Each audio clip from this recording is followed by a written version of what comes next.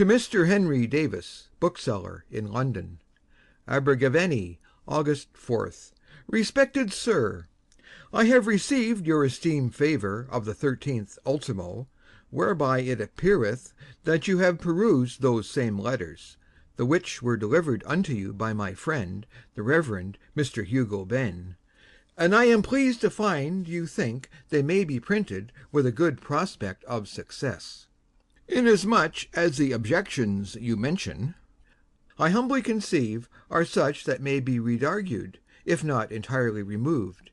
And first, in the first place, as touching what prosecutions may arise from printing the private correspondence of persons still living, give me leave, with all due submission, to observe, that the letters in question were not written and sent under the seal of secrecy, that they have no tendency to the mala fama, or prejudice of any person whatsoever, but rather to the information and edification of mankind, so that it becometh a sort of duty to promulgate them in usum publicum.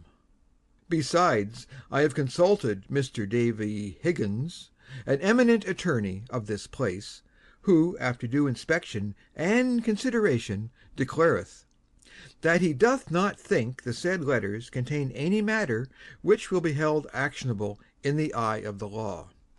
Finally, if you and I should come to a right understanding, I do declare, in verbo sacerdotis, that, in case of any prosecution, I will take the whole upon my own shoulders, even cloyed fine and imprisonment, though I must confess I should not care to undergo flagellation. Tam ad turpitudinem, quam ad aminatudinem poeno spectans. Secondly, concerning the personal resentment of Mr. Justice Lismahago, I may say non flasci facio. I would not willingly vilipend any Christian, if, peradventure, he deserveth that epithet. Albeit, I am much surprised that more care is not taken to exclude from the commission all such vagrant foreigners as may be justly suspected of disaffection to our happy constitution, in church and state. God forbid that I should be so uncharitable as to affirm positively that the said Lismahago is no better than a Jesuit in disguise. But this I will assert and maintain, totus veribus, that from the day he qualified he has never once seen intra templi paratus, that is to say, within the parish church. Thirdly, with respect to what passed at Mr. Kendall's table, when the said Lismahago was so brutal in his reprehensions, I must inform you, my good sir, that I was obliged to retire, not by fear arising from his minatory reproaches, which, as I said above, I value not of a rush, but from the sudden effect produced by a barbarous roe which I had eaten at dinner, not knowing that the said roe is in certain seasons violently cathartic, as Galen observeth in his chapter Peri Ichthos. Fourthly and lastly, with reference to the matter in which I got possession of these letters, it is a circumstance that concerns my own conscience only. Sufficeth it to say, I have fully satisfied the parties in whose custody they were, and by this time I hope I have also satisfied you in such ways, that the last hand may be put to our agreement, and the work proceed with all convenient expedition, in which I hope I rest, respectfully yours, your very humble servant, Jonathan Dustwich. P.S. I propose, Deo volente, to have the pleasure of seeing you in the great city toward All-Hallowtide, when I shall be glad to treat with you concerning a parcel of MS. sermons of a certain clergyman deceased, a cake of the right leaven, for the present taste of the public. Verbum sapiente, N.C. J.D. End of section 1.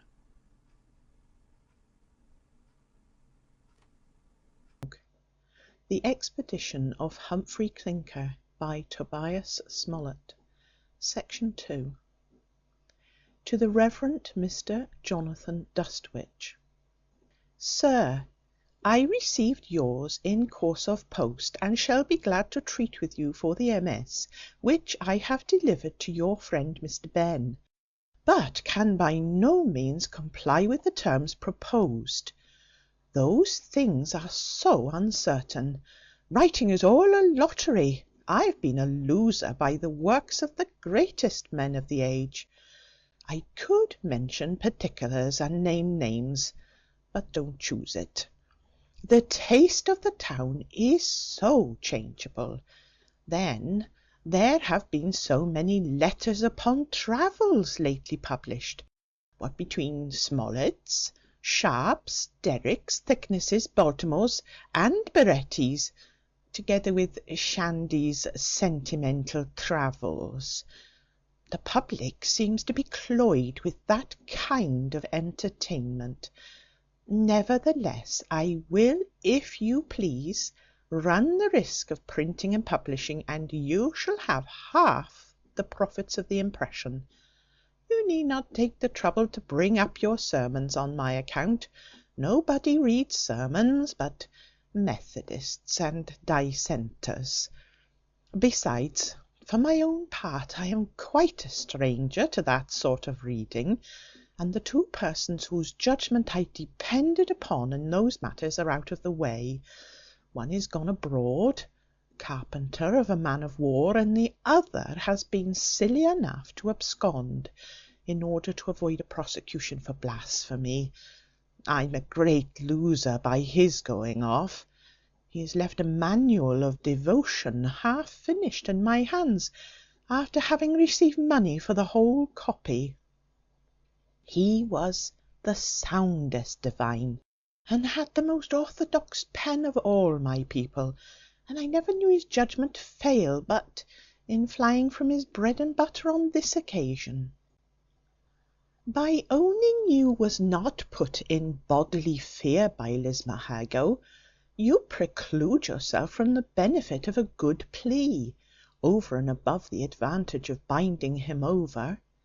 In the late war I inserted in my evening paper a paragraph that came by the post, reflecting upon the behaviour of a certain regiment in battle. An officer of said regiment came to my shop, and in the presence of my wife and journeyman threatened to cut off my ears. As I exhibited marks of bodily fear more ways than one, to the conviction of the bystanders, I bound him over. My action lay, and I recovered. As for flagellation, you have nothing to fear and nothing to hope on that head. There has been but one printer flogged at the cart's tail these 30 years. That was Charles Watson, and he assured me it was no more than a flea bite. C.S. has been threatened several times by the House of Lords, but it came to nothing.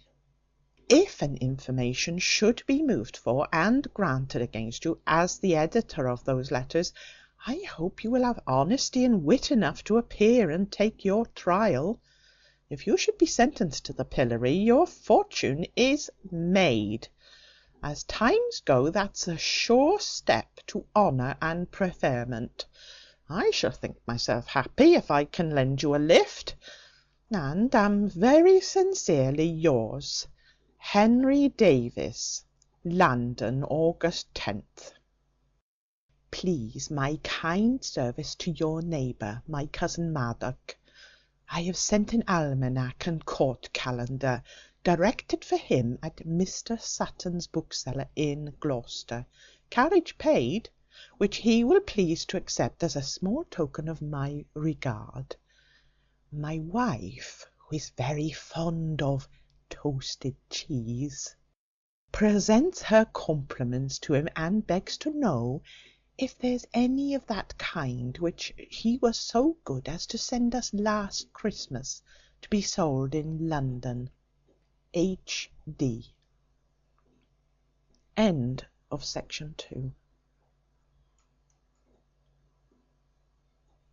The Expedition of Humphry Clinker by Tobias Smollett, Section 3. To Dr. Lewis.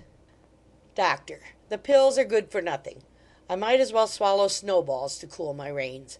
I have told you over and over how hard I am to move, and at this time of day I ought to know something of my own constitution. Why will you be so positive? Prithee, send me another prescription. I am as lame and as much tortured in all my limbs as if I was broke upon the wheel. Indeed, I am equally distressed in mind and body. As if I had not plagues enough of my own, those children of my sister are left me for a perpetual source of vexation. What business have people to get children to plague their neighbours? A ridiculous incident that happened yesterday to my niece Liddy has disordered me in such a manner that I expect to be laid up with another fit of the gout. Perhaps I may explain myself in my next. I shall set out tomorrow morning for the hot well at Bristol, where I am afraid I shall stay longer than I could wish. On the receipt of this, send Williams thither with my saddle horse and the demi-pique. Tell Barnes to thresh out the 2 old ricks, and send the corn to market, and sell it off to the poor at a shilling a bushel under market price. I have received a snivelling letter from Griffin, offering to make a public submission and pay costs. I want none of his submissions. Neither will I pocket any of his money. The fellow is a bad neighbour, and I desire to have nothing to do with him. But as he is purse proud, he shall pay for his insolence. Let him give £5 to the poor of the parish, and I will withdraw my action. And in the meantime you may tell Prigg to stop proceedings. Let Morgan's widow have the Alderney cow, and 40 shillings to clothe her children. But don't say a syllable of the matter to any living soul. I'll make her pay when she is able. I desire you will lock up all my drawers, and keep the keys till meeting. And be sure you take the iron chest with my papers into your own custody. Forgive all this trouble from, Dear Lewis, your affectionate M. Bramble, Gloucester, April 2nd. End of section 3.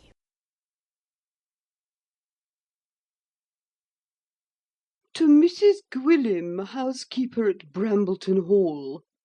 Mrs. Gwillim, when this comes to hand, be sure to pack up in the trunk mail that stands in my closet, to be sent me in the Bristol waggon without loss of time, the following articles, viz.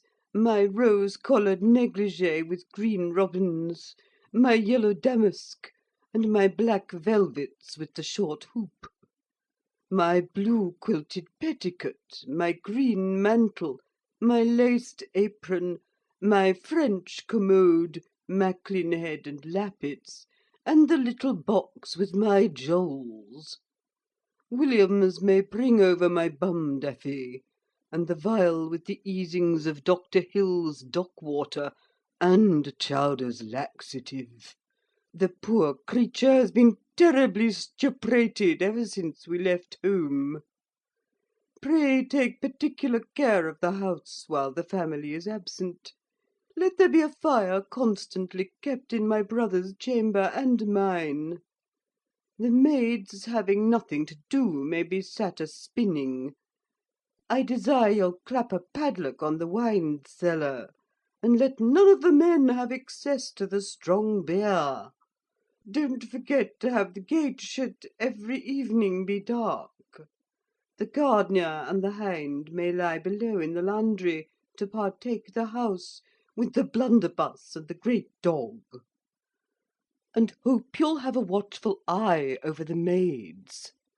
I know that hussy Mary Jones loves to be a-rumping with the men. Let me know Alderney's calf be sold yet, and what he fought. If the old goose be sitting, and if the cobbler has cut Dicky, and how poor animal bore the operation.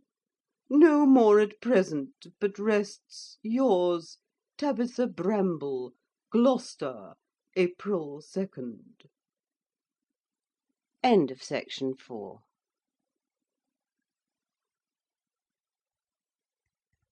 The Expedition of Humphry Clinker, by Tobias Smollett. Section 5. To Mrs. Mary Jones, at Brambleton Hall. Dear Molly, heaving this importunity, I send, my love to you and Saul, being in good health, and hoping to hear the same from you; and that you and Saul will take my poor kitten to bed with you this cold weather. We have been all in, a sad taking here at Gloucester. Miss Liddy had like to have run away with a player man, and young master and he would ha' done themselves a mischief. But the squire applied to the mayor, and they were bound over. Mistress bid me not speak a word of the matter to any Christian soul. No more I shall, for we servants should see all and say nothing.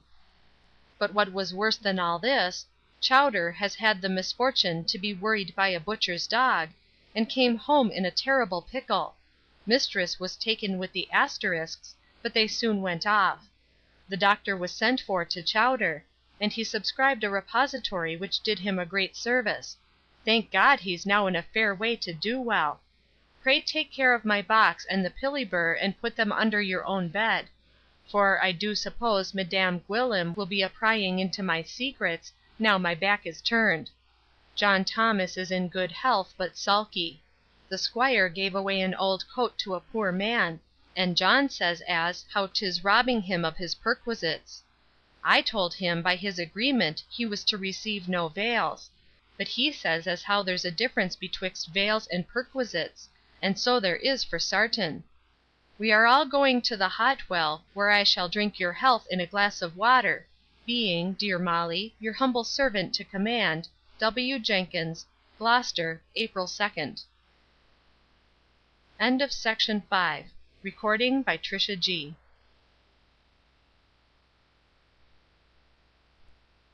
To Sir Watkin Phillips, Baronet, of Jesus College, Oxford. Dear Phillips, as I have nothing more at heart than to convince you that I am incapable of forgetting or neglecting the friendship I made at college, now begin that correspondence by letters which you and I agreed at parting to cultivate. I begin it sooner than I intended, that you may have it in your power to refute any idle reports which may be circulated to my prejudice at Oxford, touching a foolish quarrel in which I have been involved on account of my sister, who had been some time settled here in a boarding school. When I came hither with my uncle and aunt, who are our guardians, to fetch her away, I found a fine tall girl of 17, with an agreeable person, but remarkably simple and quite ignorant of the world. This disposition and want of experience had exposed her to the addresses of a person, I know not what to call him, who had seen her at a play, and with a confidence and dexterity peculiar to himself found means to be recommended to her acquaintance. It was by the greatest accident I intercepted one of his letters. As it was my duty to stifle this correspondence in its birth, I made it my business to find him out, and tell him very freely my sentiments of the matter. The spark did not like the style I used, and behaved with abundance of mettle. Though his rank in life, which by the by I am ashamed to declare, did not entitle him to much deference, yet as his behaviour was remarkably spirited, I admitted him to the privilege of a gentleman, and something might have happened had not we been prevented. In short, the business took air, I know not how, and made abundance of noise. Recourse was had to justice. I was obliged to give my word and honour, etc., and tomorrow morning we set out for Bristol Wells, where I expect to hear from you by the return of the post.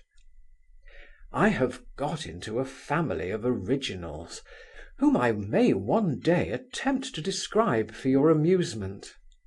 My aunt, Mrs. Tabitha Bramble, is a maiden of 45, exceedingly starched, vain, and ridiculous. My uncle is an odd kind of humourist, always on the fret, and so unpleasant in his manner, that rather than be obliged to keep him company, I'd resign all claim to the inheritance of his estate. Indeed, his being tortured by the gout may have soured his temper, and perhaps I may like him better on further acquaintance. Certain it is, all his servants and neighbours in the country are fond of him, even to a degree of enthusiasm, the reason of which I cannot as yet comprehend. Remember me to Griffy Price, Gwyn, Mansell, Bassett, and all the rest of my old Cambrian companions. Salute the bedmaker in my name. Give my service to the cook, and pray take care of poor Ponto, for the sake of his old master, who is, and ever will be, dear Phillips, your affectionate friend and humble servant, Jerry Melford, Gloucester, April 2nd. End of section 6.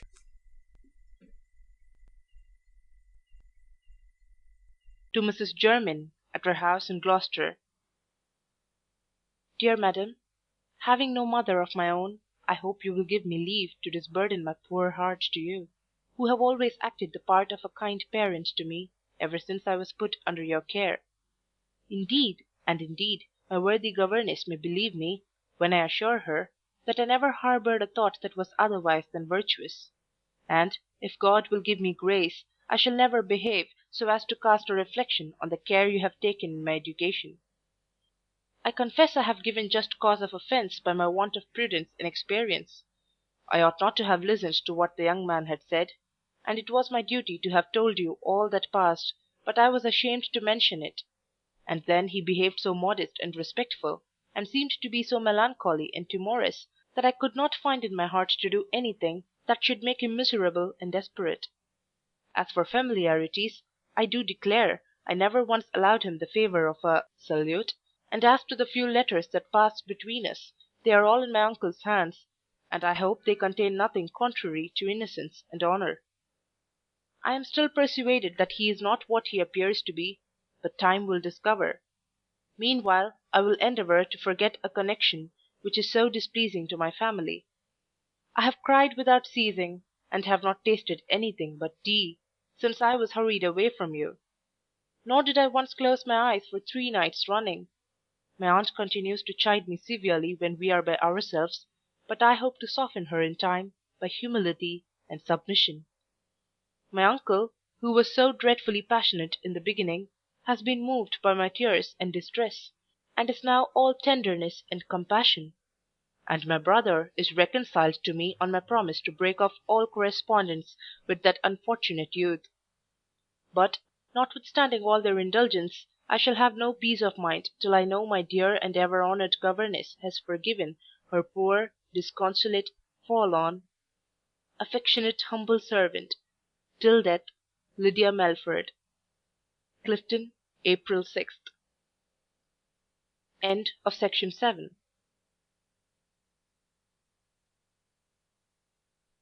The Expedition of Humphry Clinker, by Tobias Smollett. Section 8. To Miss Laetitia Willis, at Gloucester. My dearest Letty, I am in such a fright, lest this should not come safe to hand by the conveyance of Jarvis the carrier, that I beg you will write me, on the receipt of it, directing to me, under cover, to Mrs. Winifred Jenkins, my aunt's maid, who is a good girl, and has been so kind to me in my affliction, that I have made her my confidant. As for Jarvis, he was very shy of taking charge of my letter and the little parcel, because his sister Sally had like to have lost her place on my account. Indeed, I cannot blame the man for his caution, but I have made it worth his while. My dear companion and bedfellow, it is a grievous addition to my other misfortunes that I am deprived of your agreeable company and conversation, at a time when I need so much the comfort of your good humour and good sense. But, I hope, the friendship we contracted at boarding school will last for life.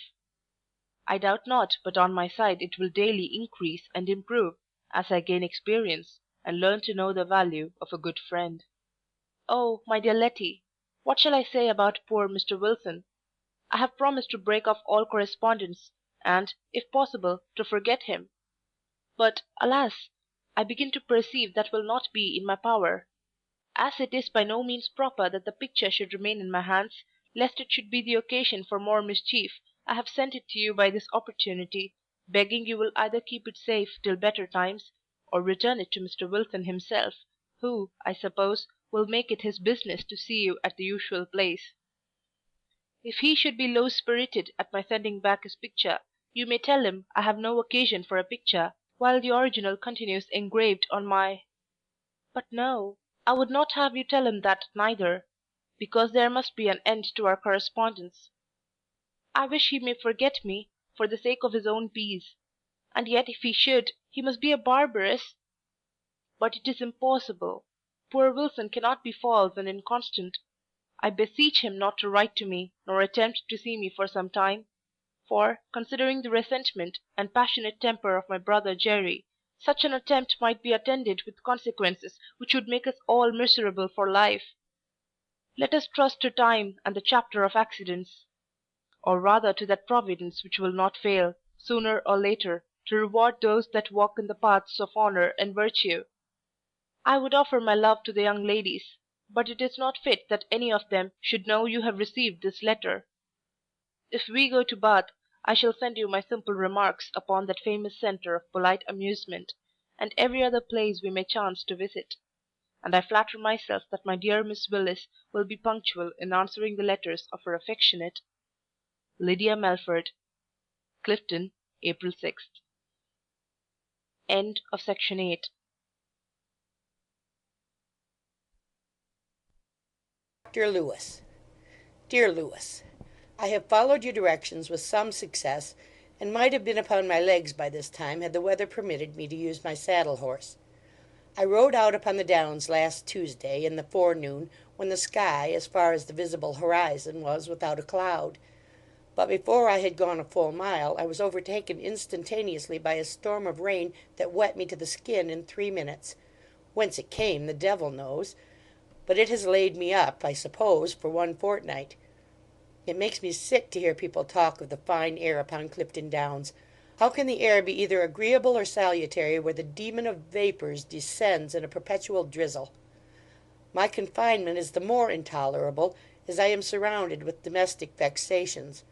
My niece has had a dangerous fit of illness, occasioned by that cursed incident at Gloucester, which I mentioned in my last. She is a poor good-natured simpleton, as soft as butter and as easily melted. Not that she's a fool.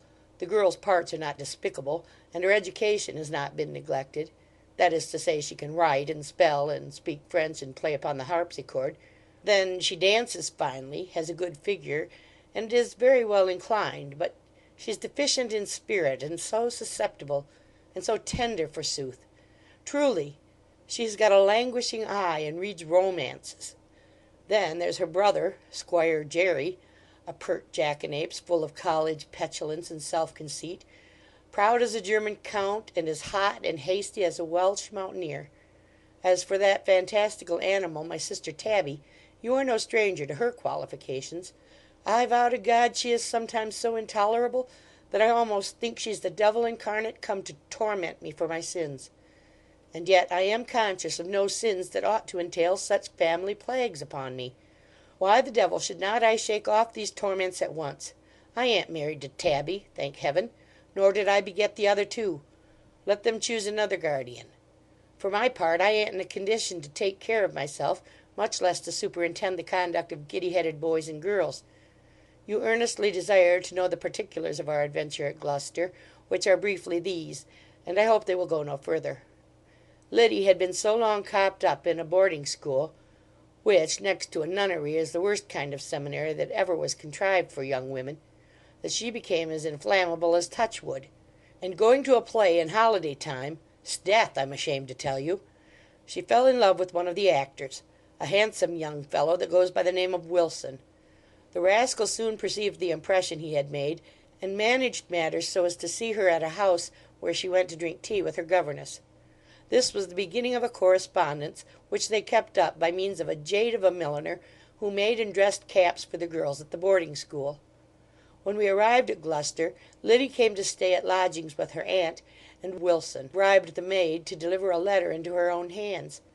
But it seems Jerry had already acquired so much credit with the maid, by what means he best knows, that she carried the letter to him, and so the whole plot was discovered. The rash boy, without saying a word of the matter to me, went immediately in search of Wilson, and, I suppose, treated him with insolence enough. The theatrical hero was too far gone in romance to brook such usage. He replied in blank verse, and a formal challenge ensued. They agreed to meet early next morning and decide the dispute with sword and pistol. I heard nothing at all of the affair till Mr. Morley came to my bedside in the morning and told me he was afraid my nephew was going to fight, as he had been overheard talking very loud and vehement with Wilson at the young man's lodgings the night before, and afterwards went and bought powder and ball at a shop in the neighbourhood. I got up immediately, and upon inquiry found that he was just going out. I begged Morley to knock up the mayor, that he might interpose as a magistrate, and in the meantime I hobbled after the squire, whom I saw at a distance, walking at a great pace towards the city gate. In spite of all my efforts, I could not come up till our two combatants had taken their ground, and were priming their pistols. An old house luckily screened me from their view, so that I rushed upon them at once before I was perceived. They were both confounded, and attempted to make their escape different ways; but Morley, coming up with constables at that instant, took Wilson into custody, and Jerry followed him quietly to the mayor's house. All this time I was ignorant of what had passed the preceding day, and neither of the parties would discover a tittle of the matter. The mayor observed that it was great presumption in Wilson, who was a stroller, to proceed to such extremities with a gentleman of family and fortune, and threatened to commit him on the vagrant act. The young fellow bustled up with great spirit, declaring he was a gentleman and would be treated as such, but he refused to explain himself further. The master of the company being sent for and examined touching the said Wilson, said the young man had engaged with him at Birmingham about 6 months ago, but never would take his salary; that he had behaved so well in his private character as to acquire the respect and good will of all his acquaintance, and that the public owned his merit as an actor was altogether extraordinary. After all, I fancy, he will turn out to be a runaway prentice from London. The manager offered to bail him for any sum, provided he would give his word and honour that he would keep the peace; but the young gentleman was on his high ropes, and would by no means lay himself under any restrictions. On the other hand, Hopeful was equally obstinate, till at length the mayor declared that if they both refused to be bound over, he would immediately commit Wilson as a vagrant to hard labour. I own I was much pleased with Jerry's behaviour on this occasion. He said, that rather than Mr. Wilson should be treated in such an ignominious manner, he would give his word and honour to prosecute the affair no further while they remained at Gloucester. Wilson thanked him for his generous manner of proceeding, and was discharged. On our return to our lodgings, my nephew explained the whole mystery, and I own I was exceedingly incensed. Liddy being questioned on the subject, and very severely reproached by that wild cat, my sister Tabby, first swooned away, then, dissolving in a flood of tears, confessed all the particulars of the correspondence, at the same time giving up 3 letters, which was all she had received from her admirer. The last, which Jerry intercepted, I send you enclosed, and when you have read it, I dare say you won't wonder at the progress the writer had made in the heart of a simple girl, utterly unacquainted with the characters of mankind. Thinking it was high time to remove her from such a dangerous connection, I carried her off the very next day to Bristol; but the poor creature was so frightened and fluttered by our threats and expostulations, that she fell sick the 4th day after our arrival at Clifton, and continued so ill for a whole week, that her life was despaired of. It was not till yesterday that Dr. Rigg declared her out of danger. You cannot imagine what I have suffered, partly from the indiscretion of this poor child, but much more from the fear of losing her entirely. This air is intolerably cold, and the place quite solitary. I never go down to the well without returning low-spirited, for there I meet with 6 poor emaciated creatures with ghostly looks, in the last stage of a consumption, who have made shift to linger through the winter like so many exotic plants languishing in a hothouse, but in all appearance will drop into their graves before the sun has warmth enough to mitigate the rigour of this ungenial spring. If you think the Bath water will be of any service to me, I will go thither so soon as my niece can bear the motion of the coach. Tell Barnes I am obliged to him for his advice, but don't choose to follow it. If Davis voluntarily offers to give up the farm, the other shall have it; but I will not begin at this time of day to distress my tenants, because they are unfortunate and cannot make regular payments. I wonder that Barnes should think me capable of such oppression. As for Higgins, the fellow is a notorious poacher, to be sure, and an impudent rascal to set his snares in my own paddock. But I suppose he thought he had some right, especially in my absence, to partake of what nature seems to have intended for common use. You may threaten him in my name as much as you please, and if he repeats the offence, let me know it before you have recourse to justice. I know you are a great sportsman, and oblige many of your friends. I need not tell you to make use of my grounds, but it may be necessary to hint that I am more afraid of my fowling piece than of my game. When you can spare 2 or 3 brace of partridges, send them over by the stage coach, and tell Gwyllim that she forgot to pack up my flannel and wide shoes in the trunk mail. I shall trouble you as usual from time to time, till at last I suppose you will be tired of corresponding with your assured friend, M. Bramble. Clifton, April 17th. End of section 9.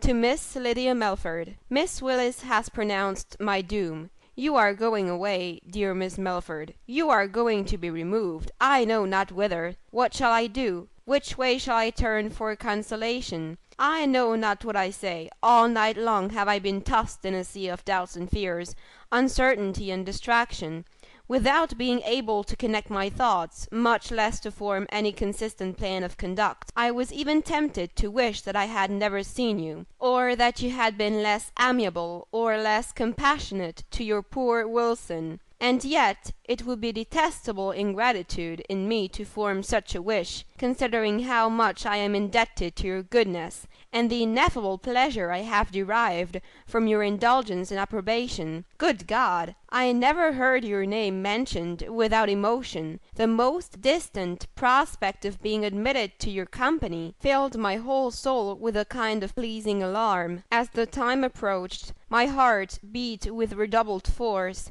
and every nerve thrilled with a transport of expectation. But when I found myself actually in your presence, when I heard you speak, when I saw you smile, when I beheld your charming eyes turn favourably upon me, my breast was filled with such tumults of delight as wholly deprived me of the power of utterance, and wrapped me in a delirium of joy. Encouraged by your sweetness of temper and affability, I ventured to describe the feelings of my heart.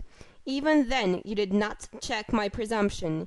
You pitied my sufferings, and gave me leave to hope you put a favourable, perhaps too favourable, a construction on my appearance. Certain it is, I am no player in love. I speak the language of my own heart. I have no prompter but nature. Yet there is something in this heart which I have not yet disclosed. I flattered myself, but I will not, I must not proceed.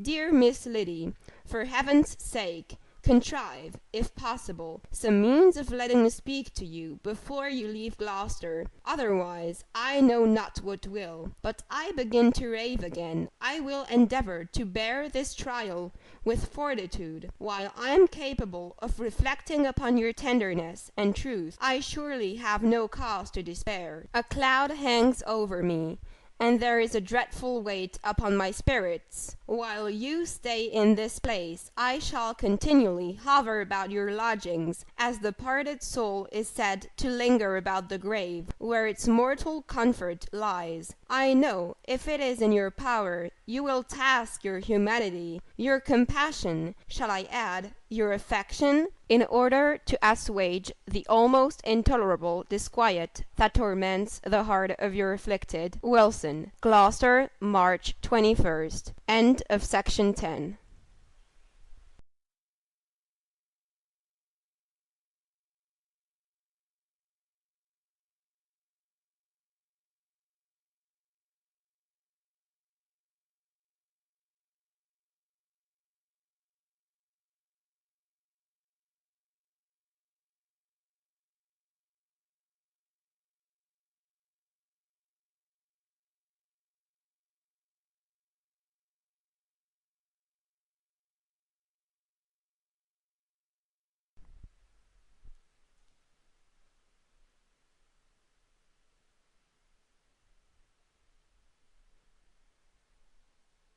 To Sir Watkin Phillips, of Jesus College, Oxford. Hot Well, April 18th. Dear Phillips, I give Mansell credit for his invention in propagating the report that I had a quarrel with a mountebank's Merry Andrew at Gloucester, but I have too much respect for every appendage of wit to quarrel with even the lowest buffoonery, and therefore I hope Mansell and I shall always be good friends.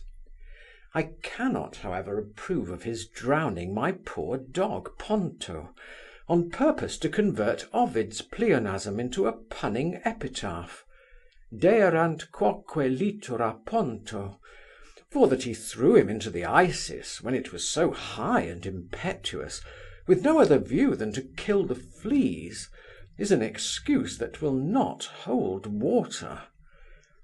But I leave poor Ponto to his fate, and hope Providence will take care to accommodate Mansell with a drier death.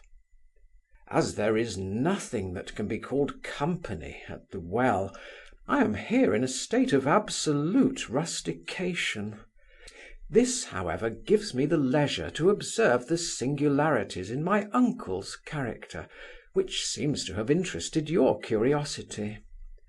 The truth is, his disposition and mine, which, like oil and vinegar, repelled one another at first, have now begun to mix by dint of being beat up together.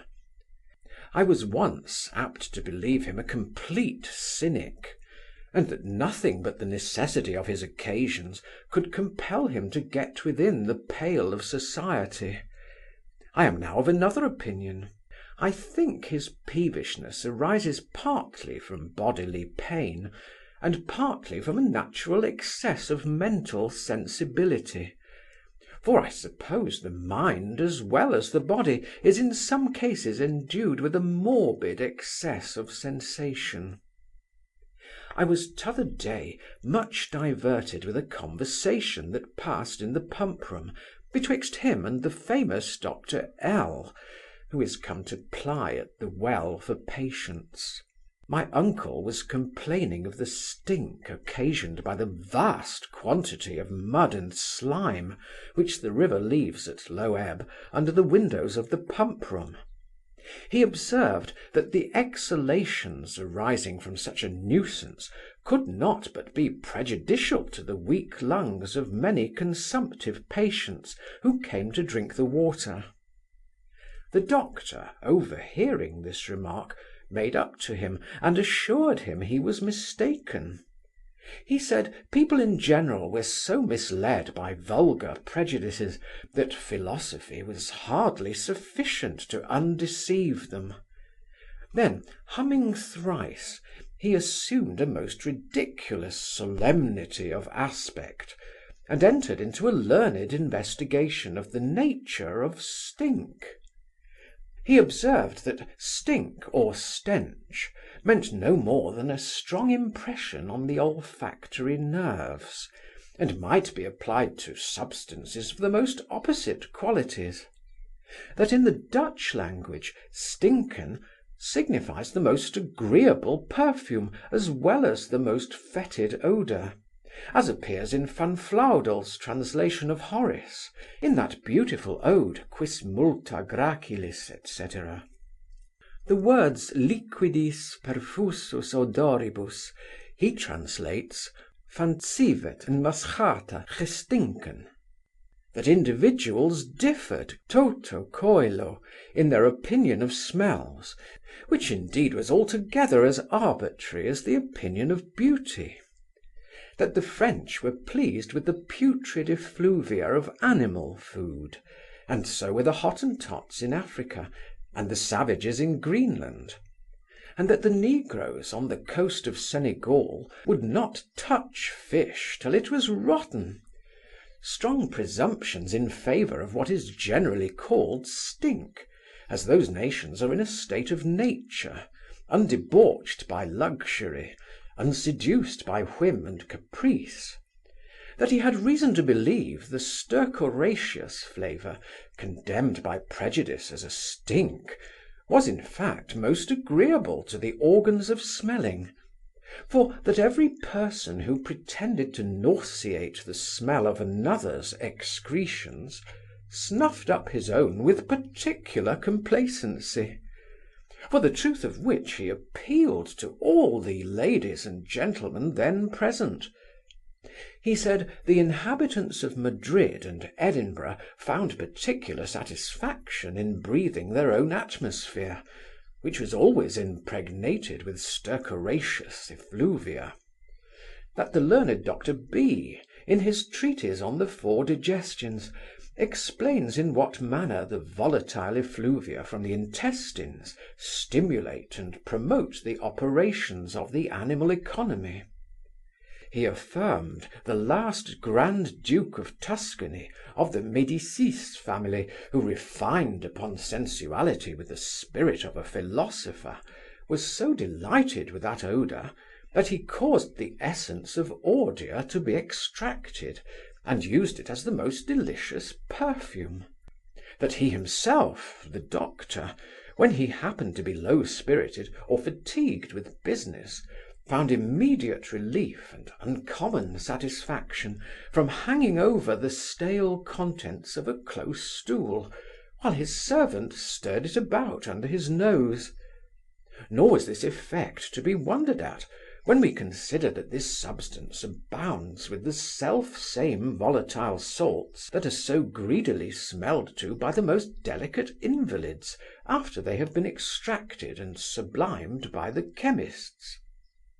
By this time the company began to hold their noses, but the doctor, without taking the least notice of this signal, proceeded to show that many fetid substances were not only agreeable but salutary, such as asafoetida and other medicinal gums, resins, roots, and vegetables, over and above burnt feathers, tan-pits, candle-snuffs, etc. In short, he used many learned arguments to persuade his audience out of their senses, and from stench made a transition to filth, which he affirmed was also a mistaken idea, inasmuch as objects so called were no other than certain modifications of matter, consisting of the same principles that enter into the composition of all created essences, whatever they may be; that in the filthiest production of nature a philosopher considered nothing but the earth, water, salt, and air of which it was compounded; that for his own part he had no more objections to drinking the dirtiest ditch-water than he had to a glass of water from the hot well, provided he was assured there was nothing poisonous in the concrete. Then, addressing himself to my uncle, "Sir," said he, "you seem to be of a dropsical habit, and probably will soon have a confirmed ascites. If I should be present when you are tapped, I will give you a convincing proof of what I assert, by drinking, without hesitation, the water that comes out of your abdomen." The ladies made wry faces at this declaration, and my uncle, changing colour, told him he did not desire any such proof of his philosophy. "But I should be glad to know," said he, "what makes you think I am of a dropsical habit?" "Sir, I beg pardon," replied the doctor, "I perceive your ankles are swelled, and you seem to have the facies leucophlegmatica. Perhaps, indeed, your disorder may be oedematous or gouty, or it may be the lues venerea. If you have any reason to flatter yourself it is this last, sir, I will undertake to cure you with 3 small pills, even if the disease should have attained its utmost inveteracy. Sir, it is an arcanum which I have discovered and prepared with infinite labour." Sir, I have lately cured a woman in Bristol, a common prostitute, sir, who had got all the worst symptoms of the disorder, such as nodi, tophi and gummata, verruca, Christo Galli, and a serpiginous eruption, or rather a pocky itch all over her body. By the time she had taken the second pill, sir, by heaven, she was as smooth as my hand, and the third made her sound and as fresh as a new-born infant. Sir, I have no reason to flatter myself that my disorder comes within the efficacy of your nostrum, but this patient you talk of may not be so sound at bottom as you imagine. I can't possibly be mistaken, rejoined the philosopher, for I have had communication with her 3 times. I always ascertain my cures in that manner. At this remark all the ladies retired to another corner of the room, and some of them began to spit. As to my uncle, though he was ruffled at first by the doctor's saying he was dropsical, he could not help smiling at this ridiculous confession, and I suppose, with a view to punish this original, told him there was a wart upon his nose that looked a little suspicious.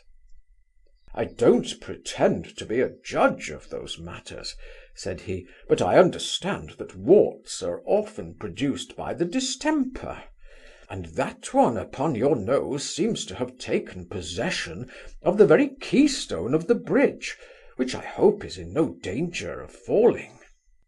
L. seemed a little confounded at this remark, and assured him it was nothing but a common excrescence of the cuticula, but that the bones were all sound below. For the truth of this assertion he appealed to the touch, desiring he would feel the part. My uncle said it was a matter of such delicacy to meddle with a gentleman's nose, that he declined the office, upon which the doctor, turning to me, entreated me to do him that favour. I complied with his request, and handled it so roughly that he sneezed, and the tears ran down his cheeks, to the no small entertainment of the company, and particularly of my uncle, who burst out a-laughing for the first time since I have been with him, and took notice that the part seemed to be very tender.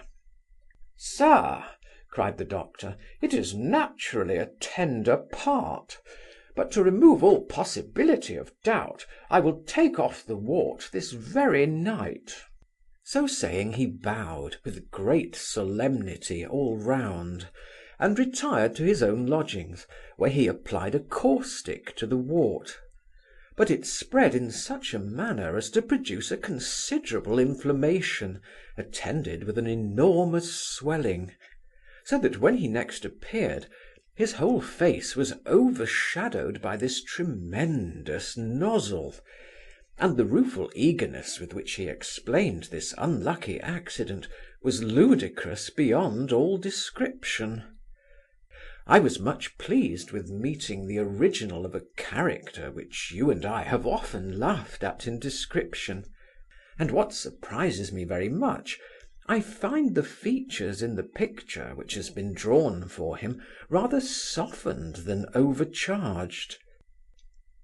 As I have something else to say, and this letter has run to an unconscionable length, I shall now give you a little respite, and trouble you again by the very first post. I wish you would take it in your head to retaliate these double strokes upon yours always, J. Melford. End of section 11.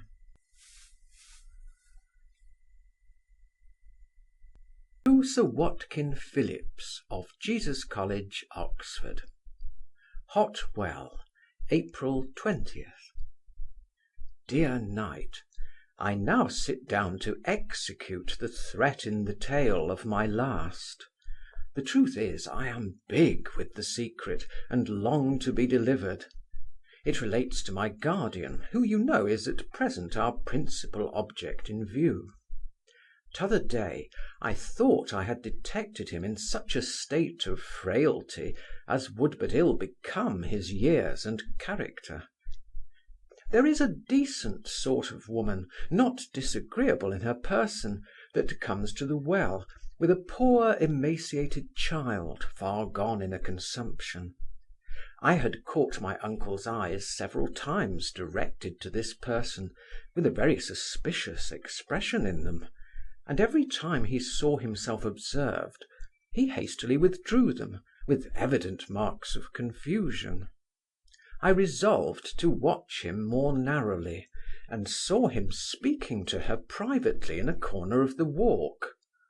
At length, going down to the well one day, I met her half-way up the hill to Clifton, and could not help suspecting she was going to our lodgings by appointment, as it was about 1 o'clock, the hour when my sister and I are generally at the pump-room. This notion exciting my curiosity, I returned by a back way, and got unperceived into my own chamber, which is contiguous to my uncle's apartment. Sure enough, the woman was introduced, but not into his bedchamber. He gave her audience in a parlour, so that I was obliged to shift my station to another room, where, however, there was a small chink in the partition, through which I could perceive what passed. My uncle, though a little lame, rose up when she came in, and, setting a chair for her, desired she would sit down. Then he asked if she would take a dish of chocolate, which she declined with much acknowledgment. After a short pause, he said in a croaking tone of voice which confounded me not a little, "Madam, I am truly concerned for your misfortunes, and if this trifle can be of any service to you, I beg you will accept it without ceremony." So saying, he put a bit of paper into her hand, which she, opening with great trepidation, exclaimed in an ecstasy, £20! Oh, sir! and sinking down upon a settee, fainted away. Frightened at this fit, and I suppose afraid of calling for assistance, lest her situation should give rise to unfavourable conjectures, he ran about the room in distraction, making frightful grimaces, and at length had recollection enough to throw a little water in her face, by which application she was brought to herself. But then her feeling took another turn. She shed a flood of tears, and cried aloud, "I know not who you are, but sure, worthy sir, generous sir, the distress of me and my poor dying child! Oh, if the widow's prayers, if the orphan's tears of gratitude can aught avail, gracious Providence, blessings, shower down eternal blessings." Here she was interrupted by my uncle, who muttered in a voice still more and more discordant, "For heaven's sake be quiet, madam. Consider the people of the house. 'Sdeath, can't you?" All this time she was struggling to throw herself on her knees, while he, seizing her by the wrists, endeavoured to seat her upon the settee, saying, "Prithee, good now, hold your tongue." At that instant, who should burst into the room but our Aunt Tabby, of all antiquated maidens the most diabolically capricious. Ever prying into other people's affairs, she had seen the woman enter, and followed her to the door, where she stood listening, but probably could hear nothing distinctly except my uncle's last exclamation, at which she bounded into the parlour in a violent rage that dyed the tip of her nose of a purple hue. "Fie upon you, Met!" cried she. "What doings are these, to disgrace your own character and disparage your family?" Then, snatching the banknote out of the stranger's hand, she went on, "How now, £20! Here is temptation with a witness. Good woman, go about your business. Brother, I know not which most to admire, your concupiscence or your extravagance. Good God! exclaimed the poor woman, shall a worthy gentleman's character suffer for an action that does honour to humanity? By this time uncle's indignation was effectually roused. His face grew pale, his teeth chattered, and his eyes flashed. Sister, cried he in a voice like thunder, I vow to God your impertinence is exceedingly provoking.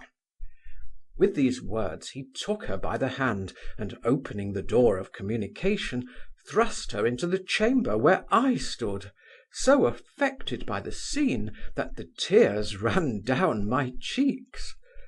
Observing these marks of emotion, I don't wonder, said she, to see you concerned at the backslidings of so near a relation, a man of his years and infirmities. These are fine doings, truly. This is a rare example set by a guardian for the benefit of his pupils.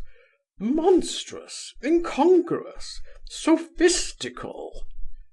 I thought it was but an act of justice to set her to rights, and therefore explained the mystery. But she would not be undeceived. What, said she, would you go for to argufy me out of my senses? Didn't I hear him whispering to her to hold her tongue? Didn't I see her in tears? Didn't I see him struggling to throw her upon the couch? Oh, filthy, hideous, abominable! Child, talk not to me of charity. Who gives £20 in charity? But you are a stripling, you know nothing of the world. Besides, charity begins at home. £20 would buy me a complete suit of flowered silk, trimmings and all.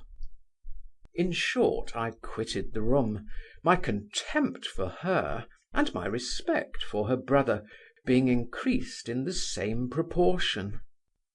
I have since been informed that the person whom my uncle so generously relieved is the widow of an ensign, who has nothing to depend upon but the pension of £15 a year. The people of the Well House give her an excellent character. She lodges in a garret, and works very hard at plain work to support her daughter, who is dying of a consumption.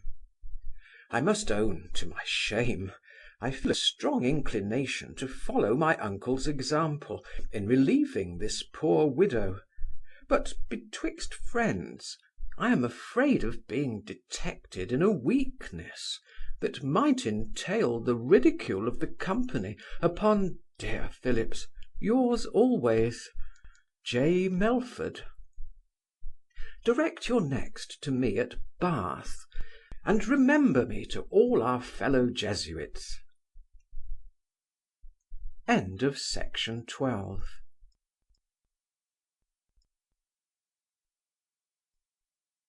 The Expedition of Humphry Clinker by Tobias Smollett, Section 13. To Dr. Lewis, Hot Well, April 20. I understand your hint. There are mysteries in physic as well as in religion, which we of the profane have no right to investigate. A man must not presume to use his reason unless he has studied the categories and can chop logic by mode and figure. Between friends, I think every man of tolerable parts ought, at my time of day, to be both physician and lawyer as far as his own constitution and property are concerned. For my own part, I have had in hospital these 14 years within myself, and studied my own case with the most painful attention. Consequently may be supposed to know something of the matter, although I have not taken regular courses of physiology, etc., etc. In short, I have for some time been of opinion, no offence, dear doctor, that the sum of all your medical discoveries amounts to this, that the more you study, the less you know. I have read all that has been written on the hot wells, and what I can collect from the whole is, that the water contains nothing but a little salt and calcareous earth mixed in such inconsiderable proportion as can have very little, if any, effect on the animal economy. This being the case, I think the man deserves to be fitted with a cap and bells, who, for such a paltry advantage as this spring affords, sacrifices his precious time, which might be employed in taking more effectual remedies, and exposes himself to the dirt, the stench, the chilling blasts, and perpetual rains, that render this place to me intolerable. If these waters, from a small degree of astringency, are of some service in the diabetes, diarrhea, and night sweats, when the secretions are too much increased, must not they do harm in the same proportion where the humours are obstructed, as in the asthma, scurvy, gout, and dropsy? Now we talk of the dropsy. Here is a strange fantastical oddity. One of your brethren, who harangues every day in the pump room, as if he was hired to give lectures on all subjects whatsoever. I know not what to make of him. Sometimes he makes shrewd remarks. At other times he talks like the greatest simpleton in nature. He has read a great deal, but without method or judgment, and digested nothing. He believes every thing he has read, especially if it has any thing of the marvellous in it, and his conversation is a surprising hotch-potch of erudition and extravagance. He told me t'other day, with great confidence, that my case was dropsical, or, as he called it, leucophlegmatic, a sure sign that his want of experience is equal to his presumption. For, you know, there is nothing analogous to the dropsy in my disorder. I wish those impertinent fellows with their rickety understandings would keep their advice for those that ask it. Dropsy, indeed!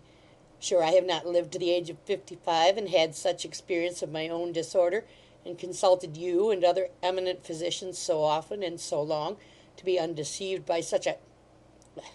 But without all doubt the man is mad, and therefore what he says is of no consequence. I had yesterday a visit from Higgins, who came hither under the terror of your threats, and brought me in a present a brace of hares, which he owned he took in my ground, and I could not persuade the fellow that he did wrong, or that I would ever prosecute him for poaching. I must desire you will wink hard at the practices of this rascallion, otherwise I shall be plagued with his presents, which cost me more than they are worth.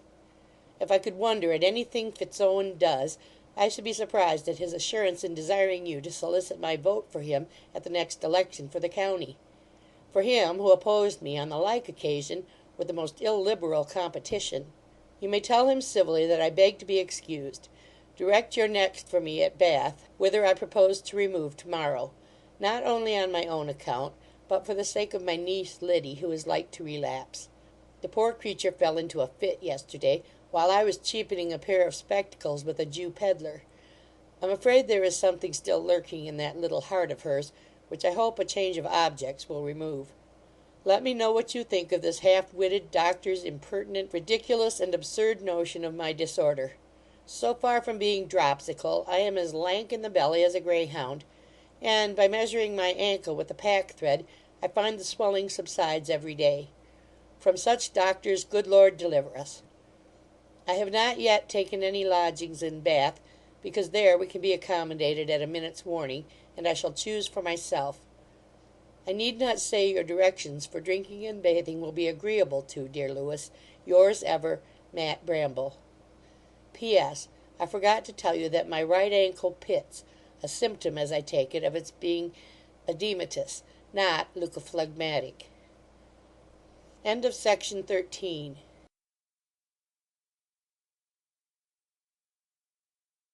To Miss Letty Willis, at Gloucester. Hotwell, April 21st. My dear Letty, I did not intend to trouble you again till we should be settled at Bath, but having the occasion of Jarvis, I could not let it slip, especially as I have something extraordinary to communicate. Oh, my dear companion, what shall I tell you? For several days past there was a Jew-looking man that plied at the wells with a box of spectacles, and he always eyed me so earnestly that I began to be very uneasy. At last he came to our lodgings at Clifton, and lingered about the door, as if he wanted to speak to somebody.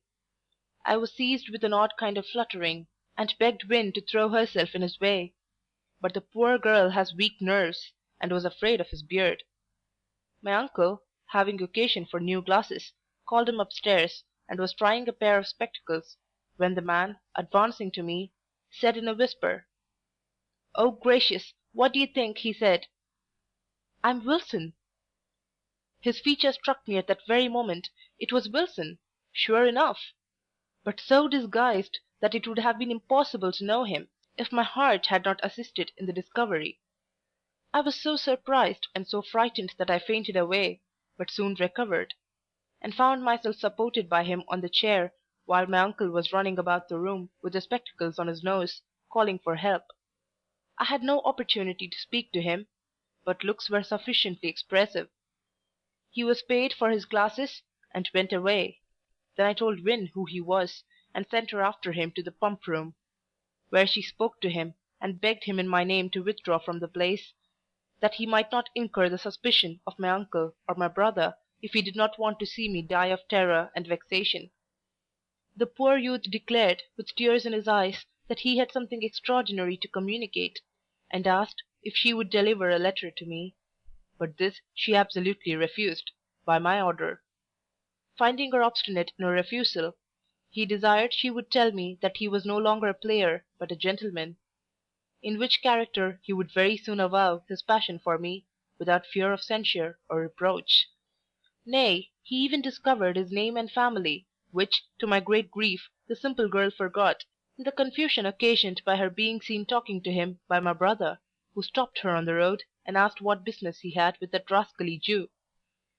She pretended she was cheapening a stay hook, but was thrown into such a quandary that she forgot the most material part of the information, and when she came home went into an hysteric fit of laughing. This transaction happened 3 days ago, during which he has not appeared, so that I suppose he has gone. Dear Letty, you see how fortune takes pleasure in persecuting your poor friend. If you should see him at Gloucester, or if you have seen him, and know his real name and family, pray keep me no longer in suspense. And yet, if he is under no obligation to keep himself longer concealed, and has a real affection for me, I should hope he will, in a little time, declare himself to my relations. Sure, if there is nothing unsuitable in the match, they won't be so cruel as to thwart my inclinations. Oh, what happiness would then be my portion! I can't help indulging the thought, and pleasing my fancy with such agreeable ideas, which, after all, perhaps, will never be realized. But why should I despair? Who knows what will happen? We set out for Bath to-morrow, and I'm almost sorry for it, as I begin to be in love with solitude, and this is a charming romantic place. The air is so pure, the downs are so agreeable, the firs in full blossom, the ground enamelled with daisies, and primroses, and cowslips, all the trees bursting into leaves, and the hedges already clothed with their vernal livery, the mountains covered with flocks of sheep, and tender bleating wanton lambkins playing, frisking, and skipping from side to side, the gloughs resound with the notes of blackbird, thrush, and linnet. All day long sweet Philomel pours forth her ravishingly delightful song. Then, for variety, we go down to the nymph of Bristol Spring, where the company is assembled before dinner.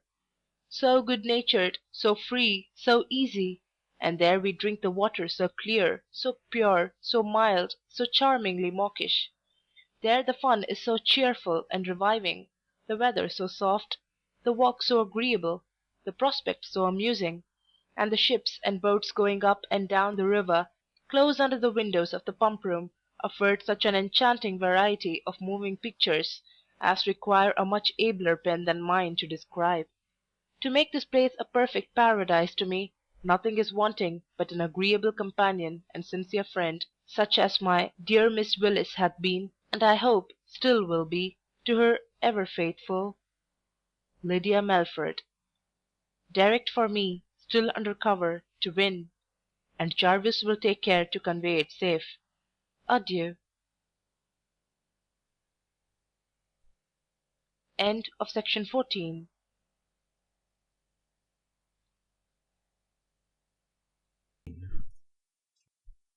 To Sir Watkin Phillips, of Jesus College, Oxford. Bath, April 24th.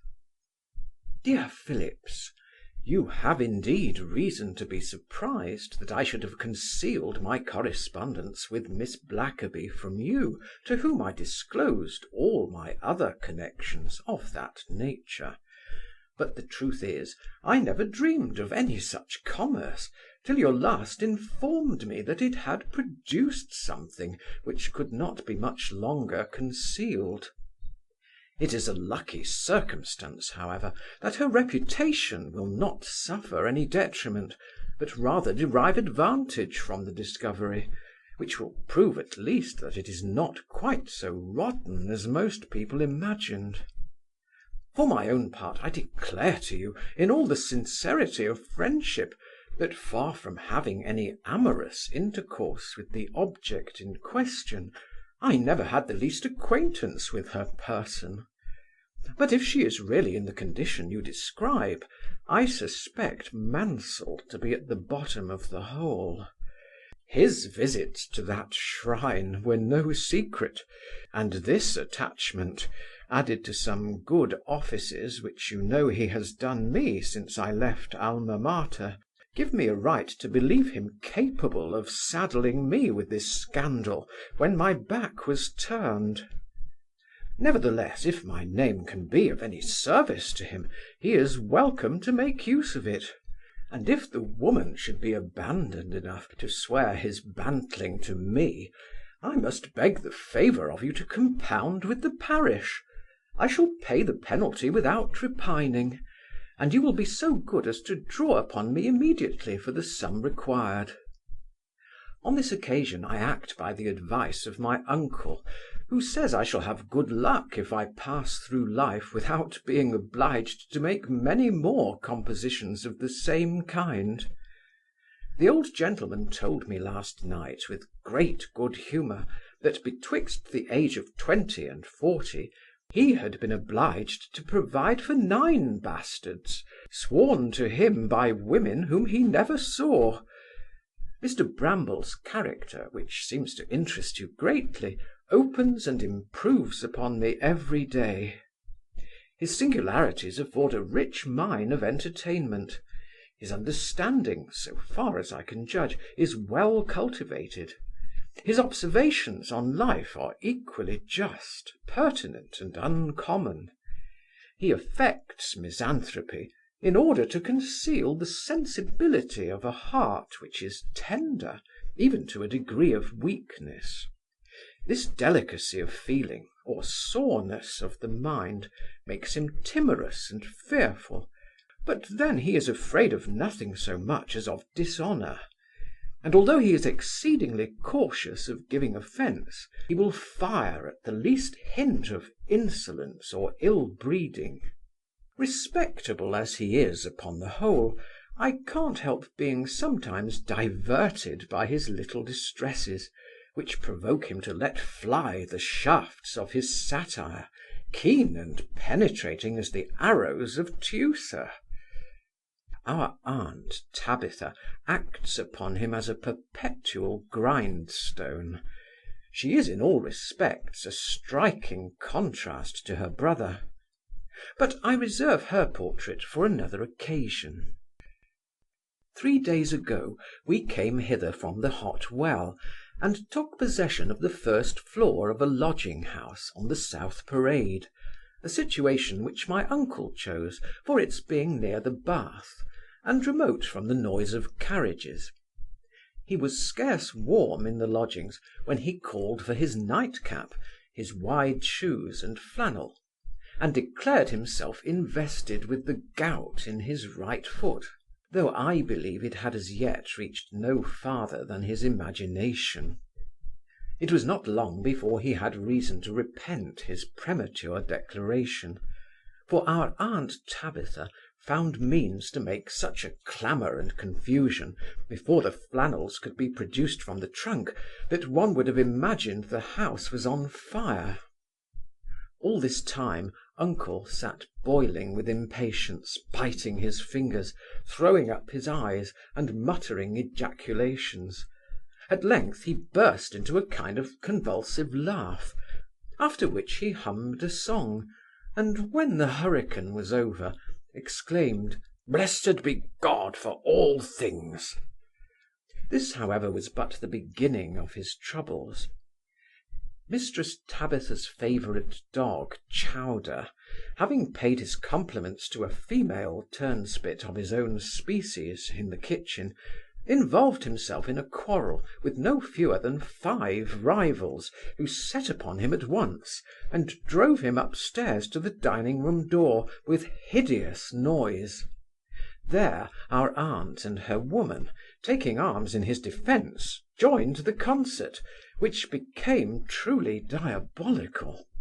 This fray being with difficulty suppressed by the intervention of our own footman and the cook-maid of the house, the squire had just opened his mouth to expostulate with Tabby, when the town waits in the passage below struck up their music, if music it may be called, with such a sudden burst of sound as made him start and stare, with marks of indignation and disquiet. He had recollection enough to send his servant with some money to silence those noisy intruders, and they were immediately dismissed, though not without some opposition on the part of Tabitha, who thought it but reasonable that he should have more music for his money. Scarce had he settled this knotty point, when a strange kind of thumping and bouncing was heard right overhead in the second story, so loud and violent as to shake the whole building. I own I was exceedingly provoked at this new alarm, and before my uncle had time to express himself on the subject, I ran upstairs to see what was the matter. Finding the room door open, I entered without ceremony, and perceived an object which I cannot now recollect without laughing to excess. It was a dancing master, with his scholar, in the act of teaching. The master was blind of one eye, and lame of one foot, and led about the room his pupil, who seemed to be about the age of 60, stooped mortally, was tall, raw-boned, hard-favoured, with a woollen nightcap on his head, and he had stripped off his coat that he might be more nimble in his motions. Finding himself intruded upon by a person he did not know, he forthwith girded himself with a long iron sword, and advancing to me with a peremptory air, pronounced in a true Hibernian accent, "Mr. Watchicallum, by my soul and conscience, I am very glad to see you, if you are after coming in the way of friendship, and indeed now, I believe you are my friend sure enough, though I never had the honour to see your face before, my dear, for because you come like a friend, without any ceremony at all. I told him the nature of my visit would not admit of ceremony, that I was come to desire he would make less noise, as there was a sick gentleman below, whom he had no right to disturb with such preposterous doings.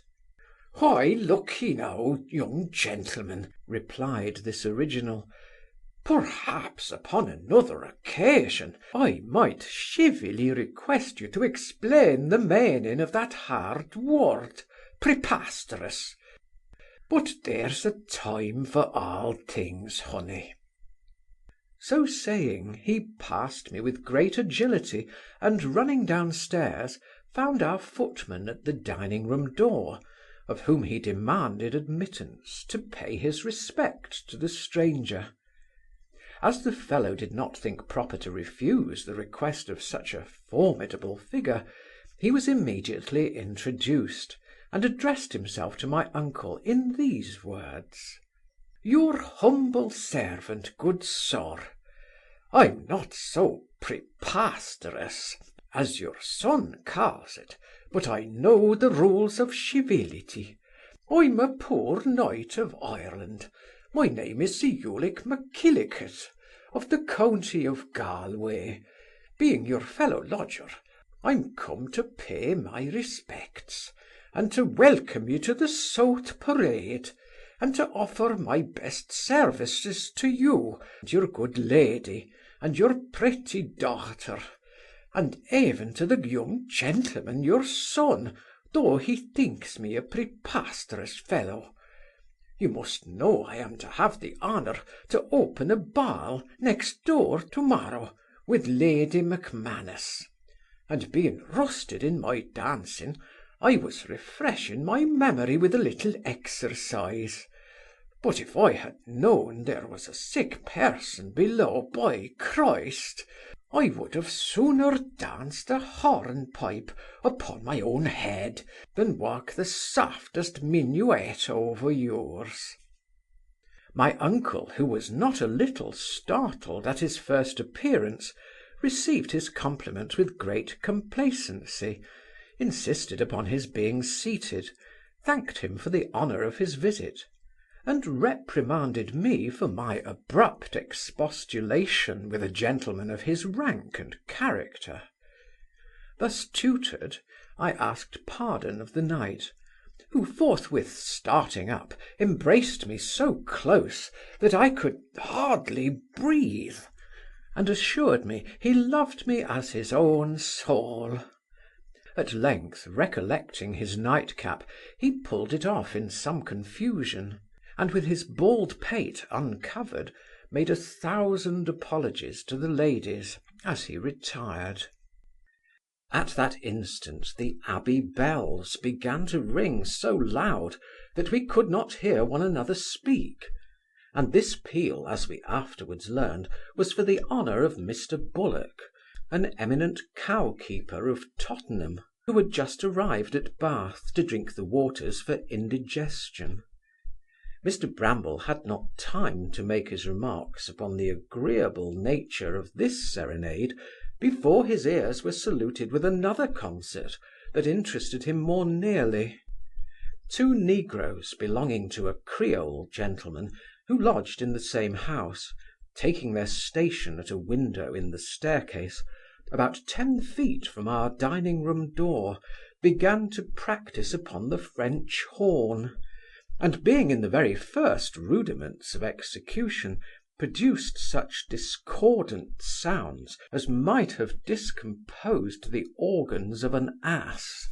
You may guess what effect they had upon the irritable nerves of uncle, who, with the most admirable expression of splenetic surprise in his countenance, sent his man to silence these dreadful blasts, and desire the musicians to practise in some other place, as they had no right to stand there and disturb all the lodgers in the house.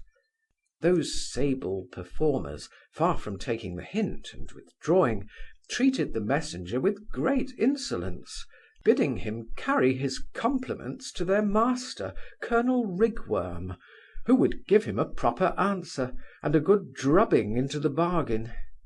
In the meantime they continued their noise, and even endeavoured to make it more disagreeable, laughing between whiles at the thoughts of being able to torment their betters with impunity.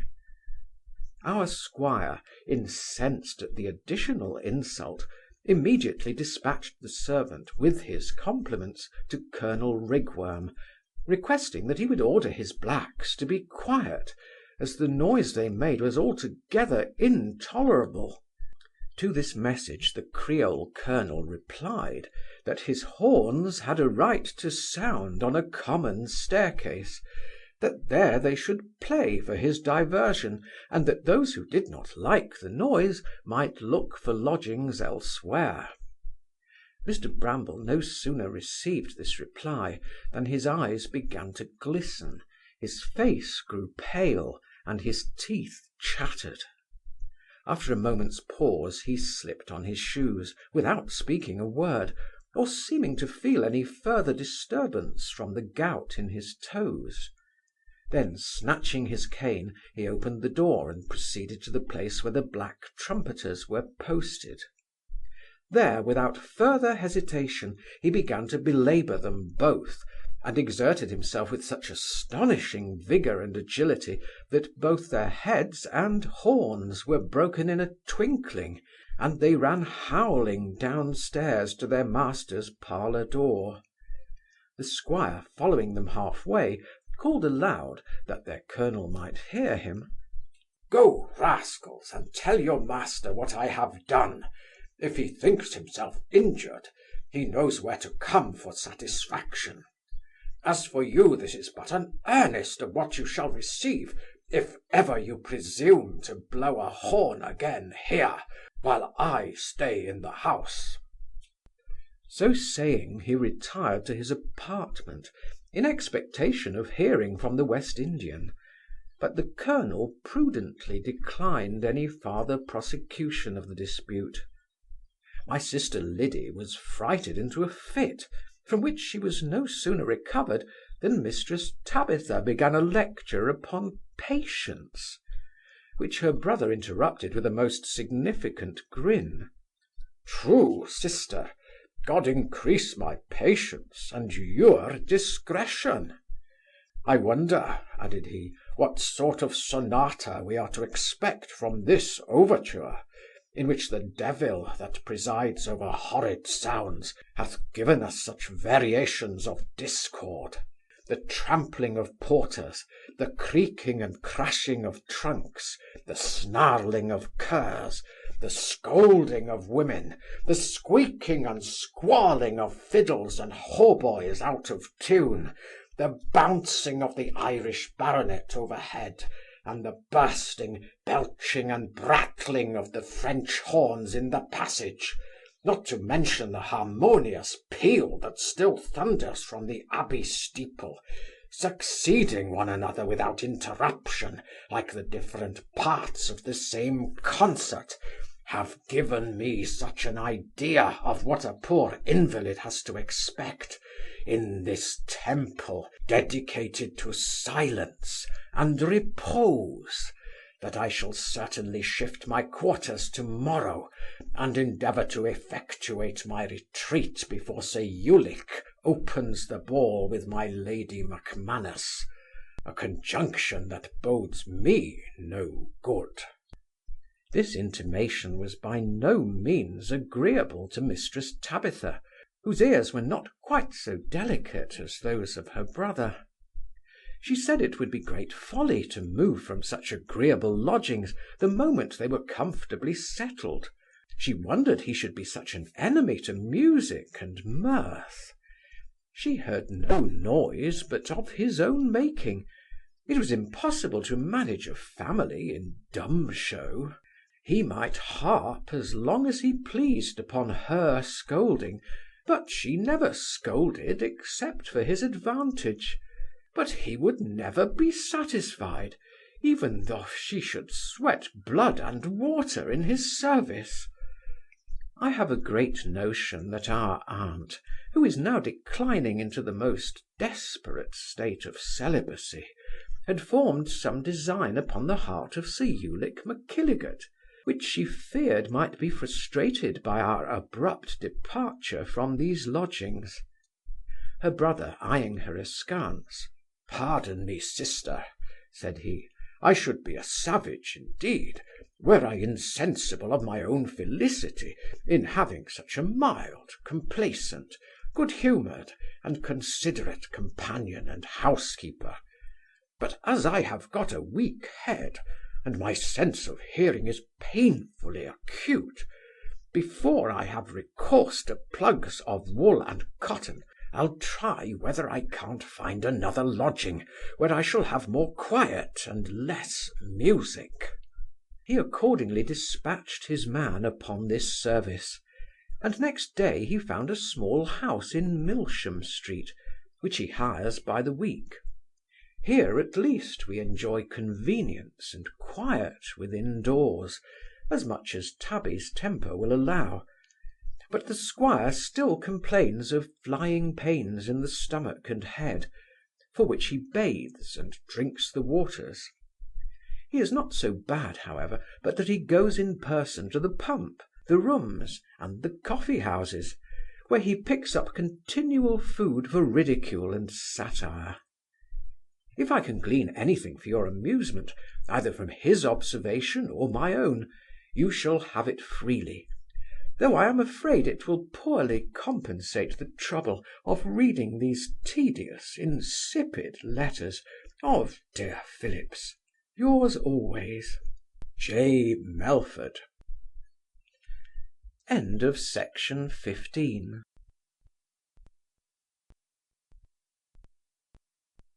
The Expedition of Humphry Clinker by Tobias Smollett. Section 16. To Dr. Lewis, Bath, April 23rd.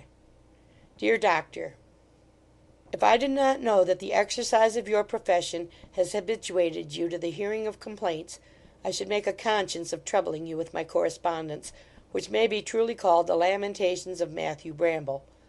Yet I cannot help thinking I have some right to discharge the overflowings of my spleen upon you, whose province it is to remove those disorders that occasioned it. And let me tell you it is no small alleviation of my grievances that I have a sensible friend to whom I can communicate my crusty humours, which by retention would grow intolerably acrimonious. You must know I find nothing but disappointment at Bath, which is so altered that I can scarce believe it is the same place that I frequented about 30 years ago. Methinks I hear you say, altered it is without all doubt, but then it is altered for the better, a truth which perhaps you would own without hesitation if you yourself was not altered for the worse. The reflection may, for aught I know, be just. The inconveniences which I overlooked in the high day of health will naturally strike with exaggerated impression on the irritable nerves of an invalid, surprised by premature old age, and shattered with long suffering. But I believe you will not deny that this place, which nature and Providence seem to have intended as a resource from distemper and disquiet, is become the very centre of racket and dissipation. Instead of that peace, tranquillity, and ease so necessary to those who labour under bad health, weak nerves, and irregular spirits, here we have nothing but noise, tumult, and hurry, with the fatigue and slavery of maintaining a ceremonial more stiff, formal, and oppressive than the etiquette of a German elector. A national hospital it may be, but one would imagine that none but lunatics are admitted, and truly I will give you leave to call me so if I stay much longer at Bath. But I shall take another opportunity to explain my sentiments at greater length on this subject. I was impatient to see the boasted improvements in architecture, for which the upper parts of the town have been so much celebrated, and t'other day I made a circuit of all the new buildings.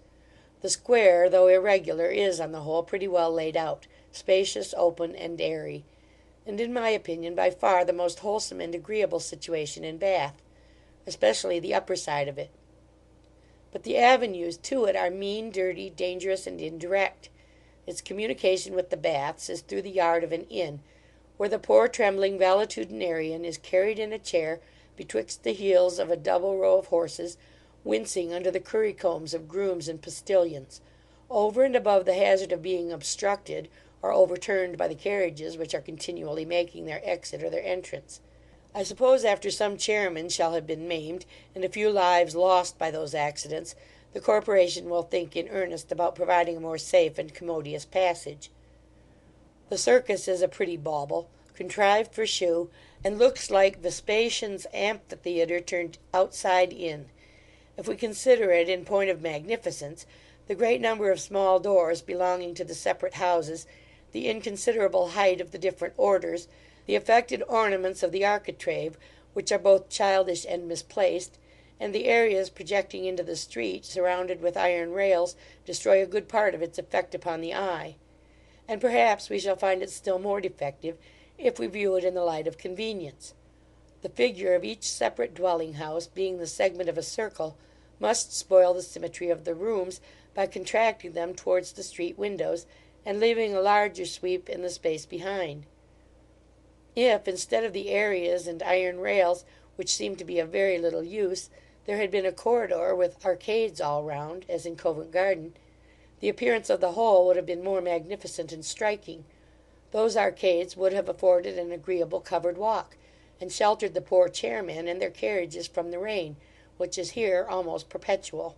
At present the chairs stand soaking in the open street from morning to night, till they become so many boxes of wet leather, for the benefit of the gouty and rheumatic, who are transported in them from place to place.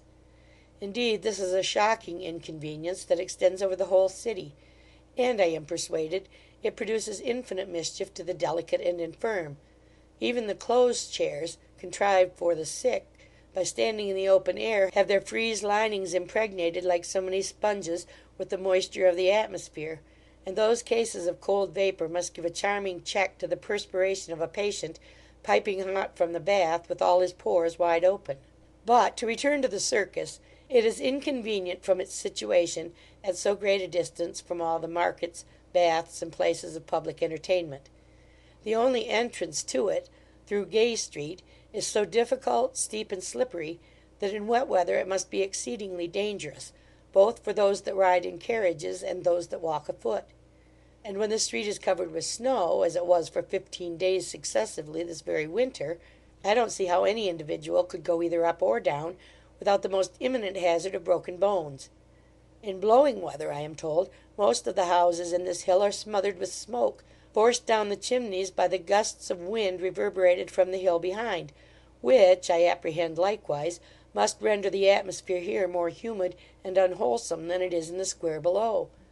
For the clouds, formed by the constant evaporation from the baths and rivers in the bottom, will, in their ascent this way, be first attracted and detained by the hill that rises close behind the circus, and load the air with a perpetual succession of vapours. This point, however, may be easily ascertained by means of an hygrometer, or a paper of salt of tartar exposed to the action of the atmosphere. The same artist who planned the circus has likewise projected a crescent. When that is finished, we shall probably have a star, and those who are living 30 years hence may perhaps see all the signs of the zodiac exhibited in architecture at Bath. These, however fantastical, are still designs that denote some ingenuity and knowledge in the architect; but the rage of building has laid hold on such a number of adventurers, that one sees new houses starting up in every outlet and every corner of Bath, contrived without judgment, executed without solidity, and stuck together with so little regard to plan and propriety, that the different lines of the new rows and buildings interfere with and intersect one another in every different angle of conjunction. They look like the wreck of streets and squares disjointed by an earthquake, which hath broken the ground into a variety of holes and hillocks; or as if some Gothic devil had stuffed them all together in a bag, and left them to stand higgledy-piggledy, just as chance directed. What sort of a monster Bath will become in a few years, with those growing excrescences, may be easily conceived; but the want of beauty and proportion is not the worst effect of these new mansions. They are built so slight, with the soft crumbling stone found in this neighbourhood, that I shall never sleep quietly in one of them when it blowed, as the sailors say, a capful of wind; and I am persuaded that my hind, Roger Williams, or any man of equal strength, would be able to push his foot through the strongest part of their walls, without any great exertion of his muscles. All these absurdities arise from the general tide of luxury, which hath overspread the nation, and swept away all, even the very dregs of the people. Every upstart of fortune, harnessed in the trappings of the mode, presents himself at Bath as in the very focus of observation. Clerks and factors from the East Indies, loaded with the spoil of plundered provinces, planters, negro drivers, and hucksters from our American plantations, enriched they know not how, agents, commissaries, and contractors, who have fattened in 2 successive wars on the blood of the nation, usurers, brokers, and jobbers of every kind, men of low birth and no breeding, have found themselves suddenly translated into a state of affluence unknown to former ages; and no wonder that their brains should be intoxicated with pride, vanity, and presumption. Knowing no other criterion of greatness but the ostentation of wealth, they discharge their affluence without taste or conduct, through every channel of the most absurd extravagance; and all of them hurry to Bath, because here, without any further qualification, they can mingle with the princes and nobles of the land.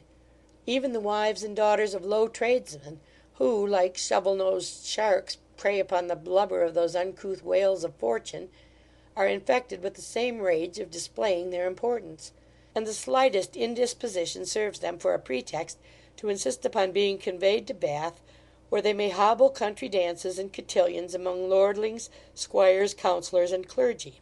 These delicate creatures from Bedfordbury, Butcher Row, Crutched Friars, and Botolph Lane, cannot breathe in the gross air of the lower town, or conform to the vulgar rules of a common lodging house. The husband, therefore, must provide an entire house, or elegant apartments in the new buildings. Such is the composition of what is called the fashionable company at Bath, where a very inconsiderable proportion of genteel people are lost in a mob of impudent plebeians, who have neither understanding nor judgment, nor the least idea of propriety and decorum, and seem to enjoy nothing so much as an opportunity of insulting their betters. Thus the number of people and the number of houses continue to increase, and this will ever be the case, till the streams that swell this irresistible torrent of folly and extravagance shall either be exhausted or turned into other channels by incidents and events which I do not pretend to foresee. This, I own, is a subject on which I cannot write with any degree of patience; for the mob is a monster I never could abide, either in its head, tail, midriff, or members. I detest the whole of it as a mass of ignorance, presumption, malice, and brutality; and in this term of reprobation I include, without respect of rank, station, or quality, all those of both sexes who affect its manners and court its society. But I have written till my fingers are cramped, and my nausea begins to return. By your advice I sent to London a few days ago for half a pound of ginseng, though I doubt much whether that which comes from America is equally efficacious with what is brought from the East Indies. Some years ago a friend of mine paid 16 guineas for 2 ounces of it, and in 6 months after it was sold in the same shop for 5 shillings the pound. In short, we live in a vile world of fraud and sophistication, so that I know nothing of equal value with the genuine friendship of a sensible man, a rare jewel, which I cannot help thinking myself in possession of, while I repeat the old declaration that I am, as usual, dear Lewis, your affectionate M. Bramble.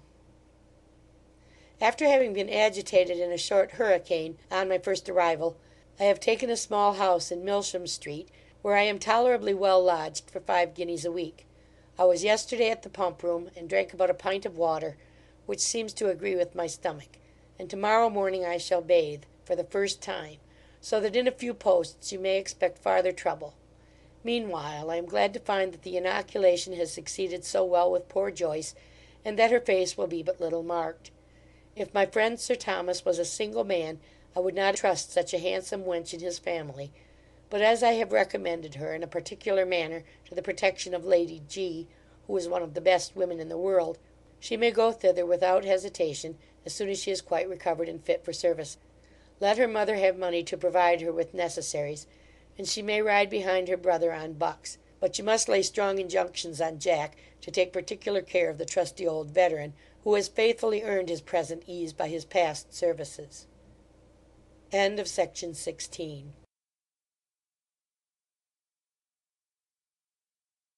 The Expedition of Humphry Clinker, by Tobias Smollett. Section 17. To Miss Willis at Gloucester. Bath, April 26th. My dearest companion, the pleasure I received from yours, which came to hand yesterday, is not to be expressed. Love and friendship are, without doubt, charming passions, which absence serves only to heighten and improve. Your kind present of the garnet bracelets I shall keep as carefully as I preserve my own life, and I beg you will accept, in return, my heart housewife, with the tortoise shell memorandum book, as a trifling pledge of my unalterable affection. Bath is, to me, a new world. All is gaiety, good humour, and diversion. The eye is continually entertained with the splendour of dress and equipage, and the ear with the sound of coaches, chairs, and other carriages. The merry bells ring round from morn till night. Then we are welcomed by the city waits in our own lodgings. We have music in the pump room every morning, cotillons every afternoon in the rooms, balls twice a week, and concerts every other night, besides private assemblies and parties without number. As soon as we were settled in lodgings, we were visited by the master of the ceremonies, a pretty little gentleman, so sweet, so fine, so civil and polite, that in our country he might pass for the Prince of Wales. Then he talks so charmingly, both in verse and prose, that you would be delighted to hear him discourse; for you must know he is a great writer, and has got 5 tragedies ready for the stage.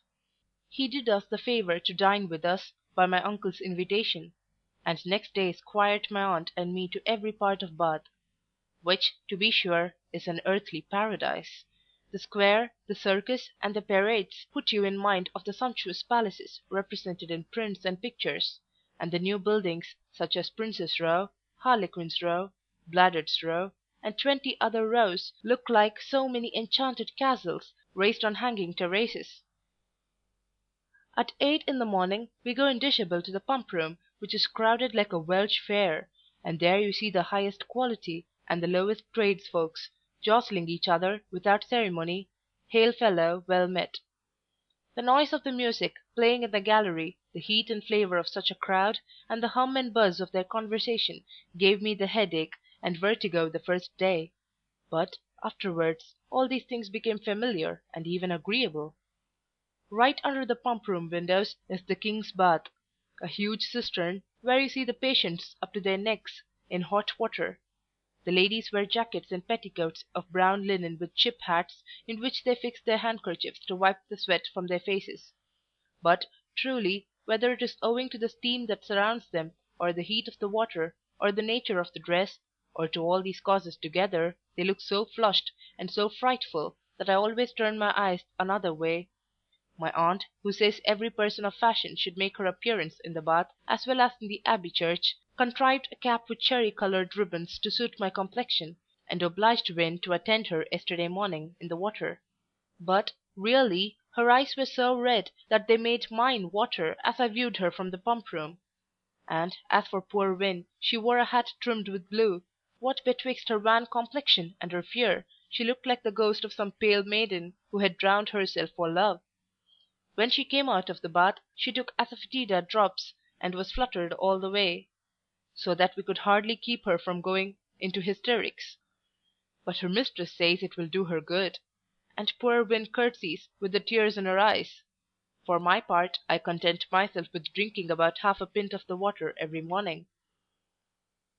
The pumper, with his wife and servant, attend within a bar, and the glasses, of different sizes, stand ranged in order before them, so you have nothing to do but to point at that which you choose, and it is filled immediately, hot and sparkling from the pump. It is the only hot water I could ever drink without being sick. Far from having that effect, it is rather agreeable to the taste, grateful to the stomach, and reviving to the spirits. You cannot imagine what colourful cures it performs. My uncle began with it the other day, but he made wry faces in drinking, and I am afraid he will leave it off. The first day we came to Bath he fell into a violent passion, beat 2 blackamoors, and I was afraid he would have fought with their master, but the stranger proved a peaceable man. To be sure, the gout had got into his head, as my aunt observed, but, I believe, his passion drove it away, for he has been remarkably well ever since. It is 1,000 pities he should ever be troubled with that ugly distemper, for when he is free from pain he is the best tempered man upon earth, so gentle, so generous, so charitable, that everybody loves him, and so good to me, in particular, that I shall never be able to shew the deep sense I have of his tenderness and affection. Hard by the pump room is a coffee house for the ladies, but my aunt says young girls are not admitted, insomuch as the conversation turns upon politics, scandal, philosophy, and other subjects above our capacity, but we are allowed to accompany them to the booksellers' shops, which are charming places of resort, where we read novels, plays, pamphlets, and newspapers, for so small a subscription as a crown a quarter. And in these offices of intelligence, as my brother calls them, all the reports of the day and all the private transactions of the Bath are first entered and discussed. From the bookseller's shop we make a tour through the milliners and toymen, and commonly stop at Mr. Gill's, the pastry cook, to take a jelly, a tart, or a small basin of vermicelli. There is, moreover, another place of entertainment on the other side of the water, opposite to the grove, to which the company cross over in a boat. It is called Spring Garden, a sweet retreat, laid out in walks and ponds and parterres of flowers, and there is a long room for breakfasting and dancing. As the situation is low and damp, and the season has been remarkably wet, my uncle won't suffer me to go thither, lest I should catch cold; but my aunt says it is all a vulgar prejudice. and, to be sure, a great many gentlemen and ladies of Ireland frequent the place, without seeming to be the worse for it. They say, dancing at spring gardens, when the air is moist, is recommended to them as an excellent cure for the rheumatism. I have been twice at the play, where, notwithstanding the excellence of the performers, the gaiety of the company, and the decorations of the theatre, which are very fine, I could not help reflecting, with a sigh, upon our poor homely representations at Gloucester. But this, in confidence to my dear Willis, you know my heart, and will excuse its weakness. After all, the great scenes of entertainment at Bath are the two public rooms, where the company meet alternately every evening. They are spacious, lofty, and, when lighted up, appear very striking. They are generally crowded with well-dressed people, who drink tea in separate parties, play at cards, walk or sit and chat together, just as they are disposed. Twice a week there is a ball, the expense of which is defrayed by a voluntary subscription among the gentlemen, and every subscriber has 3 tickets. I was there Friday last with my aunt, under the care of my brother, who is a subscriber, and Sir Ulic Mackilligut recommended his nephew, Captain O'Donegan, to me as a partner. But Jerry excused himself by saying I had got the headache, and, indeed, it was really so, though I can't imagine how he knew it. The place was so hot, and the smell so different from what we are used to in the country, that I was quite feverish when we came away. Aunt says it is the effect of a vulgar constitution, reared among woods and mountains, and that as I become accustomed to genteel company, it will wear off. Sir Ulic was very complaisant, made her a great many high-flown compliments, and when we retired, handed her with great ceremony to her chair. The captain, I believe, would have done me the same favour, but my brother, seeing him advance, took me under his arm, and wished him good night. The captain is a pretty man, to be sure, tall and straight and well made, with light grey eyes and a Roman nose, but there is a certain boldness in his look and manner that puts one out of countenance. But I am afraid I have put you out of all patience with this long unconnected scrawl, which I shall therefore conclude with assuring you that neither Bath nor London nor all the diversions of life shall ever be able to efface the idea of my dear Letty from the heart of her ever affectionate Lydia Melford. End of section 17. The Expedition of Humphry Clinker by Tobias Smollett. Section 18. To Mrs. Mary Jones at Brambleton Hall. Dear Molly Jones, heaving got a frank, I now return your fever, which I received by Mr. Higgins at the Hot Well, together with the stockings, which his wife footed for me. But now they are of no service. Nobody wears such things in this place. Oh, Molly, you that live in the country have no deception of our doings at Bath. Here is such dressing, and fiddling, and dancing, and gadding, and courting, and plotting. Oh, gracious! If God had not given me a good stock of discretion, what a power of things might I not reveal, concerning old mistress and young mistress, Jews with beards that were no Jews, but handsome Christians, without a hair upon their sin, strolling with spectacles, to get speech of Miss Liddy; but she's a dear sweet soul, as innocent as a child unborn. She has told me all her inward thoughts, and disclosed her passion for Mr. Wilson, and that's not his name neither, and though he acted among the player men, he is meet for their masters, and she has given me her yellow trollopea, which Mrs. Drab, the manty maker, says will look very well when it is scoured and smoked with sulphur. You knows as how yellow fits my physiognomy. God knows what havoc I shall make among the male sex, when I make my first appearance in this killing collar, with a full suit of gauze as good as new, that I bought last Friday of Madame Frippeneau, the French mulliner. Dear girl, I have seen all the fine shoes of Bath, the Prades, the Squires, and the Circus, the Crashet, the Hodigan, and Bloody Buildings, and Harry King's Row, and I have been twice in the bath with mistress, and nar a smoke upon our backs, hussy. The first time I was mortally afraid, and flustered all day, and afterwards made believe that I got the headache; but mistress said if I didn't go I should take a dose of bum taffy, and so remembering how it worked Mrs. Gwyllim a pennorth, I chose rather to go again with her into the bath, and then I met with an accident. I dropped my petticoat, and could not get it up from the bottom. But what did that signify? They mought laugh, but they could see nothing; for I was up to the sin in water.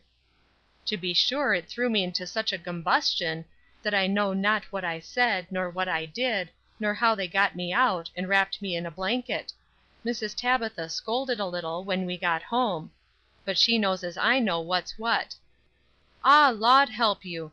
There is Mr. Eury McLiggett, of Ballinaclinch, in the county of Callaway.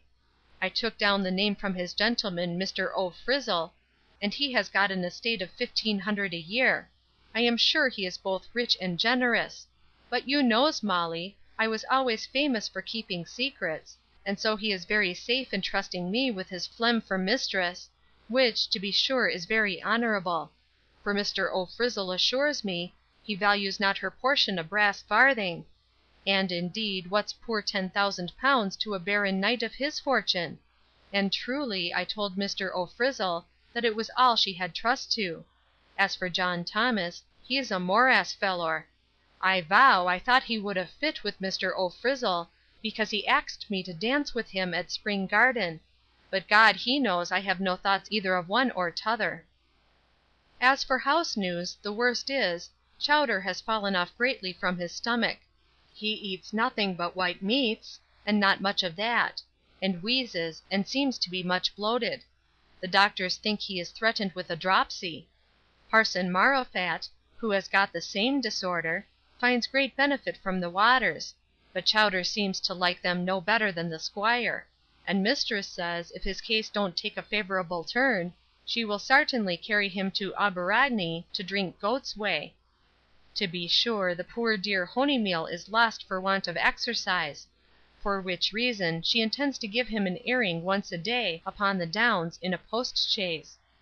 I have already made very creditable connections in this here place, where to be sure we have the very squintessence of satiety. Mrs. Patcher, my Lady Kimmacolloch's woman, and I are sworn sisters. She has shown me all her secrets, and learned me to wash gauze, and refresh rusty silks and bumblescenes by boiling them with vinegar, chamberlye, and stale beer. My short sack and apron luck as good as new from the shop, and my pompadour as fresh as a rose, by the help of turtle water. But this is all Greek and Latin to you, Molly. If we should come to Abergany, you'll be within a day's ride of us, and then we shall see one another, please God. If not, remember me in your prayers, as I shall do by you in mine, and take care of my kitten, and give my kind sarvice to Saul. And this is all at present, from your beloved friend and sarvant, W. Jenkins, Bath, April 26. End of Section 18. Recording by Trisha G. The Expedition of Humphry Clinker by Tobias Smollett. Section 19. To Mrs. Gwyllim, housekeeper at Brambleton Hall. I am astonished that Dr. Lewis should take upon him to give away Alderney without my privity and concurrence. What signifies my brother's order? My brother is little better than Noncompush. He would give away the shirt off his back, and the teeth out of his head. Nay, as for that matter, he would have ruinated the family with his ridiculous charities, if it had not been for my 4 quarters. What between his wilfulness and his waste, his trumps and his frenzy, I lead the life of an indented slave. Alderney gave 4 gallons a day ever since the calf was sent to market. There is so much milk out of my dairy, and the press must stand still. But I won't lose a cheese paring, and the milk shall be made good if the servants should go without butter. If they must needs have butter, let them make it of sheep's milk. But then my wool will suffer for want of grace, so that I must be a loser on all sides. Well, patience is like a stout Welsh pony, it bears a great deal, and trots a great way, but it will tire at the long run. Before it's long, perhaps I may show Madge that I was not born to be the household drudge to my dying day. Gwyn writes from Crickhowell that the price of flannel is fallen 3 farthings an ell, and that's another good penny out of my pocket. When I go to market to sell, my commodity stinks. But when I want to buy the commonest thing, the owner pricks it up under my nose, and it can't be had for love nor money. I think everything runs cross at Brambleton Hall. You say the gander has broke the eggs, which is a phenomenon I don't understand. For when the fox carried off the old goose last year, he took her place and hatched the eggs, and protected the goslings like a tender parent. Then you tell me the thunder has soured 2 barrels of beer in the cellar. But how the thunder should get there when the cellar was double locked, I can't comprehend. Howsomever, I won't have the beer thrown out till I see it with my own eyes. Perhaps it will recover. At least it will serve for vinegar to the servants. You may leave off the fires in my brother's chamber and mine, as it is unsartain when we return. I hope, Gwyllim, you'll take care there is no waste, and have an eye to the maids, and keep them to their spinning. I think they may go very well without beer in hot weather.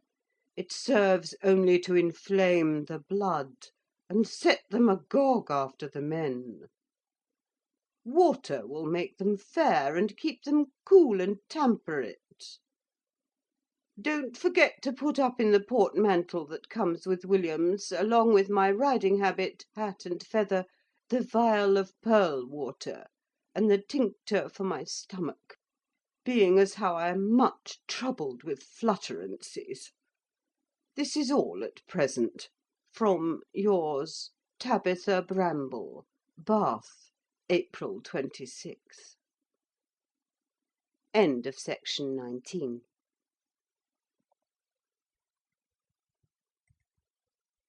To Dr. Lewis. Dear Dick, I have done with the waters. Therefore your advice comes a day too late. I grant that physic is no mystery of your making.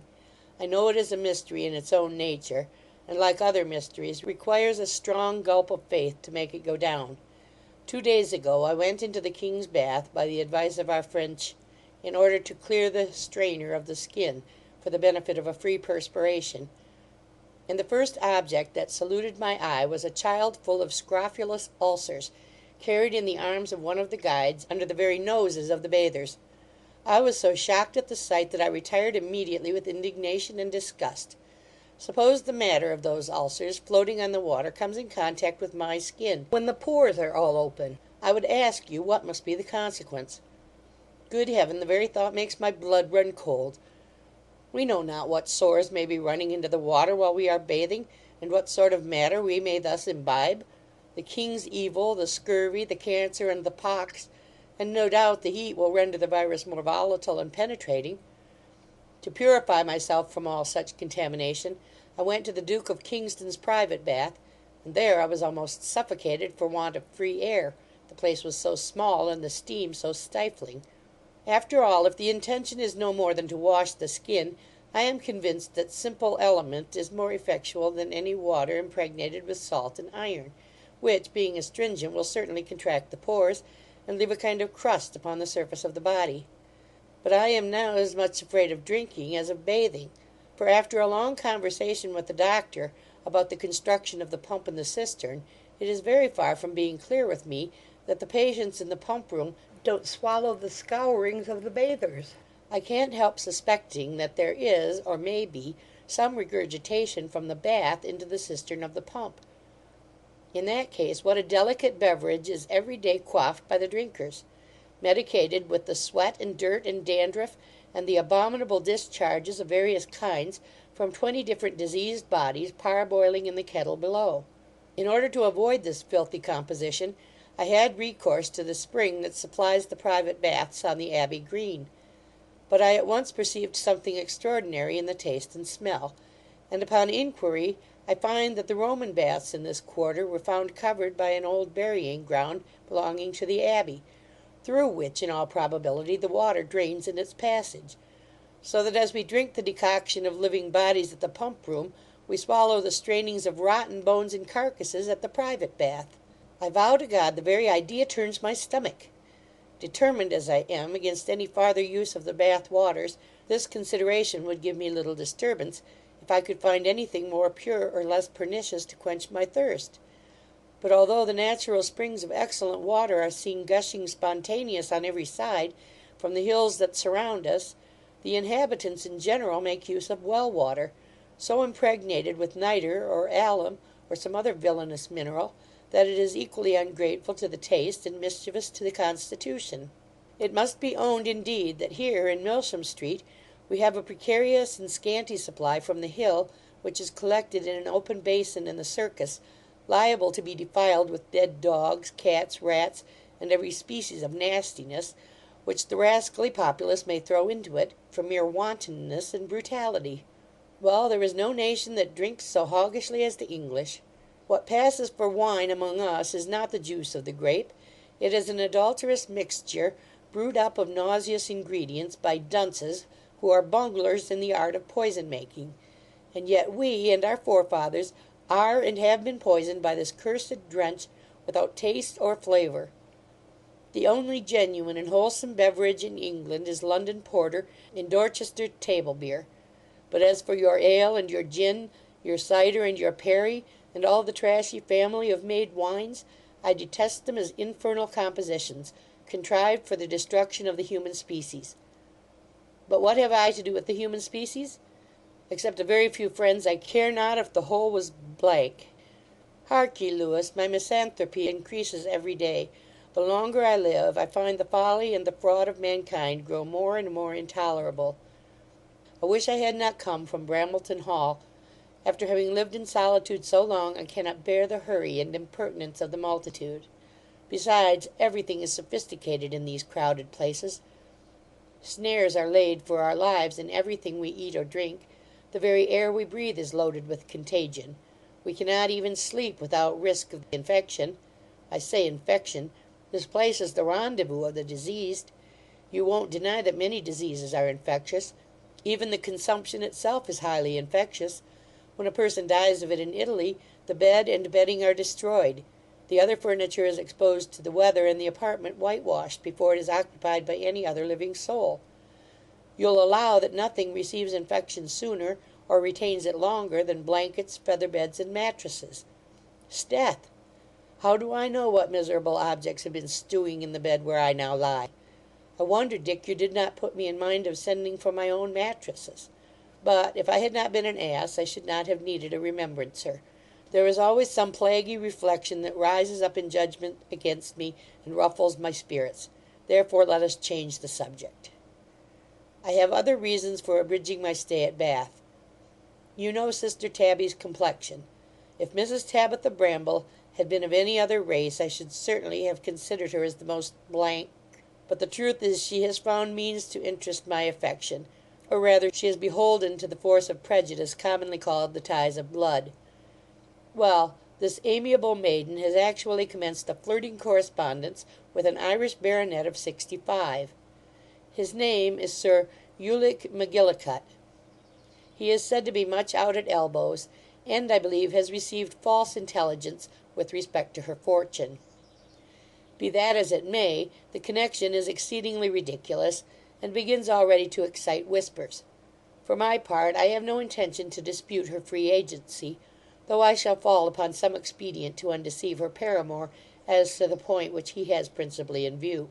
But I don't think her conduct is a proper example for Liddy, who has also attracted the notice of some coxcombs in the rooms, and Jerry tells me he suspects a strapping fellow, the knight's nephew, of some design upon the girl's heart. I shall, therefore, keep a strict eye over her aunt and her, and even shift the scene if I find the matter grow more serious. You perceive what an agreeable task it must be to a man of my kidney to have the cure of such souls as these. But hold, you shall not have another peevish word till the next occasion. From yours, Matt Bramble, Bath, April 28. Section 20.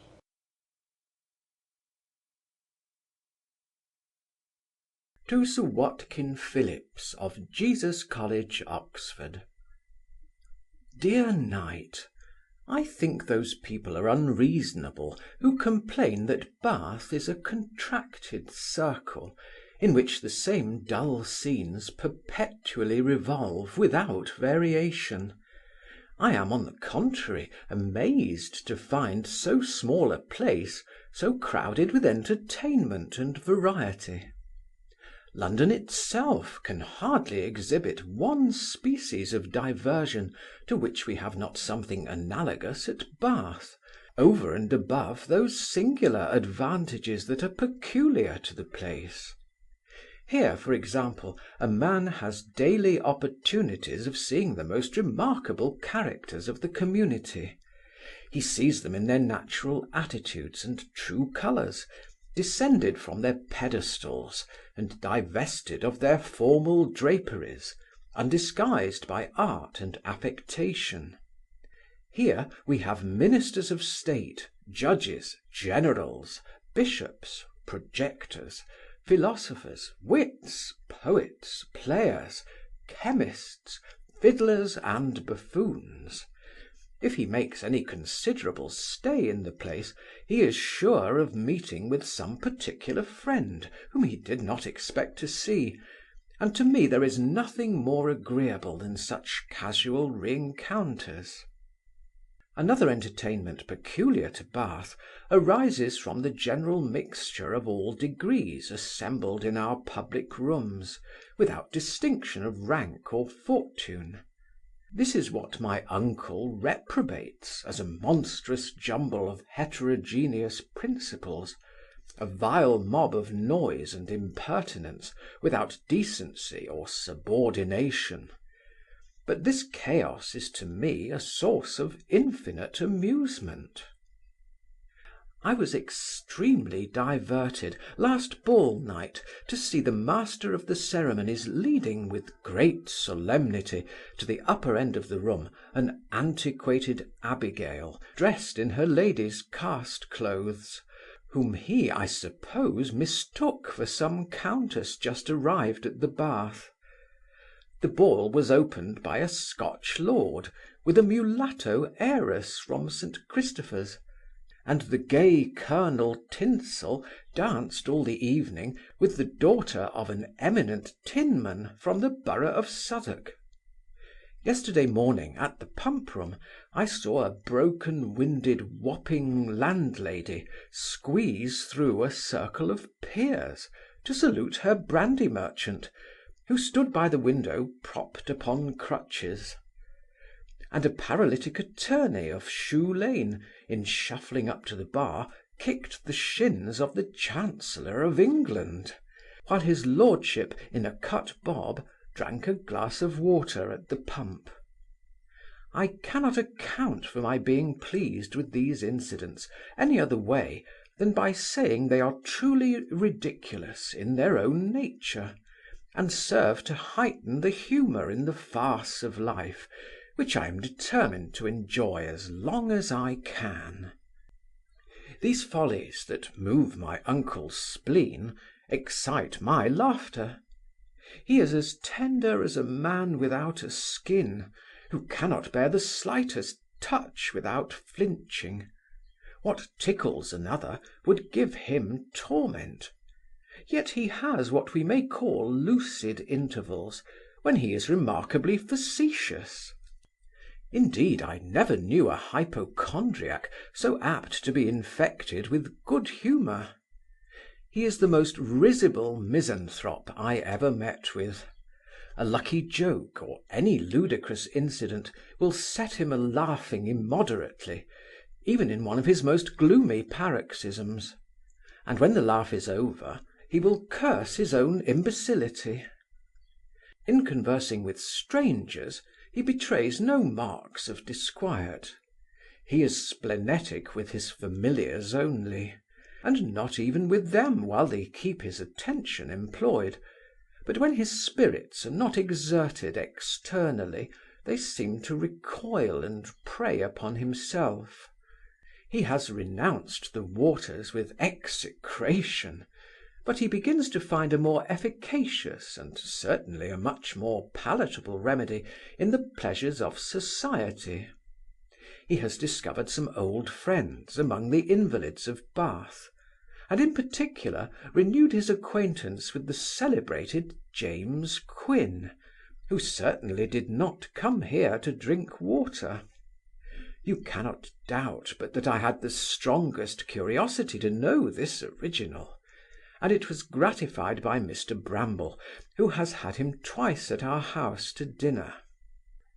So far as I am able to judge, Quin's character is rather more respectable than it has been generally represented. His bons mots are in every witling's mouth, but many of them have a rank flavour, which one would be apt to think was derived from a natural grossness of idea. I suspect, however, that justice has not been done the author by the collectors of those Quiniana, who have let the best of them slip through their fingers, and only retained such as were suited to the taste and organs of the multitude.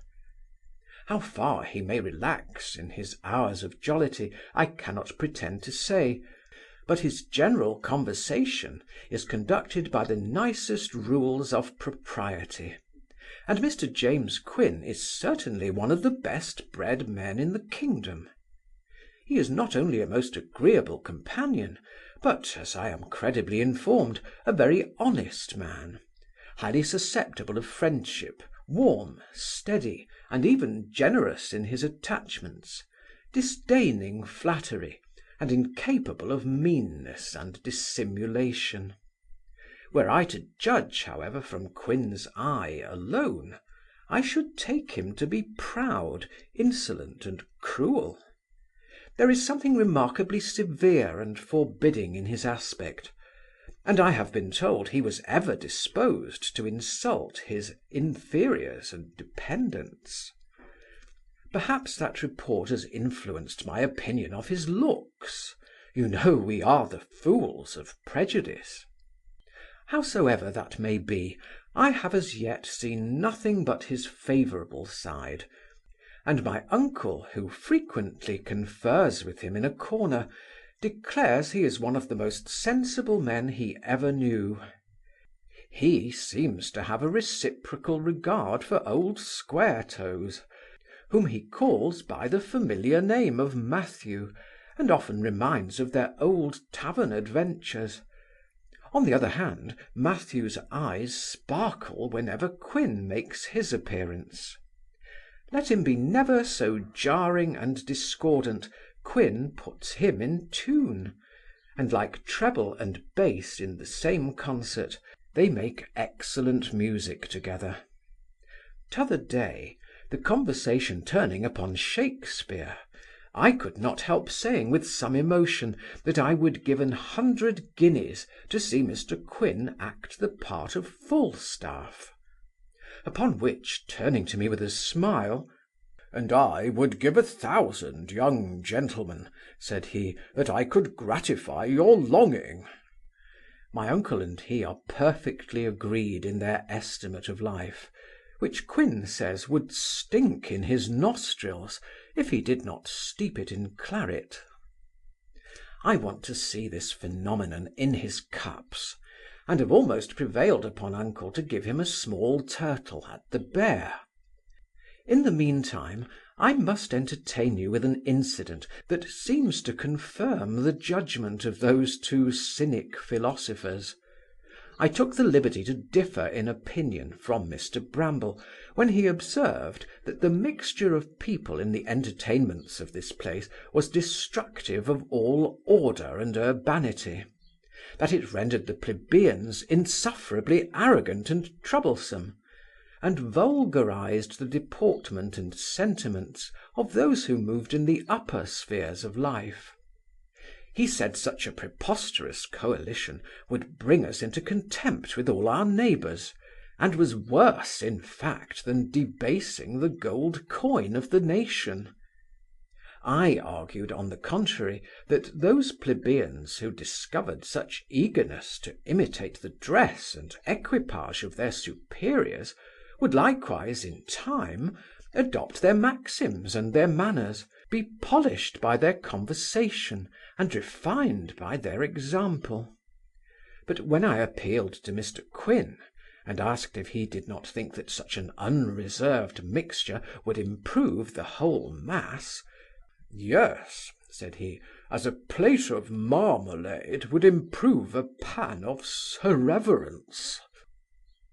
I owned that I was not much conversant in high life, but I had seen what were called polite assemblies in London and elsewhere, that those of Bath seemed to be as decent as any, and that upon the whole the individuals that composed it would not be found deficient in good manners and decorum.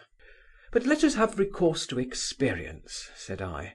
Jack Holder, who was intended for a parson, had succeeded to an estate of 2000 a year by the death of his elder brother. He is now at the Bath, driving about in a phaeton and four, with French horns. He has treated with turtle and claret at all the taverns in Bath and Bristol, till his guests are gorged with good cheer.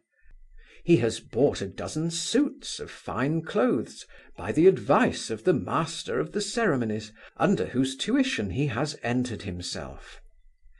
He has lost hundreds at billiards to sharpers, and has taken one of the nymphs of Avon Street into keeping. But finding all these channels insufficient to drain him of his current cash, his counsellor has engaged him to give a general tea drinking to-morrow at Wiltshire's room. In order to give it the more éclat, every table is to be furnished with sweetmeats and nosegays, which, however, are not to be touched till notice is given by the ringing of a bell, and then the ladies may help themselves without restriction. This will be no bad way of trying the company's breeding. "I will abide by that experiment," cried my uncle; "and if I could find a place to stand secure, without the vortex of the tumult, which I know will ensue, I would certainly go thither and enjoy the scene." Quin proposed that we should take our station in the music gallery, and we took his advice. Holder had got thither before us, with his horns perdue, but we were admitted. The tea drinking passed as usual, and the company, having risen from the tables, were sauntering in groups, in expectation of the signal for attack, when the bell beginning to ring, they flew with eagerness to the dessert, and the whole place was instantly in commotion. There was nothing but justling, scrambling, pulling, snatching, struggling, scolding, and screaming. The nosegays were torn from one another's hands and bosoms, the glasses and china went to wreck, the tables and floors were strewed with comfits. Some cried, some swore, and the tropes and figures of Billingsgate were used without reserve in all their native zest and flavour, nor were those flowers of rhetoric unattended with significant gesticulation. Some snapped their fingers, some forked them out, some clapped their hands, and some their backsides. At length they fairly proceeded to pulling caps, and everything seemed to presage a general battle, when Holder ordered his horns to sound a charge, with a view to animate the combatants and inflame the contest. But this manoeuvre produced an effect quite contrary to what he expected. It was a note of reproach that roused them to an immediate sense of their disgraceful situation. They were ashamed of their absurd deportment, and suddenly desisted. They gathered up their caps, ruffles, and handkerchiefs, and great part of them retired in silent mortification. Quin laughed at this adventure, but my uncle's delicacy was hurt. He hung his head in manifest chagrin, and seemed to repine at the triumph of his judgment. Indeed, his victory was more complete than he imagined, for, as we afterwards learned, the two Amazons, who singularized themselves most in the action, did not come from the purlieus of Puddle Dock, but from the courtly neighbourhood of St. James's Palace. One was a baroness, and the other a wealthy knight's dowager. My uncle spoke not a word till we had made our retreat good to the coffee-house, where, taking off his hat and wiping his forehead, "I bless God," said he, "that Mistress Tabitha Bramble did not take the field to-day. I would pit her for a cool 100, cried Quin, against the best shake-bag of the whole main." The truth is, nothing could have kept her at home but the accident of her having taken physic before she knew the nature of the entertainment. She has been for some days furbishing up an old suit of black velvet to make her appearance as Sir Ulic's partner at the next ball. I have much to say of this amiable kinswoman, but she has not been properly introduced to your acquaintance. She is remarkably civil to Mr. Quin, of whose sarcastic humour she seems to stand in awe, but her caution is no match for her impertinence. "Mr. Gwyn," said she the other day, "I was once vastly entertained with your playing the ghost of Gimlet at Drury Lane, when you rose up through the stage, with a white face and red eyes, and spoke of quails upon the frightful porcofine. Do, pray, spout a little the ghost of Gimlet." "Madam," said Quin, with a glance of ineffable disdain, "the ghost of Gimlet is laid, never to rise again." Insensible of this check, she proceeded, "Well, to be sure, you looked and talked so like a real ghost, and then the cock crowed so natural. I wonder how you could teach him to crow so exact, in the very nick of time. But I suppose he's game. Ain't he game, Mr. Gwyn?" "Dunghill, madam." "Well, dunghill or not dunghill, he has got such a clear counter tenor that I wish I had such another at Brambleton Hall to wake the maids of a morning. Do you know where I could find one of his brood?" "Probably in the workhouse at St. Giles's parish, madam, but I protest I know not his particular mew." My uncle, frying with vexation, cried, "Good God, sister, how you talk! I have told you 20 times that this gentleman's name is not Gwyn." "Hoity-toity, brother mine," she replied, "no offence, I hope. Gwyn is an honourable name of true old British extraction. I thought the gentleman had been come of Mistress Helen Gwyn, who was of his own profession; and if so be that were the case, he might be of King Charles's breed, and have royal blood in his veins." "No, madam," answered Quin with great solemnity, "my mother was not a whore of such distinction. True it is, I am sometimes tempted to believe myself of royal descent, for my inclinations are often arbitrary. If I was an absolute prince at this instant, I believe I should send for the head of your cook in a charger. She has committed felony on the person of that John Dory, which is mangled in a cruel manner, and even presented without sauce. O tempora, O mores!" This good-humoured sally turned the conversation into a less disagreeable channel. But, lest you should think my scribble as tedious as Mistress Tabby's clack, I shall not add another word, but that I am, as usual, yours, J. Melford. Bath, April 30th. End of section 21.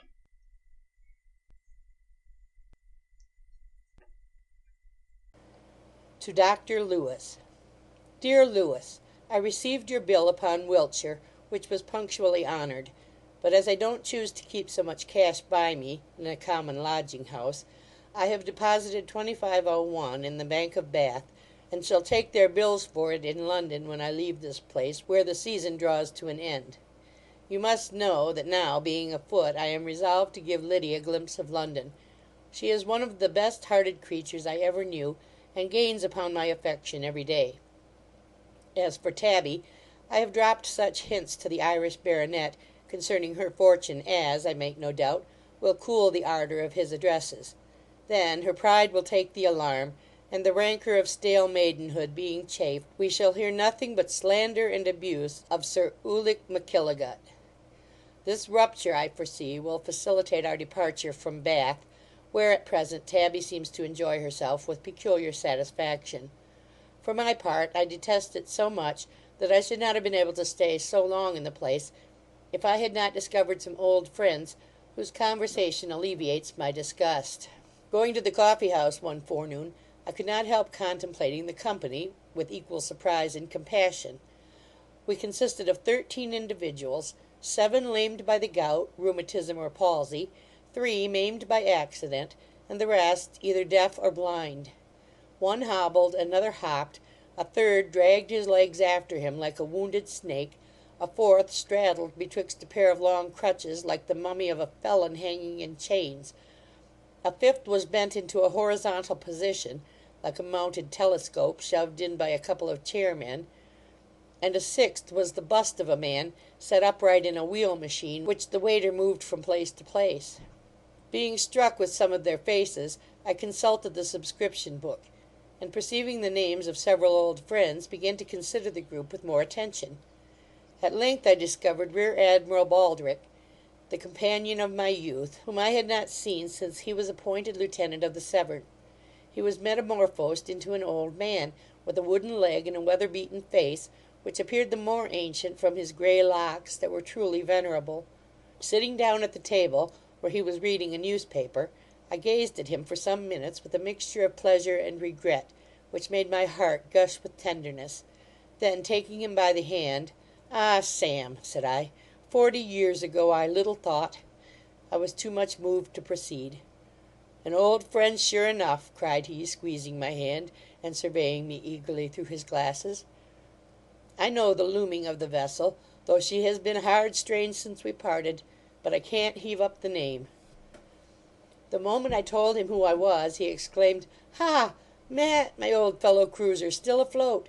and starting up, hugged me in his arms.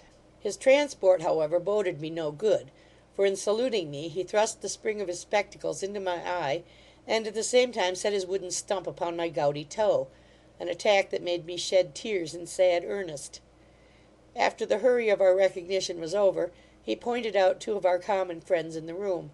The bust was what remained of Colonel Cockerell, who had lost the use of his limbs in making an American campaign, and the telescope proved to be my college chum, Sir Reginald Bentley, who, with his new title and unexpected inheritance, commenced fox hunter without having served his apprenticeship to the mystery; and in consequence of following the hounds through a river, was seized with an inflammation of his bowels, which has contracted him into his present attitude. Our former correspondence was forthwith renewed, with the most hearty expressions of mutual good will; and as we had met so unexpectedly, we agreed to dine together that very day at the tavern. My friend Quin, being luckily unengaged, obliged us with his company; and truly this the most happy day I have passed these 20 years. You and I, Lewis, having been always together, never tasted friendship in this high gout, contracted from long absence.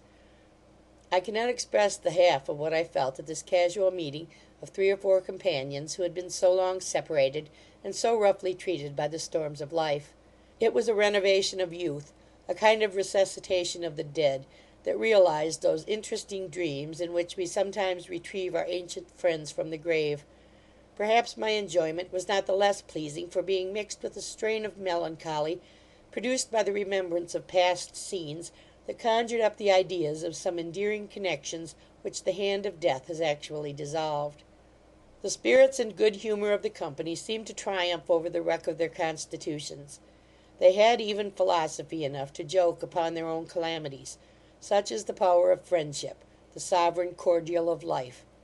I afterwards found, however, that they were not without their moments, and even hours of disquiet. Each of them apart, in succeeding conferences, expatiated upon his own particular grievances, and they were all malcontents at bottom. Over and above their personal disasters, they thought themselves unfortunate in the lottery of life. Baldrick complained that all the recompense he had received for his long and hard service was the half pay of a rear admiral. The colonel was mortified to see himself overtopped by upstart generals, some of whom he had once commanded, and being a man of a liberal turn, could ill put up with a moderate annuity, for which he had sold his commission. As for the baronet, having run himself considerably in debt on a contested election, he has been obliged to relinquish his seat in Parliament, and his seat in the country at the same time, and put his estate to nurse. But his chagrin, which is the effect of his own misconduct, does not affect me half so much as that of the other two, who have acted honourable and distinguished parts on the great theatre, and are now reduced to lead a weary life in this stewpan of idleness and insignificance. They have long left off using the waters, after having experienced their inefficacy. The diversions of the place they are not in a condition to enjoy. How then do they make shift to pass their time? In the forenoon they crawl out to the rooms or the coffee house, where they take a hand at whist, or descant upon the general advertiser, and their evenings they murder in private parties among peevish invalids and insipid old women. This is the case with a good number of individuals, whom nature seems to have intended for better purposes. About a dozen years ago, many decent families, restricted to small fortunes, besides those that came hither on the score of health, were tempted to settle at Bath, where they could then live comfortably, and even make a genteel appearance at a small expense. But the madness of the times has made the place too hot for them, and they are now obliged to think of other migrations. Some have already fled to the mountains of Wales, and others have retired to Exeter. Thither, no doubt, they will be followed by the flood of luxury and extravagance, which will drive them from place to place to the very land's end; and there, I suppose, they will be obliged to ship themselves to some other country. Bath has become a mere sink of profligacy and extortion. Every article of housekeeping is raised to an enormous price, a circumstance no longer to be wondered at, when we know that every petty retainer of fortune piques himself upon keeping a table, and thinks it is for the honour of his character to wink at the knavery of his servants, who are in a confederacy with the market people, and of consequence pay whatever they demand. Here is now a mushroom of opulence, who pays a cook 70 guineas a week for furnishing him with one meal a day. This portentous frenzy is become so contagious, that the very rabble and refuse of mankind are infected. I have known a negro driver from Jamaica pay overnight to the master of one of the rooms 65 guineas for tea and coffee to the company, and leave Bath next morning in such obscurity, that not one of his guests had the slightest idea of his person, or even made the least inquiry about his name. Incidents of this kind are frequent, and every day teems with fresh absurdities, which are too gross to make a thinking man merry. But I feel the spleen creeping on me apace, and therefore will indulge you with a cessation, that you may have no unnecessary cause to curse your correspondence with, dear Dick, yours ever, Matt Bramble, Bath, May 5. End of Section 22.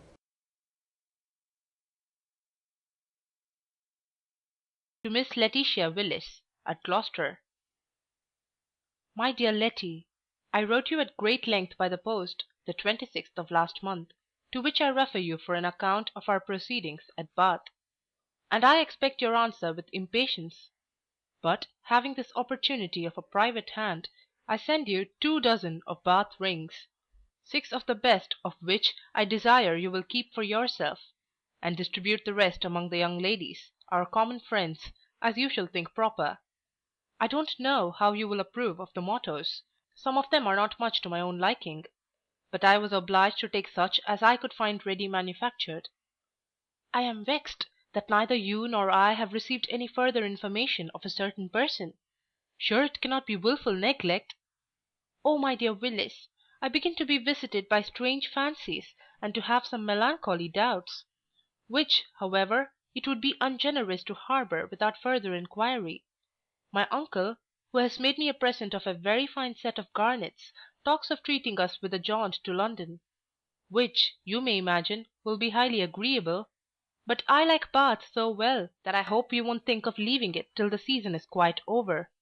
And yet, betwixt friends, something has happened to my aunt, which will probably shorten our stay in this place. Yesterday, in the forenoon, she went by herself to a breakfasting in one of the rooms, and, in half an hour, returned in great agitation, having Chowder along with her in the chair. I believe some accident must have happened to that unlucky animal, which is the great source of all her troubles. Dear Letty, what a pity it is that a woman of her years and discretion should place her affection upon such an ugly, ill-conditioned cur that snarls and snaps at everybody. I asked John Thomas, the footman who attended her, what was the matter, and he did nothing but grin. A famous dog doctor was sent for, and undertook to cure the patient, provided he might carry him home to his own house. But his mistress would not part with him out of her own sight. She ordered the cook to warm cloths, which she applied to his bowels with her own hand. She gave up all thoughts of going to the ball in the evening, and when Sir Ulic came to drink tea, refused to be seen, so that he went away to look for another partner. My brother Jerry whistles and dances. My uncle sometimes shrugs up his shoulders, and sometimes bursts out a-laughing. My aunt sobs and scolds by turns, and her woman, Win Jenkins, stares and wonders with a foolish face of curiosity, and, for my part, I am as curious as she, but ashamed to ask questions. Perhaps time will discover the mystery, for if it was anything that happened in the rooms, it cannot be long concealed. All I know is, that last night at supper Miss Bramble spoke very disdainfully of Sir Ulic Mackilligut, and asked her brother if he intended to keep us sweltering all the summer at Bath. No, Sister Tabitha, said he, with an arch smile, we shall retreat before the dog days begin, though I make no doubt that with a little temperance and discretion our constitutions might be kept cool enough all the year, even at Bath. As I don't know the meaning of this insinuation, I won't pretend to make any remarks upon it at present. Hereafter, perhaps, I may be able to explain it more to your satisfaction. In the meantime, I beg you will be punctual in your correspondence, and continue to love your ever faithful Lydia Melford. Bath, May 6th. End of section 23.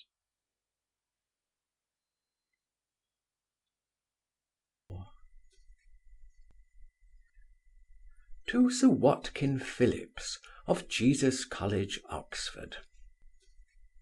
So then Mistress Blackerby's affair has proved a false alarm, and I have saved my money. I wish, however, her declaration had not been so premature, for though my being thought capable of making her a mother might have given me some credit, the reputation of an intrigue with such a cracked pitcher does me no honour at all. In my last I told you I had hopes of seeing Quin in his hours of elevation at the tavern, which is the temple of mirth and good fellowship, where he, as priest of Comus, utters the inspirations of wit and humour. I have had that satisfaction. I have dined with his club at the Three Tuns, and had the honour to sit him out. At 8:30 in the evening he was carried home with 6 good bottles of claret under his belt, and it being then Friday, he gave orders that he should not be disturbed till Sunday at noon. You must not imagine that this dose had any other effect upon his conversation but that of making it more extravagantly entertaining. He had lost the use of his limbs, indeed, several hours before we parted, but he retained all his other faculties in perfection; and as he gave vent to every whimsical idea as it rose, I was really astonished at the brilliancy of his thoughts and the force of his expression. Quin is a real voluptuary in the articles of eating and drinking, and so confirmed an epicure in the common acceptation of the term, that he cannot put up with ordinary fare. This is a point of such importance with him, that he always takes upon himself the charge of catering; and a man admitted to his mess is always assured of eating delicate victuals and drinking excellent wine. He owns himself addicted to the delights of the stomach, and often jokes upon his own sensuality; but there is nothing selfish in this appetite. He finds that good cheer unites good company, exhilarates the spirits, opens the heart, banishes all restraint from conversation, and promotes the happiest purposes of social life. But Mr. James Quin is not a subject to be discussed in the compass of one letter. I shall therefore at present leave him to his repose, and call another of a very different complexion. You desire to have further acquaintance with the person of our aunt, and promise yourself much entertainment from her connection with Sir Ulic Mackilligut. But in this hope you are balked already. That connection is dissolved. The Irish baronet is an old hound that, finding her carrion, has quitted the scent. I have already told you that Mistress Tabitha Bramble is a maiden of 45. In her person she is tall, raw-boned, awkward, flat-chested, and stooping. Her complexion is sallow and freckled. Her eyes are not grey, but greenish, like those of a cat, and generally inflamed. Her hair is of a sandy, or rather dusty hue; her forehead low, her nose long, sharp, and towards the extremity always red in cool weather; her lips skinny, her mouth extensive, her teeth straggling and loose, of various colours and conformation, and her long neck shrivelled into 1,000 wrinkles. In her temper she is proud, stiff, vain, imperious, prying, malicious, greedy, and uncharitable. In all likelihood, her natural austerity has been soured by disappointment in love, for her long celibacy is by no means owing to her dislike of matrimony. On the contrary, she has left no stone unturned to avoid the reproachful epithet of old maid. Before I was born, she had gone such lengths in the way of flirting with a recruiting officer that her reputation was a little singed. She afterwards made advances to the curate of the parish, who dropped some distant hints about the next presentation to the living, which was in her brother's gift; but finding that was already promised to another, he flew off at a tangent, and Mistress Tabby, in revenge, found means to deprive him of his cure.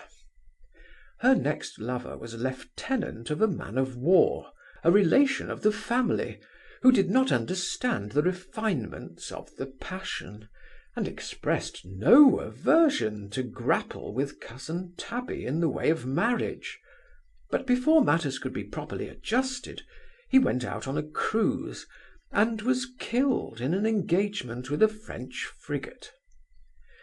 Our aunt, though baffled so often, did not yet despair.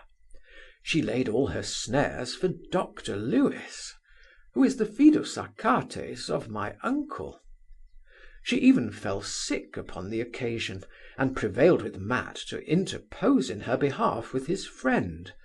but the doctor, being a shy cock, would not be caught with chaff, and flatly rejected the proposal, so that Mistress Tabitha was content to exert her patience once more, after having endeavoured in vain to effect a rupture betwixt the two friends; and now she thinks proper to be very civil to Lewis, who is become necessary to her in the way of his profession.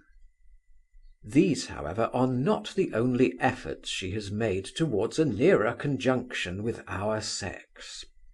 Her fortune was originally no more than £1,000, but she gained an accession of 500 by the death of a sister, and the lieutenant left her 300 in his will.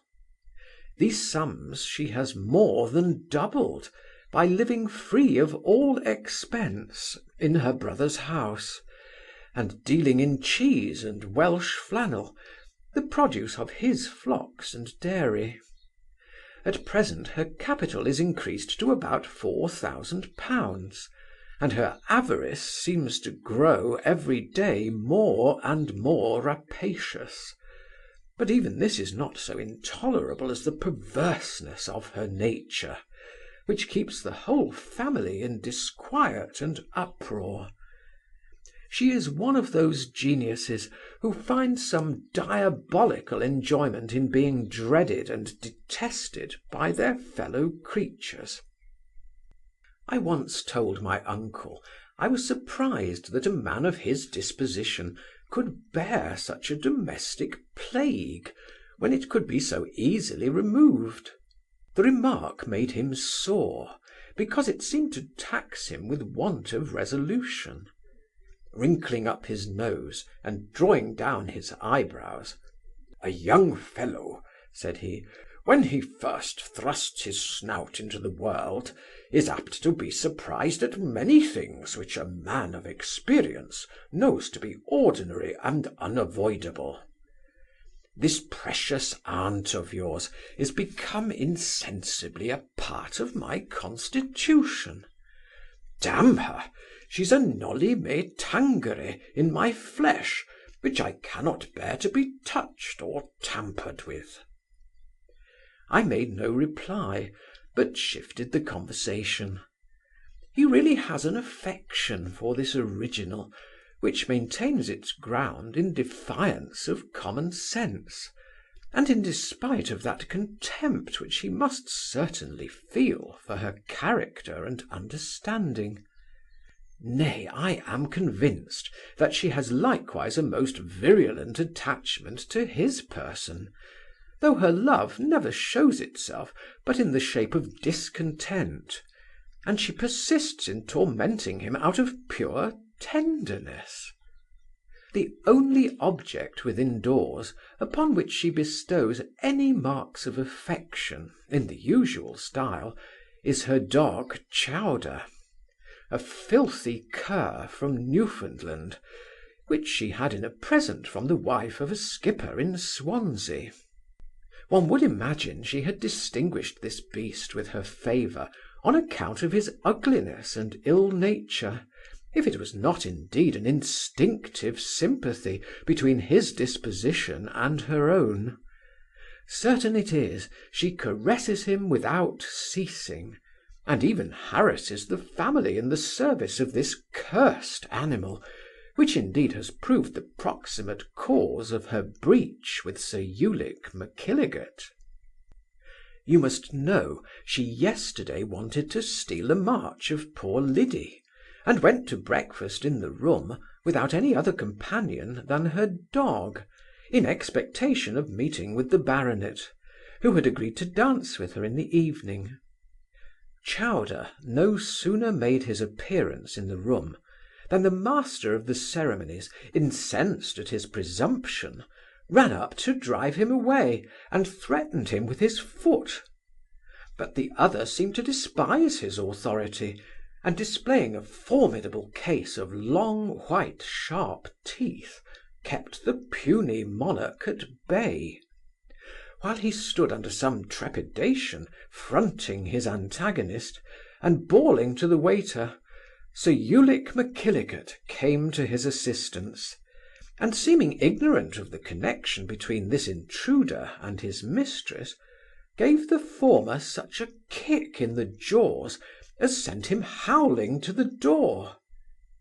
Mistress Tabitha, incensed at this outrage, ran after him, squalling in a tone equally disagreeable, while the baronet followed her on one side, making apologies for his mistake, and Derrick on the other, making remonstrances upon the rules and regulations of the place.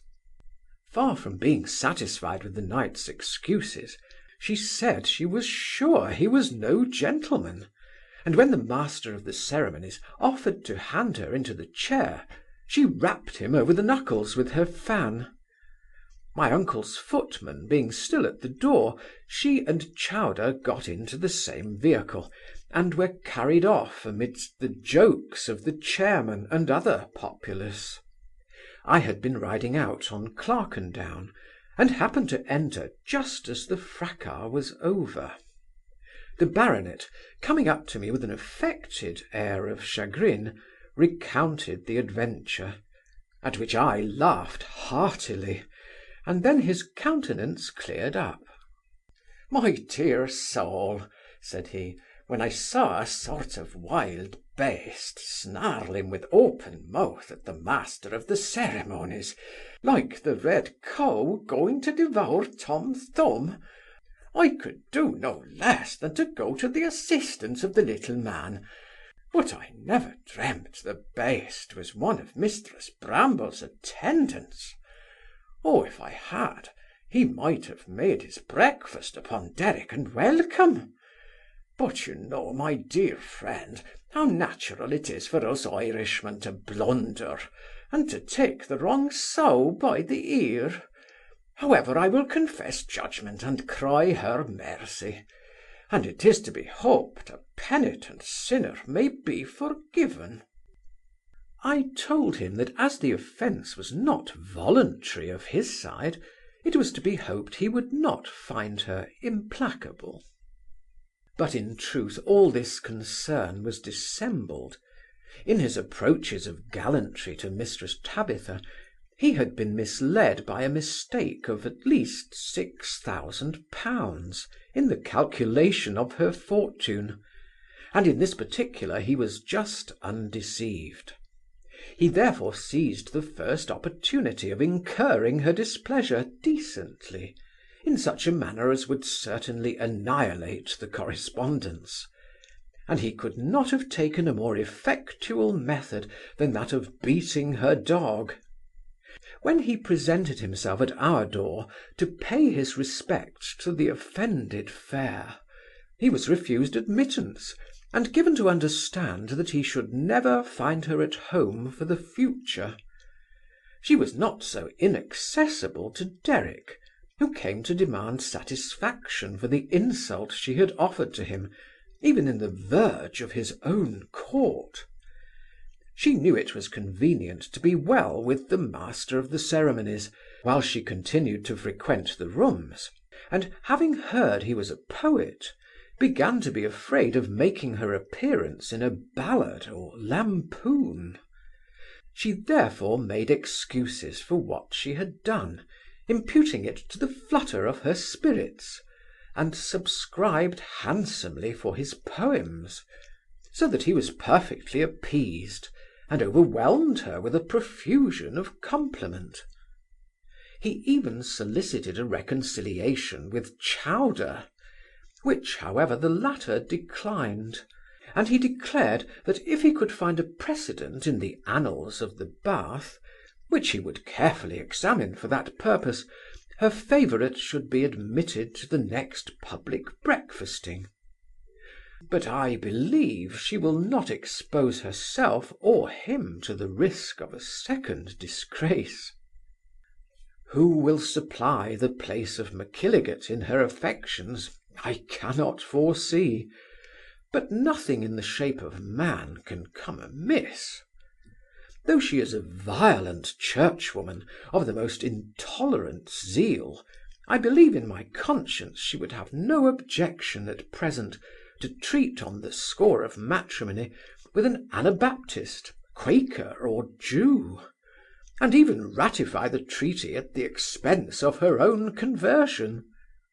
But perhaps I think too hardly of this kinswoman, who I must own is very little beholden to the good opinion of yours, J. Melford.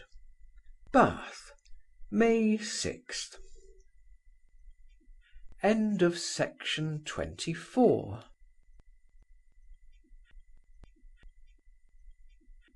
The Expedition of Humphry Clinker by Tobias Smollett, Section 25. To Dr. Lewis. You ask me why I don't take the air a horseback during this fine weather. In which of the avenues of this paradise would you have me take that exercise? Shall I commit myself to the high roads of London or Bristol, to be stifled with dust, or pressed to death in the midst of post-chaises, flying machines, waggons, and coal-horses, besides the troops of fine gentlemen that take to the highway to shew their horsemanship, and the coaches of fine ladies who go thither to shew their equipages? Shall I attempt the downs, and fatigue myself to death in climbing up an eternal ascent, without any hopes of reaching the summit? No, then, I have made divers desperate leaps at those upper regions, but always fell backward into this vapour pit, exhausted and dispirited by those ineffectual efforts. And here we poor valetudinarians pant and struggle, like so many Chinese gudgeons, gasping in the bottom of a punch-bowl. By heaven, it is a kind of enchantment. If I do not speedily break the spell and escape, I may chance to give up the ghost in this nauseous stew of corruption. It was but 2 nights ago that I had like to have made my public exit at a minute's warning. One of my greatest weaknesses is that of suffering myself to be overruled by the opinion of people whose judgment I despise. I own, with shame and confusion of face, that importunity of any kind I cannot resist. This want of courage and constancy is an original flaw in my nature, which you must have often observed with compassion, if not with contempt. I am afraid some of our boasted virtues may be traced up to this defect. Without further preamble, I was persuaded to go to a ball, on purpose to see Liddy dance a minuet with a young petulant jackanapes, the only son of a wealthy undertaker from London, whose mother lodges in our neighbourhood, and has contracted an acquaintance with Tabby. I sat a couple of long hours, half stifled, in the midst of a noisome crowd, and could not help wondering that so many hundreds of those that rank as rational creatures could find entertainment in seeing a succession of insipid animals describing the same dull figure for a whole evening on an area not much bigger than a tailor's shop board. If there had been any beauty, grace, activity, magnificent dress, or variety of any kind, howsoever absurd, to engage the attention and amuse the fancy, I should not have been surprised. But there was no such object. It was a tiresome repetition of the same languid, frivolous scene, performed by actors that seemed to sleep in all their motions. The continual swimming of these phantoms before my eyes gave me a swimming of the head, which was also affected by the fouled air circulating through such a number of rotten human bellows. I therefore retreated towards the door, and stood in the passage to the next room, talking to my friend Quin. When an end being put to the minuets, the benches were removed to make way for the country dances, and the multitude rising at once, the whole atmosphere was put in commotion. Then, all of a sudden, came rushing upon me an Egyptian gale, so impregnated with pestilential vapours that my nerves were overpowered, and I dropped senseless upon the floor. You may easily conceive what a clamour and confusion this accident must have produced in such an assembly. I soon recovered, however, and found myself in an easy chair, supported by my own people. Sister Tabby, in her great tenderness, had put me to the torture, squeezing my hand under her arm, and stuffing my nose with a spirit of hartshorn, till the whole inside was excoriated. I no sooner got home than I sent for Dr. Ch, who assured me I needed not be alarmed, for my swooning was entirely occasioned by an accidental impression of fetid effluvia upon nerves of uncommon sensibility. I know not how other people's nerves are constructed, but one would imagine they must be made of very coarse materials, to stand the shock of such a torrid assault. It was, indeed, a compound of villainous smells, in which the most violent stinks and the most powerful perfumes contended for the mastery. Imagine to yourself a high exalted essence of mingled odours, arising from putrid gums, imposthumated lungs, sour flatulencies, rank armpits, sweating feet, running sores and issues, plasters, ointments, and embrocations, Hungary water, spirit of lavender, asafoetida drops, musk, hartshorn, and sal volatile, besides 1,000 frowsy steams, which I could not analyse. Such, O Dick, is the fragrant ether we breathe in the polite assemblies of Bath. Such is the atmosphere I have exchanged for the pure, elastic, animating air of the Welsh mountains. Orus quando te obsequiam. I wonder what the devil possessed me. But few words are best. I have taken my resolution. You may well suppose I don't intend to entertain the company with a second exhibition. I have promised in an evil hour to proceed to London, and that promise shall be performed, but my stay in the metropolis shall be brief. I have, for the benefit of my health, projected an expedition to the north, which, I hope, will afford some agreeable pastime. I have never travelled farther that way than Scarborough, and I think it is a reproach upon me, as a British freeholder, to have lived so long without making an excursion to the other side of the Tweed. Besides, I have some relations settled in Yorkshire, to whom it may not be improper to introduce my nephew and his sister. At present I have nothing to add, but that Tabby is happily disentangled from the Irish baronet, and that I will not fail to make you acquainted from time to time with the sequel of our adventures, a mark of consideration which perhaps you would willingly dispense with in your humble servant, M. Bramble, Bath, May 8. End of section 25.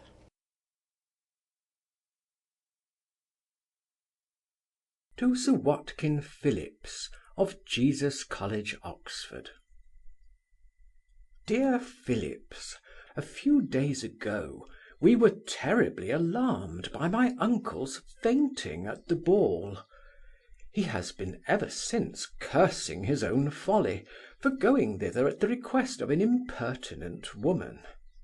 He declares he will sooner visit a house infected with the plague than trust himself in such a nauseous spittle for the future, for he swears the accident was occasioned by the stench of the crowd, and that he would never desire a stronger proof of our being made of very gross materials than our having withstood the annoyance by which he was so much discomposed. For my part, I am very thankful for the coarseness of my organs, being in no danger of ever falling a sacrifice to the delicacy of my nose. Mr. Bramble is extravagantly delicate in all his sensations, both of soul and body. I was informed by Dr. Lewis that he once fought a duel with an officer of the Horse Guards for turning aside to the park wall on a necessary occasion, when he was passing with a lady under his protection.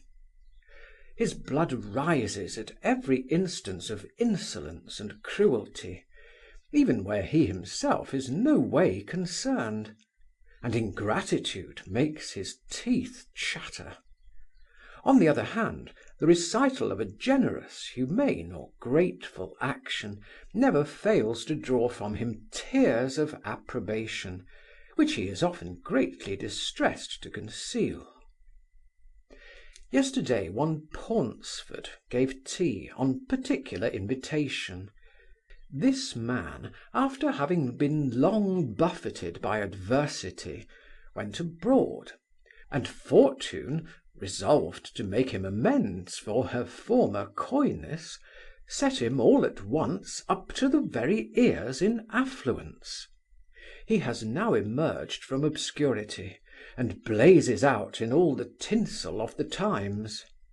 I don't find that he is charged with any practices that the law deems dishonest, or that his wealth has made him arrogant and inaccessible. On the contrary, he takes great pains to appear affable and gracious. But they say he is remarkable for shrinking from his former friendships, which were generally too plain and homespun to appear amidst his present brilliant connections, and that he seems uneasy at sight of some old benefactors, whom a man of honour would take pleasure to acknowledge. Be that as it may, he had so effectually engaged the company at Bath, that when I went with my uncle to the coffee house in the evening, there was not a soul in the room but one person, seemingly in years, who sat by the fire reading one of the papers. Mr. Bramble, taking his station close by him, "There is such a crowd and confusion of chairs in the passage to Simpson's," said he, "that we could hardly get along.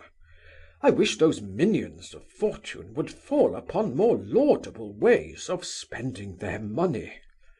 I suppose, sir, you like this kind of entertainment as little as I do." "I cannot say I have any great relish for such entertainments," answered the other, without taking his eyes off the paper. "Mr. Serle," resumed my uncle, "I beg pardon for interrupting you, but I can't resist the curiosity I have to know if you received a card on this occasion." The man seemed surprised at this address, and made some pause, as doubtful what answer he should make. "I know my curiosity is impertinent," added my uncle, "but I have a particular reason for asking the favour." "If that be the case," replied Mr. Serle, "I shall gratify you without hesitation, by owning that I have had no card. But give me leave, sir, to ask in my turn, what reason you think I have to expect such an invitation from the gentleman who gives tea?" "I have my own reasons," cried Mr. Bramble with some emotion, "and am convinced more than ever that this Paunceford is a contemptible fellow."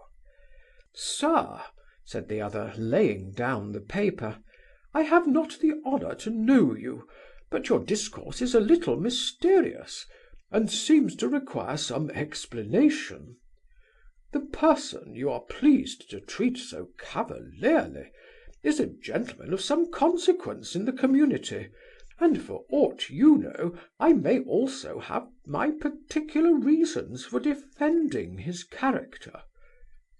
"If I was not convinced of the contrary," observed the other, "I should not have gone so far." "Let me tell you, sir," said the stranger, raising his voice, "you have gone too far in hazarding such reflections." Here he was interrupted by my uncle, who asked peevishly if he was not Don Quixote enough at this time of day to throw down his gauntlet as champion for a man who had treated him with such ungrateful neglect. "For my part," added he, "I shall never quarrel with you again on this subject, and what I have said now has been suggested as much by my regard for you as by my contempt of him." Mr. Serle, then pulling off his spectacles, eyed uncle very earnestly, saying in a mitigated tone, "Surely I am much obliged. Ah, Mr. Bramble, I now recollect your features, though I have not seen you these many years." "We might have been less strangers to one another," answered the squire, "if our correspondence had not been interrupted in consequence of a misunderstanding occasioned by this but no matter. Mr. Serle, I esteem your character, and my friendship, such as it is, you may freely command." "The offer is too agreeable to be declined," said he. "I embrace it very cordially, and as the first fruits of it, request that you will change this subject, which with me is a matter of peculiar delicacy." My uncle owned he was in the right, and the discourse took a more general turn. Mr. Serle passed the evening with us at our lodgings, and appeared to be intelligent and even entertaining, but his disposition was rather of a melancholy hue. My uncle says he is a man of uncommon parts and unquestioned probity; that his fortune, which was originally small, has been greatly hurt by a romantic spirit of generosity, which he has often displayed, even at the expense of his discretion, in favour of worthless individuals; that he had rescued Paunceford from the lowest distress, when he was bankrupt both in means and reputation; that he had espoused his interests with a degree of enthusiasm, broke with several friends, and even drawn his sword against my uncle, who had particular reasons for questioning the moral character of the said Paunceford; that without Serle's countenance and assistance the other never could have embraced the opportunity which has raised him to this pinnacle of wealth; that Paunceford, in the first transports of his success, had written from abroad letters to different correspondents, owning his obligations to Mr. Serle in the warmest terms of acknowledgment, and declared he considered himself only as a factor for the occasions of his best friend; that without doubt he had made declarations of the same nature to his benefactor himself, though this last was always silent and reserved on the subject. But for some years those tropes and figures of rhetoric had been disused; that upon his return to England he had been lavish in his caresses to Mr. Serle, invited him to his house, and pressed him to make it his own; that he had overwhelmed him with generous professions, and affected to express the warmest regard for him in company of their common acquaintance, so that everybody believed his gratitude was liberal as his fortune, and some went so far as to congratulate Mr. Serle on both. All this time Paunceford carefully and artfully avoided particular discussions with his old patron, who had too much spirit to drop the most distant hint of balancing the account of obligation; that nevertheless a man of his feelings could not but resent this shocking return for all his kindness, and therefore he withdrew himself from the connection, without coming to the least explanation or speaking a syllable on the subject to any living soul, so that now their correspondence is reduced to a slight salute with the hat when they chance to meet in any public place, an accident that rarely happens, for their walks lie different ways. Mr. Paunceford lives in a palace, feeds upon dainties, is arrayed in sumptuous apparel, appears in all the pomp of equipage, and passes his time among the nobles of the land. Serle lodges in Stall Street, up 2 pair of stairs backwards, walks afoot in a Bath rug, eats for 12 shillings a week, and drinks water as preservative against the gout and gravel. Mark the vicissitude.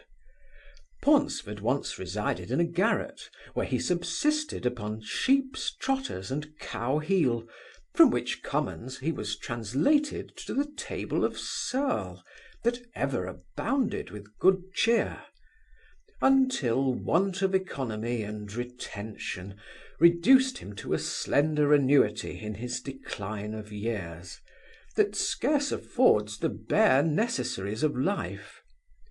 Paunceford, however, does him the honour to speak of him still with uncommon regard, and to declare what pleasure it would give him to contribute in any shape to his convenience.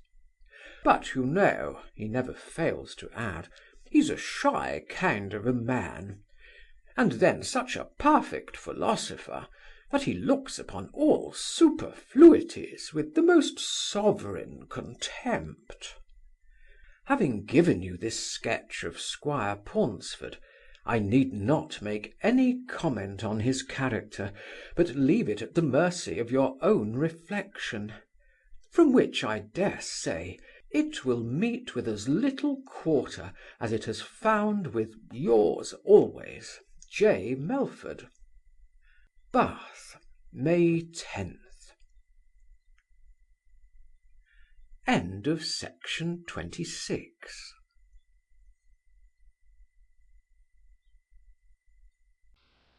To Mrs. Mary Jones at Brambleton Hall. Dear Molly, we are all upon the ving. Hey for London, girl! Fex, we have been long enough here, for we're all turned topsy-turvy. Mistress has excarded Sir Ulic for kicking of Chowder, and I have sent O'Frizzle away with a flea in his ear. I've shown him how little I minded his tinsey and his long tail. A fellor who would think for to go, for to offer, to take up with a dirty trollop under my nose, I catched him in the very feet, coming out of the housemaid's garret. But I have gi'n the dirty slut a cicerary. Oh, Molly, the sarvants at Bath are devils in garnet. They light the candle at both ends. Here's nothing but jinketing and wasting and thieving and tricking and trigging, and then they are never content. They won't suffer the squire and mistress to stay any longer, because they have been already above 3 weeks in the house. And they look for a couple of guineas apiece at our going away, and this is a parquisite they expect every month in the season. Being as how no family has a right to stay longer than 4 weeks in the same lodgings, and so the cuck swears she will pin the dish-clout to mistress's tail, and the housemaid vows she'll put cowwitch in master's bed, if so be he don't discamp without further ado. I don't blame them for making the most of their market, in the way of veils and parquisites, and I defy the devil to say I am a tale-carrier, or ever brought a poor sarvant into trouble. But then they oft to have some conscience, in wronging those that be sarvants like themselves. For you must know, Molly, I missed 3/4 of blonde lace, and a remnant of muslin, and my silver thimble, which was the gift of true love. They were all in my work-basket, that I left upon the table in the sarvants' hall, when mistress's bell rung. But if they had been under lock and key, 'twould have been all the same, for there are double keys to all the locks in Bath, and they say as how the very teeth on't safe in your head, if you sleep with your mouth open. And so says I to myself, them things could not go without hands, and so I'll watch their waters, and so I did with a vitness. For then it was I found Bet consarned with O'Frizzle. And as the cuck had thrown her slush at me, because I had taken part with Chowder when he fit, with the turnspit, I resolved to make a clear kitchen, and throw some of her fat into the fire. I catched the charwoman coming out with her load in the morning, before she thought I was up, and brought her to mistress with her whole cargo. Mary, what dost think she got in the name of God? Her buckets were foaming full of our best beer, and her lap was stuffed with a cold tongue, part of a buttock of beef, half a turkey, and a swinging lump of butter, and the matter of 10 mould candles, that had scarce ever been lit. The cuck brazened it out, and said it was her right to rummage the pantry, and she was ready for to go before the mayor, that he had been her potticary many years, and would never think of hurting a poor sarvant, for giving away the scraps of the kitchen. I went another way to work with Madam Betty, because she had been saucy, and called me scandalous names, and said O'Frizzle couldn't abide me, and 20 other odorous falsehoods. I got a warrant from the mayor, and her box being sarched by the constable, my things came out sure enough, besides a full pound of wax candles, and a nightcap of mistress, that I could swear to on my cooperel oath. Oh, then Madam Mopstick came upon her merry bones, and as the squire wouldn't hear of a persecution, she scaped a skewering, but the longest day she has to live. She'll remember your humble servant, W. Jenkins, Bath, May 15.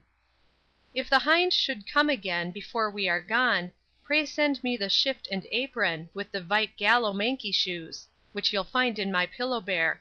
Sarvice to Saul. End of Section 27. Recording by Trisha G.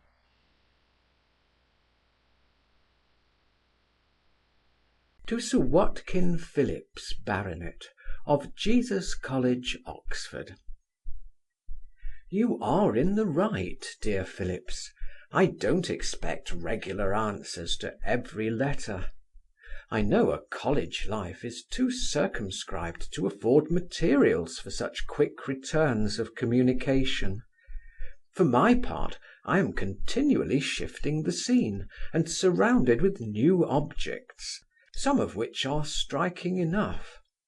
I shall therefore conclude my journal for your amusement, and though in all appearance it will not treat of very important or interesting particulars, it may prove, perhaps, not altogether uninstructive and unentertaining. The music and entertainments of Bath are over for this season, and all our gay birds of passage have taken their flight to Bristol Well, Tunbridge, Brighthelmston, Scarborough, Harrogate, etc. Not a soul is seen in this place but a few broken-winded parsons, waddling like so many crows along the North Parade. There is always a great show of the clergy at Bath. None of your thin, puny, yellow, hectic figures, exhausted with abstinence and hardy study, labouring under the morbi eruditorum, but great overgrown dignitaries and rectors with rubicund noses and gouty ankles, or broad bloated faces dragging along great swag bellies, the emblems of sloth and indigestion. Now we are on the subject of parsons, I must tell you a ludicrous adventure which was achieved the other day by Tom Eastgate, whom you may remember on the foundation of Queen's. He had been very assiduous to pin himself upon George Prankley, who was a gentleman commoner of Christchurch, knowing the said Prankley was heir to a considerable estate, and would have the advowson of a good living, the incumbent of which was very old and infirm. He studied his passions, and flattered them so effectually as to become his companion and counsellor, and at last obtained of him a promise of the presentation when the living should fall. Prankley, on his uncle's death, quitted Oxford, and made his first appearance in the fashionable world at London, from whence he came lately to Bath, where he has been exhibiting himself among the bucks and gamesters of the place. Eastgate followed him hither, but he should not have quitted him for a moment at his first emerging into life. He ought to have known he was a fantastic, foolish, fickle fellow, who would forget his college attachments the moment they ceased appealing to his senses.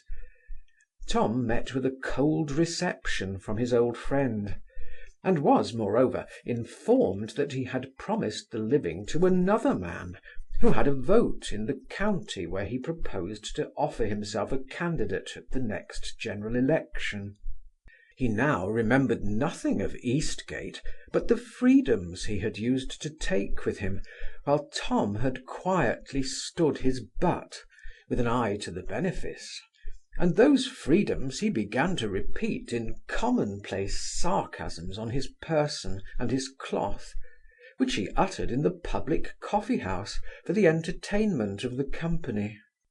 But he was egregiously mistaken in giving his own wit credit for that tameness of Eastgate, which had been entirely owing to prudential considerations. These being now removed, he retorted his repartee with interest, and found no great difficulty in turning the laugh upon the aggressor, who, losing his temper, called him names, and asked if he knew whom he talked to. After much altercation, Prankley, shaking his cane, bid him hold his tongue, otherwise he could dust his cassock for him. "I have no pretensions to such a valet," said Tom, "but if you should do me that office, and overheat yourself, I have here a good oaken towel at your service." Prankley was equally incensed and confounded at this reply. After a moment's pause, he took him aside towards the window, and pointing to a clump of firs on Clerkendown, asked in a whisper if he had spirit enough to meet him there with a case of pistols at 6 o'clock tomorrow morning. Eastgate answered in the affirmative, and with a steady countenance assured him he would not fail to give him the rendezvous at the hour he mentioned. So saying, he retired, and the challenger stayed some time in manifest agitation. In the morning, Eastgate, who knew his man, and had taken his resolution, went to Prankley's lodgings and roused him by 5 o'clock. The squire, in all probability, cursed his punctuality in his heart, but he affected to talk big, and having prepared his artillery overnight, they crossed the water at the end of the South Parade. In their progress up the hill, Prankley often eyed the parson, in hopes of perceiving some reluctance in his countenance, but as no such marks appeared, he attempted to intimidate him by word of mouth. "If these flints do their office," said he, "I'll do thy business in a few minutes." "I desire you will do your best," replied the other. "For my part, I come not here to trifle. Our lives are in the hands of God, and one of us already totters on the brink of eternity." This remark seemed to make some impression upon the squire, who changed countenance, and with a faltering accent observed, that it ill became a clergyman to be concerned in quarrels and bloodshed. "Your insolence to me," said Eastgate, "I should have bore with patience, had you not cast the most infamous reflections upon my order, the honour of which I think myself in duty bound to maintain, even at the expense of my heart's blood. And surely it can be no crime to put out of the world a profligate wretch without any sense of principle, morality, or religion." "Thou mayst take away my life," cried Prankley in great perturbation, "but don't go to murder my character. What, hast got no conscience?" "My conscience is perfectly quiet," replied the other. "And now, sir, we are upon the spot. Take your ground as near as you please. Prime your pistol, and the Lord of his infinite mercy have compassion upon your miserable soul." This ejaculation he pronounced in a loud, solemn tone, with his hat off, and his eyes lifted up. Then, drawing a large horse pistol, he presented, and put himself in a posture of action. Prankley took his distance, and endeavoured to prime, but his hand shook with such violence that he found this operation impracticable. His antagonist, seeing how it was with him, offered his assistance, and advanced for that purpose, when the poor squire, exceedingly alarmed at what he had heard and seen, desired the action might be deferred till next day, as he had not settled his affairs. "I hadn't made my will," said he. "My sisters are not provided for, and I just now recollect an old promise which my conscience tells me I ought to perform. I'll first convince thee that I'm not a wretch without principle, and then thou shalt have an opportunity to take my life, which thou seemst to thirst after so eagerly." Eastgate understood the hint, and told him that one day should break no squares, adding, "God forbid that I should be the means of hindering you from acting the part of an honest man and a dutiful brother." By virtue of this cessation, they returned peaceably together. Prankley forthwith made out the presentation of the living, and delivered it to Eastgate, telling him at the same time he had now settled his affairs, and was ready to attend him to the fir grove. But Tom declared he could not think of lifting his hand against the life of so great a benefactor. He did more. When they next met at the coffee-house, he asked pardon of Mr. Prankley, if in his passion he had said anything to give him offence; and the squire was so gracious as to forgive him, with a cordial shake of the hand, declaring that he did not like to be at variance with an old college companion.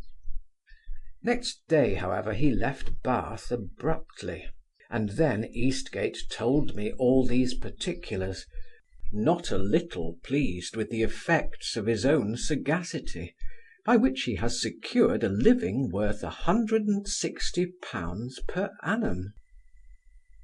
Of my uncle I have nothing at present to say, but that we set out tomorrow for London en famille, he and the ladies, with the maid and Chowder, in a coach, I and the manservant a horseback. The particulars of our journey you shall have in my next, provided no accident happens to prevent. Yours ever, J. Melford. Bath, May 17th.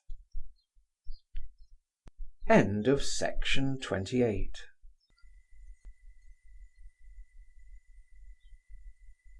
To Dr. Lewis. Dear Dick, I shall tomorrow set out for London, where I have bespoke lodgings at Mrs. Norton's in Golden Square. Although I am no admirer of Bath, I shall leave it with regret, because I must part with some old friends whom, in all probability, I shall never see again. In the course of coffee-house conversation, I had often heard very extraordinary encomiums passed on the performances of Mr. T., a gentleman residing in this place, who paints landscapes for his amusement. As I have no great confidence in the taste and judgment of coffee-house connoisseurs, and never received much pleasure from this branch of the art, those general praises made no impression at all on my curiosity; but at the request of a particular friend I went yesterday to see the pieces which had been so warmly commended. I must own I am no judge of painting, though very fond of pictures. I don't imagine that my senses would play me so false as to betray me into admiration of anything that was very bad, but true it is I have often overlooked capital beauties in pieces of extraordinary merit. If I am not totally devoid of taste, however, this young gentleman of Bath is the best landscape painter now living. I was struck with his performances in such a manner as I had never been by painting before. His trees not only have a richness of foliage and warmth of colouring, which delights the view, but also a certain magnificence in the disposition and spirit in the expression, which I cannot describe. His management of the chiaro oscuro, or light and shadow, especially gleams of sunshine, is altogether wonderful, both in the contrivance and execution; and he is so happy in his perspective, and marking his distances at sea by a progressive series of ships, vessels, capes, and promontories, that I could not help thinking I had a distant view of 30 leagues upon the background of the picture. If there is any taste for ingenuity left in a degenerate age, fast sinking into barbarism, this artist, I apprehend, will make a capital figure as soon as his works are known. 2 days ago I was favoured with a visit by Mr. Fitzowen, who, with great formality, solicited my vote and interest at the general election. I ought not to have been shocked at the confidence of this man, though it was remarkable, considering what had passed between him and me on a former occasion. These visits are mere matter of form, which a candidate makes to every elector, even to those who, he knows, are engaged in the interest of his competitor, lest he should expose himself to the imputation of pride, at a time when it is expected he should appear humble. Indeed, I know nothing so abject as the behaviour of a man canvassing for a seat in Parliament. This mean prostration, to borough electors especially, has, I imagine, contributed in a great measure to raise that spirit of insolence among the vulgar, which, like the devil, will be found very difficult to lay. Be that as it may, I was in some confusion at the effrontery of Fitzowen, but I soon recollected myself, and told him I had not yet determined for whom I should give my vote, nor whether I should give it for any. The truth is, I look upon both candidates in the same light, and should think myself a traitor to the constitution of my country if I voted for either. If every elector would bring the same consideration home to his conscience, we should not have such reason to exclaim against the venality of P.T.S. But we all are a pack of venal and corrupted rascals, so lost to all sense of honesty and all tenderness of character, that, in a little time, I am fully persuaded, nothing will be infamous but virtue and public spirit. G.H., who is really an enthusiast in patriotism, and represented the capital in several successive parliaments, declared to me t'other day, with the tears in his eyes, that he had lived above 30 years in the city of London, and dealt in the way of commerce with all the citizens of note in their turns; but that, as he should answer to God, he had never, in the whole course of his life, found above 3 or 4 whom he could call thoroughly honest; a declaration which was rather mortifying than surprising to me, who have found so few men of worth in the course of my acquaintance, that they serve only as exceptions, which, in the grammarian's phrase, confirm and prove a general canon. I know you will say G.H. saw imperfectly through the mist of prejudice, and I am rankled by the spleen. Perhaps you are partly in the right, for I have perceived that my opinion of mankind, like mercury in the thermometer, rises and falls according to the variations of the weather. Pray settle accounts with Barnes, take what money of mine is in his hands, and give him a quittance. If you think Davis has stock or credit enough to do justice to the farm, give him a discharge for the rent that is due. This will animate his industry, for I know that nothing is so discouraging to a farmer as the thoughts of being in arrears with his landlord. He becomes dispirited and neglects his labour, and so the farm goes to wreck. Tabby has been clamouring for some days about the lamb's skin, which Williams the hind begged of me when he was last at Bath. Prithee take it back, paying the fellow the full value of it, that I may have some peace in my own house, and let him keep his own counsel, if he means to keep his place. Oh, I shall never presume to despise or censure any poor man for suffering himself to be henpecked, conscious how I myself am obliged to truckle to a domestic demon, even though, blessed be God, she is not yoked with me for life in the matrimonial waggon. She has quarrelled with the servants of the house about veils, and such intolerable scolding ensued on both sides, that I have been fain to appease the cook and chambermaid by stealth. Can't you find some poor gentleman of Wales to take this precious commodity off the hands of yours, Matt Bramble, Bath, May 19. End of section 29.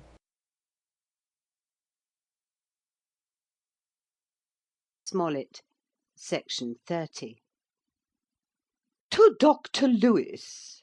Dr. Lewes, give me leave to tell you, methinks you mote employ your talents better than to encourage servants to pillage their masters.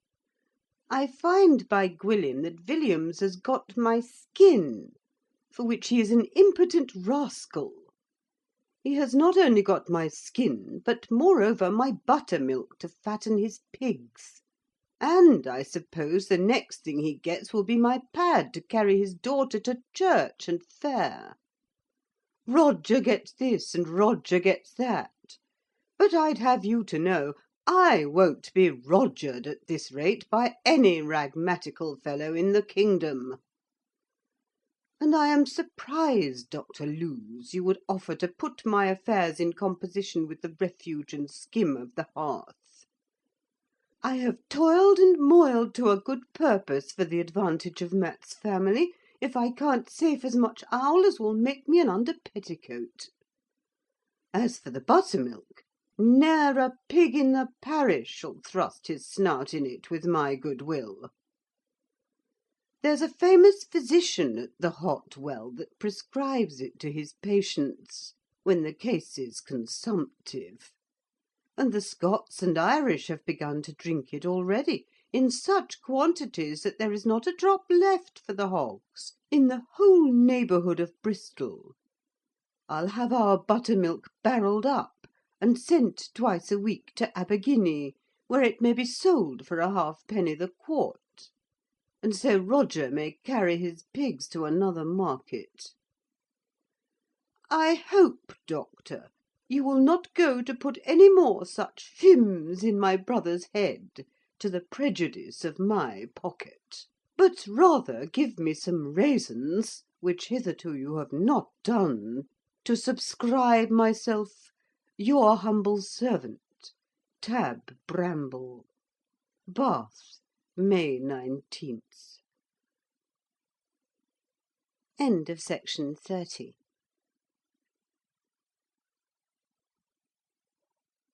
To Sir Watkin Phillips of Jesus College, Oxford. Dear Phillips, without waiting for your answer to my last, I proceed to give you an account of our journey to London, which has not been wholly barren of adventure. Tuesday last, the squire took his place in a hired coach and four, accompanied by his sister and mine, and Mistress Tabby's maid, Winifred Jenkins, whose province it was to support Chowder on a cushion in her lap. I could scarce refrain from laughing when I looked into the vehicle and saw that animal sitting opposite to my uncle, like any other passenger. The squire, ashamed of his situation, blushed to the eyes, and calling the postilions to drive on, pulled the glass up in my face. I and his servant John Thomas attended them on horseback. Nothing worth mentioning occurred till we arrived on the edge of Marlborough Downs. There one of the 4 horses fell in going downhill at a round trot, and the postilion behind, endeavouring to stop the carriage, pulled it on one side into a deep rut, where it was fairly overturned. I had rode on about 200 yards before, but hearing a loud scream, galloped back and dismounted to give what assistance was in my power. When I looked into the coach, I could see nothing distinctly but the nether end of Jenkins, who was kicking her heels and squalling with great vociferation. All of a sudden, my uncle thrust up his bare pate and bolted through the window as nimble as a grasshopper, having made use of poor Win's posteriors as a step to rise in his ascent. The man, who had likewise quitted his horse, dragged this forlorn damsel, more dead than alive, through the same opening. Then Mr Bramble, pulling the door off its hinges with a jerk, laid hold on Liddy's arm, and brought her to the light, very much frighted, but little hurt. It fell to my share to deliver our Aunt Tabitha, who had lost her cap in the struggle, and being rather more than half frantic with rage and terror, was no bad representation of one of the sister furies that guard the gates of hell. She expressed no sort of concern for her brother, who ran about in the cold without his periwig, and worked with the most astonishing agility in helping to disentangle the horses from the carriage. But she cried in a tone of distraction, "Chowder! Chowder! My dear Chowder! My poor Chowder is certainly killed." This was not the case. Chowder, after having tore my uncle's leg in the confusion of the fall, had retreated under the seat, and from thence the footman drew him by the neck, for which good office he bit his fingers to the bone. The fellow, who is naturally surly, was so provoked at this assault that he saluted his ribs with a hearty kick, exclaiming, "Damn the nasty son of a bitch, and them he belongs to," a benediction which was by no means lost upon the implacable virago his mistress. Her brother, however, prevailed upon her to retire into a peasant's house near the scene of the action, where his head and hers were covered, and poor Jenkins had a fit. Our next care was to apply some sticking plaster to the wound in his leg, which exhibited the impression of Chowder's teeth. But he never opened his lips against the delinquent. Mistress Tabby, alarmed at this scene, "You say nothing, Matt," cried she, "but I know your mind. I know the spite you have to that poor unfortunate animal. I know you intend to take his life away." "You are mistaken, upon my honour," replied the squire with a sarcastic smile. "I should be incapable of harbouring any such cruel design against an object so amiable and inoffensive, even if he had not the happiness to be your favourite." John Thomas was not so delicate. The fellow, whether really alarmed for his life, or instigated by the desire of revenge, came in and bluntly demanded that the dog should be put to death, on the supposition that if ever he should run mad hereafter, he, who had been bit by him, would be infected. My uncle calmly argued upon the absurdity of his opinion, observing that he himself was in the same predicament, and would certainly take the precaution he proposed, if he was not sure he ran no risk of infection. Nevertheless, Thomas continued obstinate, and at length declared that if the dog was not shot immediately, he himself would be his executioner. This declaration opened the floodgates of Tabby's eloquence, which would have shamed the first-rate oratress of Billingsgate. The footman retorted in the same style, and the squire dismissed him from his service, after having prevented me from giving him a good horsewhipping for his insolence. The coach being adjusted, another difficulty occurred. Mistress Tabitha absolutely refused to enter it again, unless another driver could be found to take the place of the postilion, who, she affirmed, had overturned the carriage from malice aforethought. After much dispute, the man resigned his place to a shabby country fellow, who undertook to go as far as Marlborough, where they could be better provided, and at that place we arrived about 1 o'clock without farther impediment. Mistress Bramble, however, found new matter of offence, which indeed she has a particular genius for extracting at will from almost every incident in life. We had scarce entered the room at Marlborough, where we stayed to dine, when she exhibited a formal complaint against the poor fellow who had superseded the postilion. She said he was such a beggarly rascal that he had ne'er a shirt to his back, and had the impudence to shock her sight by showing his bare posteriors, for which act of indelicacy he deserved to be set in the stocks. Mistress Winifred Jenkins confirmed the assertion with respect to his nakedness, observing at the same time that he had a skin as fair as alabaster. "This is a heinous offence indeed," cried my uncle. "Let us hear what the fellow has to say in his own vindication." He was accordingly summoned and made his appearance, which was equally queer and pathetic. He seemed to be about 20 years of age, of a middling size, with bandy legs, stooping shoulders, high forehead, sandy locks, pinking eyes, flat nose, and long chin; but his complexion was of a sickly yellow, his looks denoted famine, and the rags that he wore could hardly conceal what decency requires to be covered. My uncle, having surveyed him attentively, said with an ironical expression in his countenance, "Ain't you ashamed, fellow, to ride postilion without a shirt to cover your backside from the view of the ladies in the coach?" "Yes, I am, and please your noble honour," answered the man; "but necessity has no law, as the saying is. And more than that, it was an accident. My breeches cracked behind, after I had got into the saddle."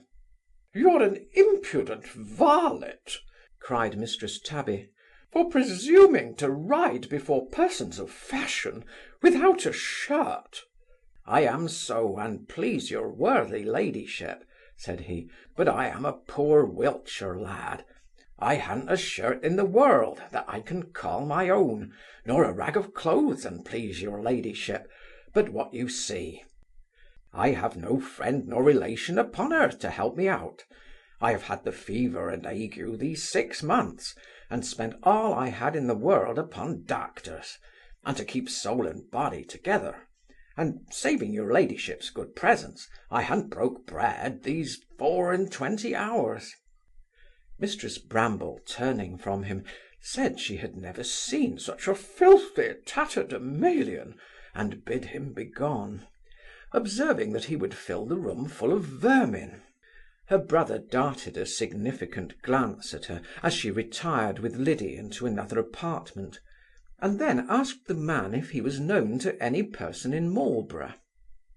When he answered that the landlord of the inn had known him from his infancy, mine host was immediately called, and being interrogated on the subject, declared that the young fellow's name was Humphry Clinker, that he had been a love-begotten babe, brought up in the workhouse, and put out apprentice by the parish to a country blacksmith, who died before the boy's time was out, that he had for some time worked under his ostler as a helper and extra postilion, till he was taken ill of the ague, which disabled him from getting his bread, that having sold or pawned everything he had in the world for his cure and subsistence, he became so miserable and shabby that he disgraced the stable and was dismissed, but that he never heard anything to the prejudice of his character in other respects.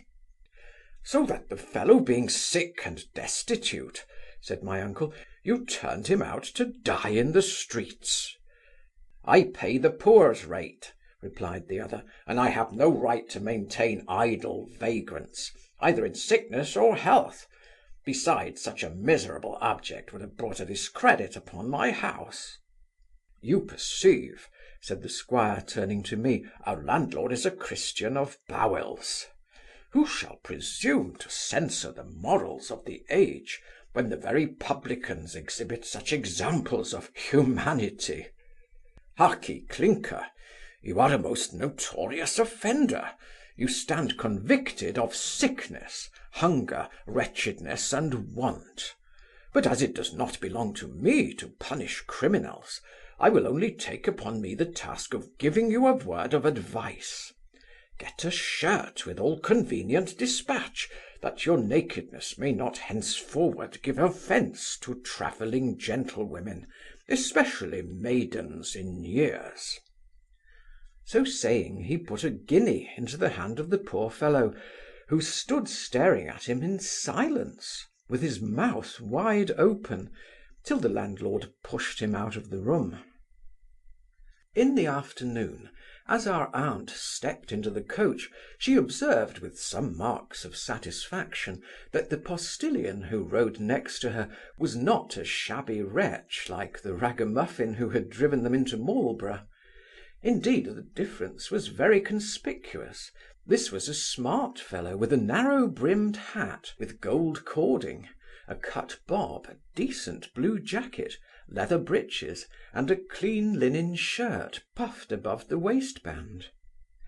When we arrived at the castle on Spin Hill, where we lay, this new postilion was remarkably assiduous in bringing in the loose parcels, and at length displayed the individual countenance of Humphry Clinker, who had metamorphosed himself in this manner by relieving from pawn part of his own clothes, with the money he had received from Mr Bramble. However pleased the rest of the company were with such a favourable change in the appearance of this poor creature, it soured on the stomach of Mistress Tabby, who had not yet digested the affront of his naked skin. She tossed her nose in disdain, saying she supposed her brother had taken him into favour, because he had insulted her with his obscenity, that a fool and his money were soon parted, and that if Matt intended to take the fellow with him to London, she would not go a foot further that way. My uncle said nothing with his tongue, though his looks were sufficiently expressive. And next morning Clinker did not appear, so that we proceeded without further altercation to Salt Hill, where we proposed to dine. There, the first person that came to the side of the coach and began to adjust the footboard was no other than Humphry Clinker. When I handed out Mistress Bramble, she eyed him with a furious look, and passed into the house. My uncle was embarrassed, and asked him peevishly what had brought him hither. The fellow said, his honour had been so good to him, that he had not the heart to part with him, that he would follow him to the world's end, and serve him all the days of his life, without fee or reward. Mr Bramble did not know whether to chide or laugh at this declaration. He foresaw much contradiction on the side of Tabby, and on the other hand, He could not but be pleased with the gratitude of Clinker, as well as with the simplicity of his character. "Suppose I was inclined to take you into my service," said he. "What are your qualifications? What are you good for?"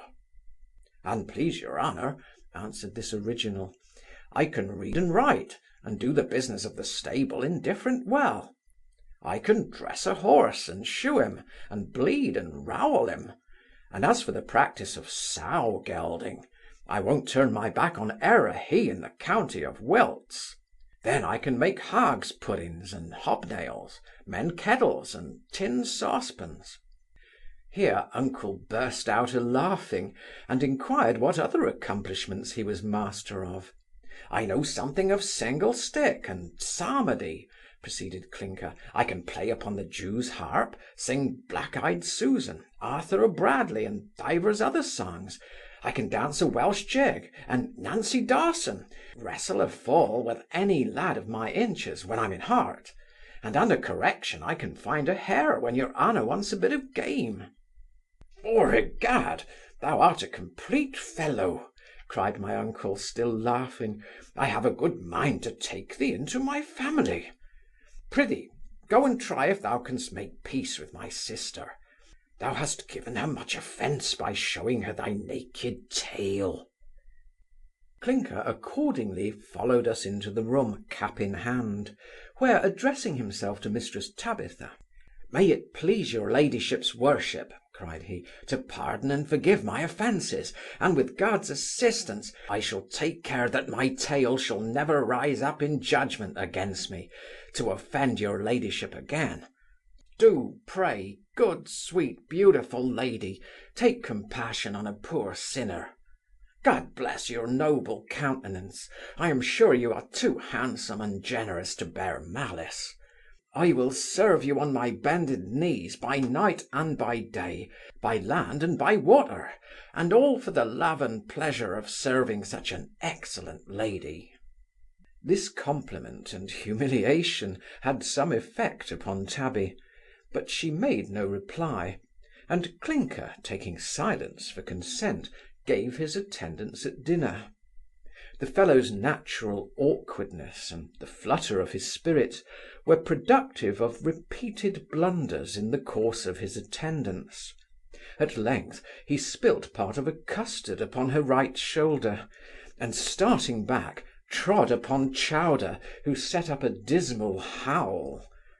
Poor Humphry was so disconcerted at this double mistake, that he dropped the china dish, which broke into 1,000 pieces, then, falling down upon his knees, remained in that posture, gaping, with a most ludicrous aspect of distress. Mistress Bramble flew to the dog, and, snatching him in her arms, presented him to her brother, saying, "This is all a concerted scheme against this unfortunate animal, whose only crime is its regard for me. Here it is, kill it at once, and then you'll be satisfied." Clinker, hearing these words, and taking them in the literal acceptation, got up in some hurry, and, seizing a knife from the sideboard, cried, "Not here, and please your ladyship, it will daub the room. Give him to me, and I'll carry him to the ditch by the roadside." To this proposal he received no other answer than a hearty box on the ear, that made him stagger to the other side of the room. "What!" said she to her brother, "am I to be affronted by every mangy hound that you pick up on the highway? I insist upon your sending this rascallion about his business immediately." "For God's sake, sister, compose yourself," said my uncle, "and consider that the poor fellow is innocent of any intention to give you offence." "Innocent as the babe unborn," cried Humphry. "I see it plainly," exclaimed this implacable maiden. "He acts by your direction, and you are resolved to support him in his impudence. This is a bad return for all the services I have done you, for nursing you in your sickness, managing your family, and keeping you from ruining yourself by your own imprudence. But now you shall part with that rascal or me upon the spot without farther loss of time, and the world shall see whether you have more regard for your own flesh and blood, or for a beggarly foundling taken from the dunghill." Mr Bramble's eyes began to glisten, and his teeth to chatter. "If stated fairly," said he, raising his voice, "the question is whether I have spirit to shake off an intolerable yoke by one effort of resolution, or meanness enough to do an act of cruelty and injustice to gratify the rancour of a capricious woman. Hark ye, Mistress Tabitha Bramble, I will now propose an alternative in my turn.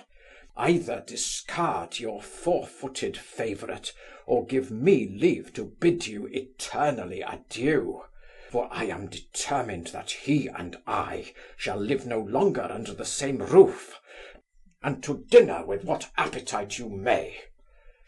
Thunderstruck at this declaration, she sat down in a corner, and after a pause of some minutes, "Sure I don't understand you, Matt," said she. "And yet I spoke in plain English," answered the squire, with a peremptory look. "Sir," resumed this virago, effectually humbled, "it is your prerogative to command, and my duty to obey. I can't dispose of the dog in this place, but if you'll allow him to go in the coach to London, I give you my word he shall never trouble you again." Her brother, entirely disarmed by this mild reply, declared she could ask him nothing in reason that he would refuse, adding, "I hope, sister, you have never found me deficient in natural affection." Mistress Tabitha immediately rose, and throwing her arms about his neck, kissed him on the cheek. He returned her embrace with great emotion. Liddy sobbed, Wyn Jenkins cackled, Chowder capered, and Clinker skipped about, rubbing his hands for joy of this reconciliation. Concord being thus restored, we finished our meal with comfort, and in the evening arrived at London, without having met with any other adventure. My aunt seems to be much mended by the hint she received from her brother.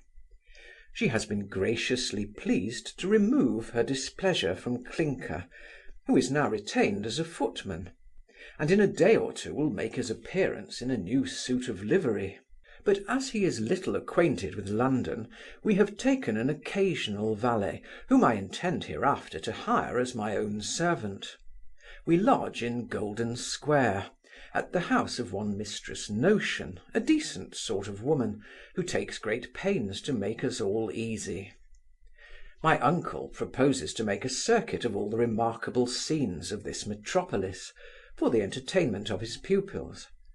But as both you and I are already acquainted with most of those he will visit, and with some others he little dreams of, I shall only communicate what will be in some measure new to your observation. Remember me to our Jesuitical friends, and believe me ever, dear knight, yours affectionately, J. Melford. London, May 24th. End of section 31.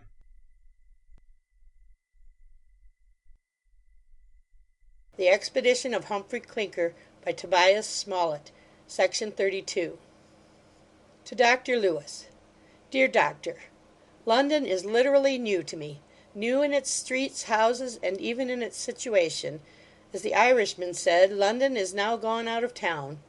What I left open fields, producing hay and corn, I now find covered with streets and squares and palaces and churches. I am credibly informed, that in the space of 7 years 11,000 new houses have been built in one quarter of Westminster, exclusive of what is daily added to other parts of this unwieldy metropolis.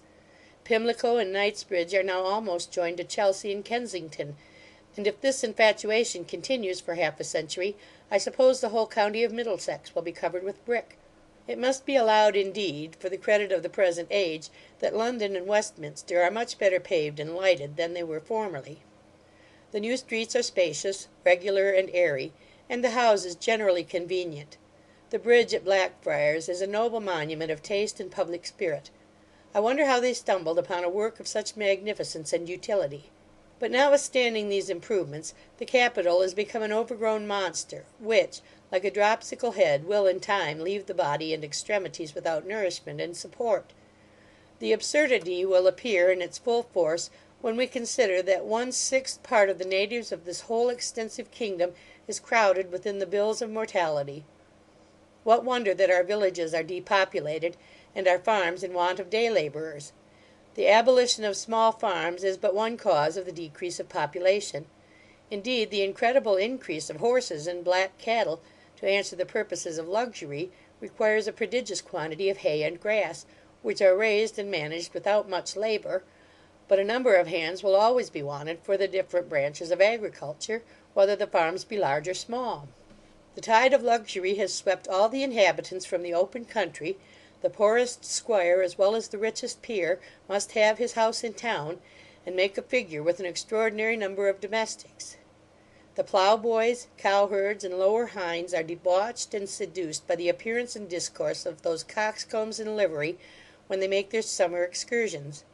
They desert their dirt and drudgery, and swarm up to London, in hopes of getting into service, where they can live luxuriously and wear fine clothes, without being obliged to work, for idleness is natural to man. Great numbers of these, being disappointed in their expectation, become thieves and sharpers; and London, being an immense wilderness, in which there is neither watch nor ward of any signification, nor any order or police, affords them lurking places as well as prey. There are many causes that contribute to the daily increase of this enormous mass, but they may be all resolved into the grand source of luxury and corruption. About 25 years ago, very few, even of the most opulent citizens of London, kept any equipage, or even any servants in livery. Their tables produced nothing but plain boiled and roasted, with a bottle of port and a tankard of beer. At present, every trader in any degree of credit, every broker and attorney, maintains a couple of footmen, a coachman and postilion. He has his town house and his country house, his coach and his post chaise. His wife and daughters appear in the richest stuffs, bespangled with diamonds. They frequent the court, the opera, the theatre, and the masquerade. They hold assemblies at their own houses. They make sumptuous entertainments, and treat with the richest wines of Bordeaux, Burgundy, and Champagne. The substantial tradesman, who wont to pass his evenings at the ale-house for 4d. halfpenny, now spends 3 shillings at the tavern, while his wife keeps card-tables at home. She must likewise have fine clothes, her chaise or pad, with country lodgings, and go 3 times a week to public diversions. Every clerk, apprentice, and even waiter of tavern or coffee house, maintains a gilding by himself or in partnership, and assumes the air and apparel of a petit maitre. The gayest places of public entertainment are filled with fashionable figures, which, upon inquiry, will be found to be journeymen tailors, serving men, and abigails, disguised like their betters. In short, there is no distinction or subordination left. The different departments of life are jumbled together. The hod carrier, the low mechanic, the tapster, the publican, the shopkeeper, the pettifogger, the citizen and courtier, all tread upon the kibes of one another, actuated by the demons of profligacy and licentiousness. They are seen everywhere, rambling, riding, rolling, rushing, justling, mixing, bouncing, cracking, and crashing in one vile ferment of stupidity and corruption. All is tumult and hurry. One would imagine they were impelled by some disorder of the brain that will not suffer them to be at rest. The foot passengers run along as if they were pursued by bailiffs. The porters and chairmen trot with their burthens. People who keep their own equipages drive through the streets at full speed. Even citizens, physicians, and apothecaries glide in their chariots like lightning. The hackney coachmen make their horses smoke, and the pavement shakes under them, and I have actually seen a waggon pass through Piccadilly at the hand gallop. In a word, the whole nation seems to be running out of their wits. The diversions of the times are not ill suited to the genius of this incongruous monster called the public. Give it noise, confusion, glare, and glitter, It has no idea of elegance and propriety. What are the amusements of Ranelagh? One half of the company are following at the other's tails in an eternal circle, like so many blind asses in an olive mill, where they can neither discourse, distinguish, nor be distinguished; while the other half are drinking hot water, under the denomination of tea, till 9 or 10 o'clock at night, to keep them awake for the rest of the evening. As for the orchestra, the vocal music especially, it is well for the performers that they cannot be heard distinctly. Vauxhall is a composition of baubles, overcharged with paltry ornaments, ill conceived and poorly executed, without any unity of design or propriety of disposition. It is an unnatural assembly of objects, fantastically illuminated in broken masses, seemingly contrived to dazzle the eyes and divert the imagination of the vulgar. Here a wooden lion, there a stone statue; in one place a range of things like coffee-house boxes, covered atop; in another a parcel of ale-house benches; in a third a puppet-show representation of a tin cascade; in a fourth a gloomy cave of a circular form, like a sepulchral vault half lighted; in a fifth a scanty flip of grass plat, that would not afford pasture sufficient for an ass's colt. The walks, which nature seems to have intended for solitude, shade, and silence, are filled with crowds of noisy people, sucking up the nocturnal rheums of an aguish climate, and through these gay scenes a few lamps glimmer like so many farthing candles. When I see a number of well-dressed people of both sexes sitting on the covered benches, exposed to the eyes of the mob, and, which is worse, to the cold raw night air, devouring sliced beef and swilling port, and punch and cider, I can't help compassionating their temerity, while I despise their want of taste and decorum; but when they course along those damp and gloomy walks, or crowd together upon the wet gravel, without any other cover than the cope of heaven, listening to a song which one half of them cannot possibly hear, how can I help supposing they are actually possessed by a spirit more absurd and pernicious than any thing we meet with in the precincts of Bedlam? In all probability, the proprietors of this and other public gardens of inferior note, in the skirts of the metropolis, are in some shape connected with the faculty of physic, and the company of undertakers; for considering that eagerness in the pursuit of what is called pleasure, which now predominates through every rank and denomination of life, I am persuaded that more gouts, rheumatisms, catarrhs, and consumptions are caught in these nocturnal pastimes, sub dio, than from all the risks and accidents to which a life of toil and danger is exposed. These and other observations which I have made in this excursion will shorten my stay at London, and send me back with a double relish to my solitude and mountains. But I shall return by a different route from that which brought me to town. I have seen some old friends, who constantly resided in this virtuous metropolis, but they are so changed in manners and disposition, that we hardly know or care for one another.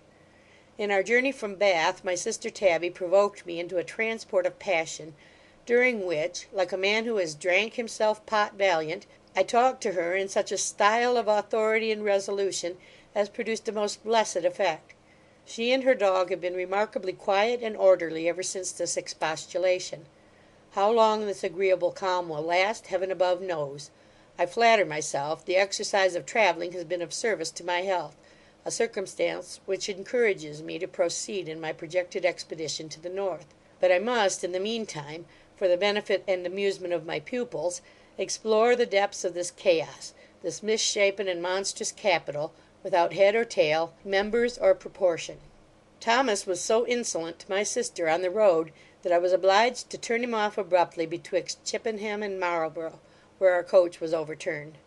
The fellow was always sullen and selfish; but, if he should return to the country, you may give him a character for honesty and sobriety; and, provided he behaves with proper respect to the family, let him have a couple of guineas, in the name of Yours always, Matt Bramble. London, May 20. Section 32.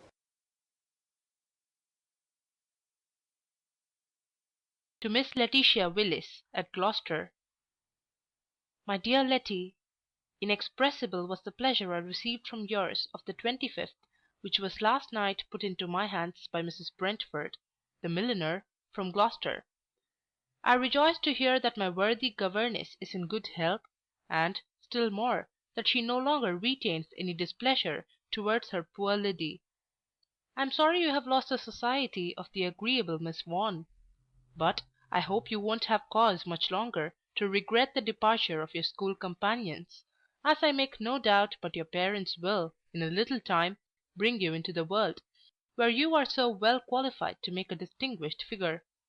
When that is the case, I flatter myself you and I shall meet again, and be happy together, and even improve the friendship which we contracted in our tender years. This at least I can promise. It shall not be for the want of my utmost endeavours, if our intimacy does not continue for life. About 5 days ago we arrived in London, after an easy journey from Bath, during which, however, we were overturned, and met with some other little incidents, which had like to have occasioned a misunderstanding betwixt my uncle and aunt. But now, thank God, they are happily reconciled. They live in harmony together, and every day make parties to see the wonders of this vast metropolis, which, however, I cannot pretend to describe, for I have not, as yet, seen 1/100th part of its curiosities, and I am quite in a maze of admiration. The cities of London and Westminster are spread out into an incredible extent.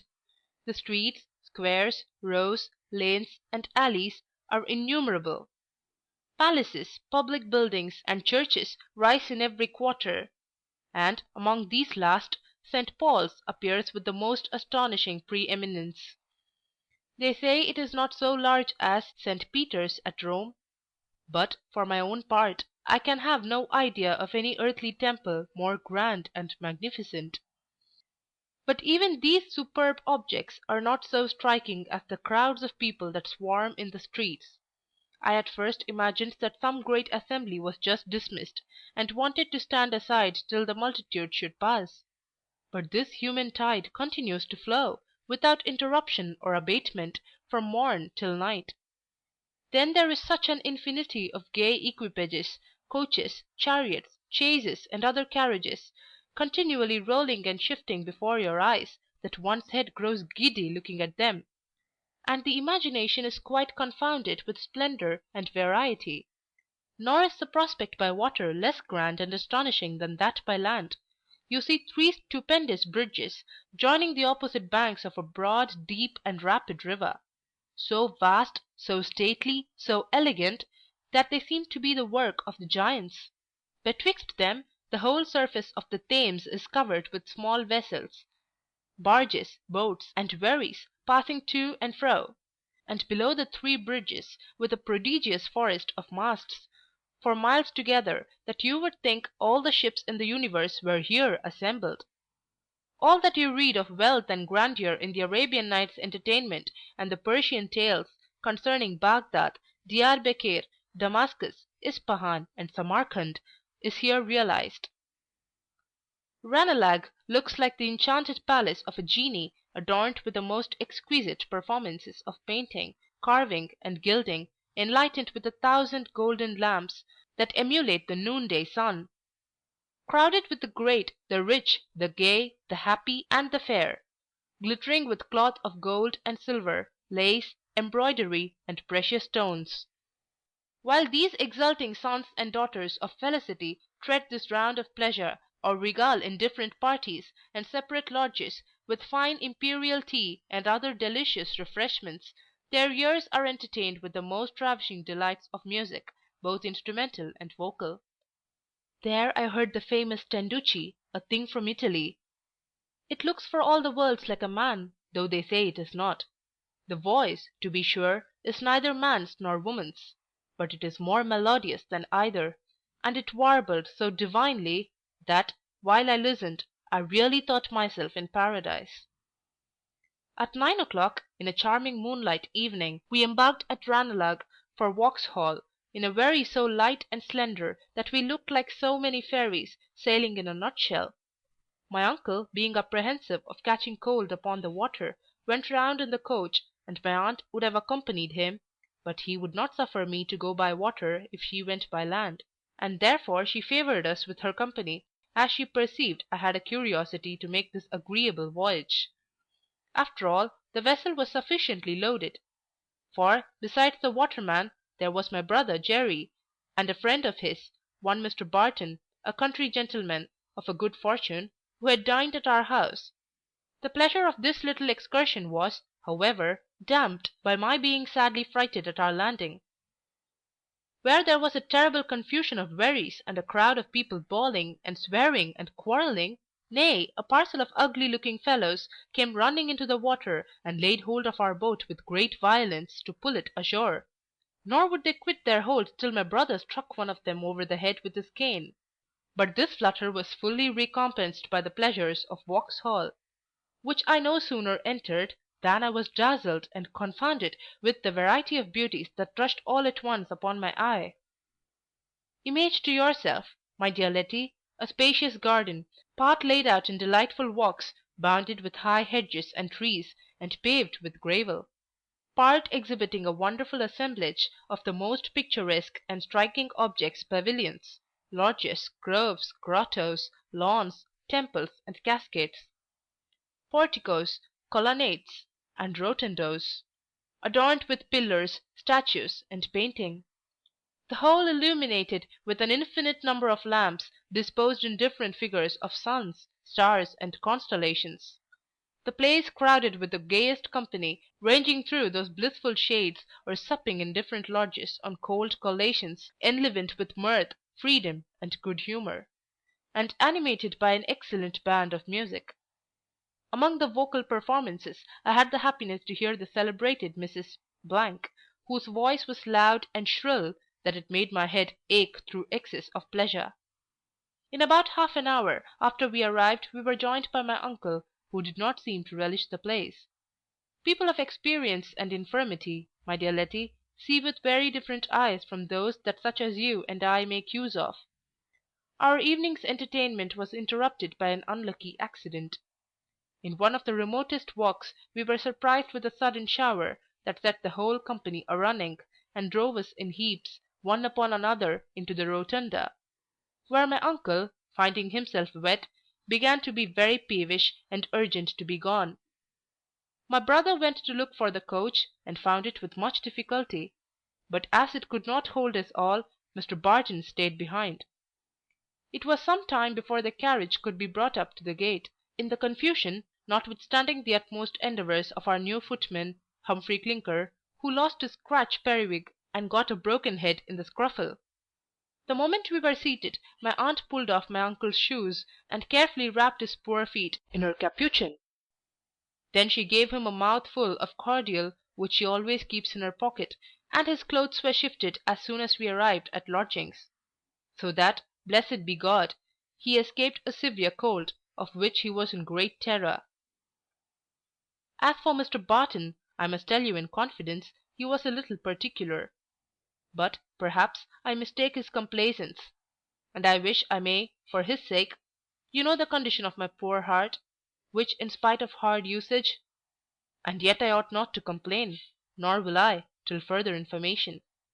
Besides Ranelagh and Vauxhall, I have been at Mrs. Cornely's assembly, which, for the rooms, the company, the dresses, and decorations, surpasses all description; but as I have no great turn for card playing, I have not yet entered thoroughly into the spirit of the place.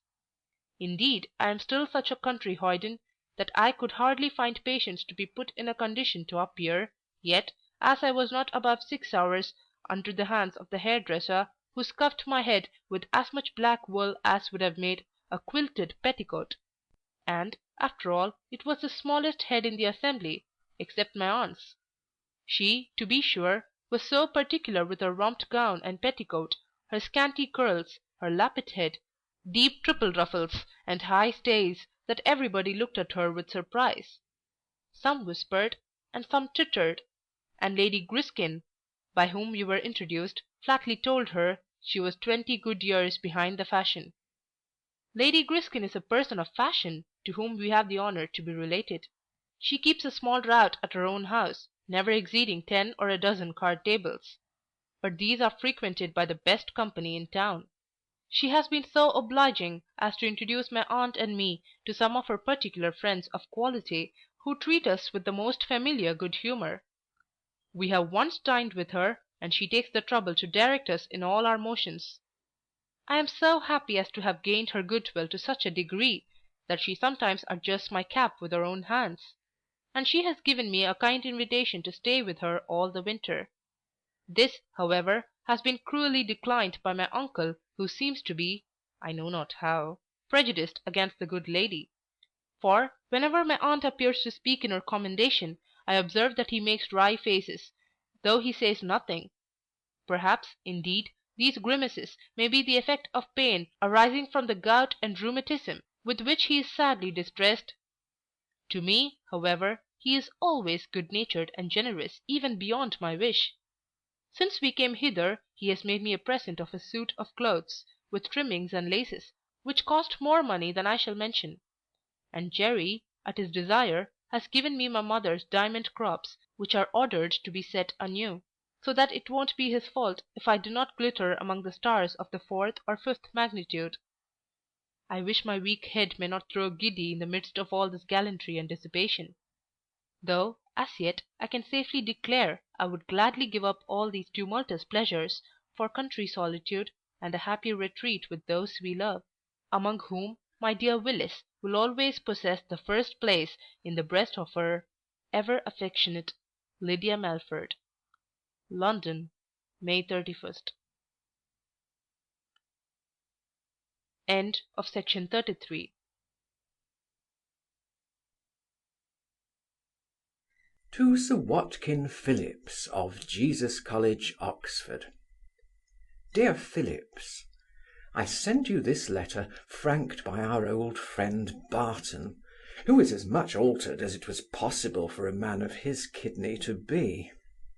Instead of the careless, indolent sloven we knew at Oxford, I found him a busy, talkative politician, a petit maître in his dress, and a ceremonious courtier in his manners.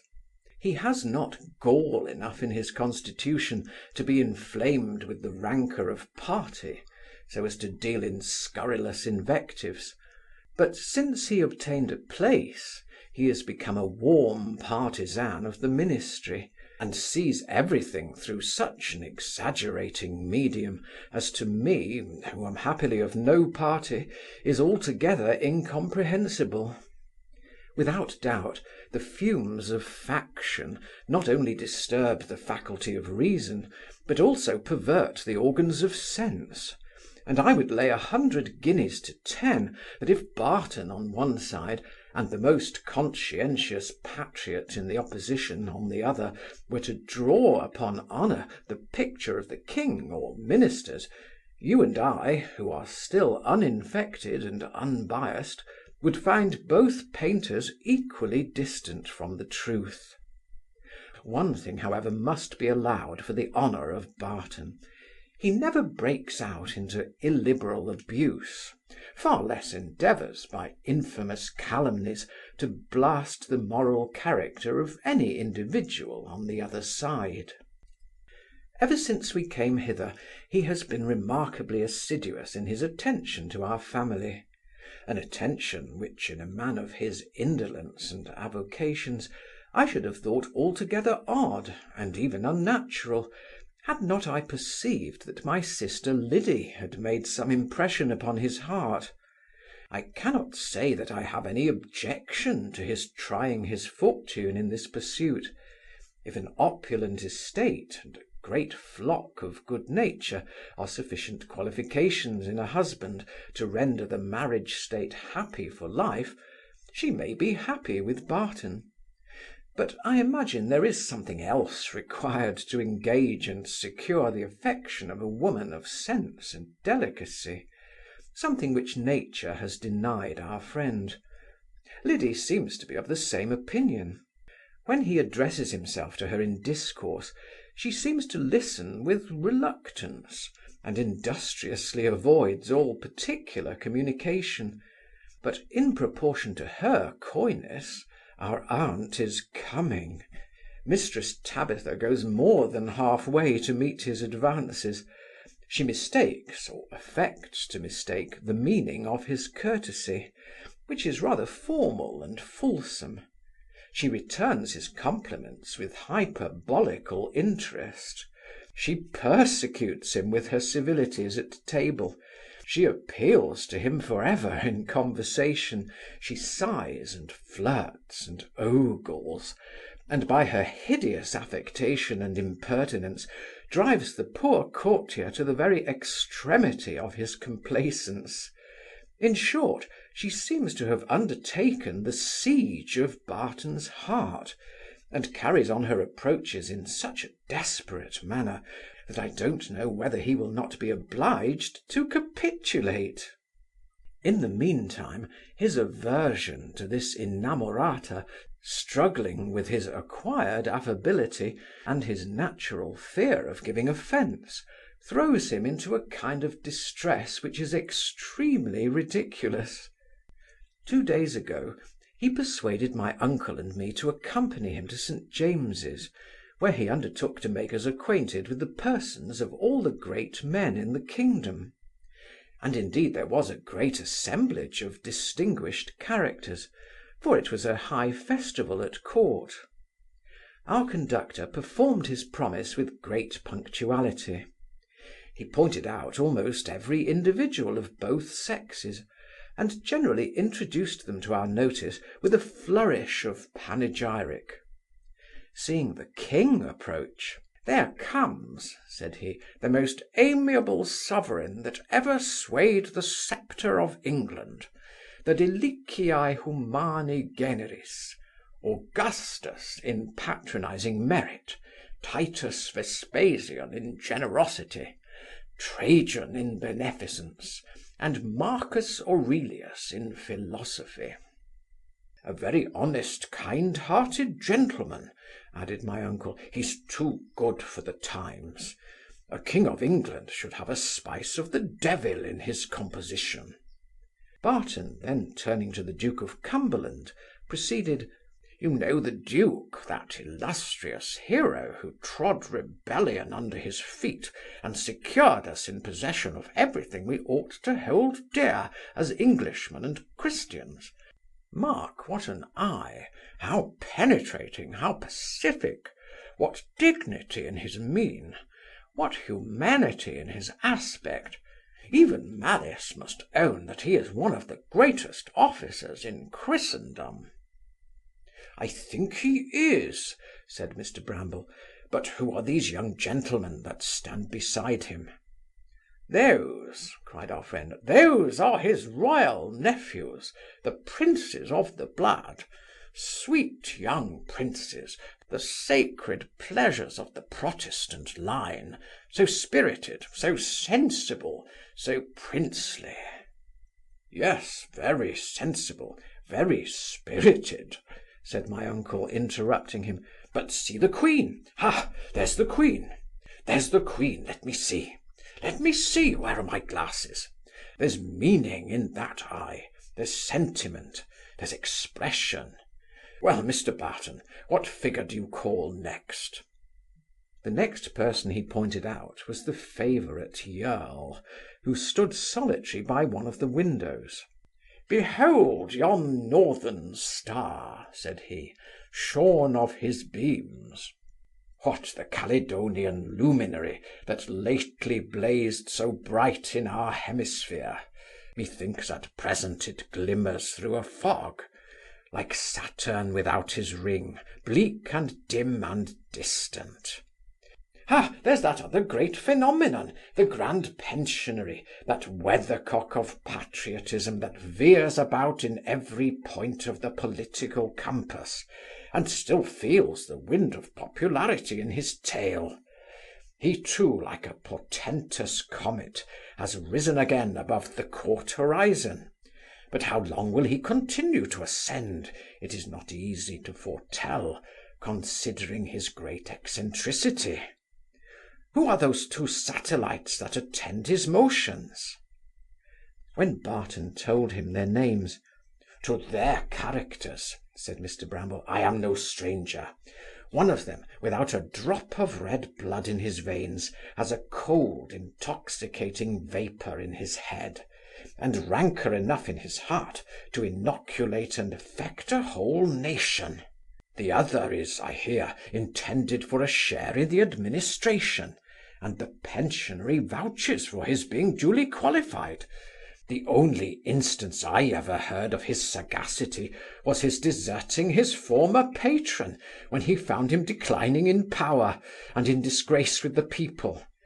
Without principle, talent, or intelligence, he is ungracious as a hog, greedy as a vulture, and thievish as a jackdaw. But it must be owned he is no hypocrite. He pretends to no virtue, and takes no pains to disguise his character. His ministry will be attended with one advantage: no man will be disappointed by his breach of promise, as no mortal ever trusted to his word. I wonder how Lord first discovered this happy genius, and for what purpose Lord has now adopted him. But one would think, as amber has a power to attract dirt and straws and chaff, a minister is endued with the same kind of faculty to lick up every knave and blockhead in his way. His eulogium was interrupted by the arrival of the old Duke of N., who, squeezing into the circle with a busy face of importance, thrust his head into every countenance, as if he had been in search of somebody to whom he wanted to impart something of great consequence. My uncle, who had been formerly known to him, bowed as he passed, and the Duke, seeing himself saluted so respectfully by a well-dressed person, was not slow in returning the courtesy. He even came up, and taking him cordially by the hand, "My dear friend, Mr. A," said he, "I am rejoiced to see you. How long have you been come from abroad? How did you leave our good friends the Dutch? The King of Prussia don't think of another war, huh? He's a great king, a great conqueror, a very great conqueror. Your Alexanders and Hannibals were nothing at all to him, sir. Corporals, drummers, dross, mere trash. Damned trash, eh?" His Grace being by this time out of breath, my uncle took the opportunity to tell him he had not been out of England, that his name was Bramble, and that he had the honour to sit in the last Parliament but one of the late king, as representative for the borough of Dim Cymraeg. "Odd so!" cried the Duke. "I remember you perfectly well, my dear Mr. Bramble. You was always a good and loyal subject, a stanch friend to administration. I made your brother an Irish bishop." "Pardon me, my lord," said the squire. "I once had a brother, but he was a captain in the army." "Ha!" said his Grace. "He was so. He was indeed. But who was the bishop then? Bishop Blackberry?" "Sure it was Bishop Blackberry, perhaps some relation of yours." "Very likely, my lord," replied my uncle. "The blackberry is the fruit of the bramble. But I believe the bishop is not a berry of our bush." "No more he is, no more he is, ha, ha, ha, ha!" exclaimed the Duke. "There you gave me a scratch, good Mr. Bramble, ha, ha, ha, ha! Well, I shall be glad to see you at Lincoln's Inn Fields. You know the way. Times are altered. Though I have lost the power, I retain the inclination. Your very humble servant, good Mr. Blackberry." So saying, he shoved to another corner of the room. "What a fine old gentleman!" cried Mr. Barton. "What spirits! What a memory! He never forgets an old friend." "He does me too much honour," observed our squire, "to rank me among the number. Whilst I sat in Parliament, I never voted with the ministry but 3 times, when my conscience told me they were in the right. However, if he still keeps levee, I will carry my nephew thither, that he may see and learn to avoid the scene, for I think an English gentleman never appears to such disadvantage as at the levee of a minister. Of his Grace I shall say nothing at present, but for 30 years he was the constant and common butt of ridicule and execration. He was generally laughed at as an ape in politics, whose office and influence served only to render his folly the more notorious; and the opposition cursed him as the indefatigable drudge of a first mover, who was justly styled and stigmatized as the father of corruption. But this ridiculous ape, this venal drudge, no sooner lost the places he was so ill qualified to fill, and unfurled the banners of faction, than he was metamorphosed into a pattern of public virtue. The very people who reviled him before now extolled him to the skies as a wise, experienced statesman, chief pillar of the Protestant succession, and cornerstone of English liberty. I should be glad to know how Mr. Barton reconciles these contradictions, without obliging us to resign all title to the privilege of common sense. "My dear sir," answered Barton, "I don't pretend to justify the extravagations of the multitude, who, I suppose, were as wild in their former censure as in the present praise, but I shall be very glad to attend you on Thursday next to his Grace's levee, where I am afraid we shall not be crowded with company, for you know there's a wide difference between his present office of President of the Council and his former post of First Lord Commissioner of the Treasury." This communicative friend, having announced all the remarkable characters of both sexes that appeared at court, we resolved to adjourn, and retired. At the foot of the staircase there was a crowd of lackeys and chairmen, and in the midst of them stood Humphry Clinker, exalted upon a stool, with his hat in one hand and a paper in the other, in the act of holding forth to the people. Before we could inquire into the meaning of this exhibition, he perceived his master, thrust the paper into his pocket, descended from his elevation, bolted through the crowd, and brought up the carriage to the gate. My uncle said nothing till we were seated, when, after having looked at me earnestly for some time, he burst out a-laughing, and asked if I knew upon what subject Clinker was holding forth to the mob. "If," said he, "the fellow is turned mountebank, I must turn him out of my service, otherwise he'll make Merry Andrews of us all." I observed that in all probability he had studied medicine under his master, who was a farrier. At dinner the squire asked him if he had ever practised physic.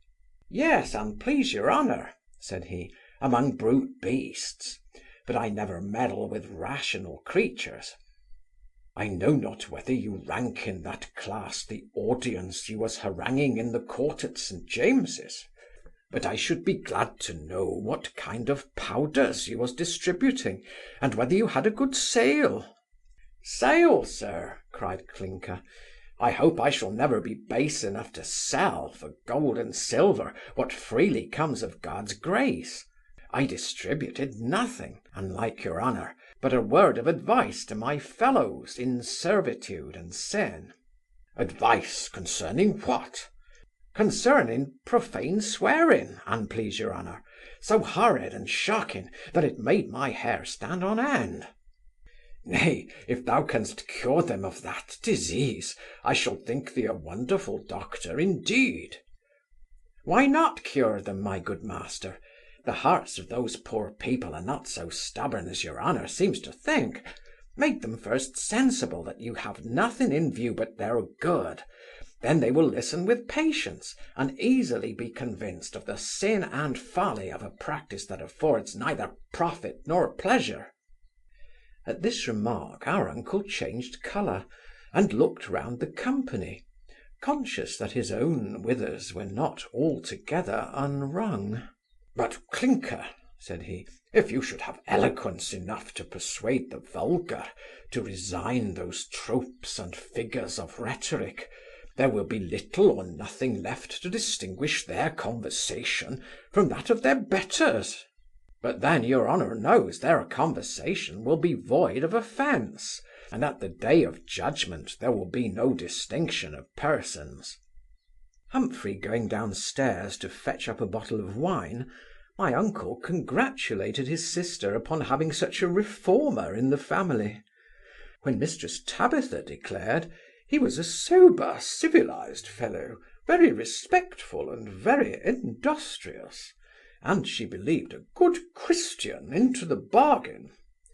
One would think Clinker must really have some very extraordinary talent to ingratiate himself in this manner with a virago of her character, so fortified against him with prejudice and resentment.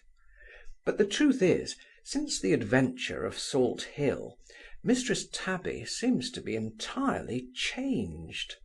She has left off scolding the servants, an exercise which was grown so habitual, and even seemed necessary to her constitution, and is become so indifferent to Chowder as to part with him in a present to Lady Griskin, who proposes to bring the breed of him into fashion. Her ladyship is the widow of Sir Timothy Griskin, a distant relation of our family. She enjoys a jointure of £500 a year, and makes shift to spend 3 times that sum. Her character before marriage was a little equivocal, but at present she lives in the bon ton, keeps card tables, gives private suppers to select friends, and is visited by persons of the first fashion. She has been remarkably civil to us all, and cultivates my uncle with the most particular regard. But the more she strokes him, the more his bristles seem to rise. To her compliments he makes very laconic and dry returns. T'other day she sent us a pottle of fine strawberries, which he did not receive without signs of disgust, muttering from the Aeneid, Timeo Danaos et dona ferentes. She has twice called for Liddy, of a forenoon, to take an airing in the coach, but Mistress Tabby was always so alert, I suppose by his direction, that she never could have the niece without her aunt's company. I have endeavoured to sound Squaretoes on this subject, but he carefully avoids all explanation. I have now, dear Phillips, filled a whole sheet, and if you have read it to an end, I dare say you are as tired as your humble servant, J. Melford. London, June 2nd. End of section 34.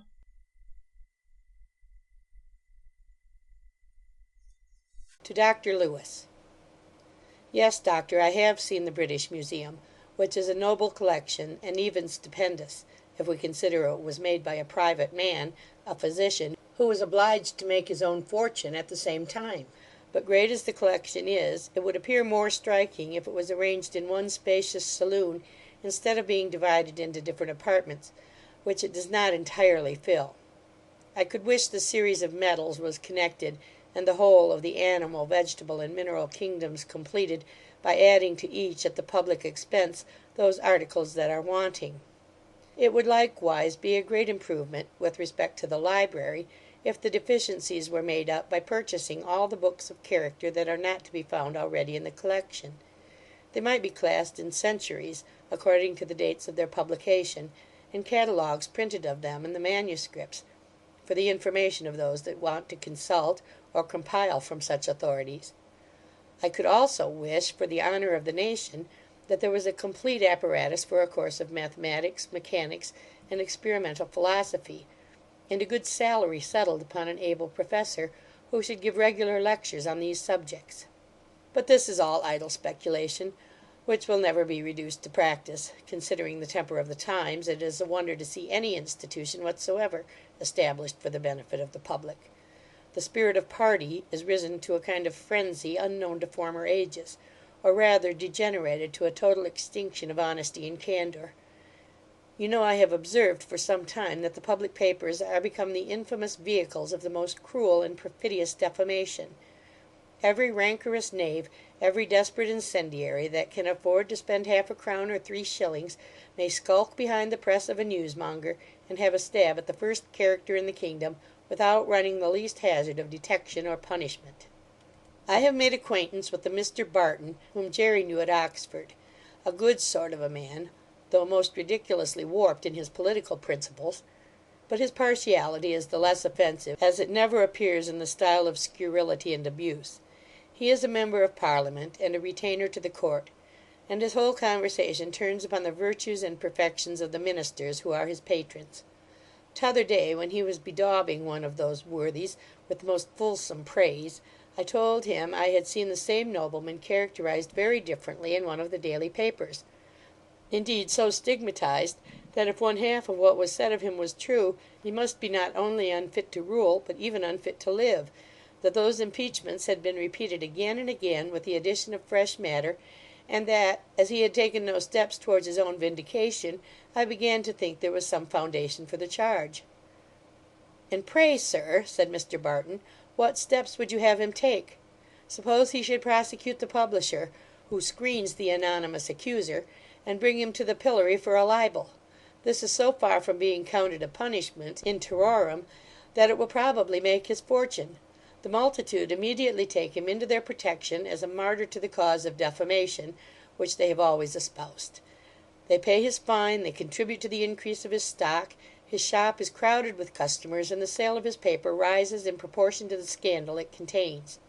All this time the prosecutor is inveighed against as a tyrant and oppressor, for having chosen to proceed by the way of information, which is deemed a grievance. But if he lays an action for damages, he must prove the damage, and I leave you to judge whether a gentleman's character may not be brought into contempt, and all his views in life blasted by calumny, without his being able to specify the particulars of the damage he has sustained. This spirit of defamation is a kind of heresy that thrives under persecution. The liberty of the press is a term of great efficacy, and, like that of the Protestant religion, has often served the purposes of sedition. A minister, therefore, must arm himself with patience, and bear those attacks without repining. Whatever mischief they may do in other respects, they certainly contribute, in one particular, to the advantages of government; for those defamatory articles have multiplied papers in such a manner, and augmented their sale to such a degree, that the duty upon stamps and advertisements has made a very considerable addition to the revenue. Certain it is, a gentleman's honour is a very delicate subject to be handled by a jury, composed of men who cannot be supposed remarkable either for sentiment or impartiality. In such a case, indeed, the defendant is tried, not only by his peers, but also by his party; and I really think that of all patriots he is the most resolute who exposes himself to such detraction for the sake of his country. If, from the ignorance or partiality of juries, a gentleman can have no redress from law, for being defamed in a pamphlet or newspaper, I know but one other method of proceeding against the publisher, which is attended with some risk, but has been practised successfully more than once in my remembrance. A regiment of horse was represented, in one of the newspapers, as having misbehaved at Dettingen. A captain of that regiment broke the publisher's bones, telling him, at the same time, if he went to law, he should certainly have the like salutation from every officer of the corps. Governor took the same satisfaction on the ribs of an author, who traduced him by name in a periodical paper.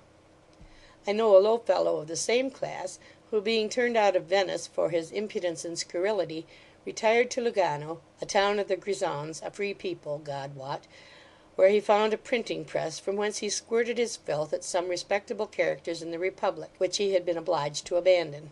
Some of these, finding him out of the reach of legal chastisement, employed certain useful instruments, such as may be found in all countries, to give him the bastinado, which, being repeated more than once, effectually stopped the current of his abuse.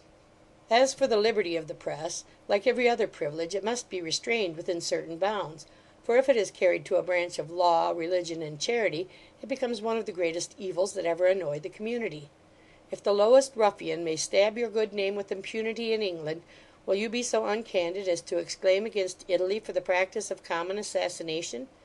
To what purpose is our property secured, if our moral character is left defenceless? People thus baited grow desperate, and the despair of being able to preserve one's character, untainted by such vermin, produces a total neglect of fame, so that one of the chief incitements to the practice of virtue is effectually destroyed. Mr. Barton's last consideration respecting the stamp duty is equally wise and laudable with another maxim which has been long adopted by our financiers, namely, to connive at drunkenness, riot, and dissipation, because they enhance the receipt of the excise; not reflecting, that in providing this temporary convenience, they are destroying the morals, health, and industry of the people. Notwithstanding my contempt for those who flatter a minister, I think there is something still more despicable in flattering a mob. When I see a man of birth, education, and fortune, put himself on a level with the dregs of the people, mingle with low mechanics, feed with them at the same board, and drink with them in the same cup, flatter their prejudices, harangue in praise of their virtues, expose themselves to the belchings of their beer, the fumes of their tobacco, the grossness of their familiarity, and the impertinence of their conversation, I cannot help despising him as a man guilty of the vilest prostitution, in order to effect a purpose equally selfish and illiberal. I should renounce politics the more willingly if I could find other topics of conversation discussed with more modesty and candour; but the demon of party seems to have usurped every department of life. Even the world of literature and taste is divided into the most virulent factions, which revile, decry, and traduce the works of one another. Yesterday I went to return an afternoon's visit to a gentleman of my acquaintance, at whose house I found one of the authors of the present age, who has written with some success. As I had read one or two of his performances, which gave me pleasure, I was glad of this opportunity to know his person; but his discourse and deportment destroyed all the impressions which his writings had made in his favour. He took upon him to decide dogmatically upon every subject, without deigning to shew the least cause for his differing from the general opinions of mankind, as if it had been our duty to acquiesce in the ipse dixit of this new Pythagoras. He rejudged the characters of all the principal authors, who had died within a century of the present time, and in this revision paid no sort of regard to the reputation they had acquired. Milton was harsh and prosaic, Dryden languid and verbose, Butler and Swift without humour, Congreve without wit, and Pope destitute of any sort of poetical merit. As for his contemporaries, he could not bear to hear one of them mentioned with any degree of applause. They were all dunces, pedants, plagiaries, quacks, and impostors, and you could not name a single performance but what was tame, stupid, and insipid. It must be owned that this writer had nothing to charge his conscience with on the side of flattery; for I understand he was never known to praise one line that was written, even by those with whom he lived on terms of good fellowship. This arrogance and presumption in depreciating authors, for whose reputation the company may be interested, is such an insult upon the understanding as I could not bear without wincing. I desired to know his reasons for decrying some works, which had afforded me uncommon pleasure; and as demonstration did not seem to be his talent, I dissented from his opinion with great freedom. Having been spoiled by the deference and humility of his hearers, he did not bear contradiction with much temper, and the dispute might have grown warm, had it not been interrupted by the entrance of a rival bard, at whose appearance he always quits the place.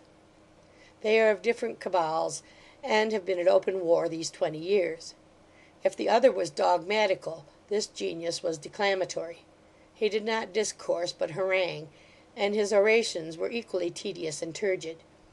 He too pronounces ex cathedra upon the characters of his contemporaries, and though he scruples not to deal out praise, even lavishly, to the lowest reptile in Grub Street, who will either flatter him in private, or mount the public rostrum as his panegyrist, he damns all the other writers of the age with the utmost insolence and rancour.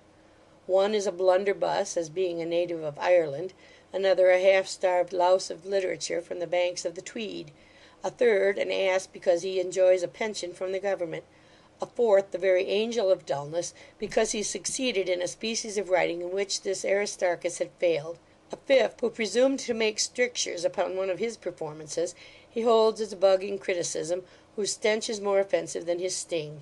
In short, except himself and his myrmidons, there is not a man of genius or learning in the 3 kingdoms. As for the success of those who have written without the pale of this confederacy, he imputes it entirely to want of taste in the public, not considering, that to the approbation of that very tasteless public he himself owes all the consequences he has in life. Those originals are not fit for conversation. If they would maintain the advantage they have gained by their writing, they should never appear but upon paper. For my part, I am shocked to find a man have sublime ideas in his head, and nothing but illiberal sentiments in his heart.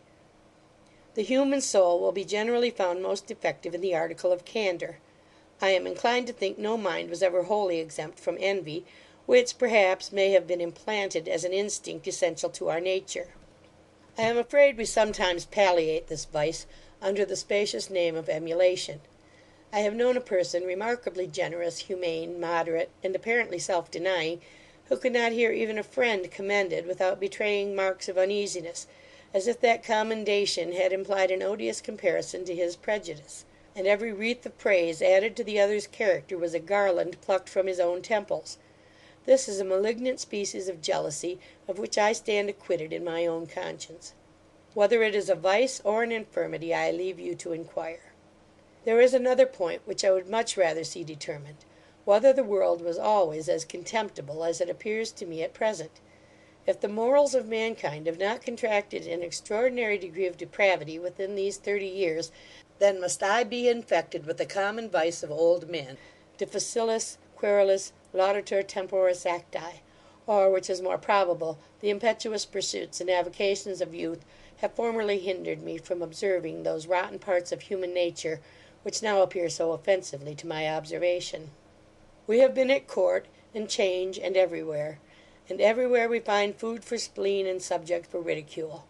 My new servant, Humphry Clinker, turns out a great original, and Tabby is a changed creature. She has parted with Chowder, and does nothing but smile, like Malvolio in the play.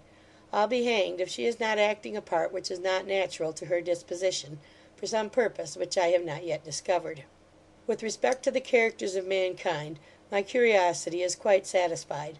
I have done with the science of men, and must now endeavour to amuse myself with the novelty of things.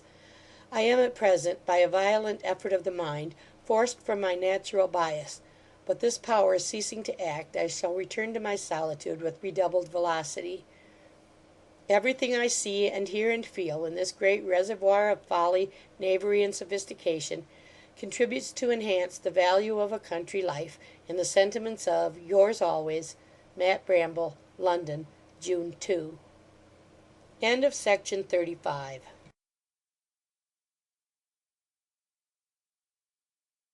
The Expedition of Humphry Clinker, by Tobias Smollett. Section 36. To Mrs. Mary Jones, at Brambleton Hall. Dear Mary Jones, Lady Griskin's bottler, Mr. Crumb, having got Squire Barton to frank me a kiver, I would not neglect to let you know how it is with me and the rest of the family.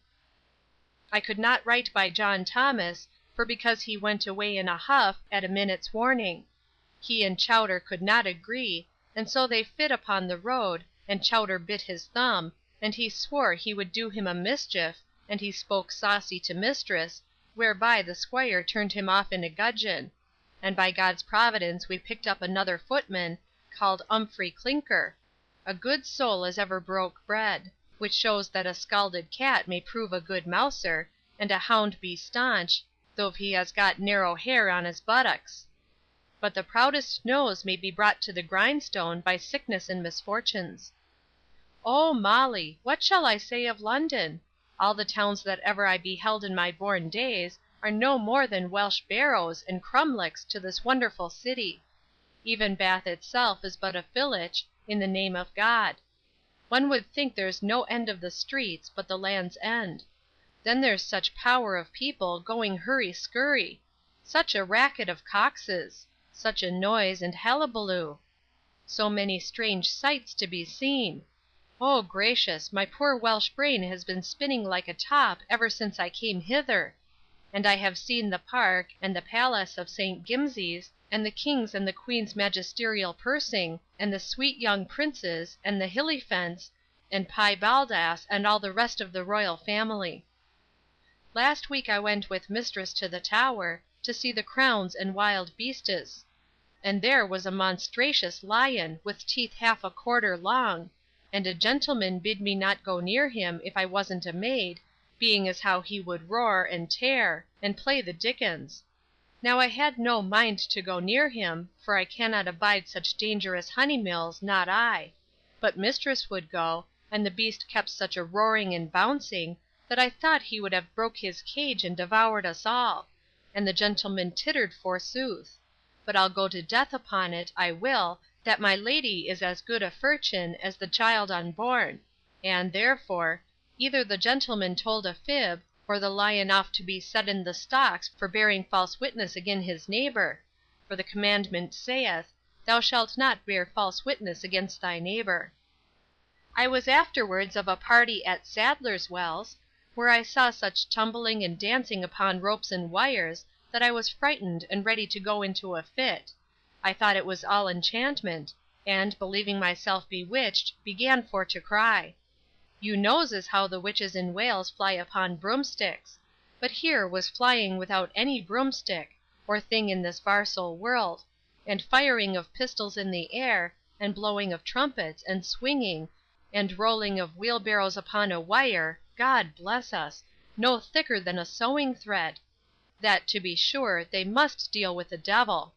A fine gentleman with a pig's tail, and a golden sword by his side, came to comfit me, and offered for to treat me with a pint of wine; but I would not stay; and so, in going through the dark passage, he began to show his cloven foot, and went for to be rude.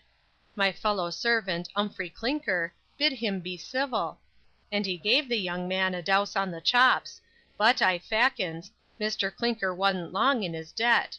With a good oaken sapling he dusted his doublet, for all his golden cheese toaster; and, fipping me under his arm, carried me home, I knows not how, being I was in such a flustration. But, thank God, I'm now vaned from all such vanities, for what are all those rarities and vagaries to the glory that shall be revealed hereafter? O Molly, let not your poor heart be puffed up with vanity. I had almost forgot to tell you, that I have had my hair cut and pippered, and singed, and bolstered, and buckled, in the newest fashion, by a French freezer. Parlez-vous Français? Oui, mademoiselle. I now carries my head higher than arrow private gentlewoman of Vales.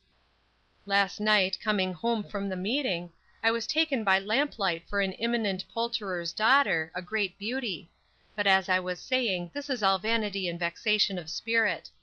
The pleasures of London are no better than sour whey and stale cider, when compared to the joys of the New Jerusalem. Dear Mary Jones, and please God when I return, I'll bring you a new cap, with a turkey shell comb, and a pie house sermon that was preached in the tabernacle; and I pray of all, love, you will mind your writing and your spelling; for, craving your pardon, Molly, it made me sweat to decipher your last scrabble, which was delivered by the hind at Bath. O woman, woman, if thou hadst the least consumption of what pleasure we scullers have, when we can conster the crabbedst buck off hand, and spell the ethnich words without looking at the primer. As for Mr. Clinker, he is qualified to be a clerk to a parish; but I'll say no more. Remember me to Saul. Poor soul! it goes to my heart to think she don't yet know her letters; but in all God's good time. It shall go hard, but I will bring her the ABC and gingerbread; and that, you knows, will be learning to her taste. Mistress says, we are going a long journey to the north, but go where we will, I shall ever be, Dear Mary Jones, yours with true infection, Win. Jenkins, London, June 3. End of Section 36. Recording by Trisha G.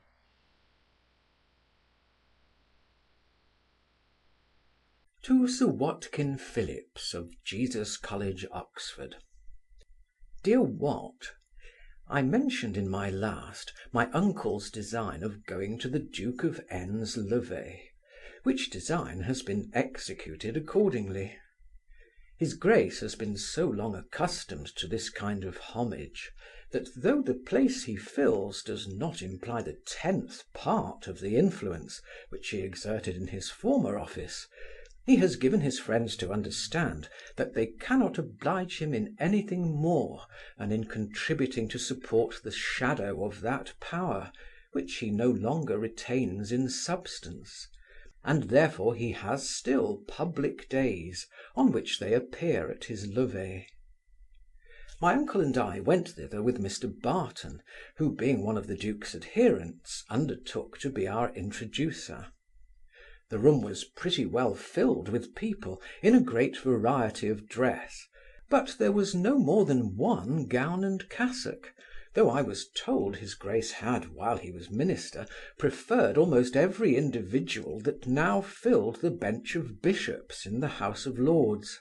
But in all probability the gratitude of the clergy is like their charity, which shuns the light. Mr. Barton was immediately accosted by a person well stricken in years, tall and raw-boned, with a hook nose and an arch leer, that indicated at least as much cunning as sagacity. Our conductor saluted him by the name of Captain C, and afterwards informed us he was a man of shrewd parts, whom the government occasionally employed in secret services. But I have had the history of him more at large from another quarter. He had been many years ago concerned in fraudulent practices as a merchant in France, and being convicted of some of them, was sent to the galleys, from whence he was delivered by the interest of the late Duke of Ormond, to whom he had recommended himself in letter as his namesake and relation. He was in the sequel employed by our ministry as a spy, and in the war of 1740 traversed all Spain as well as France in the disguise of a Capuchin, at the extreme hazard of his life, inasmuch as the court of Madrid had actually got scent of him and given orders to apprehend him at St. Sebastian's, from whence he had fortunately retired but a few hours before the order arrived. This and other hairbreadth scapes he pleaded so effectually as a merit with the English ministry, that they allowed him a comfortable pension, which he now enjoys in his old age. He has still access to all the ministers, and is said to be consulted by them on many subjects, as a man of uncommon understanding and great experience. He is, in fact, a fellow of some parts and invincible assurance, and in his discourse he assumes such an air of self-sufficiency as may very well impose upon some of the shallow politicians who now labour at the helm of administration. But if he is not belied, this is not the only imposture of which he is guilty. They say he is at bottom not only a Roman Catholic, but really a priest, and while he pretends to disclose to our state pilots all the springs that move the cabinet of Versailles, he is actually picking up intelligence for the service of the French minister. Be that as it may, Captain C entered into conversation with us in the most familiar manner, and treated the Duke's character without any ceremony. "This wiseacre," said he, "is still abed, and I think the best thing he can do is to sleep on till Christmas, for when he gets up he does nothing but expose his own folly. Since Grenville was turned out, there has been no minister in this nation worth the meal that whitened his periwig. They are so ignorant, they scarce know a crab from a cauliflower, and then they are such dunces that there's no making them comprehend the plainest proposition. In the beginning of the war, this poor half-witted creature told me in a great fright that 30,000 French had marched from Acadie to Cape Breton. 'Where did they find transports?' said I. 'Transports!' cried he. 'I tell you they marched by land.' 'By land to the island of Cape Breton.' 'What, is Cape Breton an island?' 'Certainly.' 'Ha! Are you sure of that?' When I pointed it out in the map, he examined it earnestly with his spectacles, then taking me in his arms, 'My dear C,' cried he, 'you always bring us good news. Egad, I'll go directly and tell the king that Cape Breton is an island.' He seemed disposed to entertain us with more anecdotes of this nature at the expense of his Grace, when he was interrupted by the arrival of the Algerine ambassador, a venerable Turk with a long white beard, attended by his dragoman or interpreter, and another officer of his household, who had got no stockings to his legs. Captain C immediately spoke with an air of authority to a servant-in-waiting, bidding him go and tell the Duke to rise, as there was a great deal of company come, and among others the ambassador from Algiers. Then, turning to us, "This poor Turk," said he, "notwithstanding his grey beard, is a greenhorn. He has been several years resident in London, and still is ignorant of our political revolutions. This visit is intended for the Prime Minister of England, but you'll see how this wise Duke will receive it as a mark of attachment to his own person." Certain it is the Duke seemed eager to acknowledge the compliment. A door opened, he suddenly bolted out, with a shaving-cloth under his chin, his face frothed up to the eyes with soap-lather, and running up to the ambassador, grinned hideous in his face. "My dear Mahomet," said he, "God love your long beard. I hope the day will make you a horsetail at the next promotion. Ha, ha, ha! Have but a moment's patience, and I'll send to you in a twinkling." So saying, he retired into his den, leaving the Turk in some confusion. After a short pause, however, he said something to his interpreter, the meaning of which I had great curiosity to know, as he turned up his eyes while he spoke, expressing astonishment mixed with devotion. We were gratified by means of the communicative Captain C, who conversed with the dragoman as an old acquaintance. Ibrahim, the ambassador, who had mistaken his Grace for the minister's fool, was no sooner undeceived by the interpreter than he exclaimed to this effect: "Holy Prophet, I don't wonder that this nation prospers, seeing it is governed by the council of idiots, a series of men whom all good Mussulmen revere as the organs of immediate inspiration." Ibrahim was favoured with a particular audience of short duration, after which the Duke conducted him to the door, and then returned to diffuse his gracious looks among the crowd of his worshippers. As Mr Barton advanced to present me to his Grace, it was my fortune to attract his notice before I was announced. He forthwith met me more than half-way, and seizing me by the hand, "My dear Sir Francis," cried he, "this is so kind. I vow to God I am so obliged. Such attention to a poor broken minister. Well, pray, when does your Excellency set sail? For God's sake have a care of your health, and eat stewed prunes in the passage. Next to your own precious health, pray, my dear Excellency, take care of the Five Nations. Our good friends, the Five Nations, the Tory-Rories, the McColmacks, the Out-of-the-Ways, the Crickets, and the Kickshaws. Let 'em have plenty of blankets, and stinkubus, and wampum, and your Excellency won't fail to scour the kettle, and boil the chain, and bury the tree, and plant the hatchet. Ha, ha, ha!" When he had uttered this rhapsody, with his usual precipitation, Mr Barton gave him to understand that I was neither Sir Francis nor Saint Francis, but simply Mr Melford, nephew to Mr Bramble, who, stepping forward, made his bow at the same time. "Odd so! No more it is, Sir Francis," said this wise statesman. "Mr Melford, I'm glad to see you.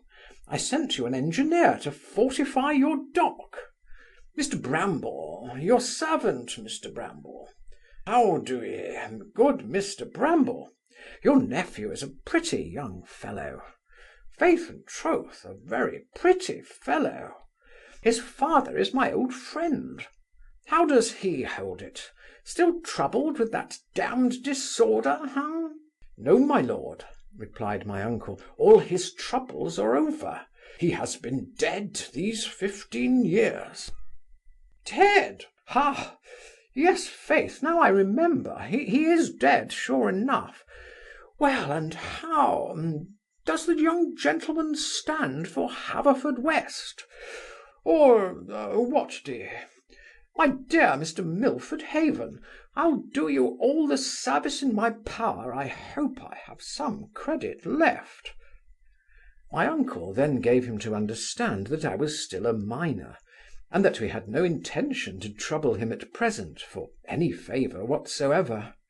"I came hither with my nephew," added he, "to pay our respects to your grace, and I may venture to say that his views and mine are at least as disinterested as those of any individual in this assembly."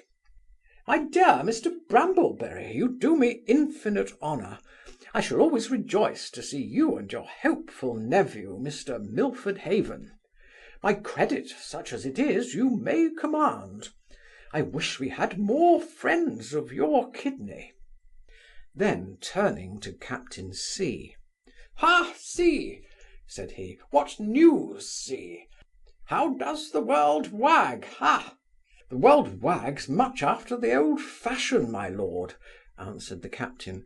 "The politicians of London and Westminster have begun again to wag their tongues against your grace, and your short-lived popularity wags like a feather which the next puff of anti-ministerial calumny will blow away."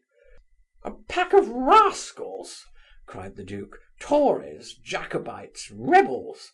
One half of them would wag their heels at Tyburn if they had their deserts." So saying, he wheeled about, and going round the levee, spoke to every individual with the most courteous familiarity. But he scarce ever opened his mouth without making some blunder, in relation to the person or business of the party with whom he conversed, so that he really looked like a comedian, hired to burlesque the character of a minister. At length, a person of very prepossessing appearance coming in, his grace ran up, and hugging him in his arms with the appellation of "My dear led him forthwith into the inner apartment, or sanctum sanctorum, of this political temple. "That," said Captain C., "is my friend C.T., almost the only man of parts who has any concern in the present administration. Indeed, he would have no concern at all in the matter if the ministry did not find it absolutely necessary to make use of his talents upon some particular occasions. As for the common business of the nation, it is carried on in a constant routine by the clerks of the different offices, otherwise the wheels of government would be wholly stopped amidst the abrupt succession of ministers, every one more ignorant than his predecessor. I am thinking what a fine hovel we should be in if all the clerks of the Treasury, the secretaries of the War Office and the Admiralty should take it in their heads to throw up their places in imitation of the great pensioner. But to return to C.T. He certainly knows more than all the ministry and all the opposition if their heads were laid together, and talks like an angel on a vast variety of subjects. He would really be a great man if he had any consistency or stability of character. Then it must be owned he wants courage, otherwise he would never allow himself to be cowed by the great political bully, for whose understanding he has justly a very great contempt. I have seen him as much afraid of that overbearing Hector as ever schoolboy was of his pedagogue, and yet this Hector, I shrewdly suspect, is no more than a craven at bottom. Besides this defect, C has another, which he is at too little pains to hide. There's no faith to be given to his assertions, and no trust to be put in his promises. However, To give the devil his due, he's very good-natured, and even friendly when close urged in the way of solicitation. As for principle, that's out of the question. In a word, he is a wit and an orator, extremely entertaining, and he shines very often at the expense even of those ministers to whom he is a retainer. This is a mark of great imprudence, by which he has made them all his enemies, whatever face they may put upon the matter, and sooner or later he'll have cause to wish he had been able to keep his own counsel. I have several times cautioned him upon this subject, but 'tis all preaching to the desert. His vanity runs away with his discretion." I could not help thinking the captain himself might have been the better for some hints of the same nature. His panegyric, excluding principle and veracity, puts me in mind of a contest I once overheard, in the way of altercation, betwixt two apple women in Spring Garden. One of those viragos, having hinted something to the prejudice of the other's moral character, her antagonist, setting her hands in her sides, replied, "Speak out, hussy, I scorn your malice. I own I'm both a whore and a thief, and what more have you to say? Damn you, what more have you to say? Bating that which all the world knows, I challenge you to say black is the white of my eye." We did not wait for Mr. T.'s coming forth, but after Captain C. had characterized all the originals in waiting, we adjourned to a coffee house, where we had buttered muffins and tea to breakfast, the said captain still favouring us with his company. Nay, my uncle was so diverted with his anecdotes, that he asked him to dinner, and treated him with a fine turbot, to which he did ample justice. That same evening I spent at the tavern with some friends, one of whom let me into C.'s character, which Mr. Bramble no sooner understood than he expressed some concern for the connection he had made, and resolved to disengage himself from it without ceremony. We are become members of the Society for the Encouragement of the Arts, and have assisted at some of their deliberations, which were conducted with equal spirit and sagacity. My uncle is extremely fond of the institution, which will certainly be productive of great advantages to the public, if from its democratical form it does not degenerate into cabal and corruption.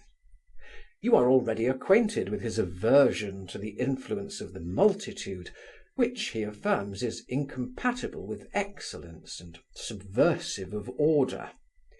Indeed, his detestation of the mob has been heightened by fear, ever since he fainted in the room at Bath, and this apprehension has prevented him from going to the little theatre in the Haymarket, and other places of entertainment, to which, however, I have had the honour to attend the ladies. It grates old Squaretoes to reflect that it is not in his power to enjoy even the most elegant diversions of the capital without the participation of the vulgar, for they now thrust themselves into all assemblies, from a ridotto at St. James's to a hop at Rotherhithe. I have lately seen our old acquaintance, Dick Ivy, who we imagined had died of dram drinking, but he is lately emerged from the Fleet by means of a pamphlet which he wrote and published against the government with some success.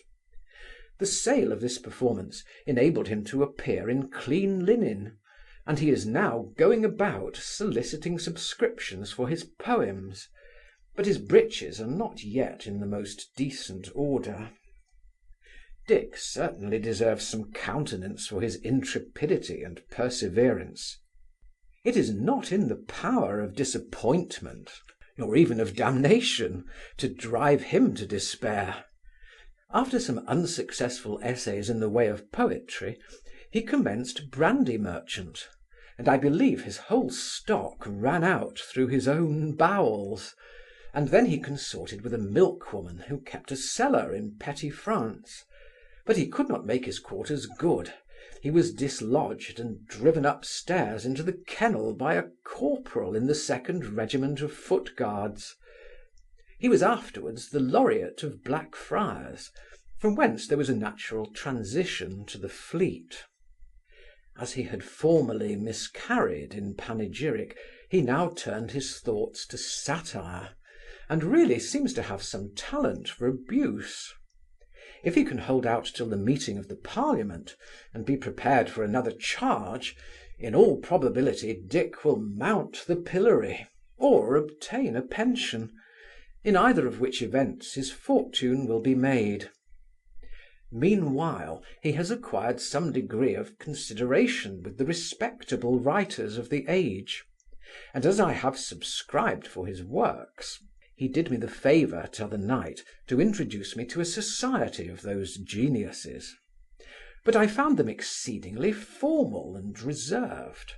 They seemed afraid and jealous of one another, and sat in a state of mutual repulsion, like so many particles of vapour, each surrounded by its own electrified atmosphere. Dick, who has more vivacity than judgment, tried more than once to enliven the conversation, sometimes making an effort at wit, sometimes letting off a pun, and sometimes discharging a conundrum. Nay, at length he started a dispute upon the hackneyed comparison between blank verse and rhyme, and the professors opened with great clamour. But instead of keeping to the subject, they launched out into tedious dissertations on the poetry of the ancients, and one of them, who had been a schoolmaster, displayed his whole knowledge of prosody, gleaned from Disputer and Ruddiman. At last I ventured to say, I did not see how the subject in question could be at all elucidated by the practice of the ancients, who certainly had neither blank verse nor rhyme in their poems, which were measured by feet, whereas ours are reckoned by the number of syllables. This remark seemed to give umbrage to the pedant, who forthwith involved himself in a cloud of Greek and Latin quotations, which nobody attempted to dispel. A confused hum of insipid observations and comments ensued, and upon the whole I never passed a duller evening in my life. Yet without all doubt some of them were men of learning, wit, and ingenuity. As they are afraid of making free with one another, they should bring each his butt or whetstone along with him for the entertainment of the company. My uncle says he never desires to meet with more than one wit at a time. One wit, like a knuckle of ham in soup, gives a zest and flavour to the dish, but more than one serves only to spoil the pottage.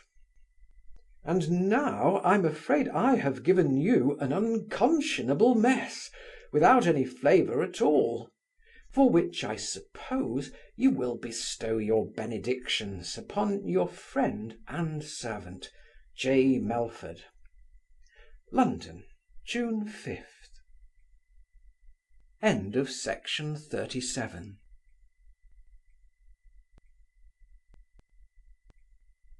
By Tobias Smollett, section 38. To Dr. Lewis. Dear Lewis, your fable of the monkey and the pig is what the Italians call ben trovata, but I shall not repeat it to my apothecary, who is a proud Scotchman, very thin-skinned, and, for aught I know, may have his degree in his pocket. A right Scotchman has always 2 strings to his bow, and is in utrumque paratus. Certain it is, I have not scaped a scouring, but I believe by means of that scouring I have scaped something worse, perhaps a tedious fit of the gout or rheumatism, for my appetite began to flag, and I had certain croakings in the bowels which boded me no good. Nay, I am not yet quite free of these remembrances, which warn me to be gone from this centre of infection. What temptation can a man of my turn and temperament have to live in a place where every corner teems with fresh objects of detestation and disgust?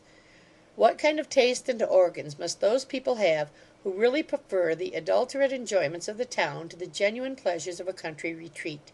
Most people, I know, are originally seduced by vanity, ambition, and childish curiosity, which cannot be gratified but in the busy haunts of men.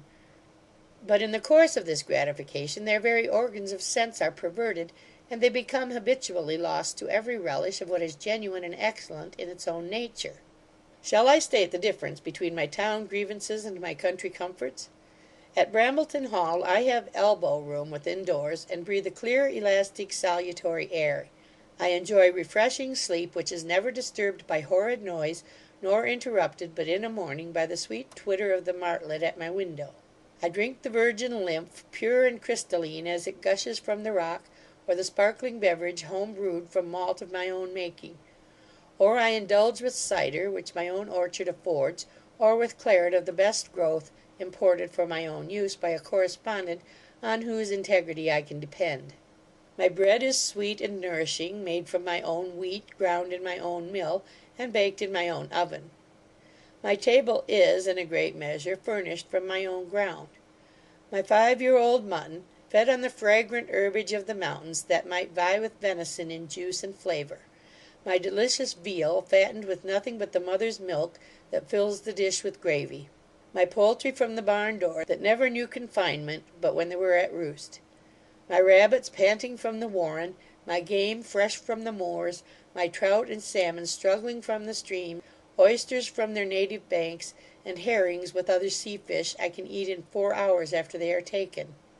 My salads, roots, and pot herbs, my own garden yields in plenty and perfection, the produce of the natural soil, prepared by moderate cultivation. The same soil affords all the different fruits which England may call her own, so that my dessert is every day fresh gathered from the tree.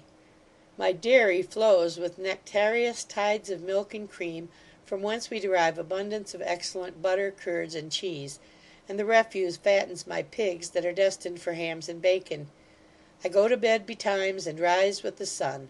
I make shift to pass the hours without weariness or regret, and am not destitute of amusements within doors, when the weather will not permit me to go abroad. I read and chat, and play at billiards, cards, or backgammon. Without doors, I superintend my farm, and execute plans of improvements, the effects of which I enjoy with unspeakable delight. Nor do I take less pleasure in seeing my tenants thrive under my auspices, and the poor live comfortably by the employment which I provide. You know I have 1 or 2 sensible friends, to whom I can open all my heart, a blessing which perhaps I might have sought in vain among the crowded scenes of life. There are a few others of more humble parts, whom I esteem for their integrity, and their conversation I find inoffensive, though not very entertaining. Finally, I live in the midst of honest men and trusty dependents, who, I flatter myself, have a disinterested attachment to my person. You yourself, my dear Doctor, can vouch for the truth of these assertions. Now mark the contrast at London. I am pent up in frowsy lodgings, where there is not room enough to swing a cat, and I breathe the steams of endless putrefaction, and these would undoubtedly produce a pestilence, if they were not qualified by the gross acid of sea coal, which is itself a pernicious nuisance to lungs of any delicacy of texture. But even this boasted corrector cannot prevent those languid sallow looks that distinguish the inhabitants of London from those ruddy swains that lead a country life. I go to bed after midnight, jaded and restless from the dissipations of the day.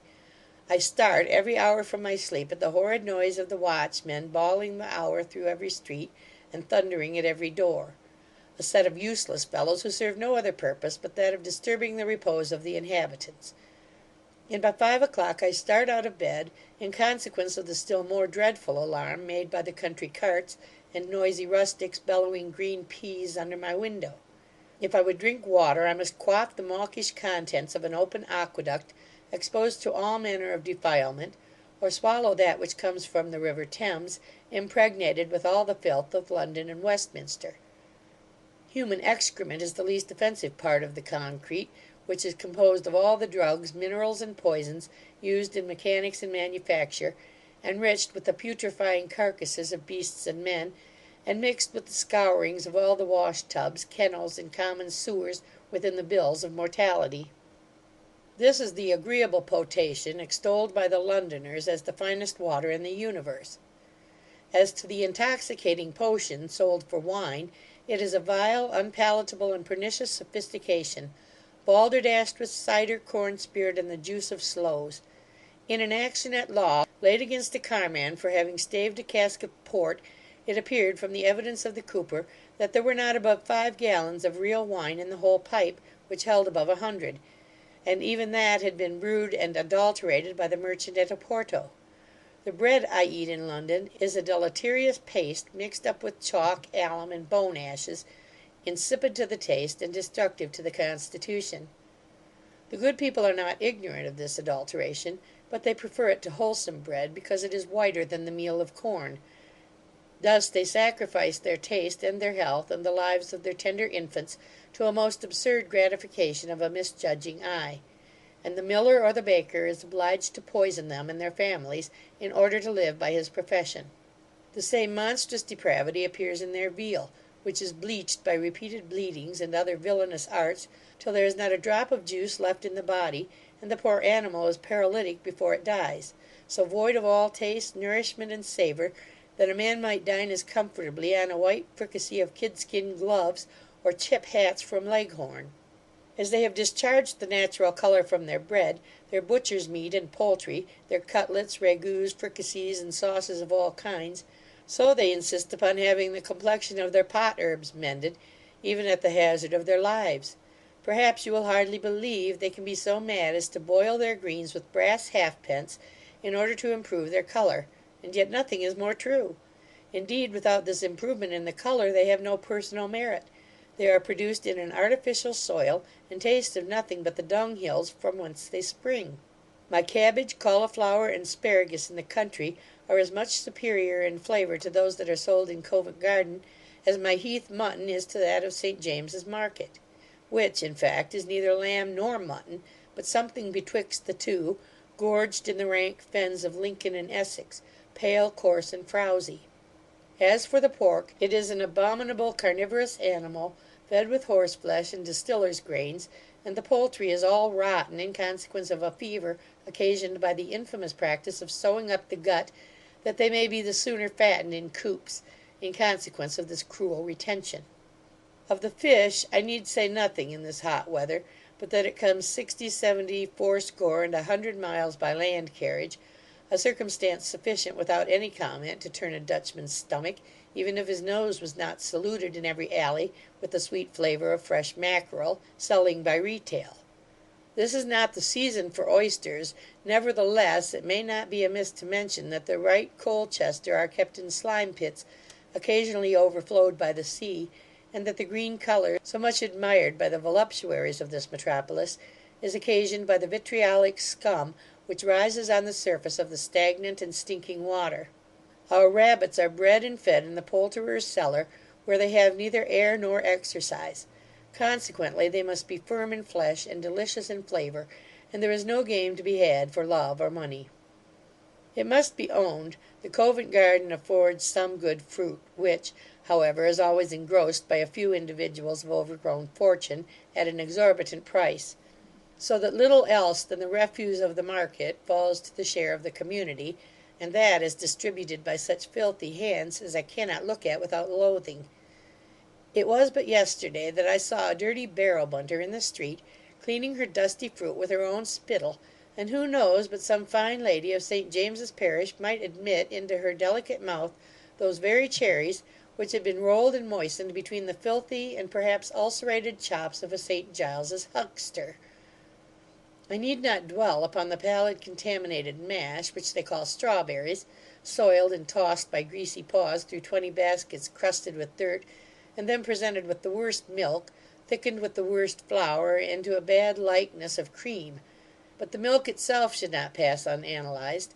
The produce of faded cabbage leaves in sour draught, lowered with hot water, frothed with bruised snails, carried through the streets in open pails, exposed to foul rinsings, discharged from doors and windows, spittle, snot, and tobacco quids from foot passengers, overflowings from mud carts, spatterings from coach wheels, dirt and trash chucked into it by roguish boys for the joke's sake, the spewings of infants who have slabbered in the tin measure, which is thrown back in that condition among the milk for the benefit of the next customer, and finally the vermin that drops from the rags of the nasty drab that vends this precious mixture under the respectable denomination of milkmaid. I shall conclude this catalogue of London dainties with that table beer, guiltless of hops and malt, vapid and nauseous, much fitter to facilitate the operation of a vomit than to quench thirst and promote digestion. The tallowy rancid mass called butter, manufactured with candle grease and kitchen stuff, and their fresh eggs imported from France and Scotland. Now all these enormities might be remedied with a very little attention to the article of police or civil regulation, but the wise patriots of London have taken it into their heads that all regulation is inconsistent with liberty, and that every man ought to live in his own way without restraint. Nay, as there is not sense enough left among them to be discomposed by the nuisance I have mentioned, they may, for aught I care, wallow in the mire of their own pollution. A companionable man will, undoubtedly, put up with many inconveniences for the sake of enjoying agreeable society. A facetious friend of mine used to say, the wine could not be bad where the company was agreeable; a maxim which, however, ought to be taken cum grano salis. But what is the society of London, that I should be tempted, for its sake, to mortify my senses, and compound with such uncleanness as my soul abhors? All the people I see are too much engrossed by schemes of interest or ambition to have any room left for sentiment or friendship. Even in some of my old acquaintance, those schemes and pursuits have obliterated all traces of our former connection. Conversation is reduced to party disputes and illiberal altercation; social commerce to formal visits and card playing. If you pick up a diverting original by accident, it may be dangerous to amuse yourself with his oddities. He is generally a Tartar at bottom, a sharper, a spy, or a lunatic. Every person you deal with endeavours to overreach you in the way of business. You are preyed upon by idle mendicants, who beg in the phrase of borrowing, and live upon the spoils of the stranger. Your tradesmen are without conscience, your friends without affection, and your dependents without fidelity. My letter would swell into a treatise, were I to particularize every cause of offence that fills up the measure of my aversion to this and every other crowded city. Thank heaven, I am not so far sucked into the vortex, but that I can disengage myself without any great effort of philosophy. From this wild uproar of knavery, folly, and impertinence, I shall fly with double relish to the serenity of retirement, the cordial effusions of unreserved friendship, the hospitality and protection of the rural gods; in a word, the jucunda oblivia vitae, which Horace himself had not taste enough to enjoy. I have agreed for a good travelling coach and four, at £1 a day, for 3 months certain, and next week we intend to begin our journey to the north, hoping still to be with you by the latter end of October. I shall continue to write from every stage where we make any considerable halt, as often as anything occurs which I think can afford you the least amusement. In the mean time, I must beg you will superintend the economy of barns with respect to my hay and corn harvests, assured that my ground produces nothing but what you may freely call your own. On any other terms I should be ashamed to subscribe myself, your unvariable friend, Matt Bramble. London, June 8. End of section 38.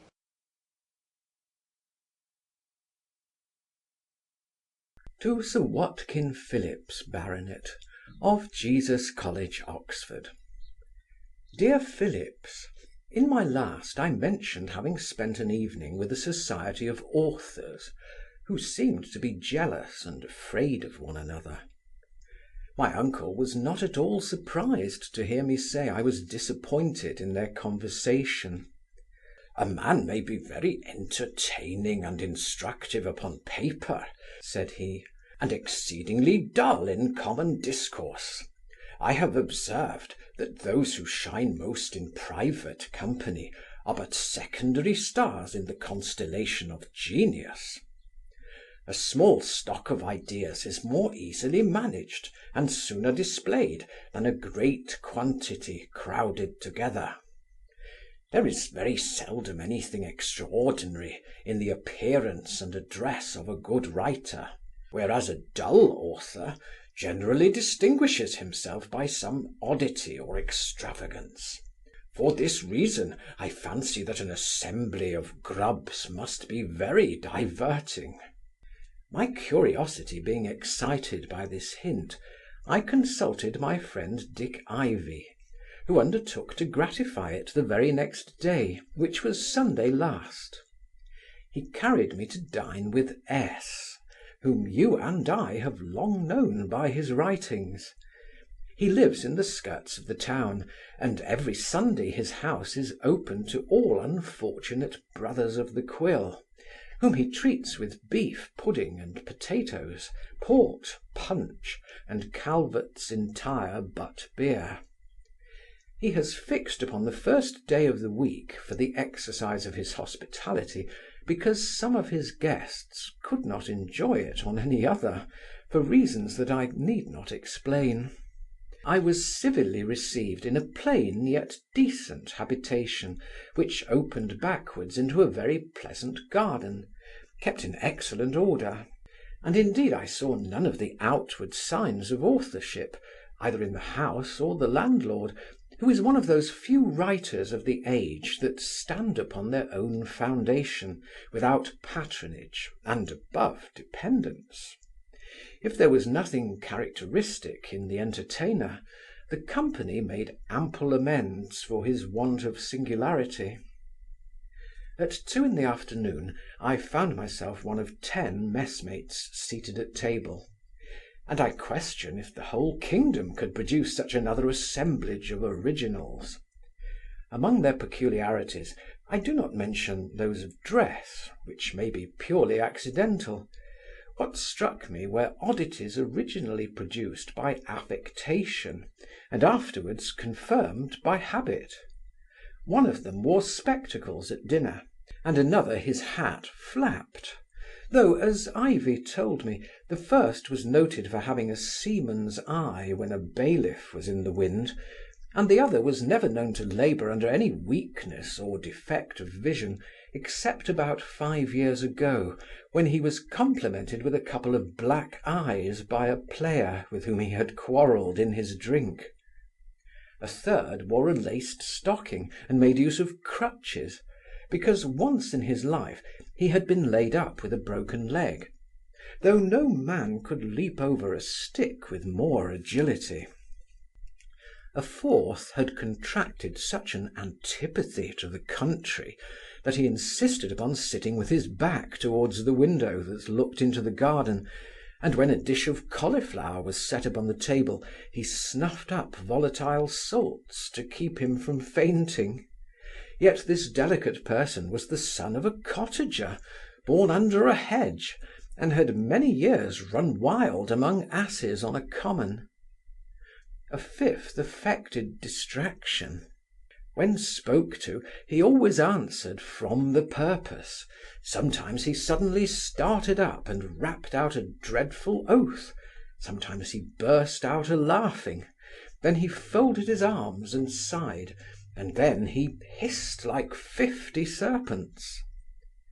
At first I really thought he was mad, and as he sat near me began to be under some apprehensions for my own safety, when our landlord, perceiving me alarmed, assured me aloud that I had nothing to fear. "The gentleman," said he, "is trying to act a part for which he is by no means qualified. If he had all the inclination in the world, it is not in his power to be mad. His spirits are too flat to be kindled into frenzy." "'Tis no bad puff, however," observed a person in a tarnished laced coat. "Affected in madness will pass for wit with 19 out of 20. "And affected stuttering for humour," replied our landlord, "though God knows there is an affinity betwixt them." It seems this wag, after having made some abortive attempts in plain speaking, had recourse to this defect, by means of which he frequently extorted the laugh of the company, without the least expense of genius; and that imperfection, which he had at first counterfeited, was now become so habitual that he could not lay it aside. A certain winking genius, who wore yellow gloves at dinner, had on his first introduction taken such offence at S, because he looked and talked and ate and drank like any other man, that he spoke contemptuously of his understanding ever after, and never would repeat his visit until he had exhibited the following proof of his caprice. Wat Wyville, the poet, having made some unsuccessful advances towards an intimacy with S, at last gave him to understand, by a third person, that he had written a poem in his praise, and a satire against his person; that if he would admit him to his house, the first should be immediately sent to press, but that if he persisted in declining his friendship, he would publish his satire without delay. S replied that he looked upon Wyville's panegyric as in effect a species of infamy, and would resent it accordingly with a good cudgel; but if he published the satire, he might deserve his compassion, and had nothing to fear from his revenge. Wyville, having considered the alternative, resolved to mortify S by printing the panegyric, for which he received a sound drubbing. Then he swore the peace against the aggressor, who, in order to avoid a prosecution at law, admitted him to his good graces. It was the singularity in S.'s conduct on this occasion that reconciled him to the yellow-gloved philosopher, who owned he had some genius, and from that period cultivated his acquaintance.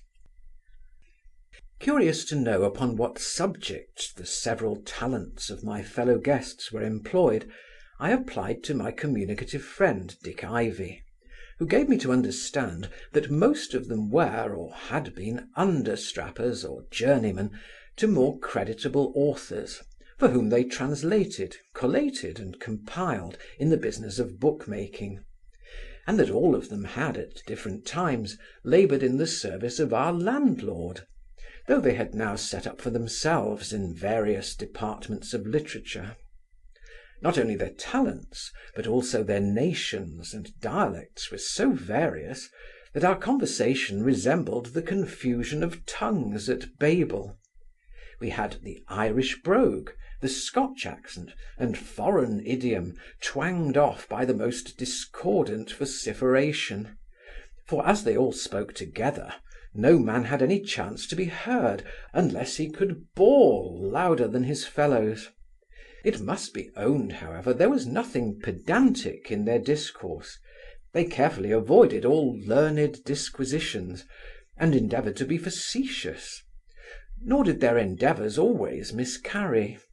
Some droll repartee passed, and much laughter was excited; and if any individual lost his temper so far as to transgress the bounds of decorum, he was effectually checked by the master of the feast, who exerted a sort of paternal authority over this irritable tribe.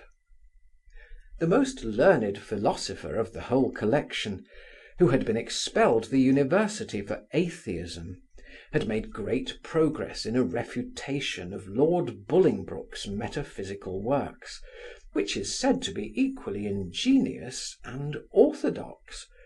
But in the meantime he has been presented to the grand jury as a public nuisance, for having blasphemed in an alehouse on the Lord's day. The Scotchman gave lectures on the pronunciation of the English language, which he is now publishing by subscription. The Irishman is a political writer, and goes by the name of My Lord Potato. He wrote a pamphlet in vindication of a minister, hoping his zeal would be rewarded with some place or pension; but finding himself neglected in that quarter, he whispered about that the pamphlet was written by the minister himself, and he published an answer to his own production. In this he addressed the author under the title of Your Lordship with such solemnity that the public swallowed the deceit, and bought up the whole impression. The wise politicians of the metropolis declared they were both masterly performances, and chuckled over the flimsy reveries of an ignorant garreteer as the profound speculations of a veteran statesman acquainted with all the secrets of the cabinet. the imposture was detected in the sequel, and our Hibernian pamphleteer retains no part of his assumed importance but the bare title of my lord, and the upper part of the table at the Potato Ordinary in Shoe Lane.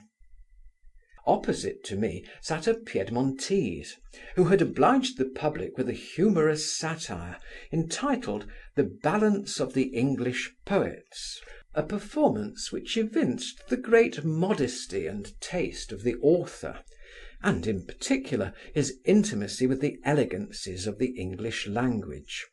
The sage who laboured under the agoraphobia, or horror of green fields, had just finished a treatise on practical agriculture, though in fact he had never seen corn growing in his life, and was so ignorant of grain that our entertainer, in the face of the whole company, made him own that a plate of hominy was the best rice pudding he had ever ate. The stutterer had almost finished his travels through Europe and part of Asia without ever budging beyond the liberties of the King's Bench, except in term time with a tipstaff for his companion, and as for little Tim Cropdale, the most facetious member of the whole society, he had happily wound up the catastrophe of a virgin tragedy, from the exhibition of which he promised himself a large fund of profit and reputation. Tim had made shift to live many years by writing novels, at the rate of £5 a volume. But that branch of business is now engrossed by female authors, who publish merely for the propagation of virtue, with so much ease and spirit and delicacy and knowledge of the human heart, and in all the serene tranquillity of high life, that the reader is not only enchanted by their genius, but reformed by their morality. After dinner we adjourned into the garden, where I observed Mr. S. gave a short separate audience to every individual, in a small remote filbert walk, from whence many of them dropped off one after another without further ceremony. But they were replaced by fresh recruits of the same clan, who came to make an afternoon's visit, and among others a spruce bookseller called Birkin, who rode his own gelding, and made his appearance in a pair of new gemmy boots with massy spurs of plate. It was not without reason that this midwife of the Muses used exercise a horseback, for he was too fat to walk afoot, and he underwent some sarcasms from Tim Cropdale on his unwieldy size and inaptitude for motion. Birkin, who took umbrage at this poor author's petulance in presuming to joke upon a man so much richer than himself, told him he was not so unwieldy but that he could move the Marshalsea court for a writ, and even overtake him with it, if he did not very speedily come and settle accounts with him respecting the expense of publishing his last ode to the King of Prussia, of which he had sold but 3, and one of them was to Whitfield the Methodist. Tim affected to receive this intimation with good humour, saying, he expected in a post or two from Potsdam a poem of thanks from his Prussian Majesty, who knew very well how to pay poets in their own coin. But in the meantime he proposed that Mr. Birkin and he should run 3 times round the garden for a bowl of punch, to be drank at Ashley's in the evening, and he would run boots against stockings. The bookseller, who valued himself upon his mettle, was persuaded to accept the challenge, and he forthwith resigned his boots to Cropdale, who, when he had put them on, was no bad representation of Captain Pistol in the play. Everything being adjusted, they started together with great impetuosity, and in the second round Birkin had clearly the advantage, larding the lean earth as he puffed along. Cropdale had no mind to contest the victory further, but in a twinkling disappeared through the back door of the garden, which opened into a private lane that had communication with the high road. The spectators immediately began to holloa, "Stole away!" and Birkin set off in pursuit of him with great eagerness. But he had not advanced 20 yards in the lane when a thorn running into his foot set him hopping back into the garden, roaring with pain and swearing with vexation. When he was delivered from this annoyance by the Scotsman, who had been bred to surgery, he looked about him wildly, exclaiming, "Sure the fellow won't be such a rogue as to run clear away with my boots." Our landlord, having reconnoitred the shoes he had left, which indeed hardly deserved that name, "Pray," said he, "Mr Birkin, want your boots made of calf-skin?" "Calf-skin or cow-skin," replied the other, "I'll find a slip of sheepskin that will do his business. I lost out of pocket £5 by his damned ode, and now this pair of boots, brand new, cost me 30 shillings as per receipt. But this affair of the boots is felony, transportation. I'll have the dog indicted at the Old Bailey. I will, Mr S. I will be revenged, even though I should lose my debt in consequence of his conviction." Mr S said nothing at present, but accommodated him with a pair of shoes, then ordered his servant to rub him down and comfort him with a glass of rum punch, which seemed in a great measure to cool the rage of his indignation. "After all," said our landlord, "this is no more than a humbug in the way of wit, though it deserves a more respectable epithet when considered as an effort of invention. Tim being, I suppose, out of credit with the cordwainer, fell upon this ingenious expedient to supply the want of shoes, knowing that Mr Birkin, who loves humour, would himself relish the joke upon a little recollection. Cropdale literally lives by his wit, which he has exercised upon all his friends in their turns. He once borrowed my pony for 5 or 6 days to go to Salisbury, and sold him in Smithfield at his return.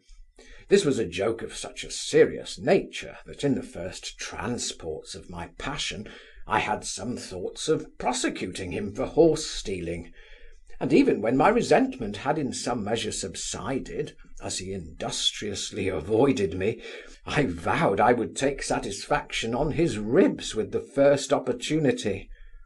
One day, seeing him at some distance in the street, coming towards me, I began to prepare my cane for action, and walked in the shadow of a porter, that he might not perceive me soon enough to make his escape.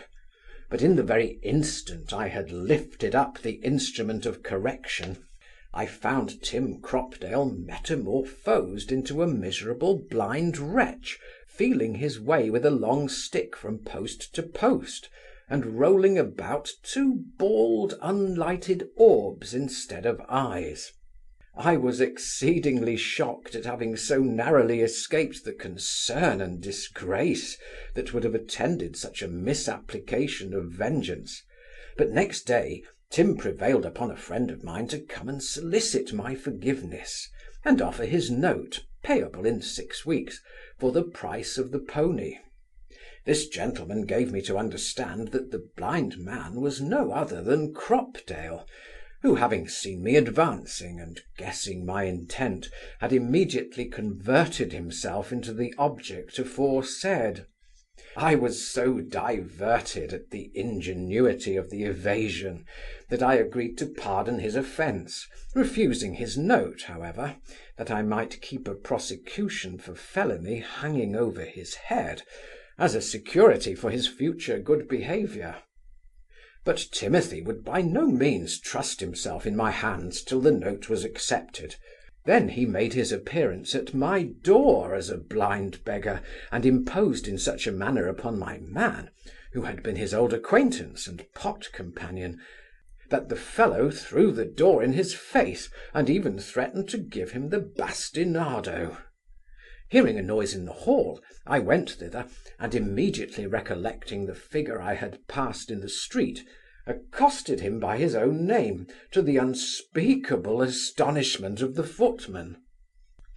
Birkin declared that he loved a joke as well as another, but asked if any of the company could tell where Mr. Cropdale lodged, that he might send him a proposal about restitution, before the boots should be made away with. "I would willingly give him a pair of new shoes," said he, "and half a guinea into the bargain for the boots, which fitted me like a glove, and I shan't be able to get the fellows of them till the good weather for riding is over."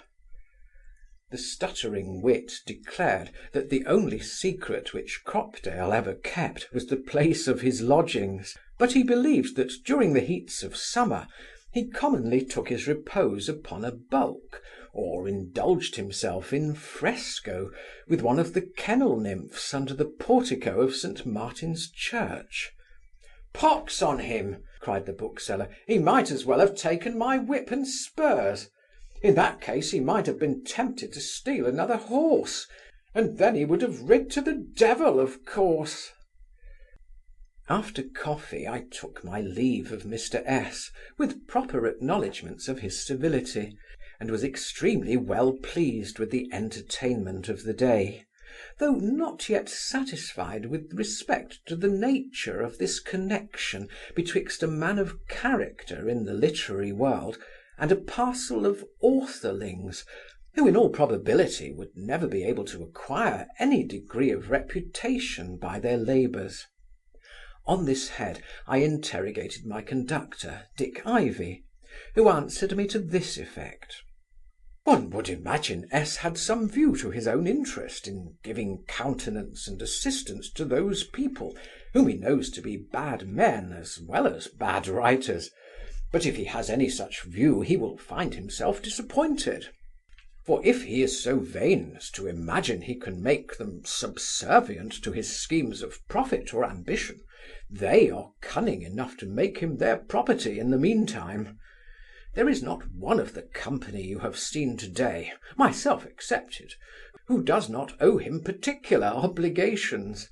One of them he bailed out of a sponging house, and afterwards paid the debt. Another he translated into his family and clothed, when he was turned out half naked from jail in consequence of an act for the relief of insolvent debtors. A third, who was reduced to a woollen nightcap, and lived upon sheep's trotters up 3 pair of stairs backward in Butcher Row, he took into present pay and free quarters, and enabled him to appear as a gentleman, without having the fear of sheriff's officers before his eyes. Those who are in distress he supplies with money when he has it, and with his credit when he is out of cash. When they want business, he either finds employment for them in his own service, or recommends them to booksellers to execute some project he has formed for their subsistence. They are always welcome to his table, which, though plain, is plentiful, and to his good offices as far as they will go, and when they see occasion they make use of his name with the most petulant familiarity. Nay, they do not even scruple to arrogate to themselves the merit of some of his performances, and have been known to sell their own lucubrations as the produce of his brain. The Scotchman you saw at dinner once personated him at an alehouse in West Smithfield, and in the character of S. had his head broke by a cowkeeper for having spoke disrespectfully of the Christian religion. But he took the law of him in his own person, and the assailant was fain to give him £10 to withdraw his action. I observed that all this appearance of liberality on the side of Mr. S. was easily accounted for, on the supposition that they flattered him in private, and engaged his adversaries in public. And yet I was astonished when I recollected that I often had seen this writer virulently abused in papers, poems, and pamphlets, and not a pen was drawn in his defence. But you will be more astonished, said he, when I assure you those very guests whom you saw at his table to-day were the authors of great part of that abuse, and he himself is well aware of their particular favours, for they are all eager to detect and betray one another. But this is doing the devil's work for nothing, cried I. What should induce them to revile their benefactor without provocation? Envy, answered Dick, is the general incitement, but they are galled by an additional scourge of provocation. S directs a literary journal, in which their productions are necessarily brought to trial, and though many of them have been treated with such lenity and favour as they little deserved, yet the slightest censure, such as perhaps could not be avoided with any pretensions to candour and impartiality, has rankled in the hearts of those authors to such a degree that they have taken immediate vengeance on the critic in anonymous libels, letters, and lampoons. Indeed, all the writers of the age, good, bad, and indifferent, from the moment he assumed this office, became his enemies, either professed or in petto, except those of his friends who knew they had nothing to fear from his strictures. And he must be a wiser man than me who can tell what advantage or satisfaction he derives from having brought such a nest of hornets about his ears. I owned that was a point which might deserve consideration, but still I expressed a desire to know his real motives for continuing his friendship to a set of rascals equally ungrateful and insignificant. He said he did not pretend to assign any reasonable motive, that if the truth must be told, the man was, in point of conduct, a most incorrigible fool, that though he pretended to have a knack at hitting off characters, he blundered strangely in the distribution of his favours, which were generally bestowed on the most undeserving of those who had recourse to his assistance. That indeed this preference was not so much owing to want of discernment as to want of resolution, for he had not fortitude enough to resist the importunity even of the most worthless, and as he did not know the value of money, there was very little merit in parting with it so easily. That his pride was gratified in seeing himself courted by such a number of literary dependents, that probably he delighted in hearing them expose and traduce one another, and finally, from their information, he became acquainted with all the transactions of Grub Street, which he had some thoughts of compiling for the entertainment of the public. I could not help suspecting from Dick's discourse that he had some particular grudge against S, upon whose conduct he had put the worst construction it would bear, and by dint of cross-examination I found he was not at all satisfied with the character which had been given in the review of his last performance, though it had been treated civilly in consequence of the author's application to the critic. By all accounts, S is not without weakness and caprice, but he is certainly good-humoured and civilized, nor do I find that there is anything overbearing, cruel, or implacable in his disposition. I have dwelt so long upon authors that you will perhaps suspect I intended to enrol myself among the fraternity, but if I were actually qualified for the profession, it is at best but a desperate resource against starving, as it affords no provision for old age and infirmity. Salmon, at the age of 80, is now in a garret, compiling matter at a guinea a sheet for a modern historian, who in point of age might be his grandchild; and Psalmonazar, after having drudged for half a century in the literary mill, in all the simplicity and abstinence of an Asiatic, subsists upon the charity of a few booksellers, just sufficient to keep him from the parish. I think Guy, who was himself a bookseller, ought to have appropriated one wing or ward of his hospital to the use of decayed authors; though indeed there is neither hospital, college, nor workhouse within the bills of mortality large enough to contain the poor of this society, composed as it is from the refuse of every other profession. I know not whether you will find any amusement in this account of an odd race of mortals, whose constitution had, I own, greatly interested the curiosity of yours, J. Melford. London, June 10th. End of Section 39.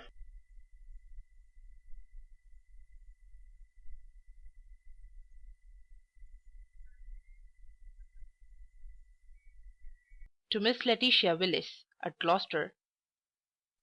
My dear Letty, there is something on my spirits which I should not venture to communicate by the post, but having the opportunity of Mrs. Brentwood's return, I seize it eagerly, to disburthen my poor heart, which is oppressed with fear and vexation. Oh, Letty, what a miserable situation it is, to be without a friend to whom one can apply for counsel and consolation in distress! I hinted in my last that one Mr. Barton had been very particular in his civilities. I can no longer mistake his meaning. He has formerly professed himself my admirer; and, after 1,000 assiduities, perceiving I made but a cold return to his addresses, he had recourse to the mediation of Lady Griskin, who has acted the part of a very warm advocate in his behalf. But, my dear Willis, her ladyship overacts her part.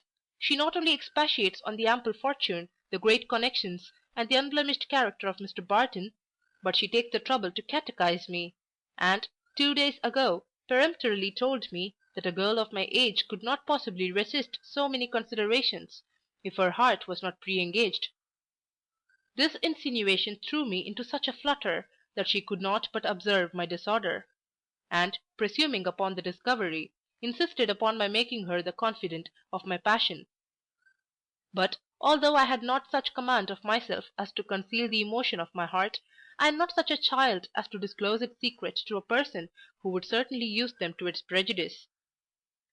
I told her it was no wonder if I was out of countenance at her introducing a subject of conversation so unsuitable to my years and inexperience; that I believed Mr. Barton was a very worthy gentleman, and I was much obliged to him for his good opinion. But the affections were involuntary, and mine, in particular, had as yet made no concessions in his favour. She shook her head with an air of distrust that made me tremble, and observed that if my affections were free, they would submit to the decision of prudence, especially when enforced by the authority of those who had a right to direct my conduct. This remark implied a design to interest my uncle or my aunt, perhaps my brother, in behalf of Mr. Barton's passion, and I am sadly afraid that my aunt is already gained over. Yesterday, in the forenoon, he had been walking with us in the park, and stopping in our return at a toy shop, he presented her with a very fine snuff box, and me with a gold etui, which I resolutely refused, till she commanded me to accept it on pain of her displeasure. Nevertheless, being still unsatisfied with respect to the propriety of receiving this toy, I signified my doubts to my brother, who said he would consult my uncle on the subject, and seemed to think Mr. Barton had been rather premature in his presence. What will be the result of this consultation, Heaven knows; but I am afraid it will produce an explanation with Mr. Barton, who will, no doubt, avow his passion, and solicit his consent to a connection which my soul abhors. For, my dearest Letty, it is not in my power to love Mr. Barton, even if my heart was untouched by any other tenderness. Not that there is anything disagreeable about his person, but there is a total want of that nameless charm which captivates and controls the enchanted spirit. At least, he appears to me to have this defect. But if he had all the engaging qualifications which a man can possess, they would be elicited in vain against that constancy which, I flatter myself, is the characteristic of my nature. No, my dear Willis, I may be involved in fresh troubles, and I believe I shall, from the importunities of this gentleman and the violence of my relations. but my heart is incapable of change. You know I put no faith in dreams, and yet I have been much disturbed by one that visited me last night. I thought I was in a church, where a certain person, whom you know, was on the point of being married to my aunt; that the clergyman was Mr Barton, and that poor forlorn I stood weeping in a corner, half naked, and without shoes or stockings. Now, I know there is nothing so childish as to be moved by those vain illusions; but nevertheless, in spite of all my reason, this hath made a strong impression upon my mind, which begins to be very gloomy. Indeed, I have another more substantial cause of affliction. I have some religious scruples, my dear friend, which lie heavy on my conscience. I was persuaded to go to the tabernacle, where I heard a discourse that affected me deeply. I have prayed fervently to be enlightened, but as yet I am not sensible to these inward motions, those operations of grace which are the signs of a regenerated spirit; and therefore I begin to be in terrible apprehensions about the state of my poor soul. Some of our family have had very uncommon accessions, particularly my aunt and Mrs Jenkins, who sometimes speak as if they were really inspired; so that I am not like to want for either exhortation or example, to purify my thoughts, and recall them from the vanities of this world, which, indeed, I would willingly resign, if it was in my power. But to make this sacrifice, I must be enabled by such assistance from above as hath not yet been indulged to. Your unfortunate friend, Lydia Melford. June 10th. End of section 40.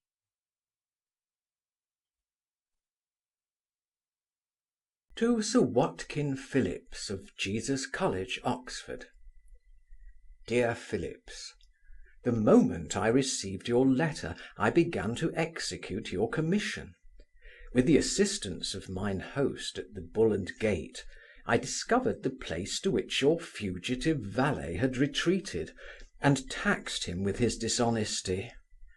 The fellow was in manifest confusion at sight of me, but he denied the charge with great confidence, till I told him that if he would give up the watch, which was a family piece, he might keep the money and the clothes, and go to the devil his own way at his leisure. But if he rejected this proposal, I would deliver him forthwith to the constable, whom I had provided for that purpose, and he would carry him before the justice without further delay.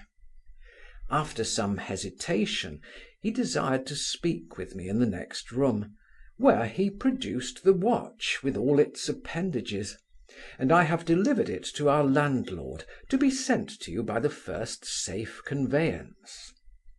So much for business.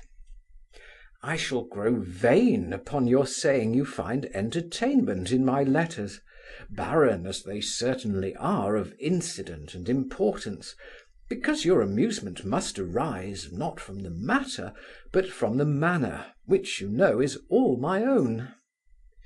Animated, therefore, by the approbation of a person whose nice taste and consummate judgment I can no longer doubt, I will cheerfully proceed with our memoirs. As it is determined we shall set out next week for Yorkshire, I went today in the forenoon with my uncle to see a carriage belonging to a coachmaker in our neighbourhood. Turning down a narrow lane behind Long Acre, we perceived a crowd of people standing at a door, which, it seems, opened into a kind of Methodist meeting, and were informed that a footman was then holding forth to the congregation within. Curious to see this phenomenon, we squeezed into the place with much difficulty. And who should this preacher be but the identical Humphry Clinker? He had finished his sermon and given out a psalm, the first stave of which he sung with peculiar graces. But if we were astonished to see Clinker in the pulpit, we were altogether confounded at finding all the females of our family among the audience. There was Lady Griskin, Mistress Tabitha Bramble, Mistress Winifred Jenkins, my sister Liddy, and Mr Barton, and all of them joined in the psalmody with strong marks of devotion. I could hardly keep my gravity on this ludicrous occasion, but old Squaretoes was differently affected. The first thing that struck him was the presumption of his lackey, whom he commanded to come down, with such an air of authority as Humphry did not think proper to disregard. He descended immediately, and all the people were in commotion. Barton looked exceedingly sheepish. Lady Griskin flirted her fan. Mistress Tabby groaned in spirit. Liddy changed countenance, and Mistress Jenkins sobbed as if her heart was breaking. My uncle, with a sneer, asked pardon of the ladies for having interrupted their devotion, saying he had particular business with the preacher, whom he ordered to call a hackney coach. This being immediately brought up to the end of the lane, he handed Liddy into it, and my aunt and I following him, we drove home, without taking any further notice of the rest of the company, who still remained in silent astonishment. Mr Bramble, perceiving Liddy in great trepidation, assumed a milder aspect, bidding her be under no concern, for he was not at all displeased at anything she had done. "I have no objection," said he, "to your being religiously inclined, but I don't think my servant is a proper ghostly director for a devotee of your sex and character. If, in fact, as I rather believe, your aunt is not the sole conductress of this machine." Mistress Tabitha made no answer, but threw up the whites of her eyes, as if in the act of ejaculation. Poor Liddy said she had no right to the title of a devotee, that she thought there was no harm in hearing a pious discourse, even if it came from a footman, especially as her aunt was present, but that if she had erred from ignorance, she hoped he would excuse it, as she could not bear the thoughts of living under his displeasure. The old gentleman, pressing her hand with a tender smile, said she was a good girl, and that he did not believe her capable of doing anything that could give him the least umbrage or disgust. When we arrived at our lodgings, he commanded Mr Clinker to attend him upstairs, and spoke to him in these words: "Since you are called upon by the Spirit to preach and to teach, it is high time to lay aside the livery of an earthly master, and for my part I am unworthy to have an apostle in my service." "I hope," said Humphry, "I have not failed in my duty to your honour. I should be a vile wretch if I did, considering the misery from which your charity and compassion relieved me, but having an inward admonition of the Spirit—" "An admonition of the devil!" cried the squire in a passion. "What admonition, you blockhead? What right has such a fellow as you to set up for a reformer?" "Begging your honour's pardon," replied Clinker, "may not the new light of God's grace shine upon the poor and the ignorant in their humility, as well as upon the wealthy, and the philosopher in all his pride of human learning?" "What you imagine to be the new light of grace," said his master, "I take to be a deceitful vapour glimmering through a crack in your upper story. In a word, Mr Clinker, I will have no light in my family but what pays the king's taxes, unless it be the light of reason, which you don't pretend to follow." "Ah, sir," cried Humphry, "the light of reason is no more in comparison to the light I mean than a farthing candle to the sun at noon." "Very true," said uncle. "The one will serve to show you your way, and the other to dazzle and confound your weak brain. Harkee, Clinker, you are either an hypocritical knave or a wrong-headed enthusiast, and in either case unfit for my service. If you are a quack in sanctity and devotion, You will find it an easy matter to impose upon silly women and others of crazed understanding who will contribute lavishly for your support.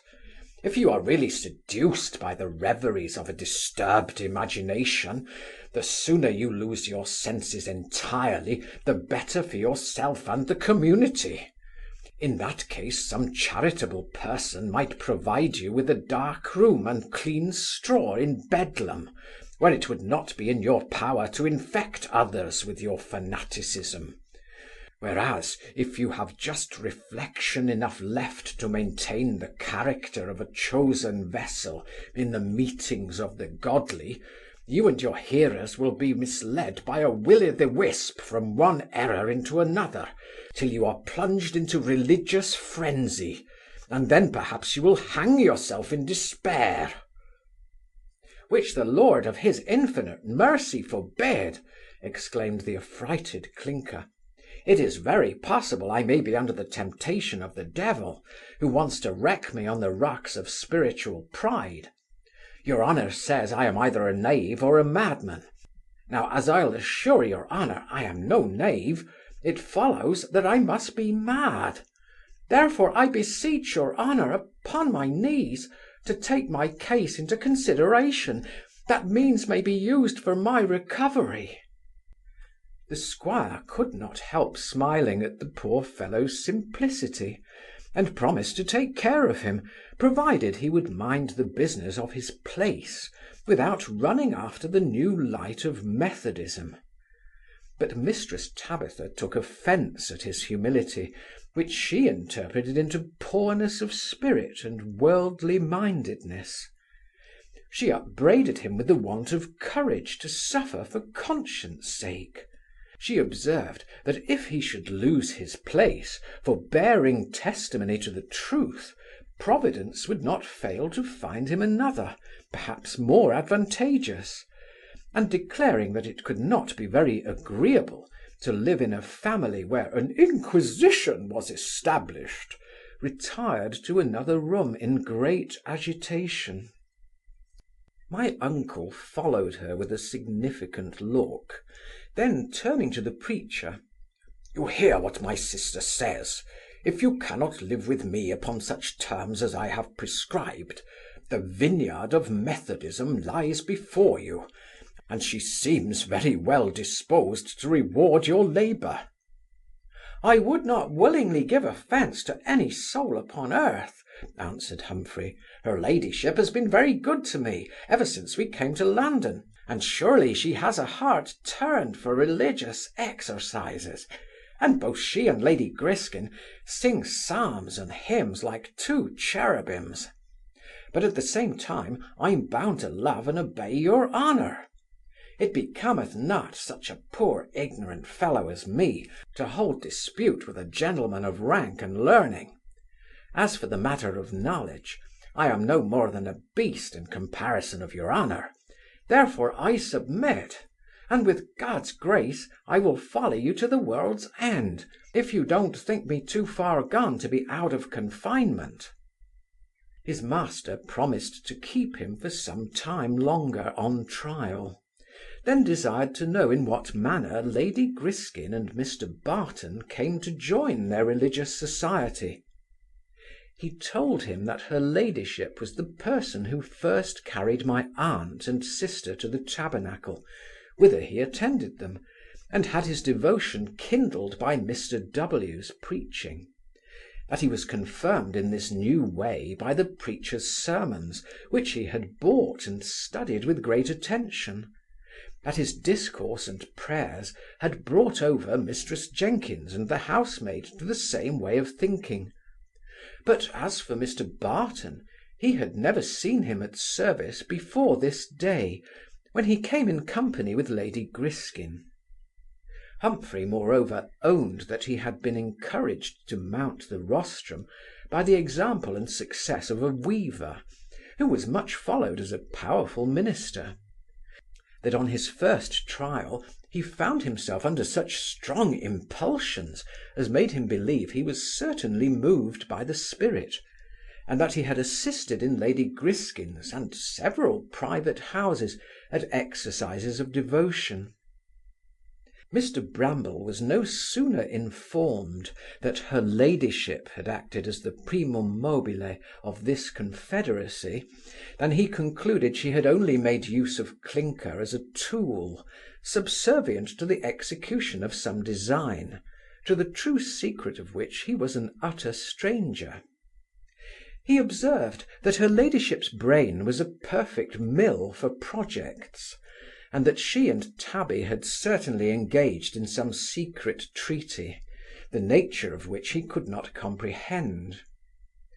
I told him I thought it was no difficult matter to perceive the drift of Mistress Tabitha, which was to ensnare the heart of Barton, and that in all likelihood my Lady Griskin acted as her auxiliary, that this supposition would account for their endeavours to convert him to Methodism, an event which would occasion a connection of souls that might be easily improved into a matrimonial union. My uncle seemed to be much diverted by the thoughts of this scheme's succeeding; but I gave him to understand that Barton was pre-engaged, that he had the day before made a present of an étui to Liddy, which her aunt had obliged her to receive, with a view, no doubt, to countenance her own accepting of a snuff-box at the same time; that my sister having made me acquainted with this incident, I had desired an explanation of Mr Barton, who declared his intentions were honourable, and expressed his hope that I would have no objections to his alliance; that I had thanked him for the honour he intended our family, but told him it would be necessary to consult her uncle and aunt, who were her guardians; and their approbation being obtained, I could have no objection to his proposal, though I was persuaded that no violence would be offered to my sister's inclinations in a transaction that so nearly interested the happiness of her future life; that he had assured me he should never think of availing himself of a guardian's authority unless he could render his addresses agreeable to the young lady herself, and that he would immediately demand permission of Mr and Mistress Bramble to make Liddy a tender of his hand and fortune.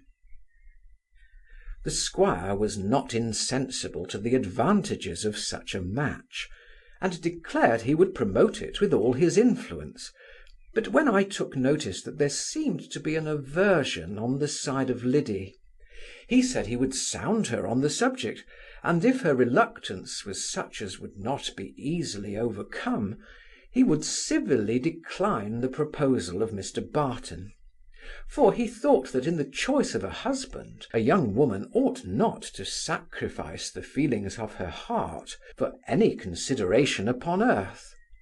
"Liddy is not so desperate," said he, "as to worship fortune at such an expense."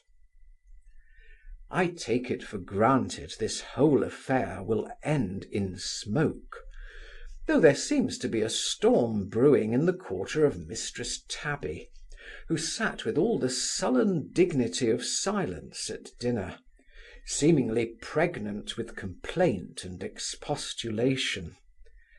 As she had certainly marked Barton for her own prey, she cannot possibly favour his suit to Liddy, and therefore I expect something extraordinary will attend his declaring himself my sister's admirer.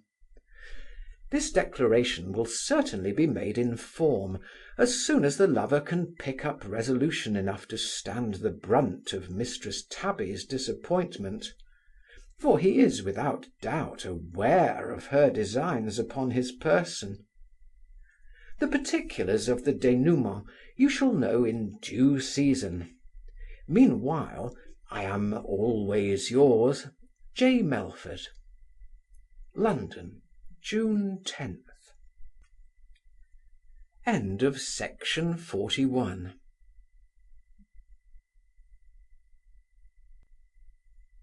To Dr. Lewis. Dear Lewis, the deceitful calm was of short duration. I am plunged again in a sea of vexation, and the complaints in my stomach and bowels are returned, so that I suppose I shall be disabled from prosecuting the excursion I had planned. What the devil had I to do, to come a plague hunting with a leash of females in my train? Yesterday my precious sister, who, by the by, has been for some time a professed Methodist, came into my apartment, attended by Mr Barton, and desired an audience with a very stately air. "Brother," said she, "this gentleman has something to propose, which I flatter myself will be the more acceptable, as it will rid you of a troublesome companion."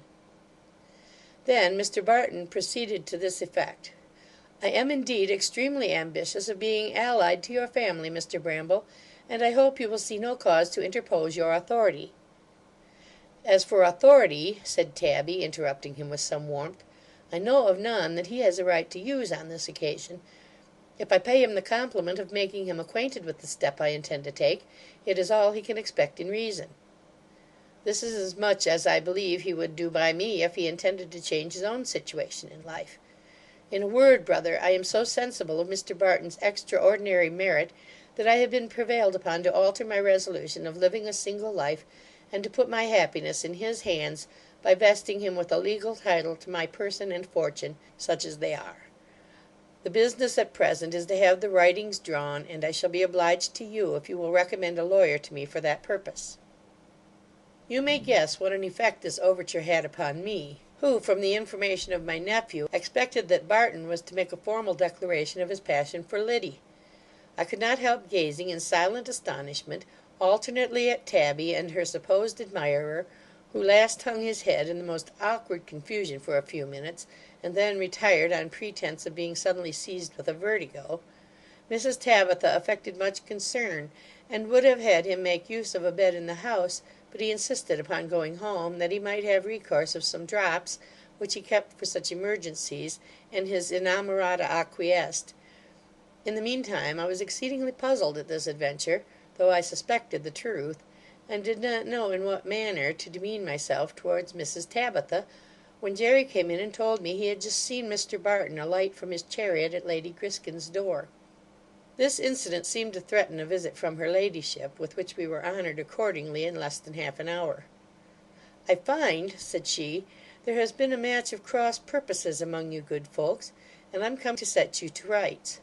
So saying, she presented me with the following billet: "Dear Sir, I no sooner recollected myself from the extreme confusion I was thrown into by that unlucky mistake of your sister, than I thought it my duty to assure you, that my devoirs to Mrs Bramble never exceeded the bounds of ordinary civility, and that my heart is unalterably fixed upon Miss Liddy Melford, as I had the honour to declare to her brother when he questioned me upon that subject.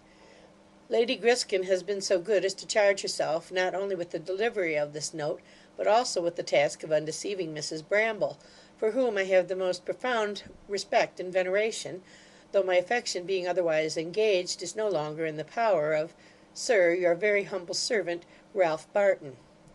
Having cast my eyes over this billet, I told her ladyship that I would no longer retard the friendly office she had undertaken, and I and Jerry forthwith retired into another room. There we soon perceived the conversation grow very warm betwixt the two ladies, and at length could distinctly hear certain terms of altercation, which we could no longer delay interrupting, with any regard to decorum. When we entered the scene of contention, we found Liddy had joined the disputants, and stood trembling betwixt them, as if she had been afraid they would have proceeded to something more practical than words.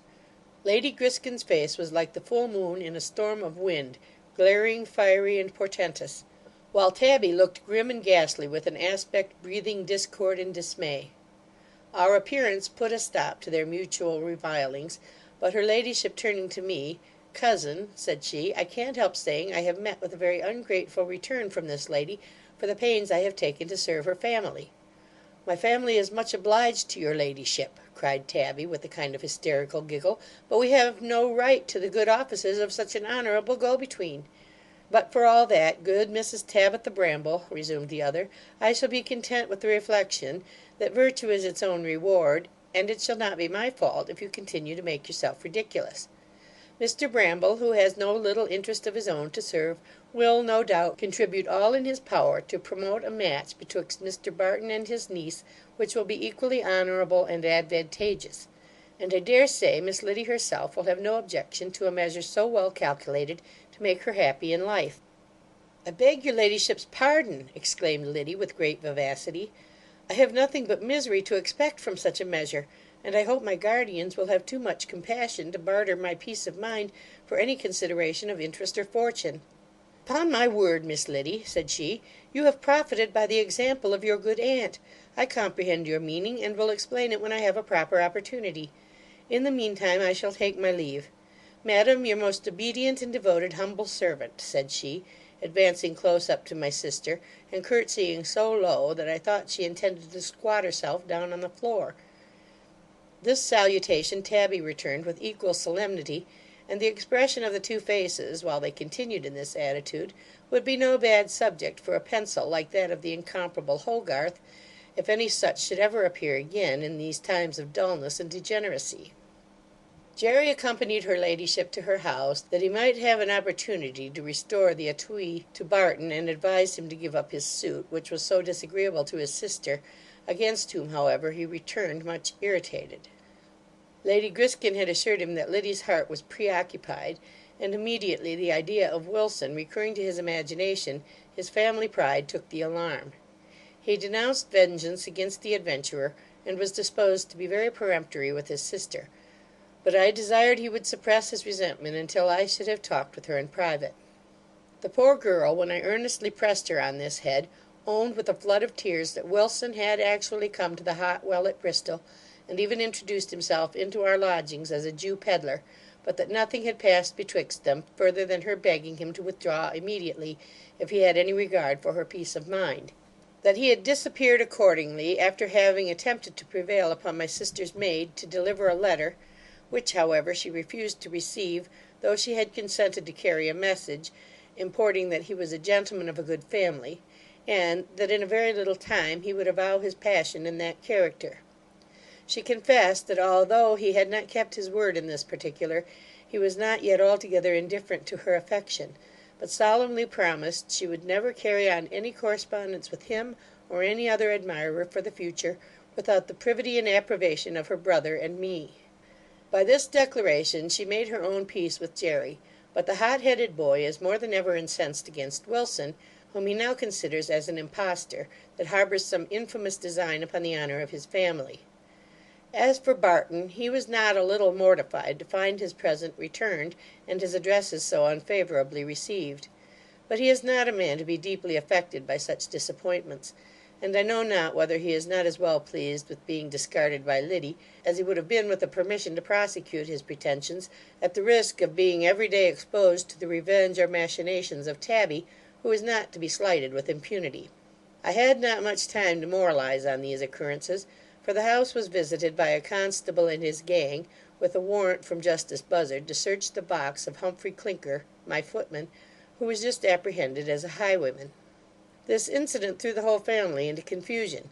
My sister scolded the constable for presuming to enter the lodgings of a gentleman on such an errand, without having first asked and obtained permission. Her maid was frightened into fits, and Liddy shed tears of compassion for the unfortunate Clinker, in whose box, however, nothing was found to confirm the suspicion of robbery. For my own part, I made no doubt of the fellow's being mistaken for some other person, and I went directly to the justice, in order to procure his discharge; but there I found the matter much more serious than I expected. Poor Clinker stood trembling at the bar, surrounded by thief-takers, and at a little distance a thick squat fellow, a postillion, his accuser, who had seized him on the street, and swore positively to his person, that the said Clinker had, on the 15th day of March last, on Blackheath, robbed a gentleman in a post-chaise, which he, the postillion, drove. This deposition was sufficient to justify his commitment, and he was sent accordingly to Clerkenwell prison, whither Jerry accompanied him in the coach, in order to recommend him properly to the keeper, that he may want for no convenience which the place affords. The spectators, who assembled to see this highwayman, were sagacious enough to discern something very villainous in his aspect, which, begging their pardon, is the very picture of simplicity, and the justice himself put a very unfavourable construction upon some of his answers, which, he said, savoured of the ambiguity and equivocation of an old offender. but in my opinion it would have been more just and humane to impute them to the confusion into which we may suppose a poor country lad to be thrown on such an occasion. I am still persuaded he is innocent, and in this persuasion I can do no less than use my utmost endeavours that he may not be oppressed. I shall tomorrow send my nephew to wait on the gentleman who was robbed, and beg he will have the humanity to go and see the prisoner, that in case he should find him quite different from the person of the highwayman, he may bear testimony in his behalf. Howsoever it may fare with Clinker, this cursed affair will be to me productive of intolerable chagrin.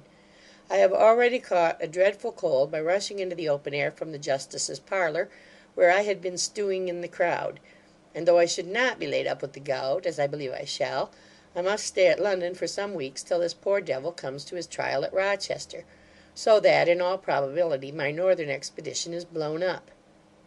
If you can find any thing in your philosophical budget to console me in the midst of these distresses and apprehensions, pray let it be communicated to your unfortunate friend, Mat Bramble, London, June 12. End of section 42. To Sir Watkin Phillips, of Jesus College, Oxford. Dear Wat, the farce is finished, and another piece of a graver cast brought upon the stage. Our aunt made a desperate attack upon Barton, who had no other way of saving himself but by leaving her in possession of the field, and avowing his pretensions to Liddy, by whom he has been rejected in his turn. Lady Griskin acted as his advocate and agent on this occasion, with such zeal as embroiled her with Mistress Tabitha, and a high scene of altercation passed betwixt these two religionists, who might have come to action, had not my uncle interposed. They are, however, reconciled, in consequence of an event which hath involved us all in trouble and disquiet. You must know, the poor preacher, Humphry Clinker, is now exercising his ministry among the felons in Clerkenwell prison. A postilion having sworn a robbery against him, no bail could be taken, and he was committed to jail, notwithstanding all the remonstrances and interest my uncle could make in his behalf. All things considered, the poor fellow cannot possibly be guilty, and yet I believe he runs some risk of being hanged. Upon his examination, he answered with such hesitation and reserve as persuaded most of the people who crowded the place that he was really a knave, and the justice's remarks confirmed their opinion. Exclusive of my uncle and myself, there was only one person who seemed inclined to favour the culprit.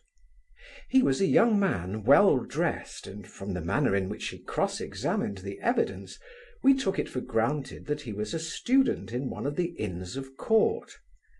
He freely checked the justice for some uncharitable inferences he made to the prejudice of the prisoner, and even ventured to dispute with his worship on certain points of law. My uncle, provoked at the unconnected and dubious answers of Clinker, who seemed in danger of falling a sacrifice to his own simplicity, exclaimed, "In the name of God, if you are innocent, say so." "No," cried he, "God forbid that I should call myself innocent, while my conscience is burthened with sin." "What then, you did commit this robbery?" resumed his master. "No, sure," said he, "blessed be the Lord, I'm free of that guilt." Here the justice interposed, observing that the man seemed inclined to make a discovery by turning king's evidence, and desired the clerk to take his confession; upon which Humphry declared that he looked upon confession to be a popish fraud invented by the whore of Babylon. The Templar affirmed that the poor fellow was non compos, and exhorted the justice to discharge him as a lunatic. "You know very well," added he, that the robbery in question was not committed by the prisoner.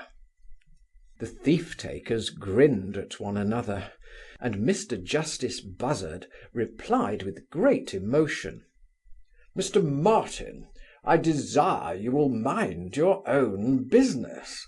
I shall convince you one of these days that I understand mine." In short, there was no remedy. The mittimus was made out, and poor Clinker sent to prison in a hackney coach, guarded by the constable, and accompanied by your humble servant.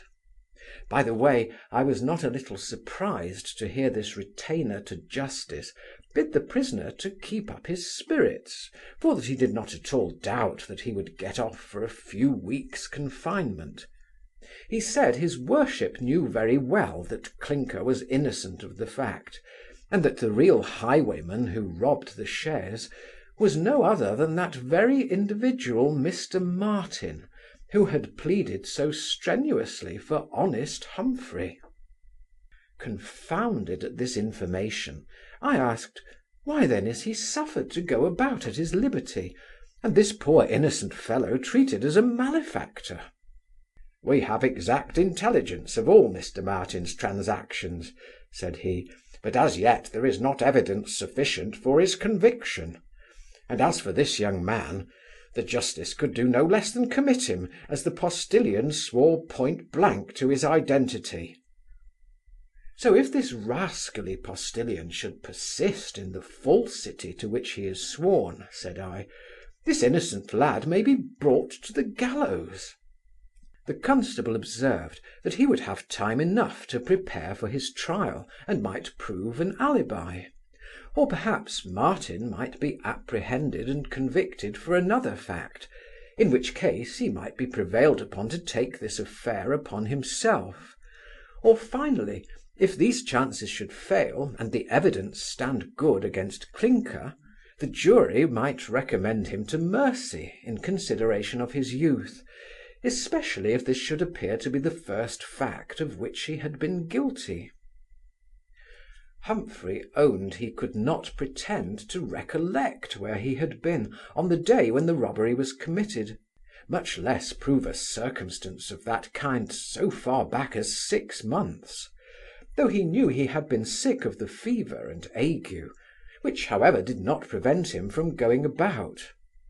Then, turning up his eyes, he ejaculated, "The Lord's will be done. If it be my fate to suffer, I hope I shall not disgrace the faith of which, though unworthy, I make profession."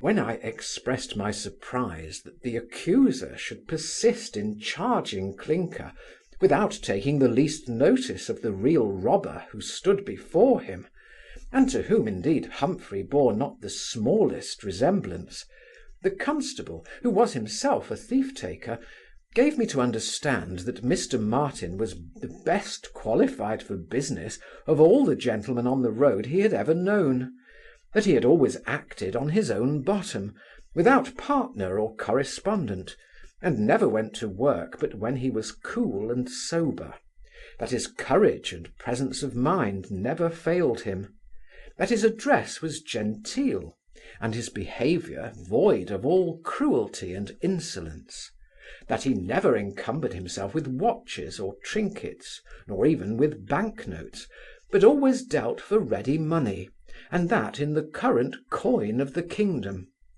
and that he could disguise himself and his horse in such a manner that after the action it was impossible to recognize either the one or the other. "This great man," said he, "has reigned paramount in all the roads within 50 miles of London above 15 months, and has done more business in that time than all the rest of the profession put together; for those who pass through his hands are so delicately dealt with, that they have no desire to give him the least disturbance. But for all that, his race is almost run. He is now fluttering about justice, like a moth about a candle. There are so many lime twigs laid in his way, that I'll bet a cool 100 he swings before Christmas." Shall I own to you that this portrait, drawn by a ruffian, heightened by what I myself had observed in his deportment, has interested me warmly in the fate of poor Martin, whom nature seems to have intended for a useful and honourable member of that community upon which he now preys for subsistence. It seems he lived some time as a clerk to a timber merchant, whose daughter Martin having privately married, was discarded, and his wife turned out of doors. She did not long survive her marriage, and Martin, turning fortune hunter, could not supply his occasions any other way than by taking to the road, in which he has travelled hitherto with uncommon success. He pays his respects regularly to Mr. Justice Buzzard, the thief-catcher general of this metropolis, and sometimes they smoke a pipe together very lovingly, when the conversation generally turns upon the nature of evidence. The justice has given him fair warning to take care of himself, and he has received his caution in good part.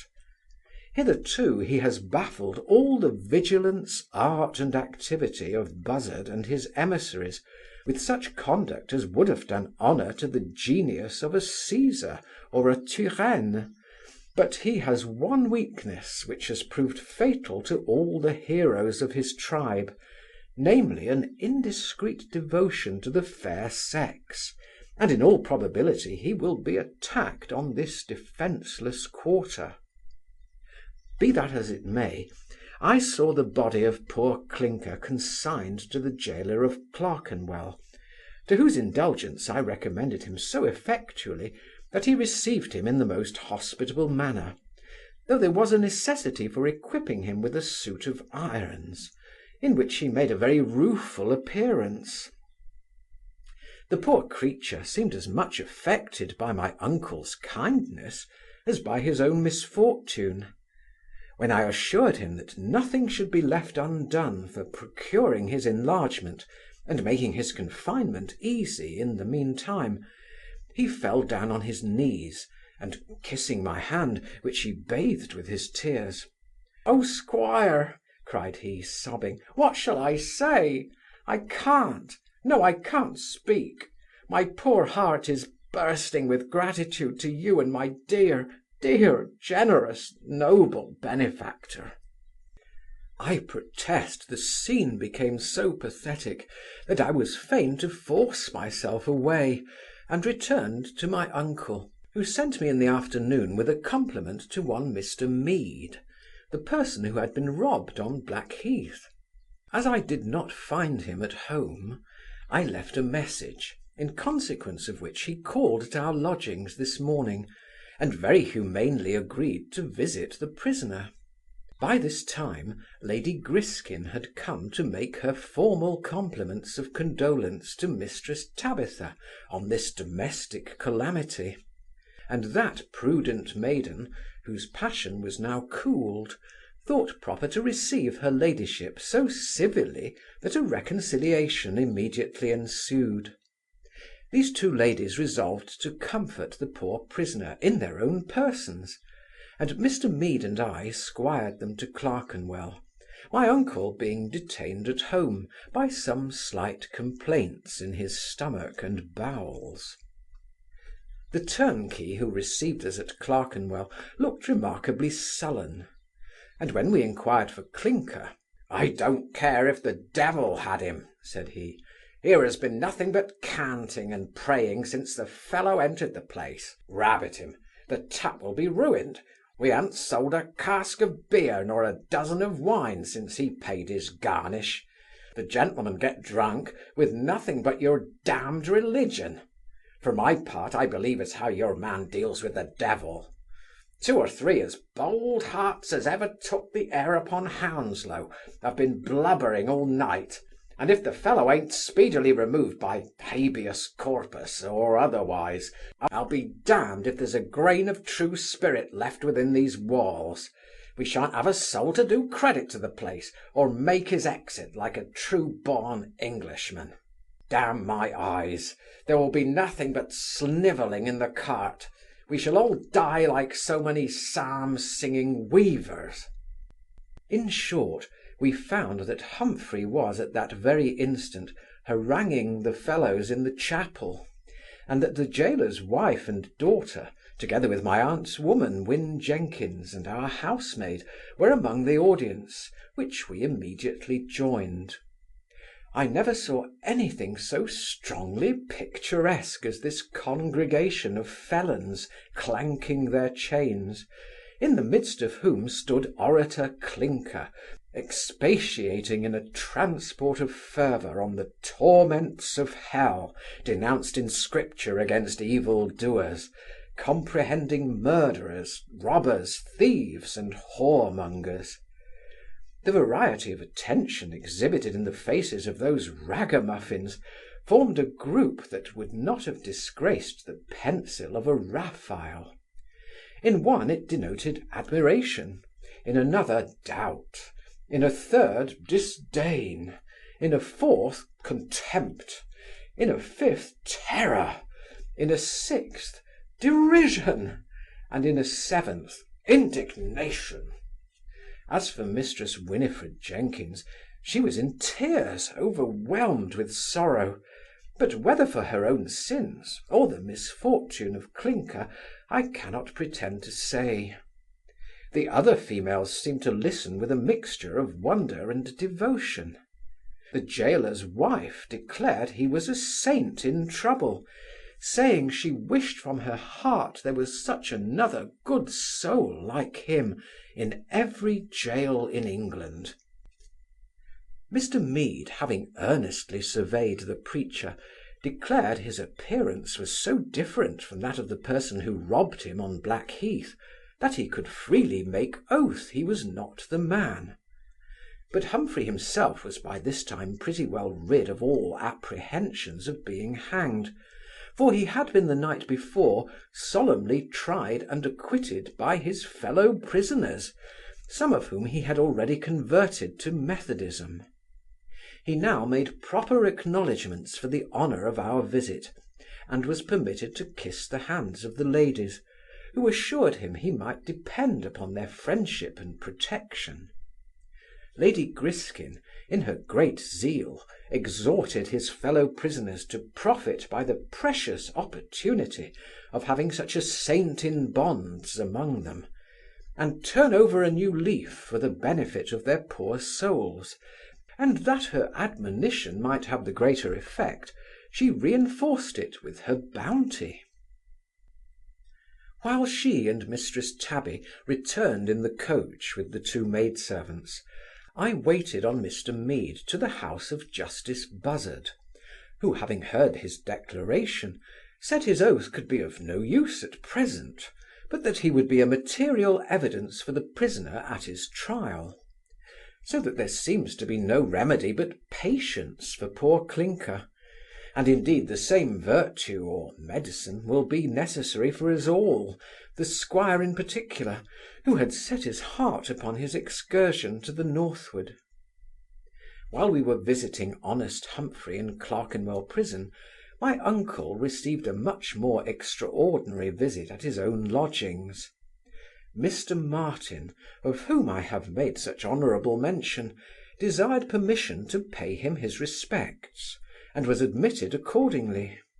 He told him that, having observed him at Mr. Buzzard's a great deal disturbed by what had happened to his servant, he had come to assure him that he had nothing to apprehend for Clinker's life, for if it was possible that any jury could find him guilty upon such evidence, he, Martin himself, would produce in court a person whose deposition would bring him off clear as the sun at noon.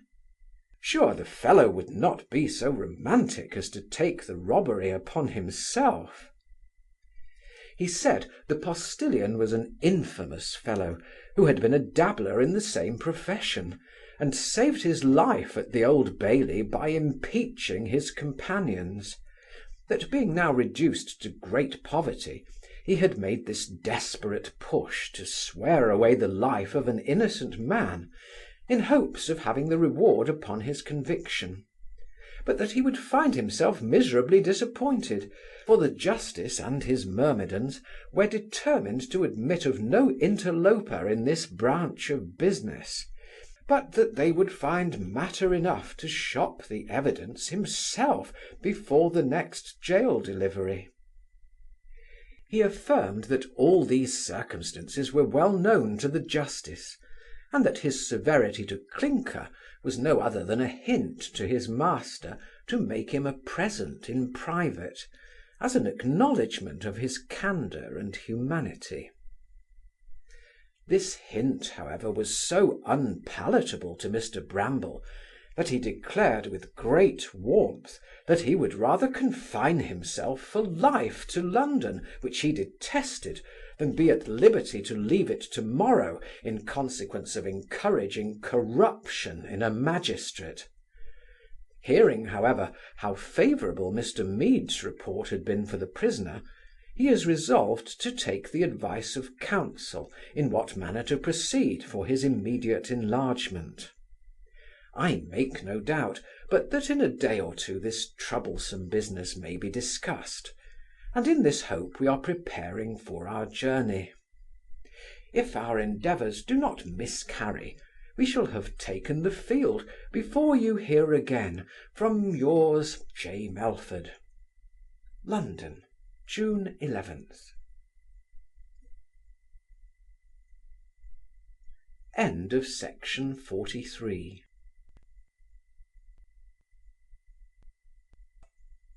To Dr. Lewis. Thank heaven, dear Lewis, the clouds are dispersed, and I have now the clearest prospect of my summer campaign, which, I hope, I shall be able to begin tomorrow. I took the advice of counsel with respect to the case of Clinker, in whose favour a lucky incident has intervened. The fellow who accused him has had his own battery turned upon himself. 2 days ago he was apprehended for a robbery on the highway, and committed on the evidence of an accomplice. Clinker, having moved for a writ of habeas corpus, was brought before the Lord Chief Justice, who, in consequence of an affidavit of the gentleman who had been robbed, importing that the said Clinker was not the person who stopped him on the highway, as well as in consideration of the postillion's character and present circumstances, was pleased to order that my servant should be admitted to bail, and he has been discharged accordingly, to the unspeakable satisfaction of our whole family, to which he has recommended himself in an extraordinary manner, not only by his obliging deportment, but by his talents of preaching, praying, and singing psalms, which he has exercised with such effect, that even Tabby respects him as a chosen vessel.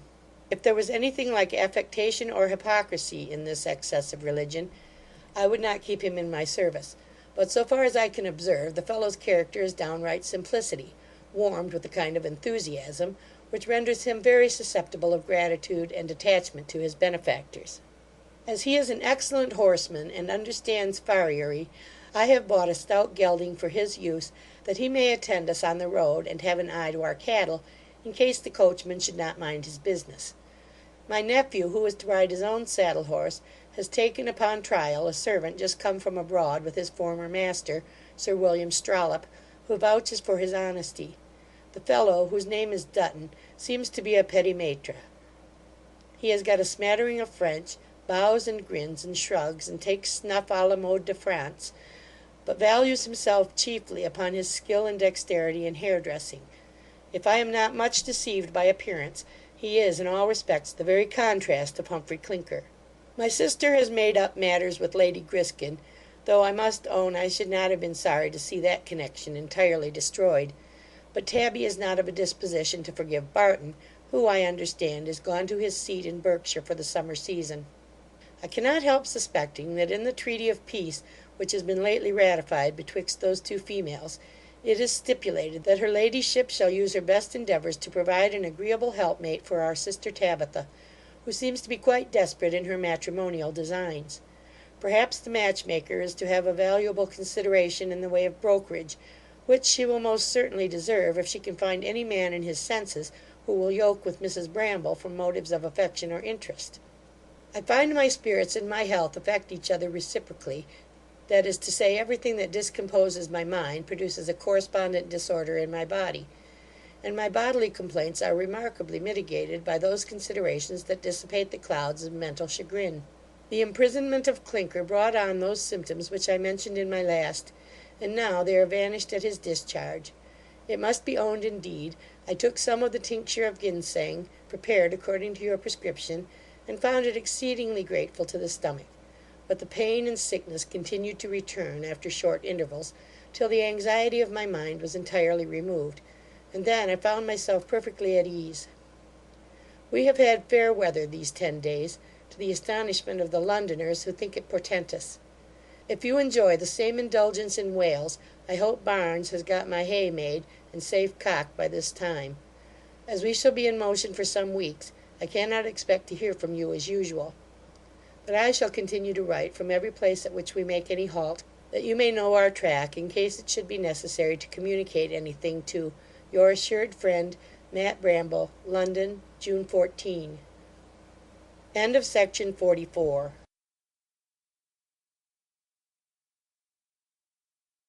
The Expedition of Humphry Clinker by Tobias Smollett. Section 45. To Mrs. Mary Jones at Brambleton Hall, etc. Dear Mary, having the occasion of my cousin Jenkins of Abergany, I send you, as a token, a turkey shell comb, a kipple of yards of green ribbon, and a sarment upon the nothingness of good works, which was preached in the tabernacle; and you will also receive a hornbuck for Saul, whereby she may learn her letters; for Finn much concerned about the state of her poor soul; and what are all the pursuits of this life to the consarns of that immortal part? What is life but a vale of affliction? O Mary, the whole family have been in such a constipation. Mr Clinker has been in trouble, but the gates of hell have not been able to prevail again him. His virtue is like poor gold, 7 times tried in the fire.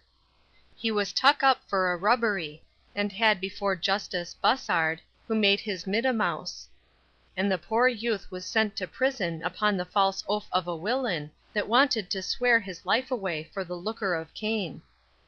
The squire did all in his power, but could not prevent his being put in chains, and confined among common manufactors, where he stood like an innocent sheep in the midst of wolves and tigers.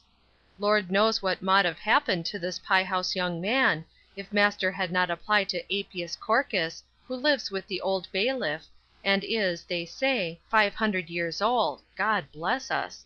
and a conjurer; but, if he be, sure I am that he don't deal with the devil, otherwise he couldn't have fought out Mr Clinker as he did, in spite of stone walls, iron bolts, and double locks, that flew open at his command; for Old Scratch has not a greater enemy upon hearth than Mr Clinker, who is, indeed, a very powerful labourer in the Lord's vineyard.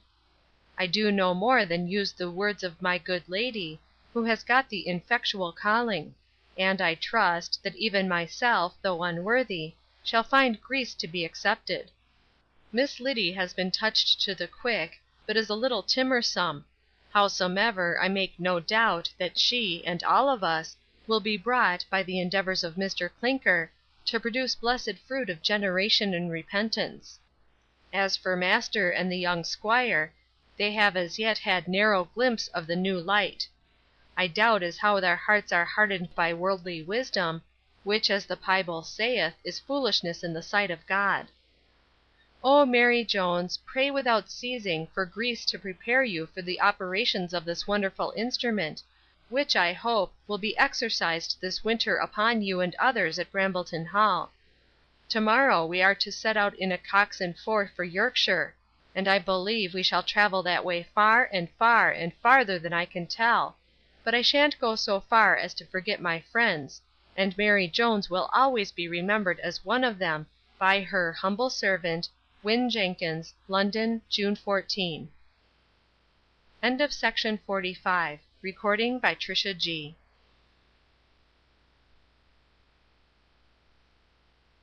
To Mrs. Gwyllim, housekeeper at Brambleton Hall.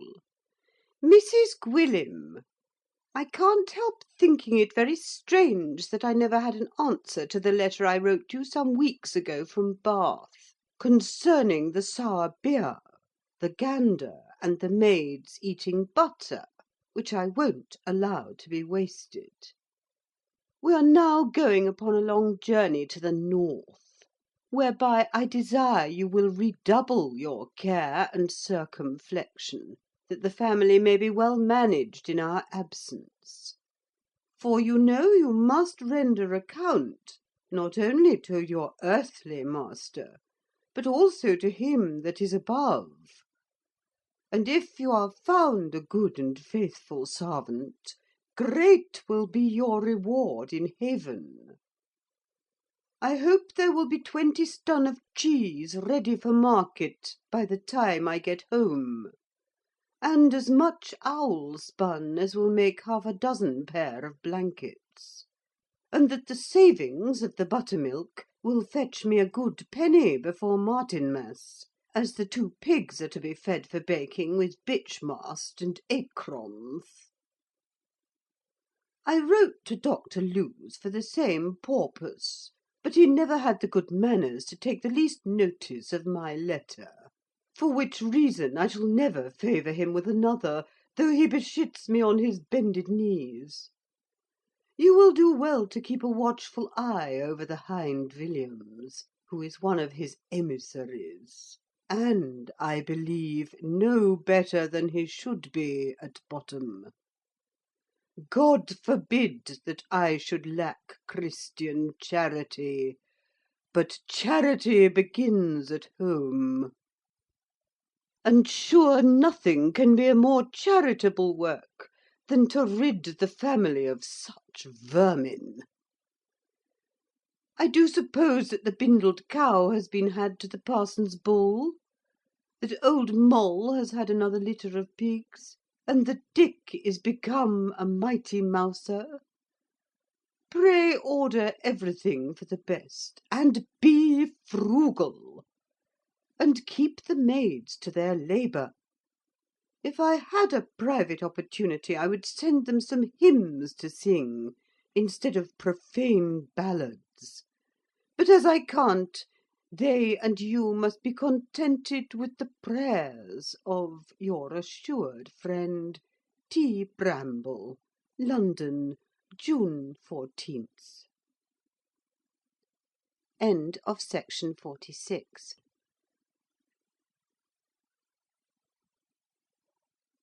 To Sir Watkin Phillips, Baronet, of Jesus College, Oxford. Dear Phillips, the very day after I wrote my last, Clinker was set at liberty. As Martin had foretold, the accuser was himself committed for a robbery, upon unquestionable evidence. He had been for some time in the snares of the thief-taking society, who, resenting his presumption in attempting to encroach upon their monopoly of impeachment, had him taken up and committed to Newgate, on the deposition of an accomplice who has been admitted as evidence for the king. The postillion being upon record as an old offender, the Chief Justice made no scruple of admitting Clinker to bail, when he perused the affidavit of Mr. Mead, importing that the said Clinker was not the person that robbed him on Blackheath, and honest Humphry was discharged. When he came home, he expressed great eagerness to pay his respects to his master, and here his elocution failed him, but his silence was pathetic. He fell down at his feet and embraced his knees, shedding a flood of tears, which my uncle did not see without emotion. He took snuff in some confusion, and, putting his hand in his pocket, gave him his blessing in something more substantial than words. "Clinker," said he, "I am so well convinced, both of your honesty and courage, that I am resolved to make you my life-guardman on the highway." He was accordingly provided with a case of pistols and a carbine to be flung across his shoulders, and every other preparation being made, we set out last Thursday at 7 in the morning, my uncle with the 3 women in the coach, Humphry well mounted on a black gelding bought for his use, myself a horseback, attended by my new valet, Mr. Dutton, an exceeding coxcomb, fresh from his travels, whom I have taken upon trial. The fellow wears a solitaire, uses paint, and takes rappee with all the grimace of a French marquis. At present, however, he is in a riding dress, jack boots, leather breeches, a scarlet waistcoat, with gold binding, a laced hat, a hanger, a French posting whip in his hand, and his hair en queue. Before we had gone 9 miles, my horse lost one of his shoes, so that I was obliged to stop at Barnet to have another, while the coach proceeded at an easy pace over the common. About a mile short of Hatfield, the postilions, stopping the carriage, gave notice to Clinker that there were 2 suspicious fellows a horseback at the end of a lane, who seemed waiting to attack the coach. Humphry forthwith apprised my uncle, declaring he would stand by him to the last drop of his blood, and unflinging his carbine, prepared for action. The squire had pistols in the pockets of the coach, and resolved to make use of them directly; but he was effectually prevented by his female companions, who flung themselves about his neck and screamed in concert. At that instant, who should come up at a hand gallop but Martin, the highwayman, who, advancing to the coach, begged the ladies would compose themselves for a moment. Then, desiring Clinker to follow him to the charge, he pulled a pistol out of his bosom, and they rode up together to give battle to the rogues, who, having fired at a great distance, fled across the common. They were in pursuit of the fugitives when I came up, not a little alarmed at the shrieks in the coach, where I found my uncle in a violent rage, without his periwig, struggling to disentangle himself from Tabby and the other 2, and swearing with great vociferation. Before I had time to interpose, Martin and Clinker returned from the pursuit, and the former paid his compliments with great politeness, giving us to understand that the fellows had scampered off, and that he believed they were a couple of raw prentices from London. He commended Clinker for his courage, and said if we would give him leave, he would have the honour to accompany us as far as Stevenage, where he had some business. The squire, having recollected and adjusted himself, was the first to laugh at his own situation; but it was not without difficulty that Tabby's arms could be untwisted from his neck. Liddy's teeth chattered, and Jenkins was threatened with a fit as usual. I had communicated to my uncle the character of Martin, as it was described by the constable, and he was much struck with its singularity. He could not suppose the fellow had any design on our company, which was so numerous and well armed. He therefore thanked him for the service he had just done them, said he would be glad of his company, and asked him to dine with us at Hatfield. This invitation might not have been agreeable to the ladies, had they known the real profession of our guest; but this was a secret to all except my uncle and myself. Mrs. Tabitha, however, would by no means consent to proceed with a case of loaded pistols in the coach, and they were forthwith discharged, in complaisance to her and the rest of the women. Being gratified in this particular, she became remarkably good-humoured, and at dinner behaved in the most affable manner to Mr. Martin, with whose polite address and agreeable conversation she seemed to be much taken. After dinner, the landlord, accosting me in the yard, asked with a significant look if the gentleman that rode the sorrel belonged to our company. I understood his meaning, but answered no, that he had come up with us on the common, and helped us to drive away 2 fellows that looked like highwaymen. He nodded 3 times distinctly, as much as to say, he knows his cue. Then he inquired if one of those men was mounted on a bay mare, and the other on a chestnut gelding with a white streak down his forehead; and being answered in the affirmative, he assured me they had robbed 3 post-chaises this very morning. I inquired, in my turn, if Mr. Martin was of his acquaintance, and nodding thrice again, he answered that he had seen the gentleman.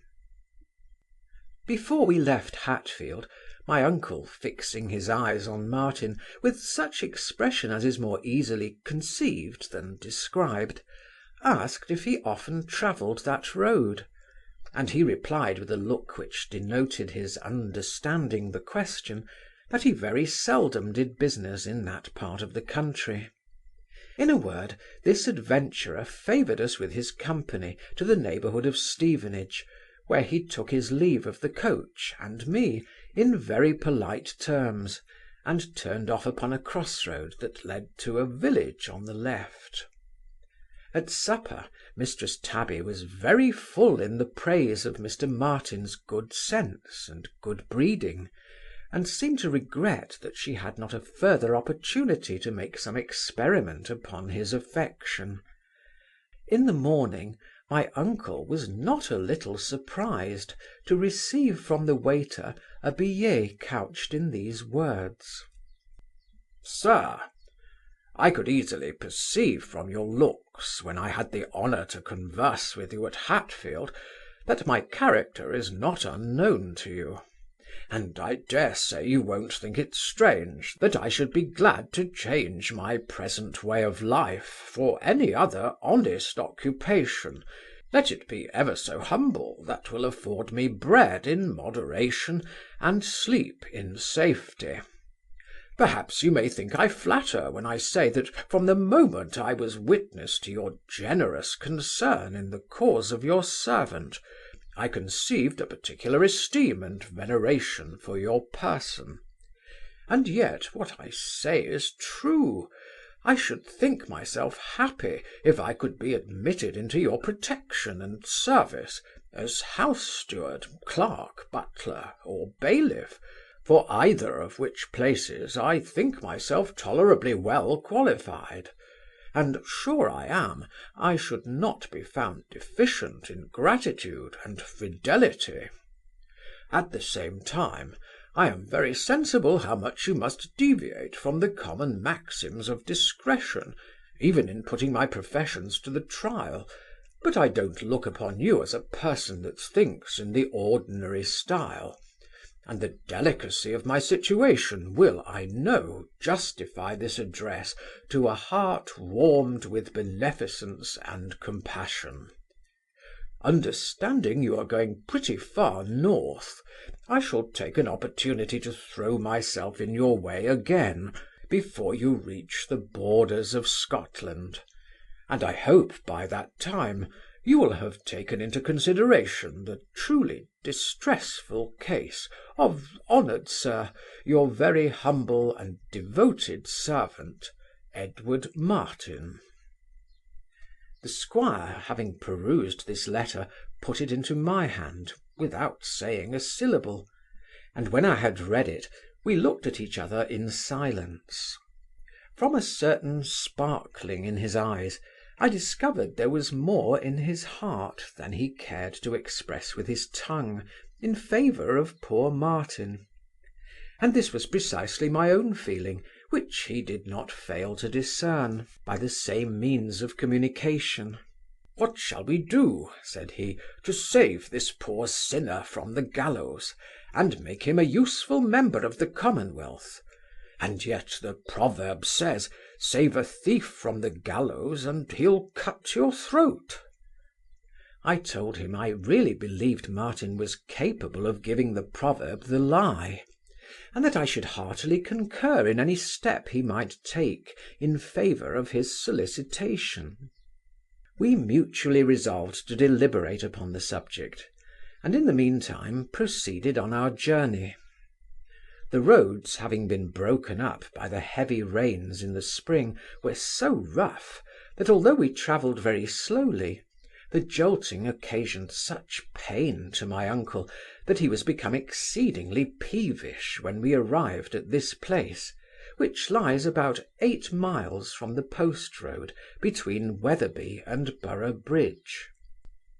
Harrogate water, so celebrated for its efficacy in the scurvy and other distempers, is supplied from a copious spring in the hollow of a wild common, round which a good many houses have been built for the convenience of the drinkers, though few of them are inhabited.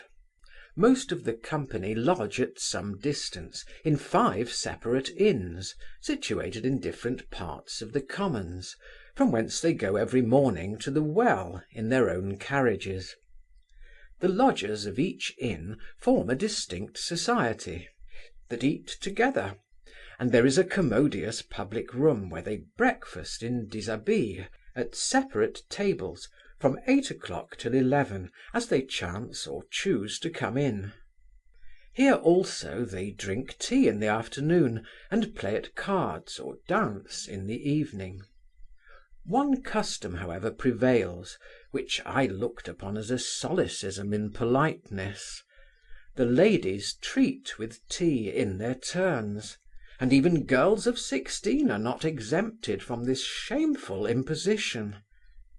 There is a public ball by subscription every night at one of the houses, to which all the company from the others are admitted by tickets. And indeed Harrogate treads upon the heels of Bath in the articles of gaiety and dissipation, with this difference, however, that here we are more sociable and familiar. One of the inns is already full up to the very garrets, having no less than 50 lodgers, and as many servants. Our family does not exceed 36, and I should be sorry to see the number augmented, as our accommodations won't admit of much increase. At present the company is more agreeable than one could expect from an accidental assemblage of persons who are utter strangers to one another. There seems to be a general disposition among us to maintain good fellowship, and promote the purposes of humanity, in favour of those who come hither on the score of health. I see several faces which we left at Bath, although the majority are of the northern counties, and many come from Scotland for the benefit of these waters. In such a variety there must be some originals, among whom Mistress Tabitha Bramble is not the most inconsiderable. No place where there is such an intercourse between the sexes can be disagreeable to a lady of her views and temperament. She has had some warm disputes at table with a lame parson from Northumberland on the new birth and the insignificance of moral virtue, and her arguments have been reinforced by an old Scotch lawyer in a tie periwig, who, though he has lost his teeth and the use of his limbs, can still wag his tongue with great volubility. He has paid her such fulsome compliments upon her piety and learning as seem to have won her heart, and she, in her turn, treats him with such attention as indicates a design upon his person. But, by all accounts, he is too much of a fox to be inveigled into any snare that she can lay for his affection. We do not propose to stay long at Harrogate, though at present it is our headquarters, from whence we shall make some excursions to visit 2 or 3 of our rich relations who are settled in this country. Pray remember me to all our friends of Jesus, and allow me to be still yours affectionately, J. Melford. Harrogate, June 23rd. End of section 47.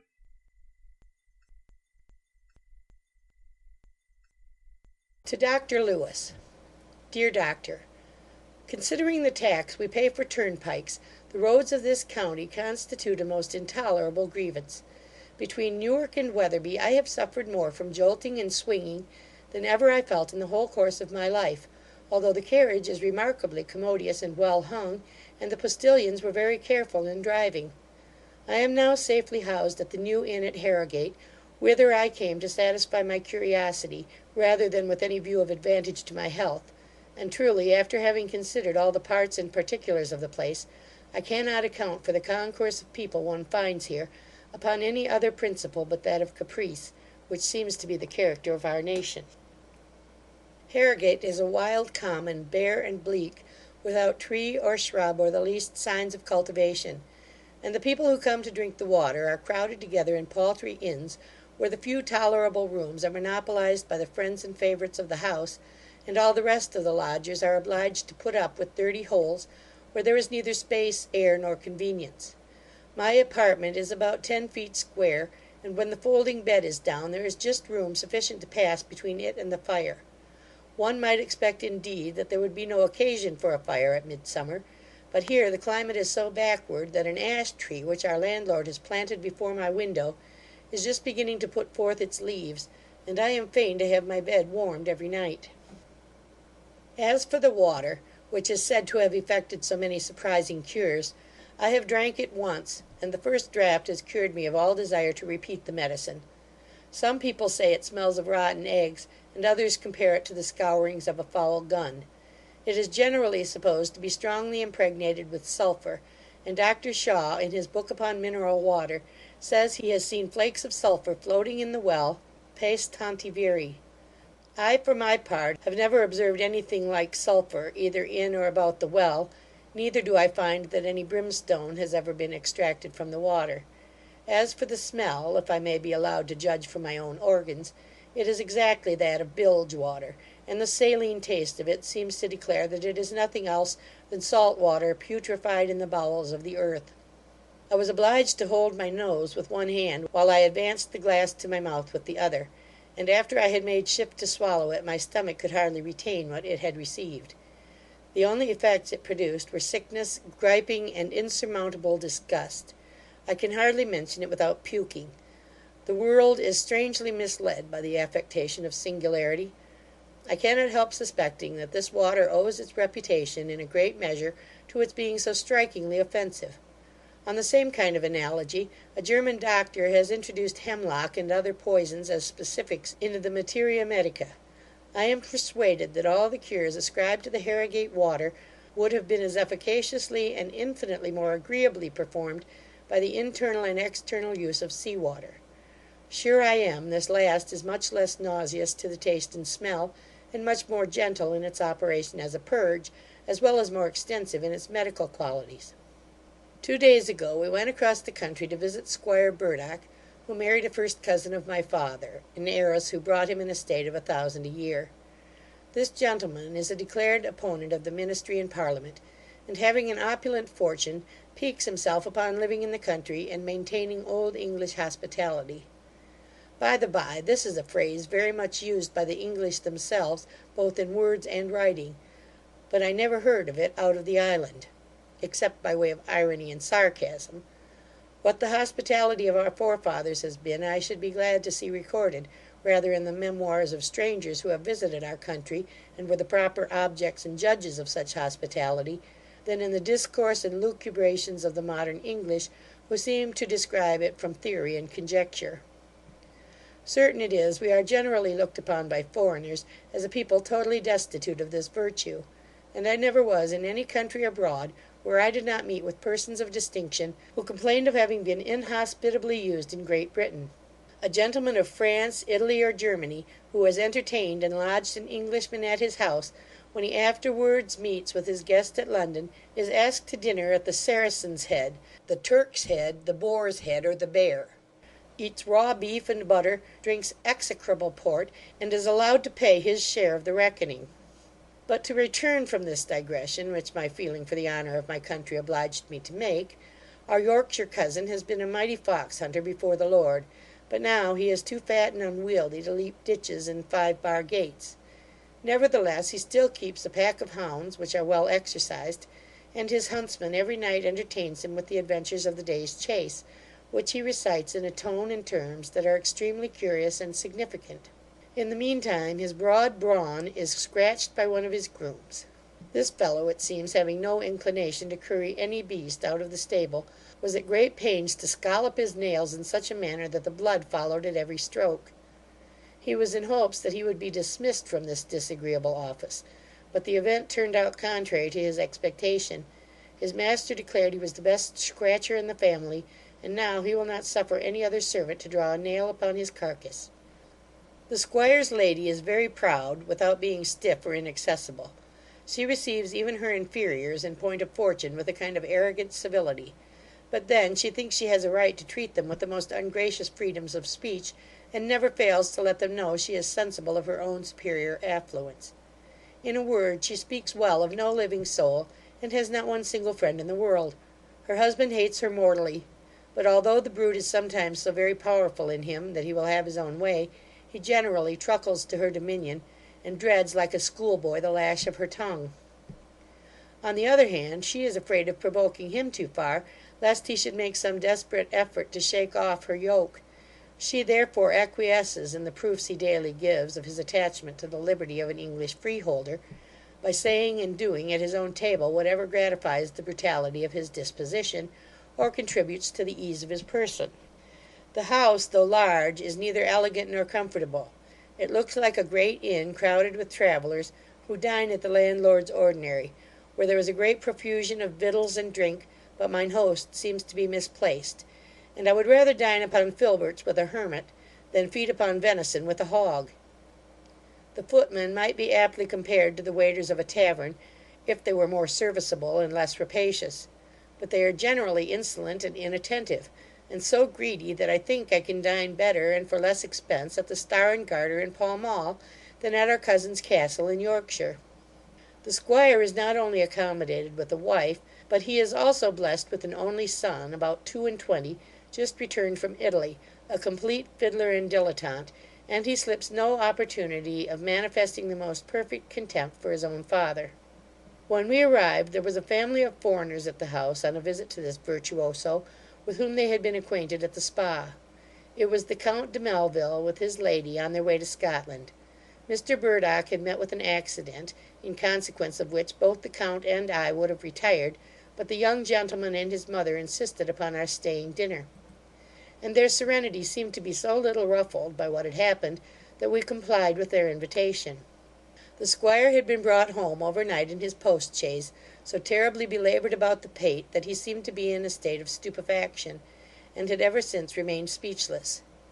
A country apothecary, called Grieve, who lived in a neighbouring village, having been called to his assistance, had let him blood, and applied a poultice to his head, declaring that he had no fever, nor any other bad symptom but the loss of speech, if he really had lost that faculty. But the young squire said this practitioner was an ignorantatio, that there was a fracture in the cranium, and that there was a necessity for having him trepanned without loss of time. His mother, espousing this opinion, had sent an express to York for a surgeon to perform the operation, and he was already come, with his prentice and instruments. Having examined the patient's head, he began to prepare his dressings, though Grieve still retained his first opinion that there was no fracture, and was the more confirmed in it, as the squire had passed the night in profound sleep, uninterrupted by any catching or convulsion. The York surgeon said he could not tell whether there was a fracture until he should take off the scalp, but at any rate the operation might be of service in giving vent to any blood that might be extravasated either above or below the dura mater. The lady and her son were clear for trying the experiment, and Grieve was dismissed with some marks of contempt, which perhaps he owed to the plainness of his appearance. He seemed to be about the middle age, wore his own black hair without any sort of dressing. By his garb one would have taken him for a Quaker, but he had none of the stiffness of that sect. On the contrary, he was very submissive, respectful, and remarkably taciturn. Leaving the ladies in an apartment by themselves, we adjourned to the patient's chamber, where the dressings and instruments were displayed in order upon a pewter dish. The operator, laying aside his coat and periwig, equipped himself with a nightcap, apron, and sleeves, while his prentice and footman, seizing the squire's head, began to place it in a proper posture. But mark what followed. The patient, bolting upright in the bed, collared each of these assistants with the grasp of Hercules, exclaiming in a bellowing tone, "I ha'n't lived so long in Yorkshire to be trepanned by such vermin as you," and leaping on the floor, put on his breeches quietly, to the astonishment of us all. The surgeon still insisted upon the operation, alleging it was now plain that the brain was injured, and desiring the servants put him into bed again; but nobody would venture to execute his orders, or even to interpose, when the squire turned him and his assistants out of doors, and threw his apparatus out at the window. Having thus asserted his prerogative, and put on his clothes with the help of a valet, the count, with my nephew and me, were introduced by his son, and received with his usual style of rustic civility. Then, turning to Signor Maccaroni, with a sarcastic grin, "I tell thee what, Dick," said he, "a man's skull is not to be bored every time his head is broken, and I'll convince thee and thy mother that I know as many tricks as e'er an old fox in the West Riding." We afterwards understood he had quarrelled at a public house with an exciseman, whom he challenged to a bout at single stick, in which he had been worsted, and that the shame of this defeat had tied up his tongue. As for madam, she had shewn no concern for his disaster, and now heard of his recovery without emotion. She had taken some little notice of my sister and niece, though rather with a view to indulge her own petulance, than out of any sentiment of regard to our family. She said Liddy was a fright, and ordered her woman to adjust her head before dinner; but she would not meddle with Tabby, whose spirit, she soon perceived, was not to be irritated with impunity. At table she acknowledged me so far as to say she had heard of my father, though she hinted that he had disobliged her family by making a poor match in Wales. She was disagreeably familiar in her enquiries about our circumstances, and asked if I intended to bring up my nephew to the law. I told her that, as he had an independent fortune, he should follow no profession but that of a country gentleman, and that I was not without hopes of procuring for him a seat in Parliament. "Pray, cousin," said she, "what may his fortune be?"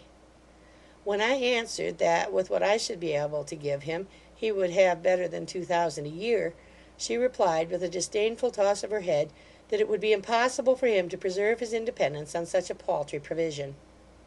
Not a little nettled at this arrogant remark, I told her I had the honour to sit in Parliament with her father, when he had little more than half that income, and I believed there was not a more independent and incorruptible member in the House. "Ay, but times are changed," cried the squire. "Country gentlemen nowadays live after another fashion. My table alone stands me in a cool 1000 a quarter, though I raise my own stock, import my own liquors, and have every thing at the first hand. True it is, I keep open house, and receive all comers, for the honour of old England." "If that be the case," said I, "'tis a wonder you can maintain it at so small an expense. But every private gentleman is not expected to keep a caravanserai for the accommodation of travellers. Indeed, if every individual lived in the same style, you would not have such a number of guests at your table. Of consequence, your hospitality would not shine so bright for the glory of the West Riding."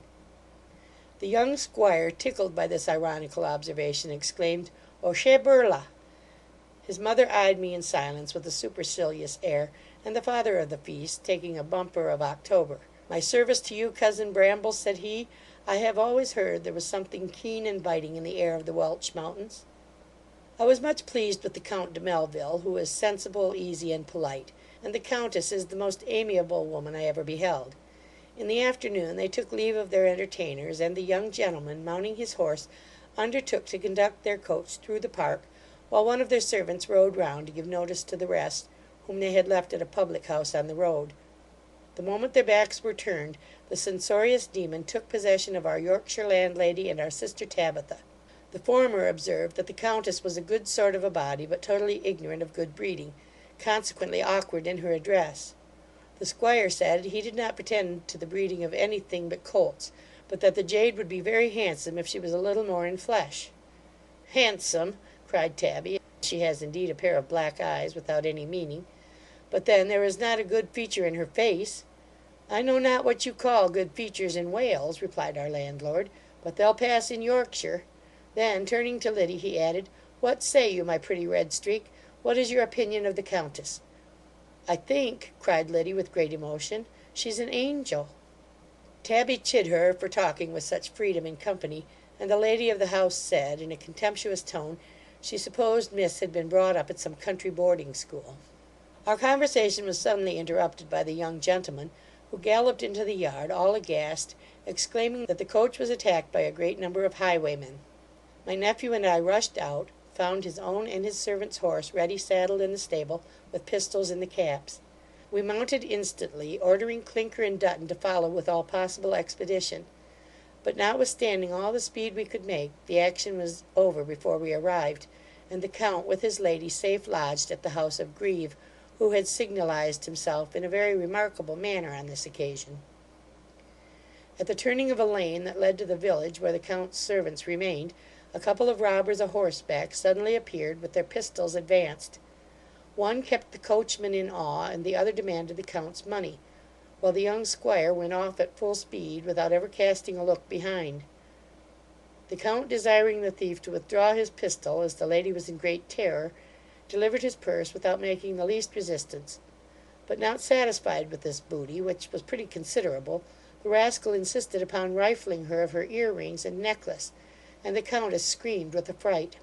Her husband, exasperated at the violence with which she was threatened, wrested the pistol out of the fellow's hand, and turning it upon him, snapped it in his face; but the robber, knowing there was no charge in it, drew another from his bosom, and in all probability would have killed him on the spot, had not his life been saved by a wonderful interposition.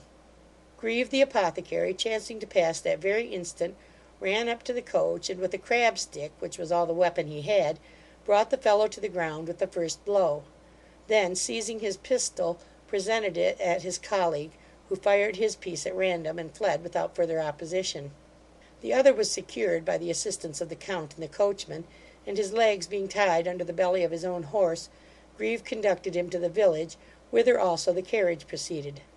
It was with great difficulty the Countess could be kept from swooning; but at last she was happily conveyed to the house of the apothecary, who went into the shop to prepare some drops for her, while his wife and daughter administered to her in another apartment. I found the Count standing in the kitchen with the parson of the parish, and expressing much impatience to see his protector, whom as yet he had scarce found time to thank for the essential service he had done him and the Countess. The daughter passing at the same time with a glass of water, Monsieur de Melville could not help taking notice of her figure, which was strikingly engaging.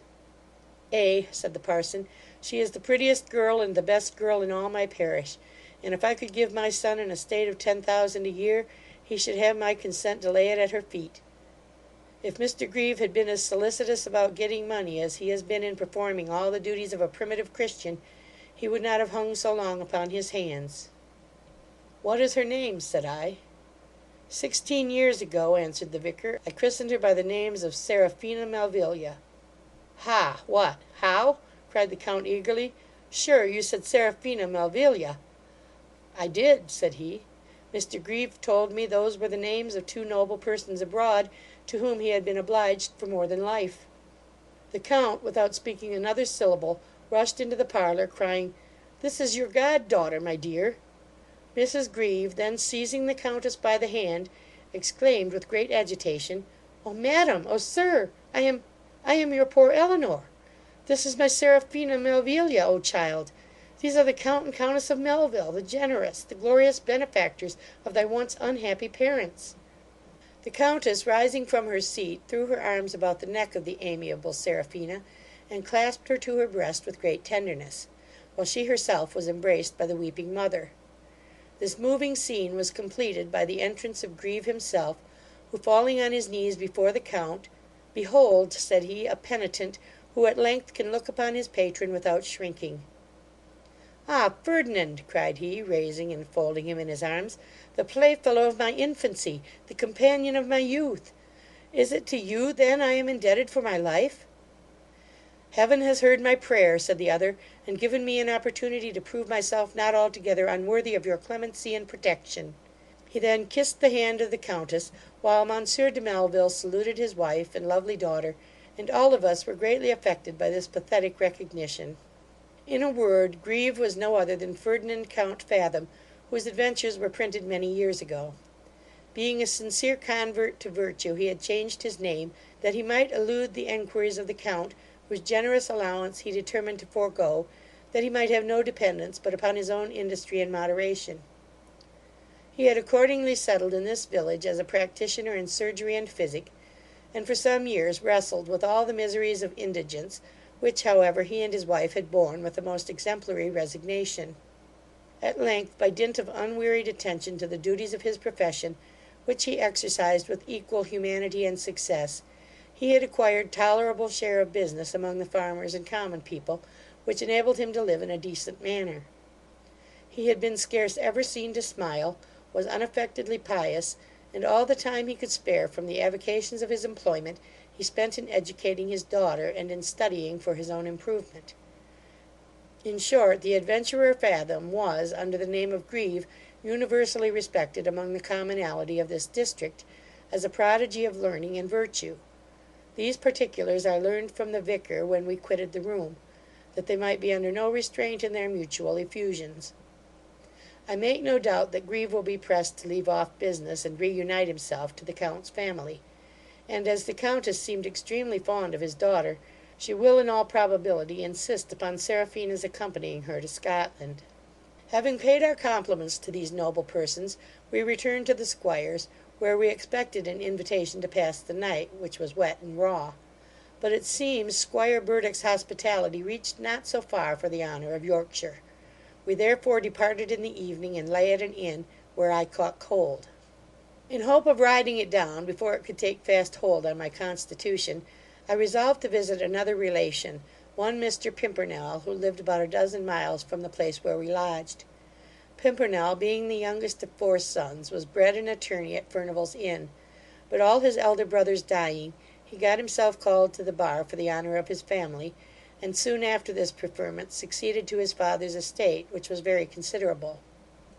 He carried home with him all the knavish chicanery of the lowest pettifogger, together with a wife whom he had purchased of a drayman for 20 pounds, and he soon found means to obtain a dedimus as an acting justice of peace. He is not only a sordid miser in his disposition, but his avarice is mingled with a spirit of despotism which is truly diabolical. He is a brutal husband, an unnatural parent, a harsh master, an oppressive landlord, a litigious neighbour, and a partial magistrate. Friends he has none, and in point of hospitality and good breeding, our cousin Burdock is a prince in comparison of this ungracious miscreant, whose house is the lively representation of a jail. Our reception was suitable to the character I have sketched. Had it depended upon the wife, we should have been kindly treated. She is really a good sort of a woman, in spite of her low original, and well respected in the country; but she has not interest enough in her own house to command a draught of table beer, far less to bestow any kind of education on her children, who run about like tagged colts in a state of nature. Pox on him! He is such a dirty fellow that I have not patience to prosecute the subject. By that time we reached Harrogate, I began to be visited by certain rheumatic symptoms. The Scotch lawyer, Mr Micklewhimmen, recommended a hot bath of these waters so earnestly, that I was over persuaded to try the experiment. He had used it often with success, and always stayed an hour in the bath, which was a tub filled with Harrogate water, heated for the purpose. If I could hardly bear the smell of a single tumbler when cold, you may guess how my nose was regaled by the streams arising from a hot bath of the same fluid. At night I was conducted into a dark hole on the ground floor, where the tub smoked and stunk like the pot of Acheron in one corner, and in another stood a dirty bed, provided with thick blankets, in which I was to sweat after coming out of the bath. My heart seemed to die within me when I entered this dismal bagnio, and found my brain assaulted by such insufferable effluvia. I cursed Micklewhimmen for not considering that my organs were formed on this side of the Tweed, but being ashamed to recoil upon the threshold, I submitted to the process. After having endured all but real suffocation for above a quarter of an hour in the tub, I was moved to the bed and wrapped in blankets. There I lay a full hour, panting with intolerable heat, but not the least moisture appearing on my skin. I was carried to my own chamber, and passed the night without closing an eye, in such a flutter of spirits as rendered me the most miserable wretch in being. I should certainly have run distracted, if the rarefaction of my blood, occasioned by that Stygian bath, had not burst the vessels and produced a violent hemorrhage, which, though dreadful and alarming, removed the horrible disquiet. I lost 2 pounds of blood and more on this occasion, and find myself still weak and languid; but I believe a little exercise will forward my recovery, and therefore I am resolved to set out to morrow for York, in my way to Scarborough, where I propose to brace up my fibres by sea bathing, which I know is one of your favourite specifics. There is, however, one disease for which you have found as yet no specific, and that is old age, of which this tedious, unconnected epistle is an infallible symptom. What, therefore, cannot be cured must be endured, by you as well as by yours, Matt Bramble, Harrogate, June 26. End of section 48.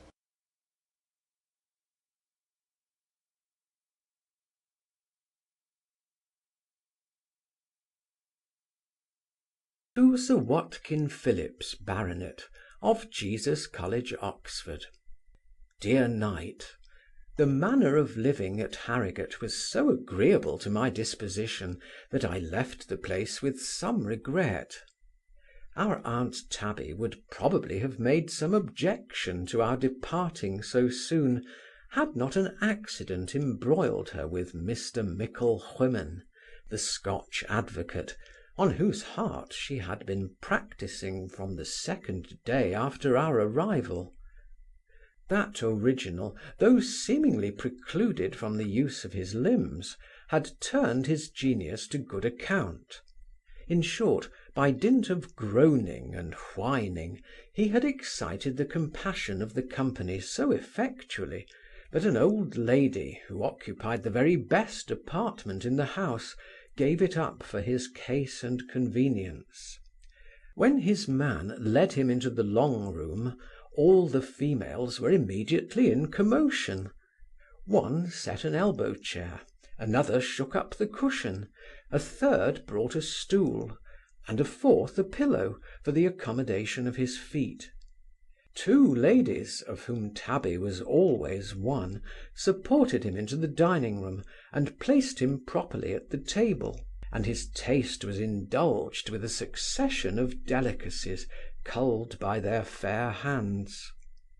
All this attention he repaid with a profusion of compliments and benedictions, which were not the less agreeable for being delivered in the Scottish dialect. As for Mistress Tabitha, his respects were particularly addressed to her, and he did not fail to mingle them with religious reflections touching free grace, knowing her bias to Methodism, which he also professed upon a Calvinistical model. For my part, I could not help thinking this lawyer was not such an invalid as he pretended to be. I observed he ate very heartily 3 times a day, and though his bottle was marked stomachic tincture, he had recourse to it so often, and seemed to swallow it with such peculiar relish, that I suspected it was not compounded in the apothecary's shop or the chemist's laboratory. One day, while he was earnest in discourse with Mistress Tabitha, and his servant had gone out on some occasion or other, I dexterously exchanged the labels and situation of his bottle and mine, and having tasted his tincture, found it was excellent claret. I forthwith handed it about me to some of my neighbours, and it was quite emptied before Mr. Mickle Whyman had occasion to repeat his draught. At length, turning about, he took hold of my bottle instead of his own, and filling a large glass, drank to the health of Mistress Tabitha. It had scarce touched his lips, when he perceived the change which had been put upon him, and was at first a little out of countenance. He seemed to retire within himself, in order to deliberate, and in half a minute his resolution was taken. Addressing himself to our quarter, "I give the gentleman credit for his wit," said he. "It was a good practical joke, but sometimes he joci in seria ducunt mala. I hope for his own sake he hasna drank all the liquor, for it was a very powerful infusion of jalap in Bordeaux wine." at it's possible he may attain sic a dose as will produce a terrible catastrophe in his ain bowels." By far the greater part of the contents had fallen to the share of a young clothier from Leeds, who had come to make a figure at Harrogate, and was in effect a great coxcomb in his way. It was with a view to laugh at his fellow guests, as well as to mortify the lawyer, that he had emptied the bottle when it came to his turn, and he had laughed accordingly. But now his mirth gave way to his apprehension. He began to spit, to make wry faces, and writhe himself into various contortions. "Damn the stuff!" cried he. "I thought it had a villainous twang. Pah! He that would cozen a Scot mun get up betimes, and take old Scratch for his counsellor." "In troth, Mester, what you come," replied the lawyer, "your wit has run you into a filthy puddle. I'm truly concerned for your waeful case.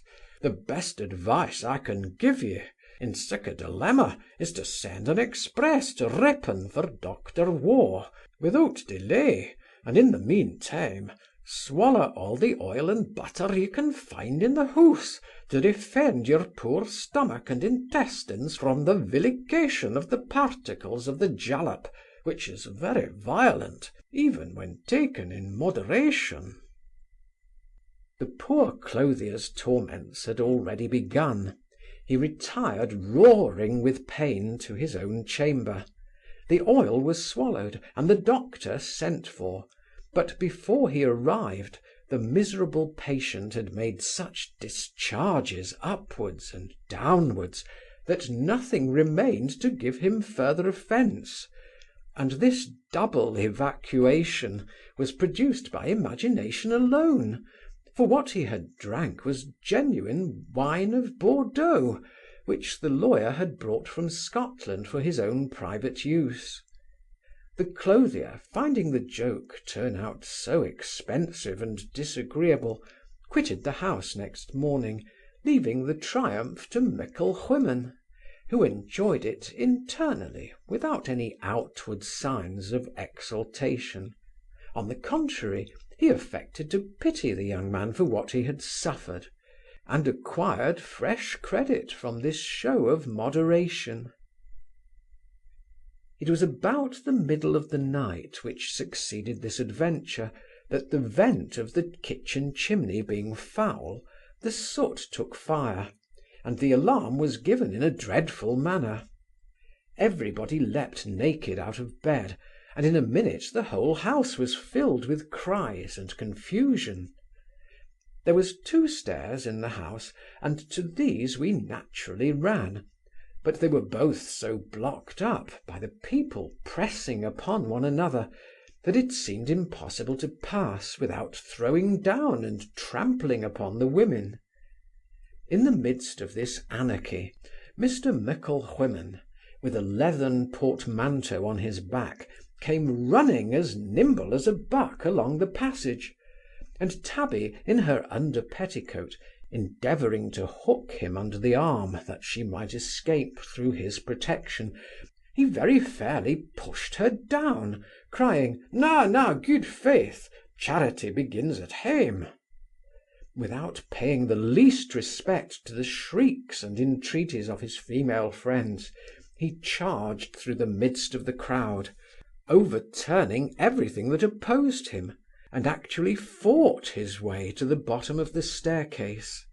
By this time Clinker had found a ladder, by which he entered the window of my uncle's chamber, where our family was assembled, and proposed that we should make our exit successively by that conveyance. The squire exhorted his sister to begin the descent, but before she could resolve, her woman, Mistress Winifred Jenkins, in a transport of terror, threw herself out at the window upon the ladder, while Humphry dropped upon the ground, that he might receive her in her descent. This maiden was just as she had started out of bed. The moon shone very bright, and a fresh breeze of wind blowing, none of Mistress Winifred's beauties could possibly escape the view of the fortunate Clinker, whose heart was not able to withstand the united force of so many charms. At least I am much mistaken if he has not been her humble slave from that moment. He received her in his arms, and, giving her his coat to protect her from the weather, ascended again with admirable dexterity.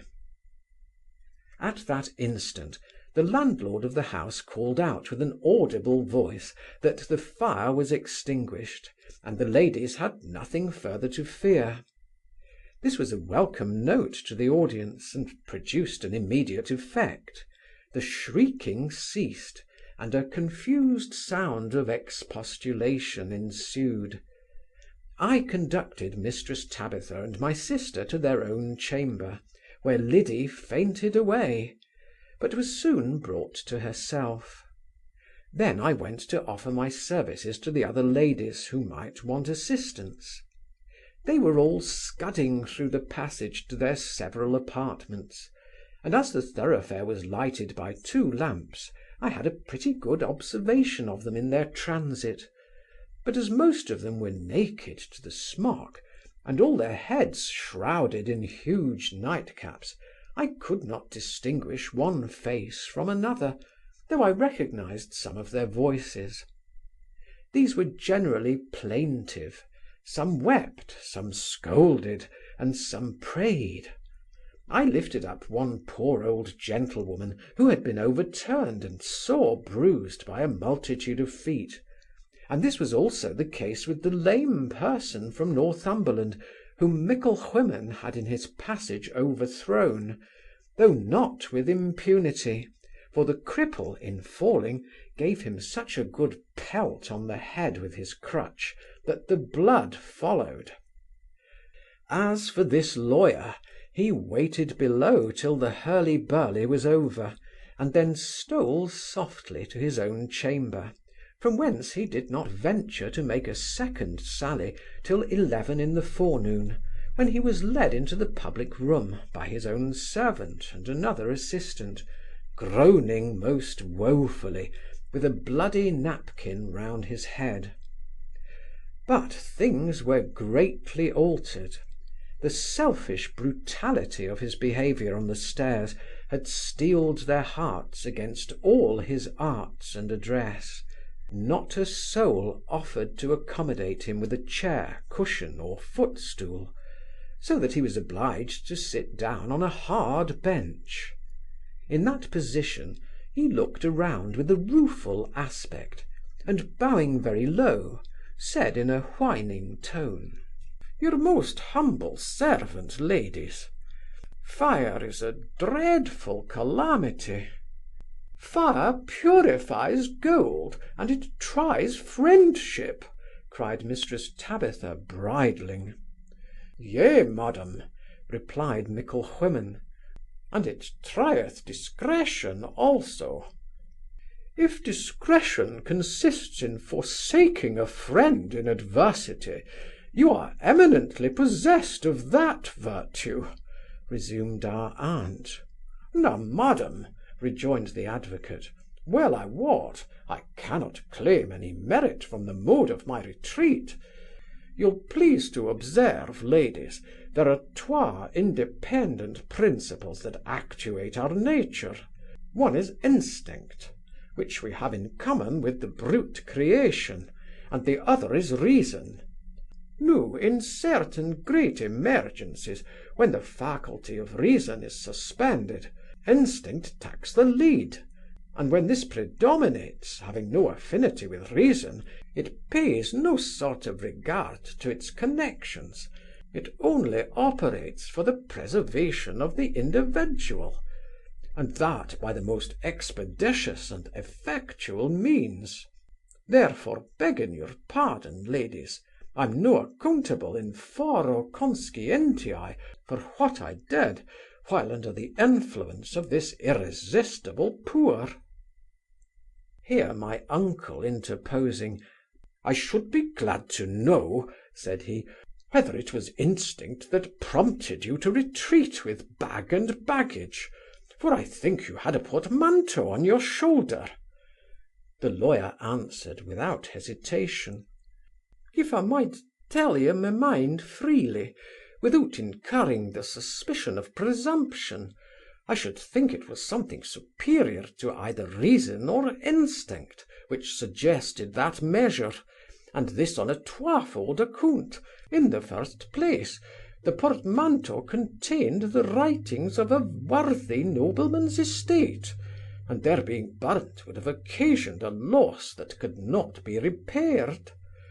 Secondly, my good angel seems to have laid the portmanteau on my shoulders, by way of defence, to sustain the violence of a most inhuman blow from the crutch of a reverend clergyman, which, even in spite of that medium, hath wounded me sorely, even unto the pericranium." "By your own doctrine," cried the parson, who chanced to be present, "I am not accountable for the blow, which was the effect of instinct." "I crave your pardon, reverend sir," said the other. "Instinct never acts but for the preservation of the individual. But your preservation was out of the case. You had already received the damage, and therefore the blow must be imputed to revenge, which is a sinful passion that ill becomes any Christian, especially a Protestant divine. And let me tell ye, most reverend doctor, gin I had a mind to plea, the law would hold my libel relevant." "Why, the damage is pretty equal on both sides," cried the parson. "Your head is broke, and my crutch is snapped in the middle. Now, if you will repair the one, I will be at the expense of curing the other." This sally raised the laugh against Mickle Whyman, who began to look grave, when my uncle, in order to change the discourse, observed that instinct had been very kind to him in another respect, for it had restored to him the use of his limbs, which in his exit he had moved with surprising agility.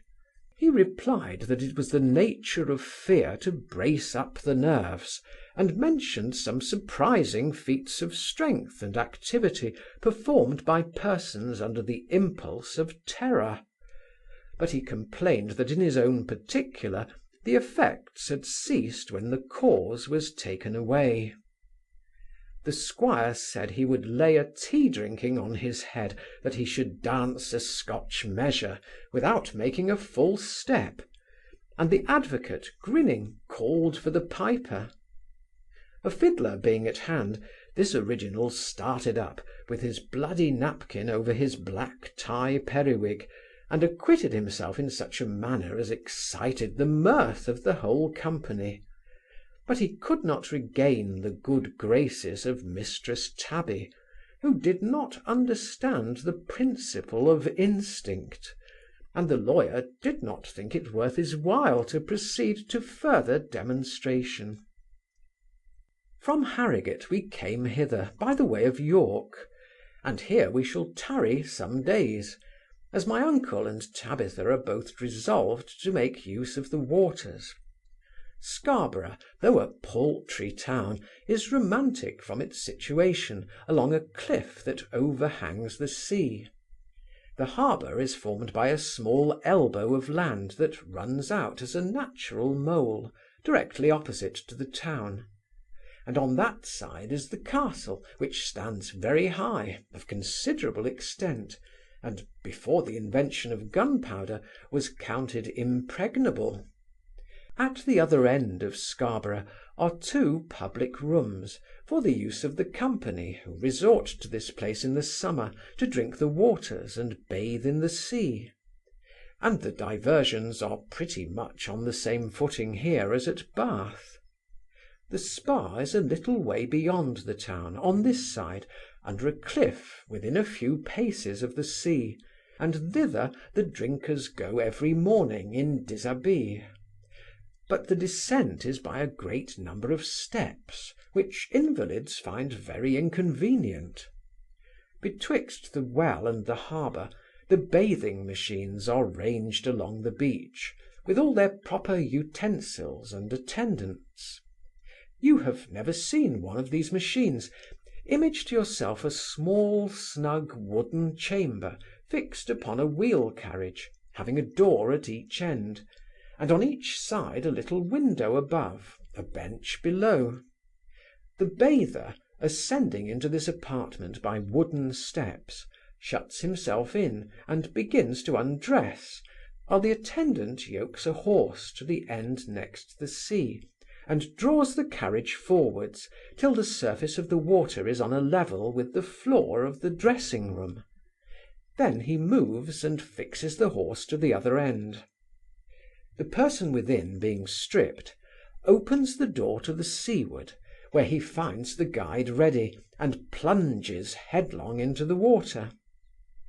After having bathed, he reascends into the apartment by the steps which had been shifted for that purpose, and puts on his clothes at his leisure, while the carriage is drawn back again upon the dry land; so that he has nothing further to do but to open the door and come down as he went up. Should he be so weak or ill as to require a servant to put off and on his clothes, there is room enough in the apartment for half a dozen people.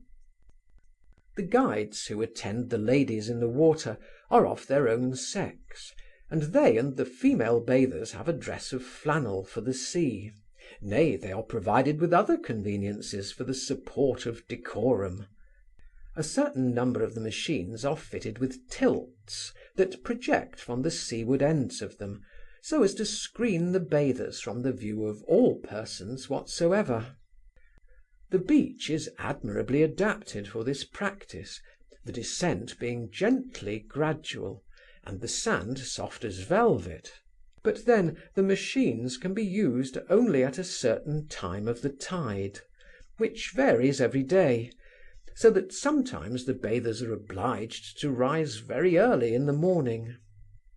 For my part, I love swimming as an exercise, and can enjoy it at all times of the tide, without the formality of an apparatus. You and I have often plunged together into the Isis, but the sea is a much more noble bath, for health as well as pleasure. You cannot conceive what a flow of spirits it gives, and how it braces every sinew of the human frame. Were I to enumerate half the diseases which are every day cured by sea bathing, you might justly say you had received a treatise, instead of a letter, from your affectionate friend and servant, J. Melford. Scarborough, July 1st. End of section 49.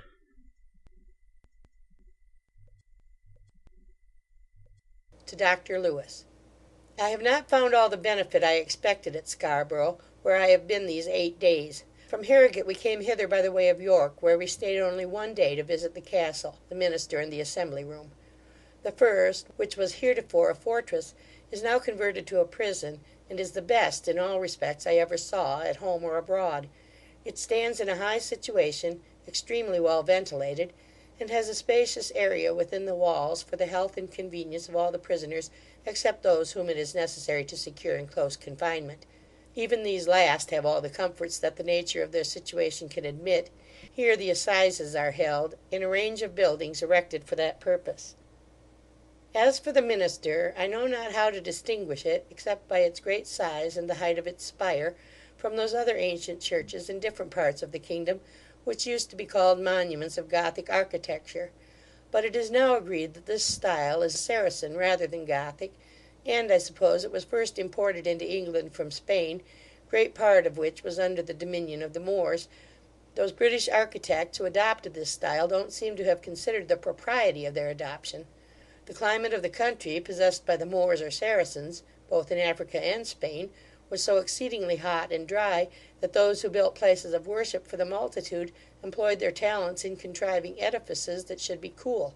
and for this purpose nothing could be better adopted than those buildings, vast, narrow, dark, and lofty, impervious to the sunbeams, and having little communication with the scorched external atmosphere, but ever affording a refreshing coolness, like subterranean cellars in the heats of summer, or natural caverns in the bowels of huge mountains.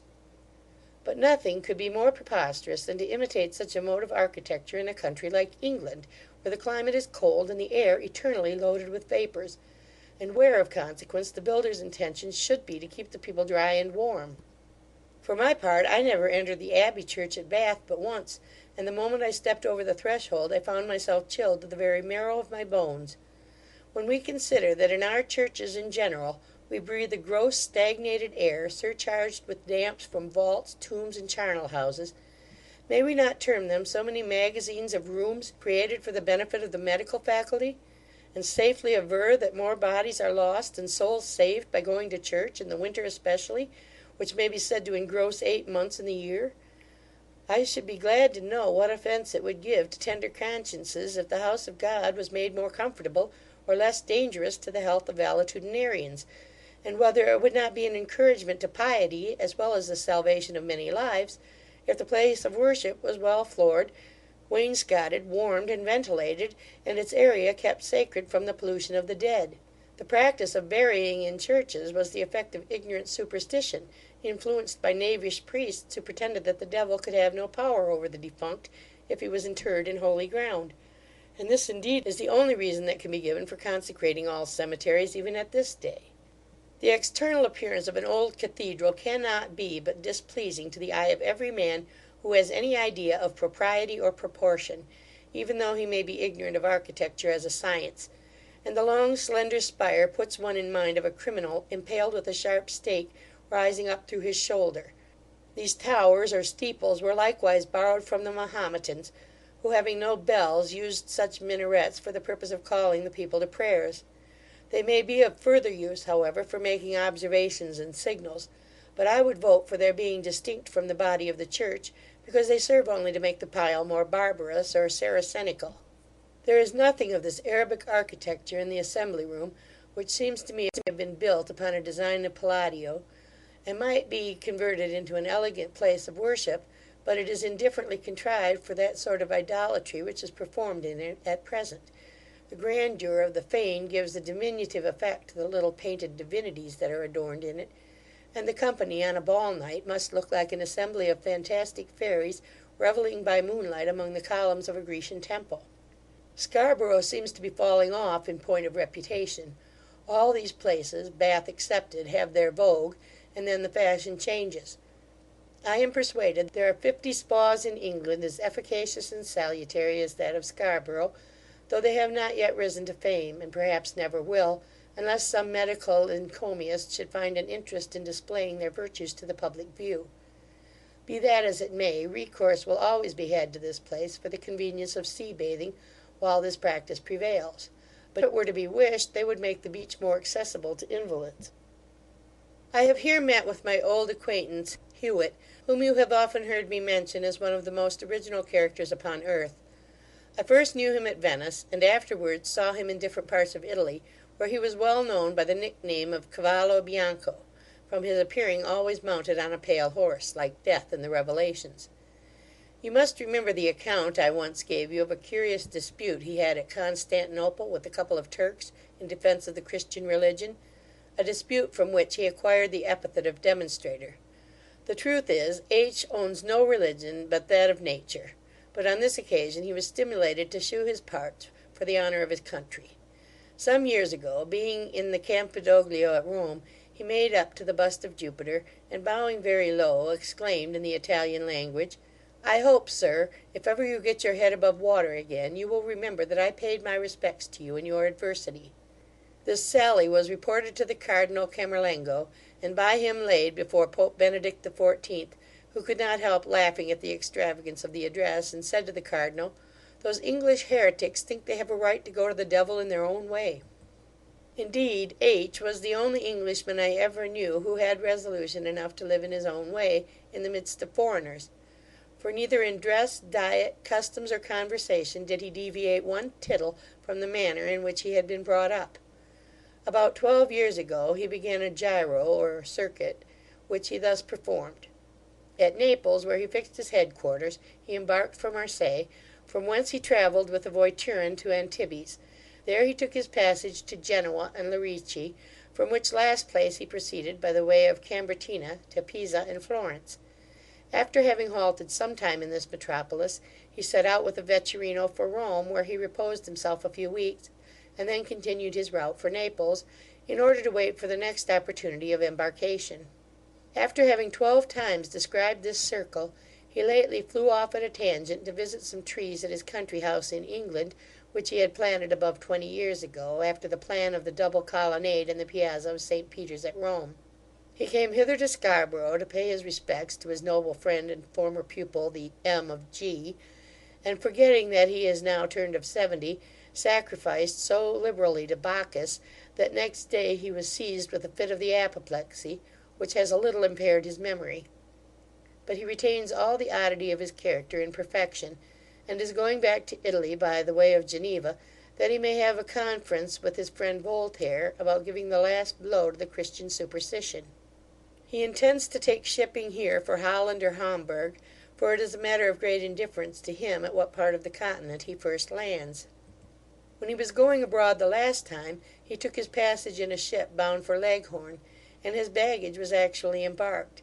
In going down the river by water, he was by mistake put on board of another vessel under sail, and upon inquiry understood she was bound to Petersburg.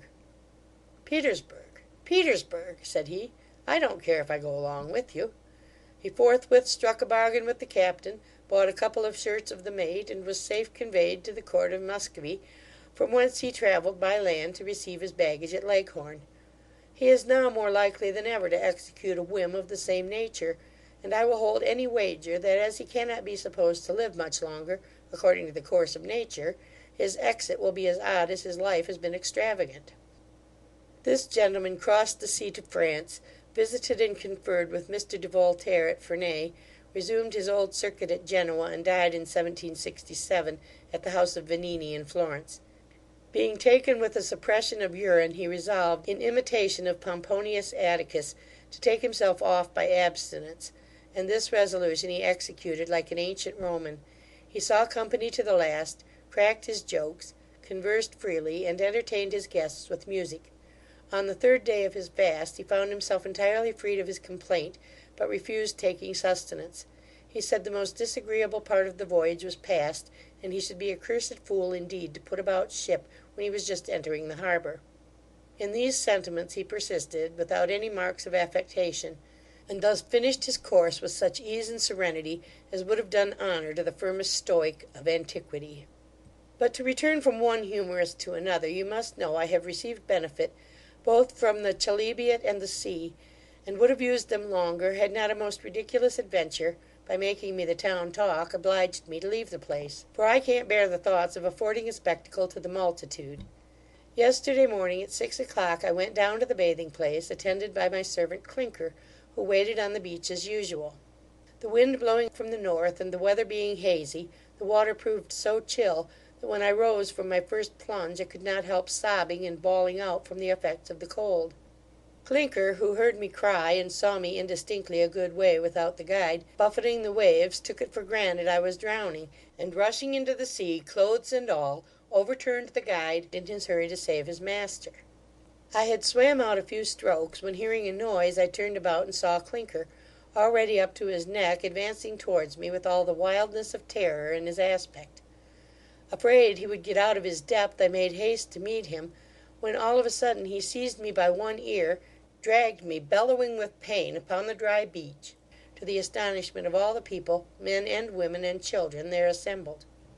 I was so exasperated by the pain of my ear, and the disgrace of being exposed in such an attitude, that in the first transport I struck him down; then, running back into the sea, took shelter in the machine where my clothes had been deposited.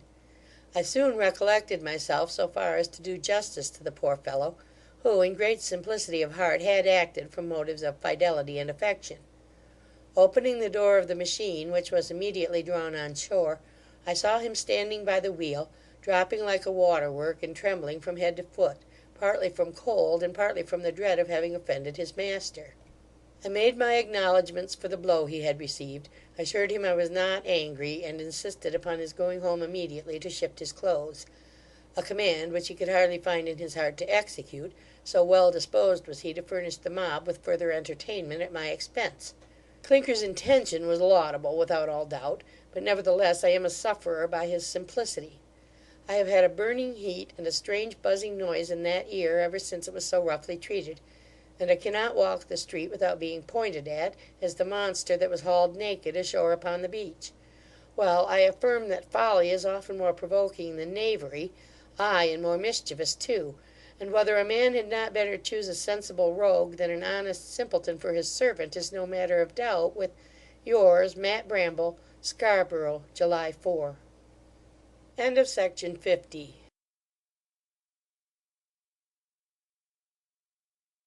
To Sir Watkin Phillips, Baronet, of Jesus College, Oxford. Dear Wat, we made a precipitate retreat from Scarborough, owing to the excessive delicacy of our squire, who cannot bear the thoughts of being praetere untium digito monstratus. One morning, while he was bathing in the sea, his man Clinker took it into his head that his master was in danger of drowning, and in this conceit, plunging into the water, he lugged him out naked on the beach, and almost pulled off his ear in the operation. You may guess how this achievement was relished by Mr Bramble, who is impatient, irascible, and has the most extravagant ideas of decency and decorum in the economy of his own person. In the first ebullition of his choler, he knocked Clinker down with his fist, but he afterwards made him amends for his outrage, and in order to avoid further notice of the people, among whom this incident had made him remarkable, he resolved to leave Scarborough next day. We set out accordingly over the moors by way of Whitby, and began our journey betimes, in hopes of reaching Stockton that night, but in this hope we were disappointed. In the afternoon, crossing a deep gutter made by a torrent, the coach was so hard strained that one of the irons which connect the frame snapped, and the leather sling on the same side cracked in the middle. The shock was so great that my sister Liddy struck her head against Mistress Tabitha's nose with such violence that the blood flowed, and Win Jenkins was darted through a small window in that part of the carriage next the horses, where she stuck like a board in the pillory, till she was released by the hand of Mr Bramble. We were 8 miles distant from any place where we could be supplied with chaises, and it was impossible to proceed with the coach until the damage should be repaired. In this dilemma, we discovered a blacksmith's forge on the edge of a small common, about half a mile from the scene of our disaster, and thither the postilions made shift to draw the carriage slowly, while the company walked afoot. But we found the blacksmith had been dead some days, and his wife, who had been lately delivered, was deprived of her senses, under the care of a nurse hired by the parish. We were exceedingly mortified at this disappointment, which, however, was surmounted by the help of Humphry Clinker, who is a surprising compound of genius and simplicity. Finding the tools of the defunct, together with some coals in the smithy, he unscrewed the damaged iron in a twinkling, and, kindling a fire, united the broken pieces with equal dexterity and dispatch. While he was at work upon this operation, the poor woman in the straw, struck with the well-known sound of the hammer and anvil, started up, and, notwithstanding all the nurse's efforts, came running into the smithy, where, throwing her arms about Clinker's neck, "Ah, Jacob," cried she, "how could you leave me in such a condition?" This incident was too pathetic to occasion mirth. It brought tears into the eyes of all present. The poor widow was put to bed again, and we did not leave the village without doing something for her benefit. Even Tabitha's charity was awakened on this occasion. As for the tender-hearted Humphry Clinker, he hammered the iron and wept at the same time. But his ingenuity was not confined to his own province of farrier and blacksmith. It was necessary to join the leather sling which had been broke, and this service he likewise performed, by means of a broken awl, which he new-pointed and ground, a little hemp, which he spun into lingles, and a few tacks which he made for the purpose. Upon the whole, we were in a condition to proceed in little more than an hour. But even this delay obliged us to pass the night at Guysborough. Next day we crossed the Tees at Stockton, which is a neat, agreeable town, and there we resolved to dine, with purpose to lie at Durham. Whom should we meet in the yard when we alighted but Martin the adventurer? Having handed out the ladies and conducted them into an apartment where he paid his compliments to Mistress Tabby with his usual address, he begged leave to speak to my uncle in another room, and there, in some confusion, he made an apology for having taken the liberty to trouble him with a letter at Stevenage. He expressed his hope that Mr Bramble had bestowed some consideration on his unhappy case, and repeated his desire of being taken into his service. My uncle, calling me into the room, told him that we were both very well inclined to rescue him from a way of life that was equally dangerous and dishonourable, and that he should have no scruples in trusting to his gratitude and fidelity, if he had any employment for him, which he thought would suit his qualifications and his circumstances, but that all the departments he had mentioned in his letter were filled up by persons of whose conduct he had no reason to complain. Of consequence, he could not, without injustice, deprive any one of them of his bread. Nevertheless, he declared himself ready to assist him in any feasible project, either with his purse or credit. Martin seemed deeply touched at this declaration. The tear started in his eye, while he said in a faltering accent, "Worthy sir, your generosity oppresses me. I never dreamed of troubling you for any pecuniary assistance. Indeed, I have no occasion. I have been so lucky at billiards and betting in different places, at Buxton, Harrogate, Scarborough, and Newcastle races, that my stock in ready money amounts to £300, which I would willingly employ in prosecuting some honest scheme of life. But my friend Justice Buzzard has set so many springs for my life, that I am under the necessity of either retiring immediately to a remote part of the country, where I can enjoy the protection of some generous patron, or of quitting the kingdom altogether. It is upon this alternative that I now beg leave to ask your advice. I have had information of all your route since I had the honour to see you at Stevenage, and supposing you would come this way from Scarborough, I came hither last night from Darlington to pay you my respects. It would be no difficult matter to provide you with an asylum in the country, replied my uncle, but a life of indolence and obscurity would not suit with your active and enterprising disposition. I would therefore advise you to try your fortune in the East Indies.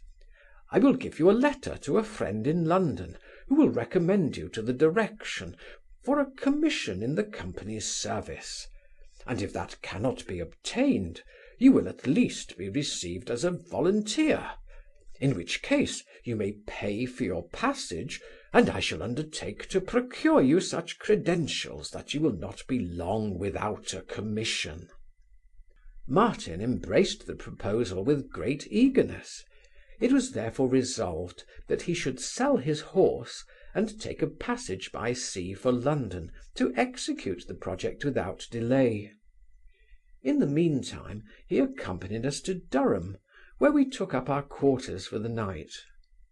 Here, being furnished with letters from my uncle, he took his leave of us, with strong symptoms of gratitude and attachment, and set out for Sunderland, in order to embark in the first collier bound for the river Thames. He had not been gone half an hour, when we were joined by another character, which promised something extraordinary.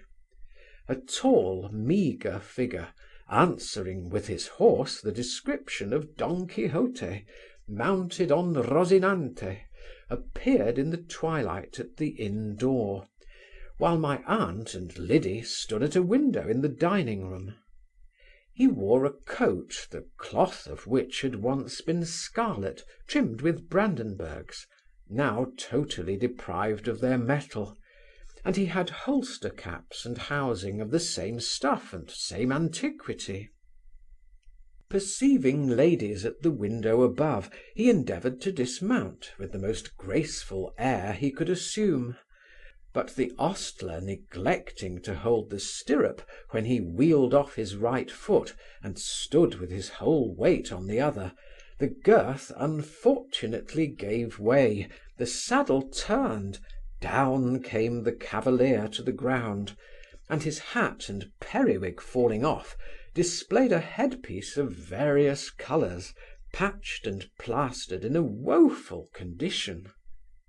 The ladies at the window above shrieked with affright, on the supposition that the stranger had received some notable damages in his fall; but the greatest injury he had sustained arose from the dishonour of his descent, aggravated by the disgrace of exposing the condition of his cranium; for certain plebeians that were about the door laughed aloud, in the belief that the captain had either got a scald head or a broken head, both equally opprobrious. He forthwith leapt up in a fury, and snatching one of his pistols, threatened to put the ostler to death, when another squall from the women checked his resentment. He then bowed to the window, while he kissed the butt end of his pistol, which he replaced, adjusted his wig in great confusion, and led his horse into the stable. By this time I had come to the door, and could not help gazing at the strange figure that presented itself to my view. He would have measured above 6 feet in height, had he stood upright, but he stooped very much, was very narrow in the shoulders, and very thick in the calves of his legs, which were cased in black spatterdashes. As for his thighs, they were long and slender, like those of a grasshopper.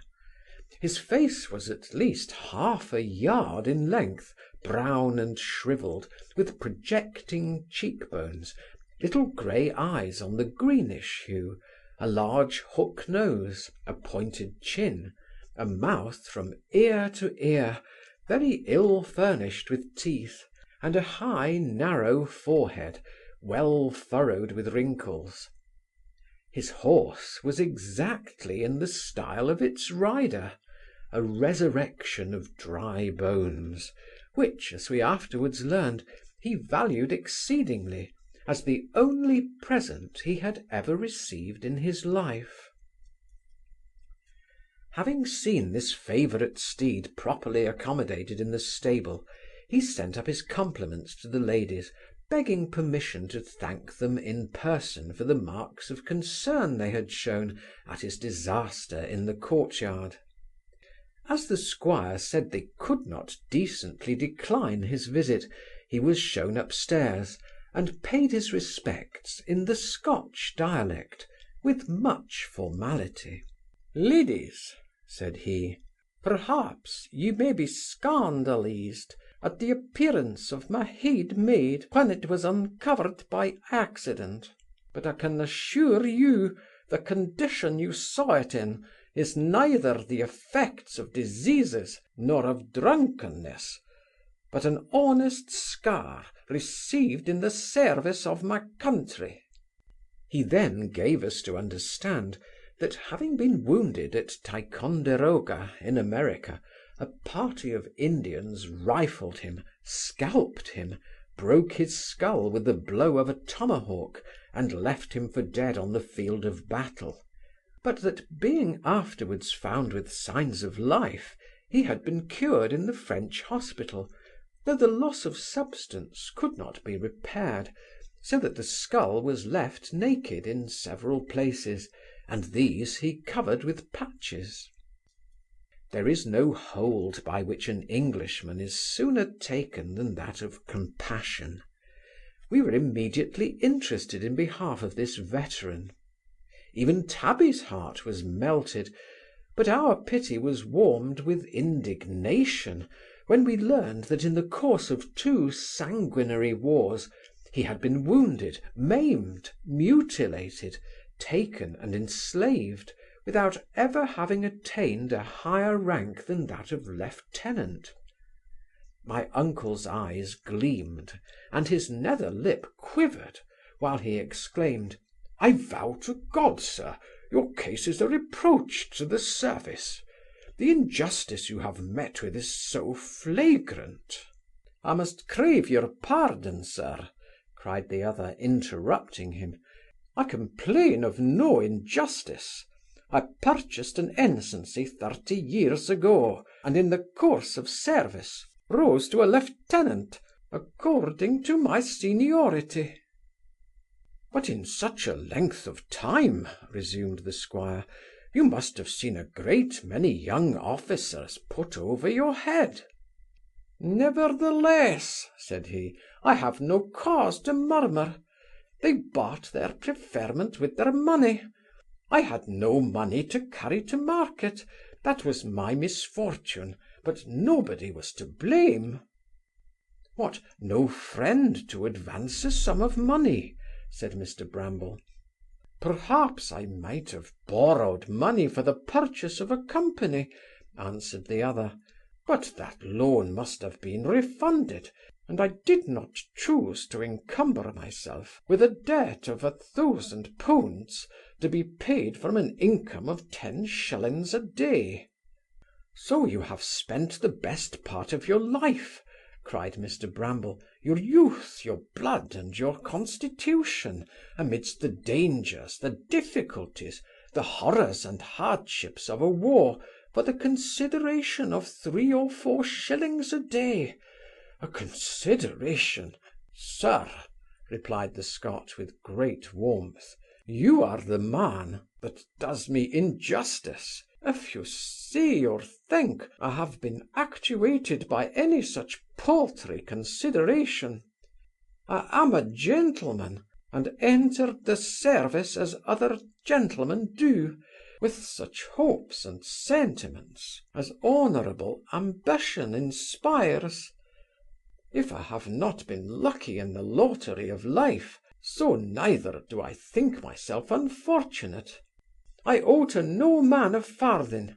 I can always command a clean shirt, a mutton chop, and a truss of straw; and when I die, I shall leave effects sufficient to defray the expense of my burial." My uncle assured him he had no intention to give him the least offence by the observations he had made, but on the contrary spoke from a sentiment of friendly regard to his interest. The lieutenant thanked him with a stiffness of civility, which nettled our old gentleman, who perceived that his moderation was all affected; for, whatever his tongue might declare, his whole appearance denoted dissatisfaction. In short, without pretending to judge of his military merit, I think I may affirm that this Caledonian is a self-conceited pedant, awkward, rude, and disputatious.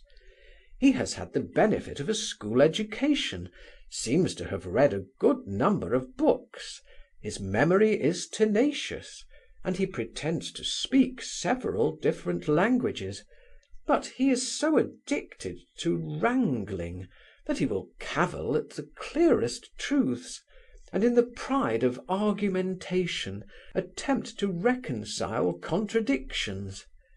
Whether his address and qualifications are really of that stamp which is agreeable to the taste of our aunt, Mistress Tabitha, or that indefatigable maiden is determined to shoot at every sort of game, certain it is she has begun to practise upon the heart of the lieutenant, who favoured us with his company to supper.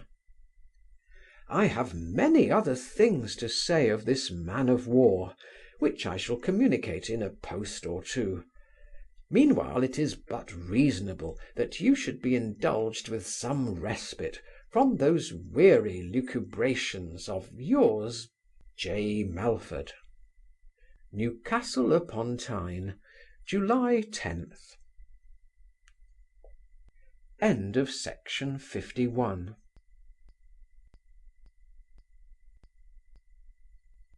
To Sir Watkin Phillips, Baronet, of Jesus College, Oxford.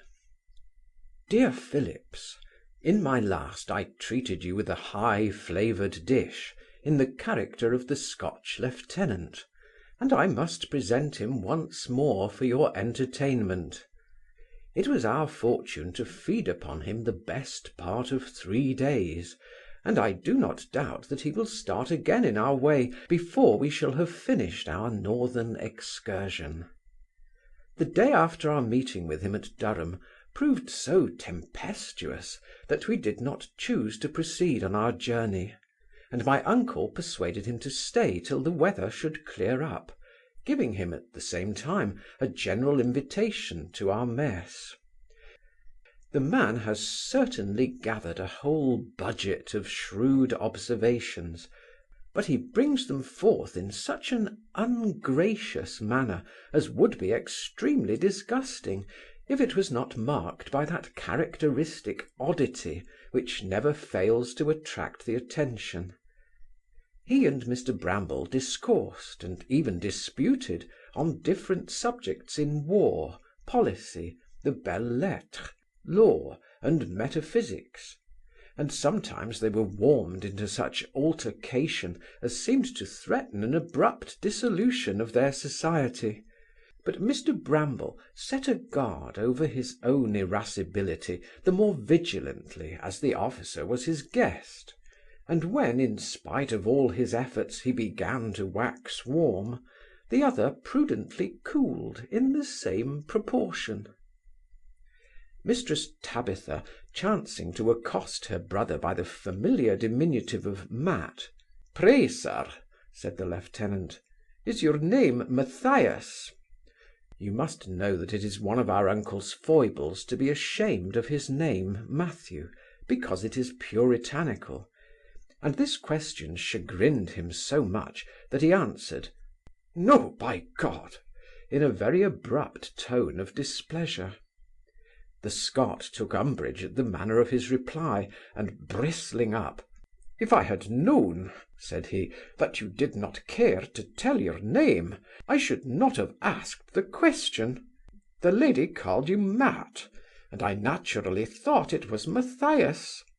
Perhaps it may be Methuselah, or Metrodorus, or Metellus, or Mathurinus, or Malthinus, or Matamorus, or—" "No," cried my uncle, laughing, "it is neither of those, captain.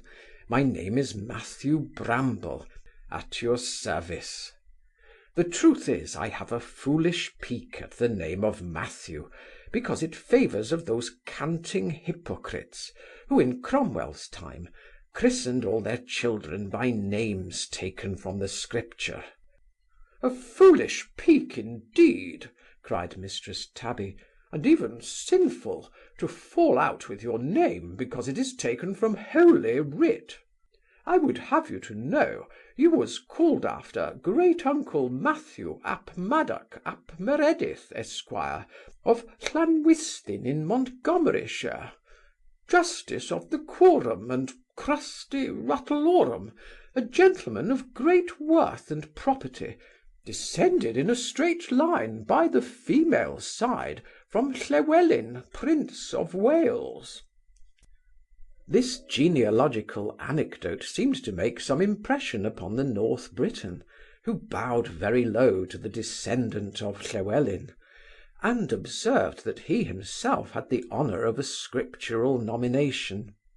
The lady expressing a desire of knowing his address, he said, he designed himself Lieutenant Obadiah Lismahago, and in order to assist her memory, he presented her with a slip of paper inscribed with these 3 words, which she repeated with great emphasis, declaring it was one of the most noble and sonorous names she had ever heard.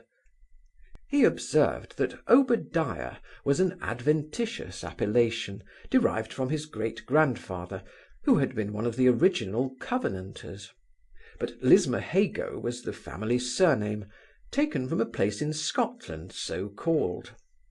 He likewise dropped some hints about the antiquity of his pedigree, adding with a smile of self-denial, "Sed genus et proavus, et quae non fecimus ipsi, vix ea nostra voco," which quotation he explained in deference to the ladies; and Mistress Tabitha did not fail to compliment him on his modesty in waiving the merit of his ancestry, adding, that it was the less necessary to him as he had such a considerable fund of his own.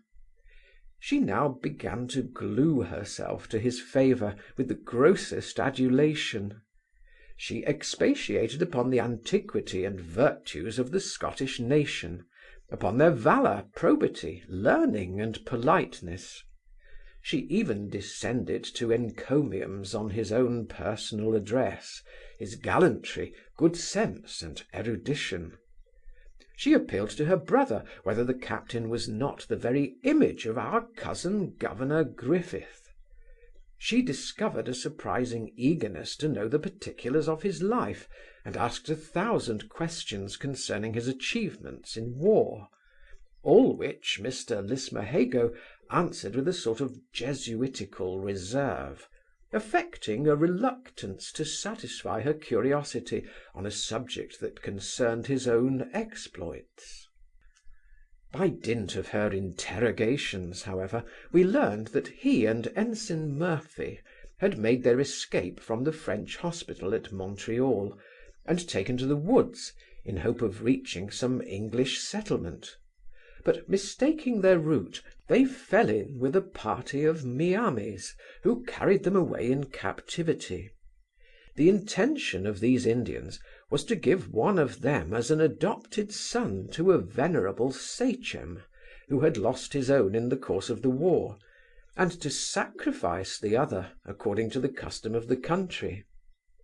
Murphy, as being the younger and handsomer of the two, was designed to fill the place of the deceased, not only as the son of the sachem, but as the spouse of a beautiful squaw, to whom his predecessor had been betrothed. But in passing through the different wigwams or villages of the Miamis, poor Murphy was so mangled by the women and children who have the privilege of torturing all prisoners in their passage, that by the time they arrived at the place of the sachem's residence, he was rendered altogether unfit for the purposes of marriage. It was determined, therefore, in the assembly of the warriors, that Ensign Murphy should be brought to the stake, and that the lady should be given to Lieutenant Lismahago, who had likewise received his share of torments, though they had not produced emasculation. A joint of one finger had been cut, or rather sawed off with a rusty knife. One of his great toes was crushed into a mash betwixt 2 stones. Some of his teeth were drawn, or dug out with a crooked nail. Splintered reeds had been thrust up his nostrils and other tender parts, and the calves of his legs had been blown up with mines of gunpowder dug in the flesh with the sharp point of the tomahawk.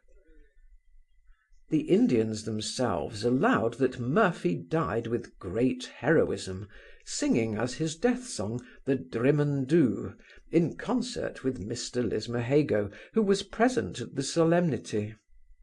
After the warriors and the matrons had made a hearty meal upon the muscular flesh which they pared from the victim, and had applied a great variety of tortures, which he bore without flinching, an old lady with a sharp knife scooped out one of his eyes, and put a burning coal in the socket. The pain of this operation was so exquisite that he could not help bellowing, upon which the audience raised a shout of exultation, and one of the warriors stealing behind him gave him the coup de grace with a hatchet. Lismahago's bride, the squaw Squinkinacusta, distinguished herself on this occasion.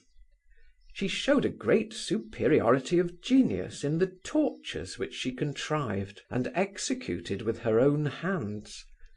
She vied with the stoutest warrior in eating the flesh of the sacrifice, and after all the other females were fuddled with dram drinking, she was not so intoxicated but that she was able to play the game of the platter with the conjuring sachem, and afterwards go through the ceremony of her own wedding, which was consummated that same evening. The captain had lived very happily with this accomplished squaw for 2 years, during which she bore him a son, who is now the representative of his mother's tribe, but at length, to his unspeakable grief, she had died of a fever, occasioned by eating too much raw bear, which they had killed in a hunting excursion. By this time Mr. Lismahago was elected sachem, acknowledged first warrior of the Badger tribe, and dignified with the name or epithet of Okakanasta Ogarora, which signifies nimble as a weasel. But all these advantages and honours he was obliged to resign, in consequence of being exchanged for the orator of the community, who had been taken prisoner by the Indians that were in alliance with the English. At the peace he had sold out upon half pay, and was returned to Britain, with a view to pass the rest of his life in his own country, where he hoped to find some retreat where his slender finances would afford him a decent subsistence. Such are the outlines of Mr. Lismahago's history, to which Tabitha did seriously incline her ear. Indeed, she seemed to be taken with the same charms that captivated the heart of Desdemona, who loved the Moor for the dangers he had passed. The description of poor Murphy's sufferings, which threw my sister Liddy into a swoon, extracted some sighs from the breast of Mistress Tabby. When she understood that he had been rendered unfit for marriage, she began to spit, and ejaculated, "Jesus, what cruel barbarians!" and she made wry faces at the lady's nuptial repast. But she was eagerly curious to know the particulars of her marriage dress, whether she wore high-breasted stays or bodice, a robe of silk or velvet, and laces of Mechlin or mignonette. She supposed, as they were connected with the French, she used rouge, and had her hair dressed in the Parisian fashion. The captain would have declined giving a categorical explanation of all these particulars, observing in general that the Indians were too tenacious of their own customs to adopt the modes of any nation whatsoever. He said, moreover, that neither the simplicity of their manners nor the commerce of their country would admit of these articles of luxury which are deemed magnificence in Europe, and that they were too virtuous and sensible to encourage the introduction of any fashion which might help to render them corrupt and effeminate. These observations served only to inflame her desire of knowing the particulars about which she had inquired, and with all his evasion he could not help discovering the following circumstances: that his princess had neither shoes, stockings, shift, nor any kind of linen, that her bridal dress consisted of a petticoat of red baize, and a fringed blanket fastened about her shoulders with a copper skewer. But of ornaments she had great plenty. Her hair was curiously plaited, and interwoven with bobbins of human bone. One eyelid was painted green, and the other yellow. Her cheeks were blue, the lips white, the teeth red, and there was a black list drawn down the middle of the forehead as far as the tip of the nose. A couple of gaudy parrot's feathers were stuck through the division of the nostrils. There was a blue stone set in the chin. Her earrings consisted of 2 pieces of hickory of the size and shape of drumsticks. Her arms and legs were adorned with bracelets of wampum. Her breast glittered with numerous strings of glass beads. She wore a curious pouch, a pocket of woven grass, elegantly painted with various colours. About her neck was hung the fresh scalp of a Mohawk warrior, whom her deceased lover had lately slain in battle. And finally she was anointed from head to foot with bear's grease, which sent forth a most agreeable odour. One would imagine that these paraphernalia would not have been much admired by a modern fine lady, but Mistress Tabitha was resolved to approve of all of the captain's connections. She wished, indeed, the squaw had been better provided with linen, but she owned there was much taste and fancy in her ornaments. She made no doubt, therefore, that Madame Squinkinacusta was a young lady of good sense and rare accomplishments, and a good Christian at bottom. Then she asked whether his consort had been High Church or Low Church, Presbyterian or Anabaptist, or had been favoured with any glimmering of the new light of the gospel.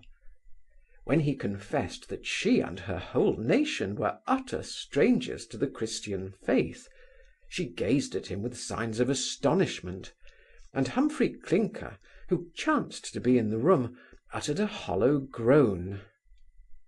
After some pause, "In the name of God, Captain Lismahago," cried she, "what religion do they profess?" "As to religion, madam," answered the lieutenant, "it is among those Indians a matter of great simplicity. They never heard of any alliance between church and state. They, in general, worship 2 contending principles, one the fountain of all good, the other the source of all evil. The common people there, as in other countries, run into the absurdities of superstition, but sensible men pay adoration to a supreme being, who created and sustains the universe."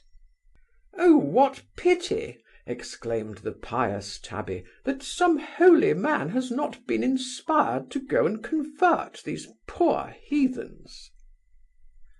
The lieutenant told her that while he resided among them, 2 French missionaries arrived in order to convert them to the Catholic religion. But when they talked of mysteries and revelations which they could neither explain nor authenticate, and called in the evidence of miracles which they believed upon hearsay, when they taught that the supreme creator of heaven and earth had allowed his only son, his own equal in power and glory, to enter the bowels of a woman, to be born as a human creature, to be insulted, flagellated, and even executed as a malefactor, when they pretended to create God himself to swallow, digest, revive, and multiply him ad infinitum by the help of a little flour and water, the Indians were shocked at the impiety of their presumption. They were examined by the assembly of the sachems, who desired them to prove the divinity of their mission by some miracle. They answered that it was not in their power. "If you were really sent by heaven for our conversion," said one of the sachems, "you would certainly have some supernatural endowments. At least you would have the gift of tongues, in order to explain your doctrine to the different nations among which you are employed. But you are so ignorant of our language that you cannot express yourself even on the most trifling subjects." In a word, the assembly were convinced of their being cheats, and even suspected them of being spies. They ordered them a bag of Indian corn apiece, and appointed a guide to conduct them to the frontiers. But the missionaries, having more zeal than discretion, refused to quit the vineyard. They persisted in saying mass, in preaching, baptizing, and squabbling with the conjurers or priests of the country, till they had thrown the whole community into confusion. Then the assembly proceeded to try them as impious impostors, who represented the Almighty as a trifling, weak, capricious being, and pretended to make, unmake, and reproduce him at pleasure. They were therefore convicted of blasphemy and sedition, and condemned to the stake, where they died, singing Salve Regina, in a rapture of joy for the crown of martyrdom which they had thus obtained. In the course of this conversation, Lieutenant Lismahago dropped some hints by which it appeared he himself was a free thinker.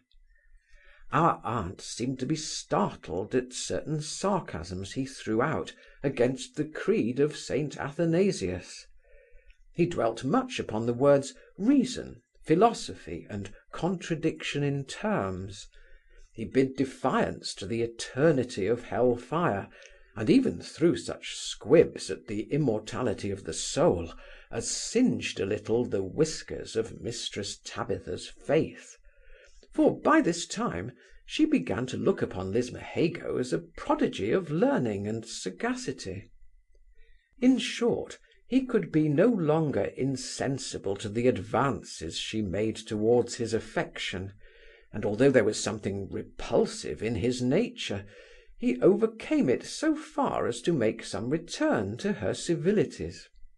Perhaps he thought it would be no bad scheme in a superannuated lieutenant on half pay to effect a conjunction with an old maid, who in all probability had fortune enough to keep him easy and comfortable in the fag end of his days. An ogling correspondence forthwith commenced between this amiable pair of originals. He began to sweeten the natural acidity of his discourse with the treacle of compliment and commendation. He from time to time offered her snuff, of which he himself took great quantities, and even made her a present of a purse of silk grass, woven by the hands of the amiable Squinkinacusta, who had used it as a shot pouch in her hunting expeditions. From Doncaster northwards, all the windows of all the inns are scrawled with doggerel rhymes in abuse of the Scotch nation, and what surprised me very much, I did not perceive one line written in the way of recrimination. Curious to hear what Lismahago would say on this subject, I pointed out to him a very scurrilous epigram against his countrymen, which was engraved on one of the windows of the parlour where we sat. He read it with the most starched composure, and when I asked his opinion of the poetry, "It is very terse and very poignant," said he, "but with the help of a wet dishclout it might be rendered more clear and perspicuous. I marvel much that some modern wit has not published a collection of these essays under the title of the Glazier's Triumph over Sawney the Scot. I'm persuaded it would be a very agreeable offering to the patriots of London and Westminster." When I expressed some surprise that the natives of Scotland, who travel this way, had not broke all the windows upon the road, "With submission," replied the lieutenant, "that were but shallow policy. It would only serve to make the satire more cutting and severe. I think it is much better to let it stand in the window than have it presented in the reckoning." My uncle's jaws began to quiver with indignation. He said the scribblers of such infamous stuff deserved to be scourged at the cart's tail for disgracing their country with such monuments of malice and stupidity. "These vermin," said he, "do not consider that they are affording their fellow subjects, whom they abuse, continual matter of self-gratulation, as well as the means of executing the most manly vengeance that can be taken for such low illiberal attacks. For my part, I admire the philosophic forbearance of the Scots, as much as I despise the insolence of those wretched libellers, which is akin to the arrogance of the village cock, who never crows but upon his own dunghill." The captain, with an affectation of candour, observed that men of illiberal minds were produced in every soil, and that in supposing those were the sentiments of the English in general, he should pay too great a compliment to his own country, which was not of consequence enough to attract the envy of such a flourishing and powerful people. Mrs. Tabby broke forth again in praise of his moderation, and declared that Scotland was the soil which produced every virtue under heaven.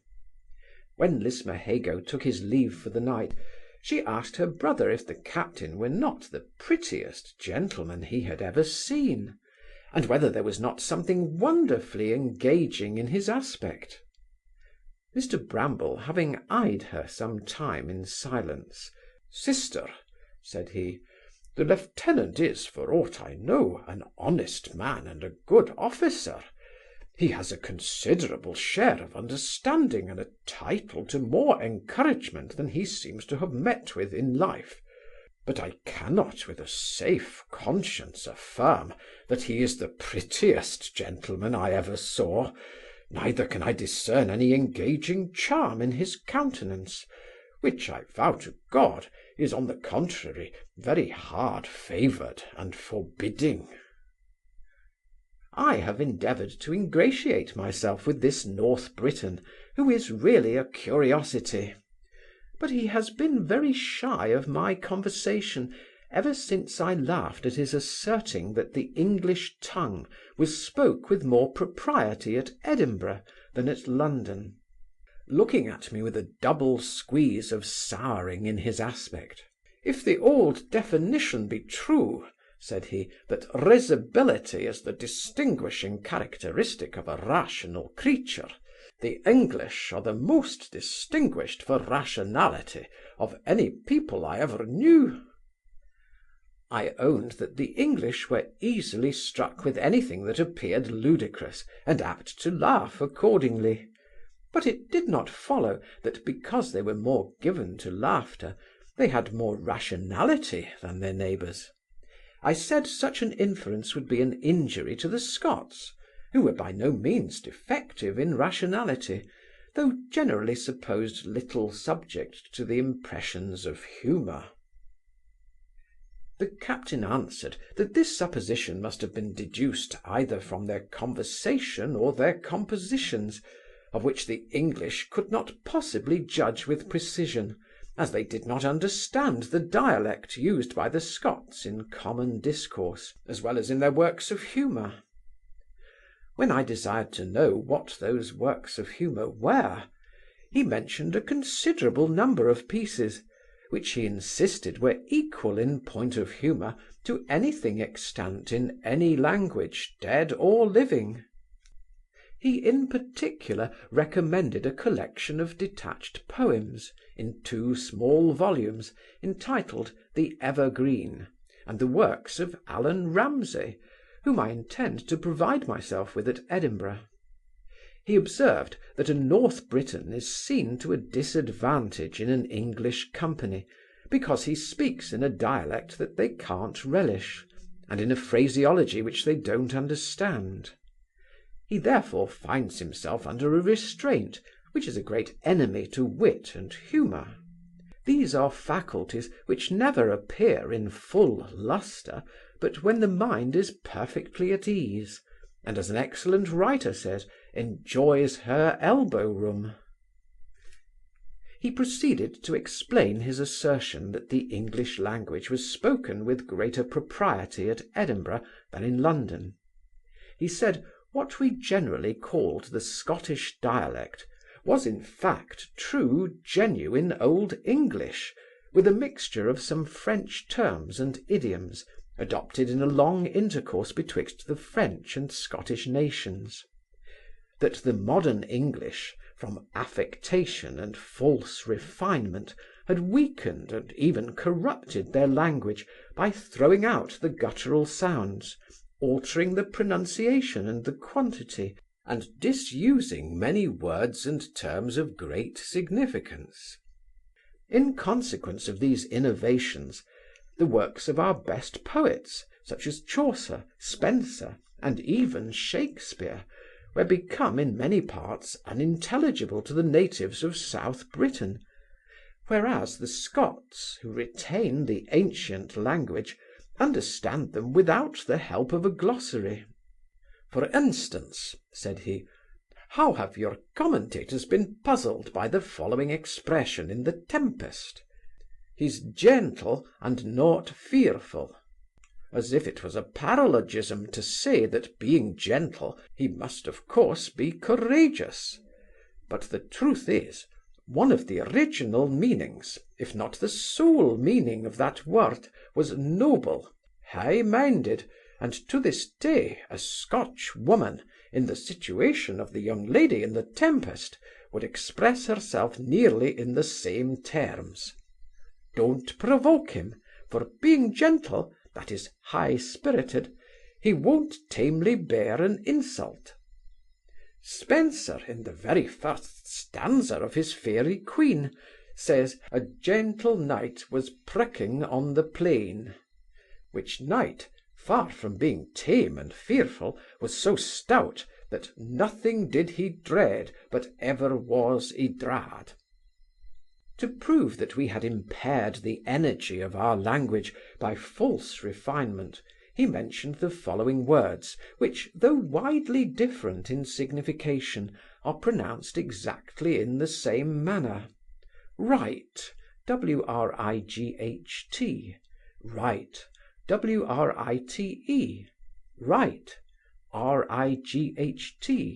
right, right, rite." But among the Scots these words are as different in pronunciation as they are in meaning and orthography; and this is the case with many others which he mentioned by way of illustration. He moreover took notice that we had, for what reason he could never learn, altered the sound of our vowels from that which is retained by all the nations in Europe; an alteration which rendered the language extremely difficult to foreigners, and made it almost impracticable to lay down general rules for orthography and pronunciation.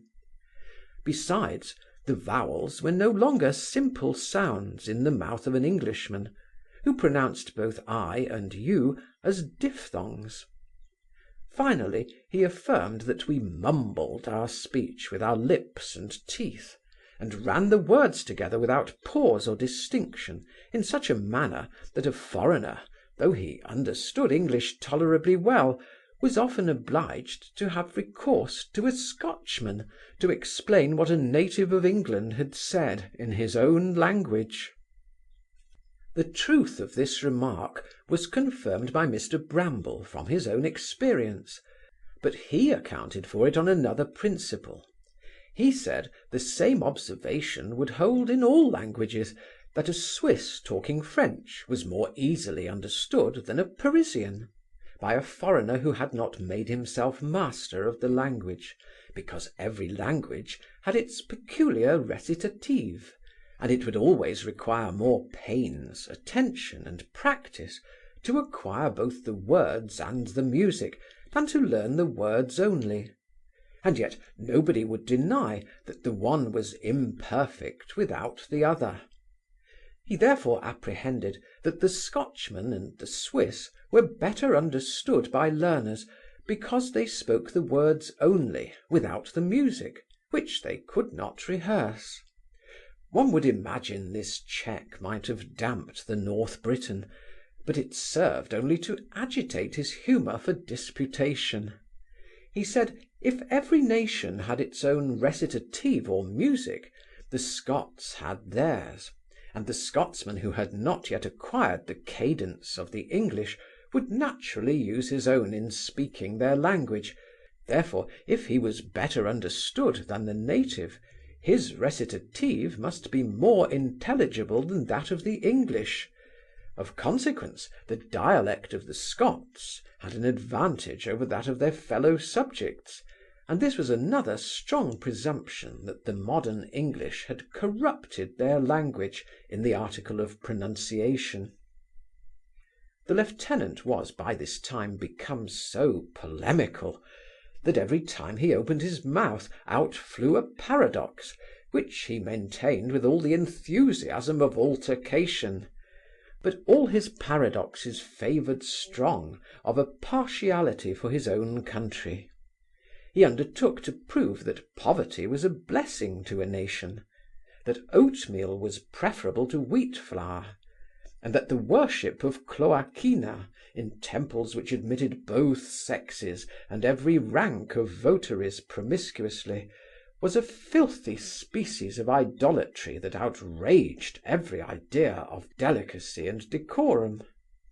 I did not so much wonder at his broaching these doctrines as at the arguments, equally whimsical and ingenious, which he adduced in support of them.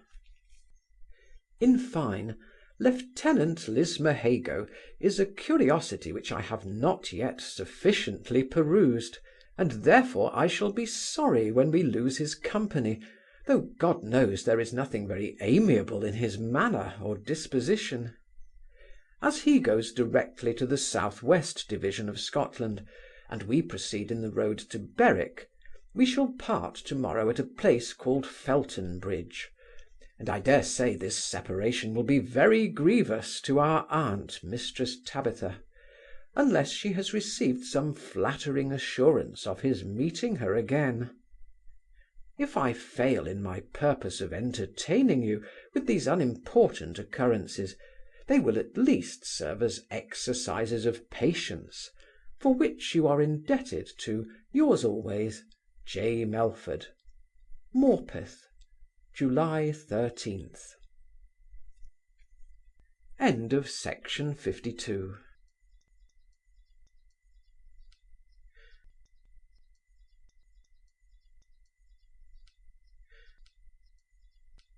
To Dr. Lewis. Dear Doctor, I have now reached the northern extremity of England, and see, close to my chamber window, the Tweed gliding through the arches of that bridge which connects this suburb to the town of Berwick. Yorkshire you have seen, and therefore I shall say nothing of that opulent province. The city of Durham appears like a confused heap of stones and brick, accumulated so as to cover a mountain, round which a river winds its brawling course. The streets are generally narrow, dark, and unpleasant, and many of them almost impassable in consequence of their declivity. The cathedral is a huge gloomy pile, but the clergy are well lodged. The bishop lives in a princely manner, the golden prebends keep plentiful tables, and I am told there is some good sociable company in the place, but the country, when viewed from the top of Gateshead Fell, which extends to Newcastle, exhibits the highest scene of cultivation that ever I beheld. As for Newcastle, it lies mostly in a bottom on the banks of the Tyne, and makes an appearance still more disagreeable than that of Durham. But it is rendered populous and rich by industry and commerce, and the country lying on both sides of the river above the town yields a delightful prospect of agriculture and plantation. Morpeth and Alnwick are neat, pretty towns, and this last is famous for the castle, which has belonged so many ages to the noble house of Piercy, Earls of Northumberland. It is doubtless a large edifice, containing a great number of apartments, and stands in a commanding situation, but the strength of it seems to have consisted not so much in its site, or the manner in which it is fortified, as in the valour of its defendants. Our adventures since we left Scarborough are scarce worth reciting, and yet I must make you acquainted with my sister Tabby's progress in husband hunting, after her disappointments at Bath and London. She had actually begun to practice upon a certain adventurer, who was in fact a highwayman by profession. but he had been used to snares much more dangerous than any she could lay, and escaped accordingly. Then she opened her batteries upon an old weather-beaten Scotch lieutenant called Lismahago, who joined us at Durham, and is, I think, one of the most singular personages I ever encountered. His manner is as harsh as his countenance, but his peculiar turn of thinking, and his pack of knowledge, made up of the remnants of rarities, rendered his conversation desirable, in spite of his pedantry and ungracious address. I have often met with a crab-apple in a hedge, which I have been tempted to eat for its flavour, even while I was disgusted by its austerity. The spirit of contradiction is naturally so strong in Lismahago, that I believe in my conscience he has rummaged and read and studied with indefatigable attention, in order to qualify himself to refute established maxims, and thus raise trophies for the gratification of polemical pride. Such is the asperity of his self-conceit, that he will not even acquiesce in a transient compliment made to his own individual in particular, or to his country in general. When I observed that he must have read a vast number of books to be able to discourse on such a variety of subjects, he declared he had read little or nothing, and asked how he should find books among the woods of America, where he had spent the greatest part of his life. My nephew remarking that the Scots in general were famous for their learning, he denied the imputation, and defied him to prove it from their works. The Scots, said he, have a slight tincture of letters, with which they make a parade among people who are more illiterate than themselves, but they may be said to float on the surface of science, and they have made very small advances in the useful arts. At least, cried Tabby, all the world allows that the Scots behaved gloriously in fighting and conquering the savages of America. I can assure you, madam, you have been misinformed, replied the lieutenant. In that continent the Scots did nothing more than their duty, nor was there one corps in his Majesty's service that distinguished itself more than another. Those who affected to extol the Scots for superior merit were no friends to that nation. Though he himself made free with his countrymen, he would not suffer any other person to glance a sarcasm at them with impunity. One of the company chancing to mention Lord B.'s inglorious peace, the lieutenant immediately took up the cudgels in his lordship's favour, and argued very strenuously to prove that it was the most honourable and advantageous peace that England had ever made since the foundation of the monarchy.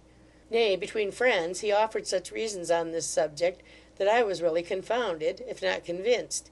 He would not allow that the Scots abounded above their proportion in the army and navy of Great Britain, or that the English had any reason to say his countrymen had met with extraordinary encouragement in the service. When a South and North Britain, said he, are competitors for a place or commission, which is in the disposal of an English minister or an English general, it would be absurd to suppose that the preference will not be given to the native of England, who has so many advantages over his rival. First and foremost, he has in his favour that laudable partiality which, Mr. Addison says, never fails to cleave to the heart of an Englishman. Secondly, he has more powerful connections and a greater share of parliamentary interest, by which those contests are generally decided. And lastly, he has a greater command of money to smooth the way to his success. For my own part, said he, I know no Scotch officer who has risen in the army above the rank of a subaltern, without purchasing every degree of preferment, either with money or recruits. But I know many gentlemen of that country who, for want of money and interest, have grown grey in the rank of lieutenants, whereas very few instances of this ill fortune are to be found among the natives of South Britain. Not that I would insinuate that my countrymen have the least reason to complain. Preferment in the service, like success in any other branch of traffic, will naturally favour those who have the greatest stock of cash and credit, merit and capacity being supposed equal on all sides. But the most hardy of all this original's positions were these: that commerce would sooner or later prove the ruin of every nation where it flourishes to any extent; that the Parliament was the rotten part of the British Constitution; that the liberty of the press was a national evil; and that the boasted institution of juries, as managed in England, was productive of shameful perjury and flagrant injustice. He observed that traffic was an enemy to all the liberal passions of the soul, founded on the thirst of lucre, a sordid disposition to take advantage of the necessities of our fellow creatures. He affirmed the nature of commerce was such, that it could not be fixed or perpetuated, but having flowed to a certain height, would immediately begin to ebb, and so continue till the channels should be left almost dry. But there was no instance of the tide's rising a second time to any considerable influx in the same nation. Meanwhile, the sudden affluence occasioned by trade forced open all the sluices of luxury, and overflowed the land with every species of profligacy and corruption. A total pravity of manners would ensue, and this must be attended with bankruptcy and ruin. He observed of the Parliament, that the practice of buying boroughs and canvassing for votes was an avowed system of venality, already established on the ruins of principle, integrity, faith, and good order, in consequence of which the elected and the elector, and in short the whole body of the people, were equally and universally contaminated and corrupted. He affirmed, that of a Parliament thus constituted, the Crown would always have influence enough to secure a great majority in its dependence, from the great number of posts, places, and pensions it had to bestow; that such a Parliament would, as it had already done, lengthen the term of its sitting and authority, whenever the Prince should think it for his interest to continue the representatives, for without doubt they had the same right to protect their authority ad infinitum, as they had to extend it from 3 to 7 years. With a Parliament therefore dependent upon the Crown, devoted to the Prince, and supported by a standing army, garbled and modelled for the purpose, any King of England may, and probably some ambitious sovereign will, totally overthrow all the bulwarks of the constitution; for it is not to be supposed that a prince of high spirit will tamely submit to be thwarted in all his measures, abused and insulted by a populace of unbridled ferocity, when he has it in his power to crush all opposition under his feet with the concurrence of the legislature. He said he should always consider the liberty of the press as a national evil, while it enabled the vilest reptile to soil the lustre of the most shining merit, and furnished the most infamous incendiary with the means of disturbing the peace and destroying the good order of the community. He owned, however, that under due restrictions it would be a valuable privilege, but affirmed that at present there was no law in England sufficient to restrain it within proper bounds.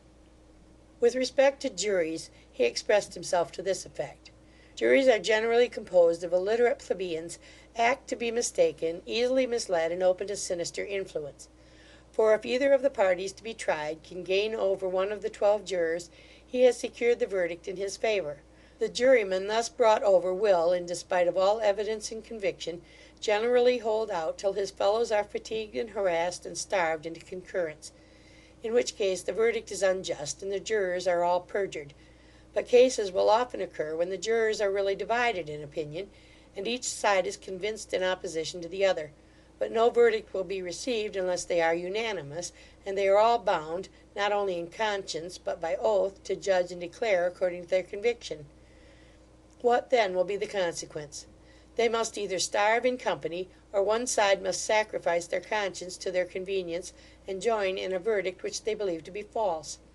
This absurdity is avoided in Sweden, where a bare majority is sufficient, and in Scotland, where 2/3 of the jury are required to concur in the verdict. You must not imagine that all these deductions were made on his part without contradictions on mine. No, the truth is, I found myself piqued, in point of honour, at his pretending to be so much wiser than his neighbours. I questioned all his assertions, started innumerable objections, argued and wrangled with uncommon perseverance, and grew very warm and even violent in the debate. Sometimes he was puzzled, and once or twice, I think, fairly refuted; but from those falls he rose again like Antaeus with redoubled vigour, till at length I was tired, exhausted, and really did not know how to proceed, when, luckily, he dropped a hint, by which he discovered he had been bred to the law; a confession which enabled me to retire from the dispute with a good grace, as it could not be supposed that a man like me, who had been bred to nothing, should be able to cope with a veteran in his own profession. I believe, however, that I shall for some time continue to chew the cud of reflection upon many observations which this original discharged. Whether our sister Tabby was really struck with this conversation, or is resolved to throw at every thing she meets in the shape of a man, till she can fasten the matrimonial noose, certain it is, she has taken desperate strides toward the affection of Lismahago, who cannot be said to have met her half way, though he does not seem altogether insensible to her civilities. She insinuated more than once how happy we should be to have his company through that part of Scotland which we proposed to visit, till at length he plainly told us that his road was totally different from that which we intended to take; that for his part his company would be of very little service to us in our progress, as he was utterly unacquainted with the country, which he had left in his early youth; consequently he could neither direct us in our enquiries, nor introduce us to any family of distinction.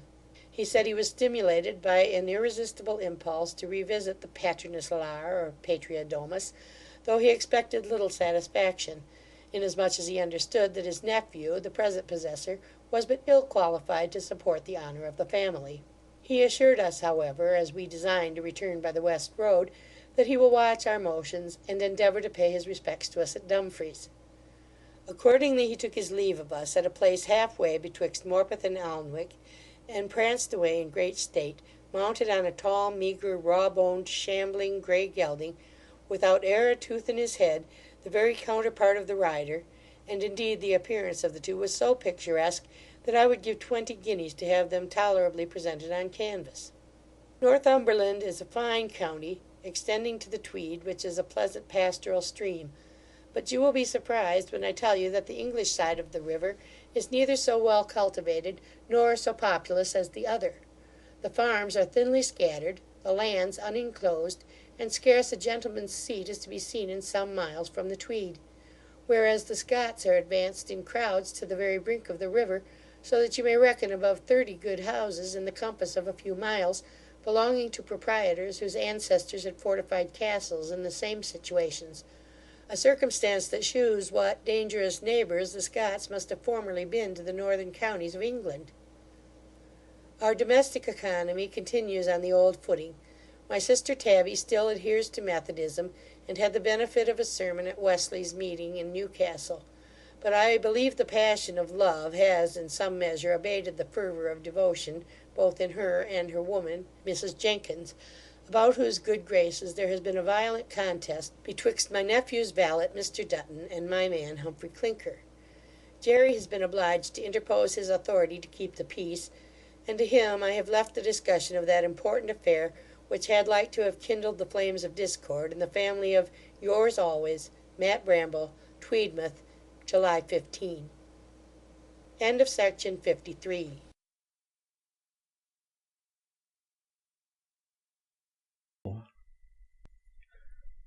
To Sir Watkin Phillips, Baronet, at Oxford.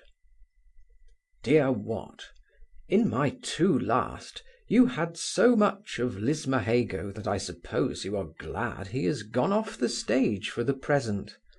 I must now descend to domestic occurrences. Love, it seems, is resolved to assert his dominion over all the females of our family.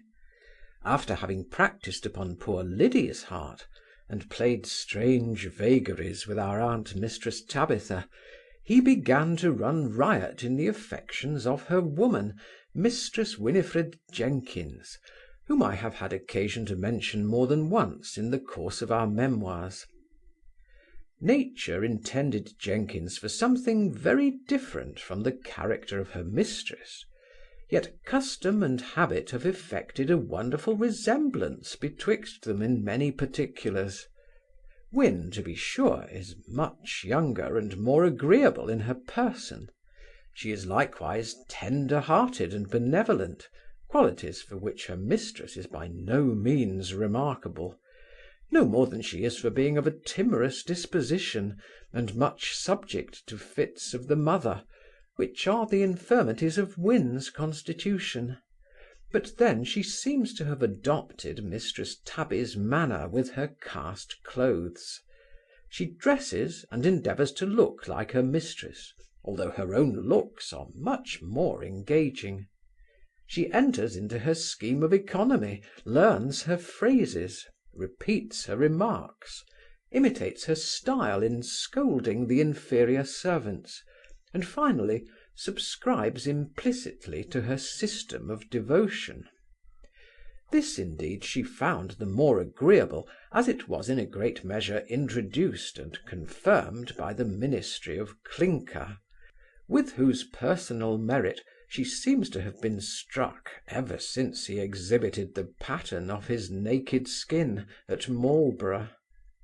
Nevertheless, though Humphry has this double hank upon her inclinations, and exerted all his power to maintain the conquest he had made, he found it impossible to guard it on the side of vanity, where poor Win was as frail as any female in the kingdom.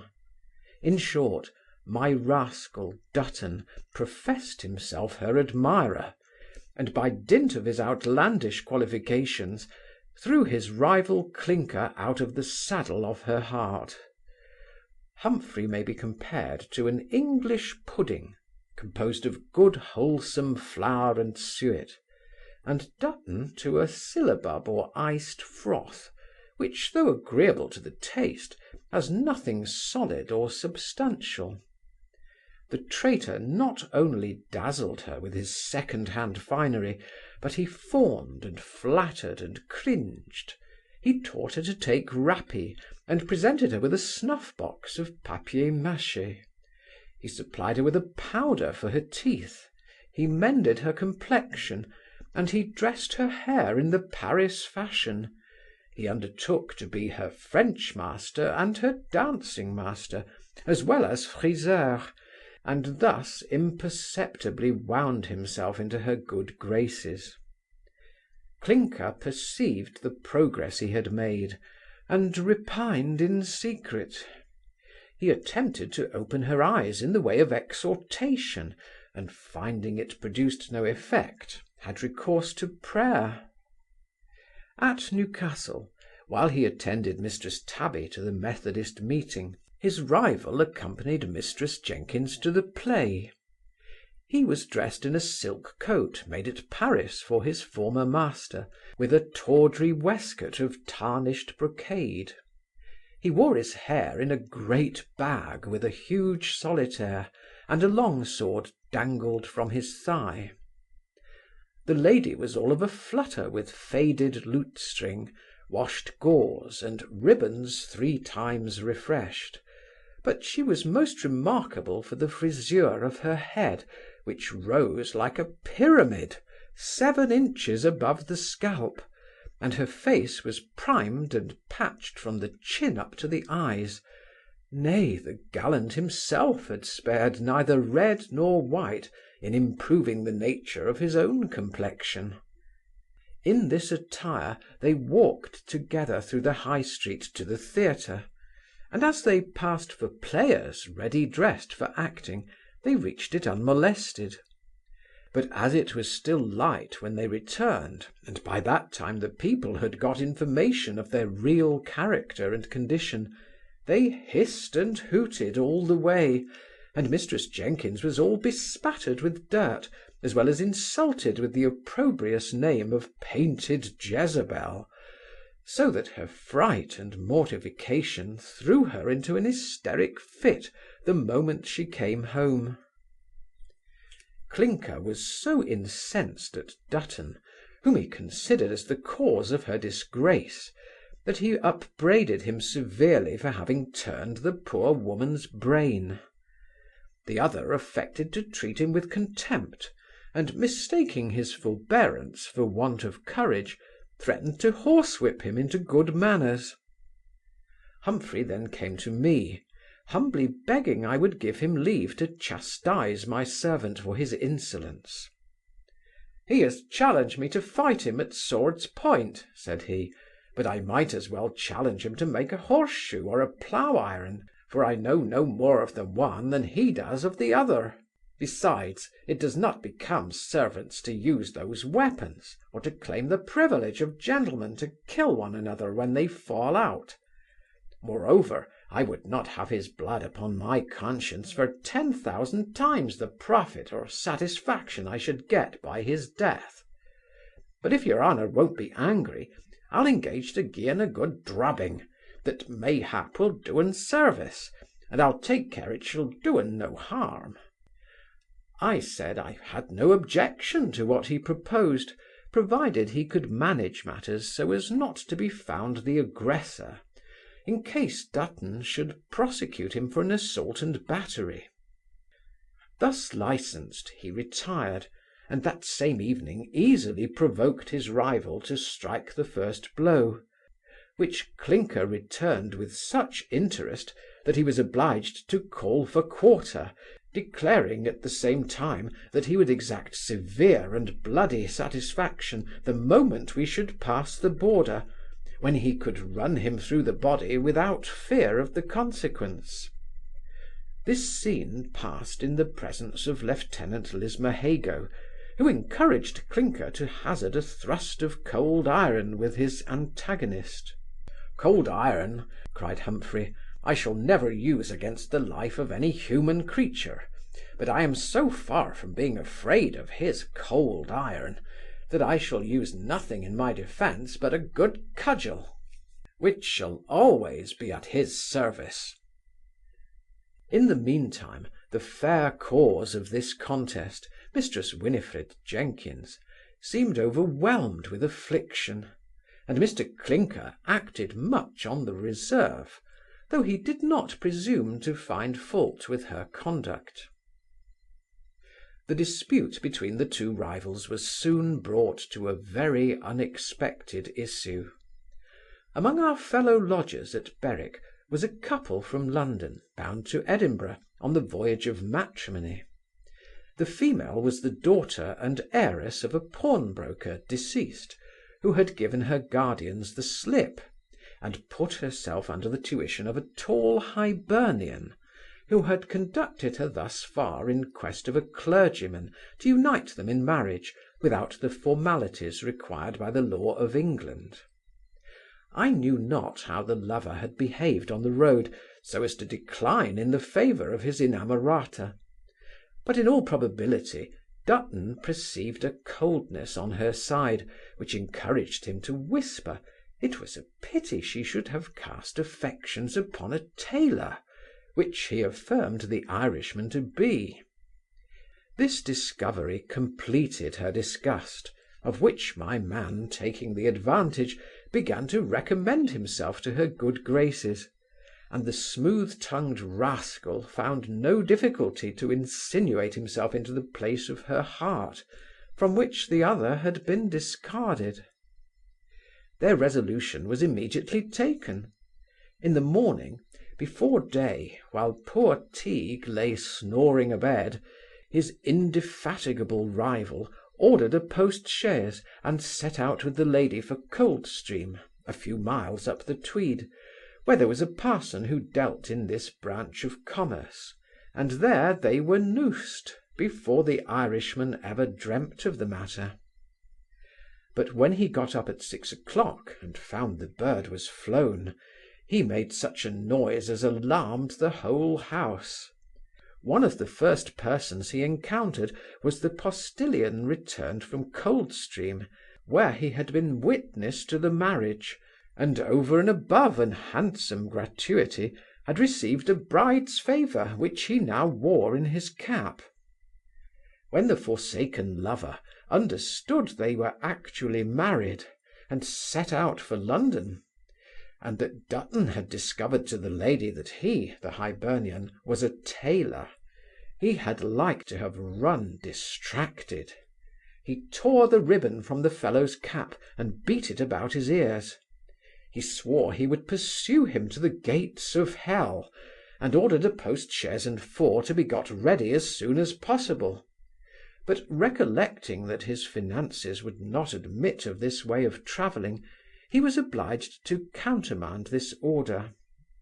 For my part, I knew nothing at all of what had happened, till the postilion brought me the keys of my trunk and portmanteau, which he had received from Dutton, who sent me his respects, hoping I would excuse him for his abrupt departure, as it was a step upon which his fortune depended. Before I had time to make my uncle acquainted with this event, the Irishman burst into my chamber, without any introduction, exclaiming, "By my soul, your servant has robbed me of £5,000, and I'll have satisfaction if I should be hanged to-morrow." When I asked him who he was, "My name," said he, "is Master Maclaughlan, but it should be Leichlin O'Neill, for I am come from Tyrone the Great, and so I am as good a gentleman as any in Ireland. And that rogue, your servant, said I was a tailor, which is as big a lie as if he had called me the Pope. I'm a man of fortune, and have spent all I had, and so, being in distress, Mr. Coshgrave, the fashioner in Suffolk Street, took me out, and made me his own private secretary. By the same token, I was the last he bailed, for his friends obliged him to tie himself up, that he would bail no more above £10. For why? Because as how he could not refuse anybody that asked, and therefore in time would have robbed himself of his whole fortune, and if he had lived long at that rate, must have died bankrupt very soon. And so I made my addresses to Miss Skinner, a young lady of £5,000 fortune, who agreed to take me for better nor worse, and to be sure this day would have put me in possession, if it had not been for that rogue your servant, who came like a thief, and stole away my property, and made her believe I was a tailor, and that she was going to marry the 9th part of a man. But the devil burn my soul, if ever I catch him on the mountains of Tullahobegley, if I don't show him that I'm 9 times as good a man as he, or e'er a bug of his country. When he had rung out his first alarm, I told him I was sorry he had allowed himself to be so jockeyed, but it was no business of mine, and that the fellow who robbed him of his bride had likewise robbed me of my servant. Didn't I tell you then, cried he, that rogue was his true Christian name? Oh, if I had but one fair trust with him upon the sod, I'd give him leave to brag all the rest of his life. My uncle, hearing the noise, came in, and being informed of this adventure, began to comfort Mr. O'Neill for the lady's elopement, observing that he seemed to have had a lucky escape, that it was better she should elope before than after marriage. The Hibernian was of a very different opinion.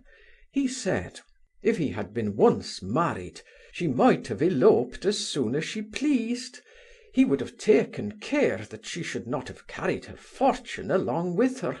Ah, said he, she's a Judas Iscariot, and has betrayed me with a kiss, and like Judas, she carried the bag, and has not left me money enough to bear my expenses back to London, and so I'm come to this pass, and the rogue that was the occasion of it has left you without a servant, and you may put me in his place, and by Jesus, it is the best thing you can do.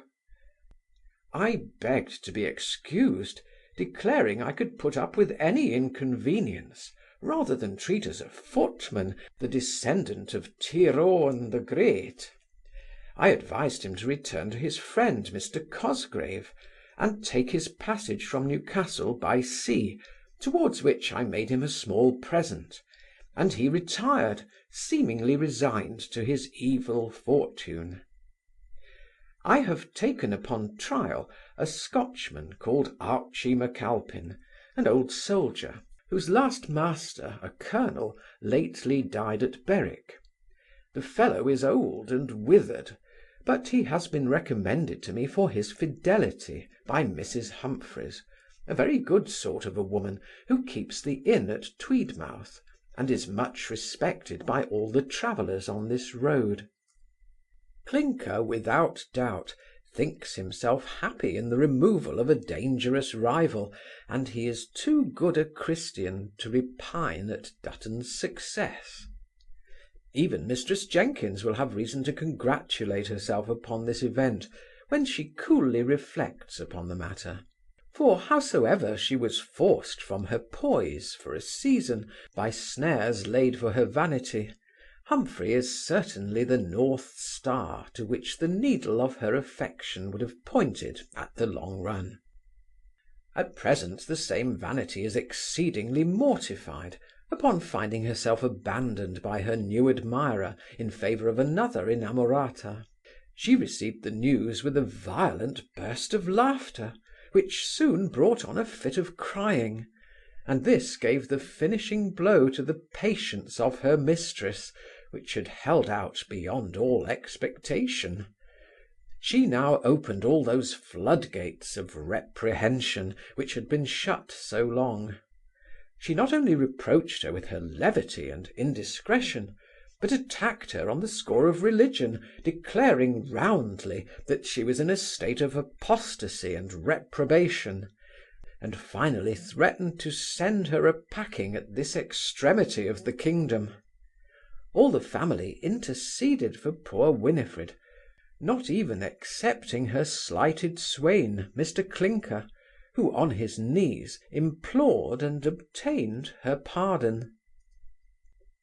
There was, however, another consideration that gave Mistress Tabitha some disturbance.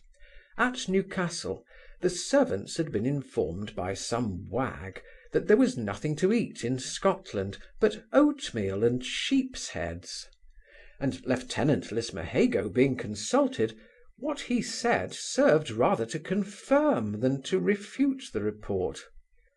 Our aunt, being apprised of this circumstance, very gravely advised her brother to provide a sumpter horse with store of hams, tongues, bread, biscuit, and other articles for our subsistence in the course of our peregrination; and Mr. Bramble as gravely replied that he would take the hint into consideration. But finding no such provision was made, she now revived the proposal, observing that there was a tolerable market at Berwick where we might be supplied, and that my man's horse would serve as a beast of burthen. The squire, shrugging his shoulders, eyed her askance with a look of ineffable contempt, and after some pause, "Sister," said he, "I can hardly persuade myself you are serious."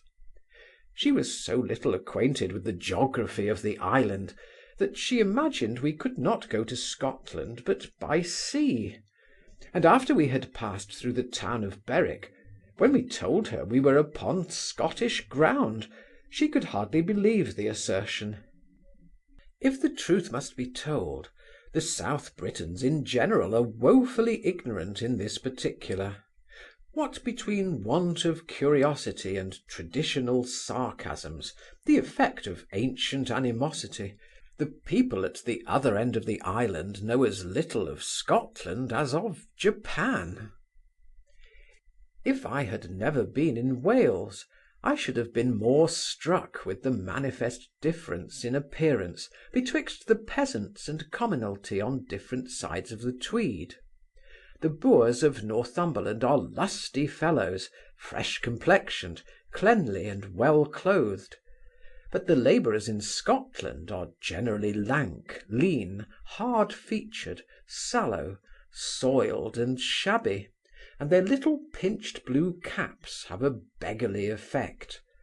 The cattle are much in the same style with their drivers, meagre, stunted, and ill-equipped.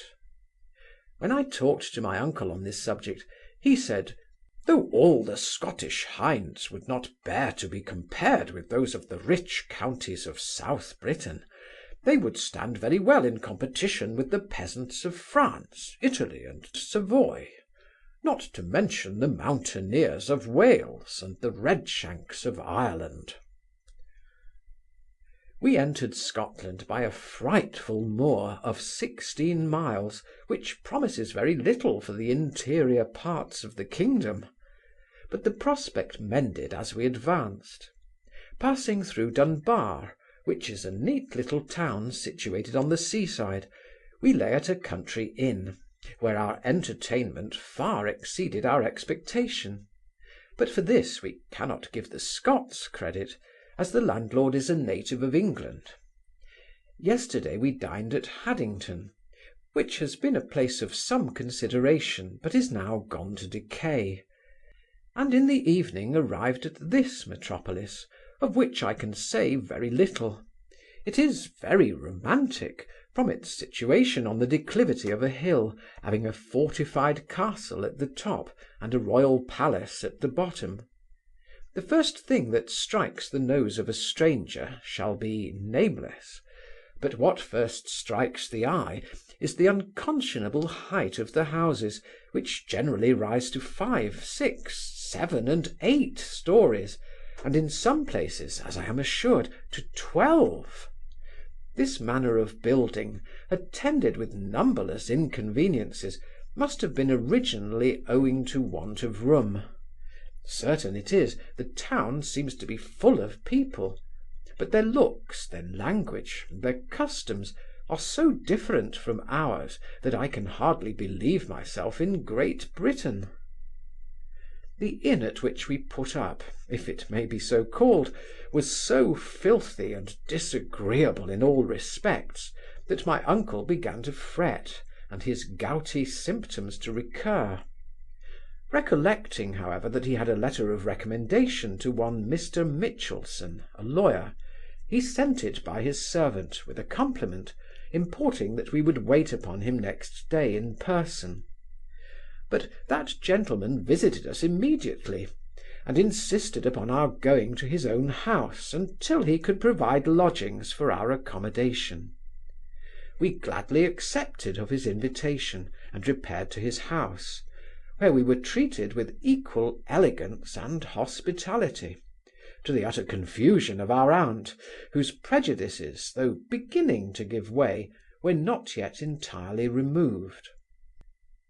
Today, by the assistance of our friend, we are settled in convenient lodgings. Up 4 pair of stairs in the High Street, the 4th story being, in this city, reckoned more genteel than the first.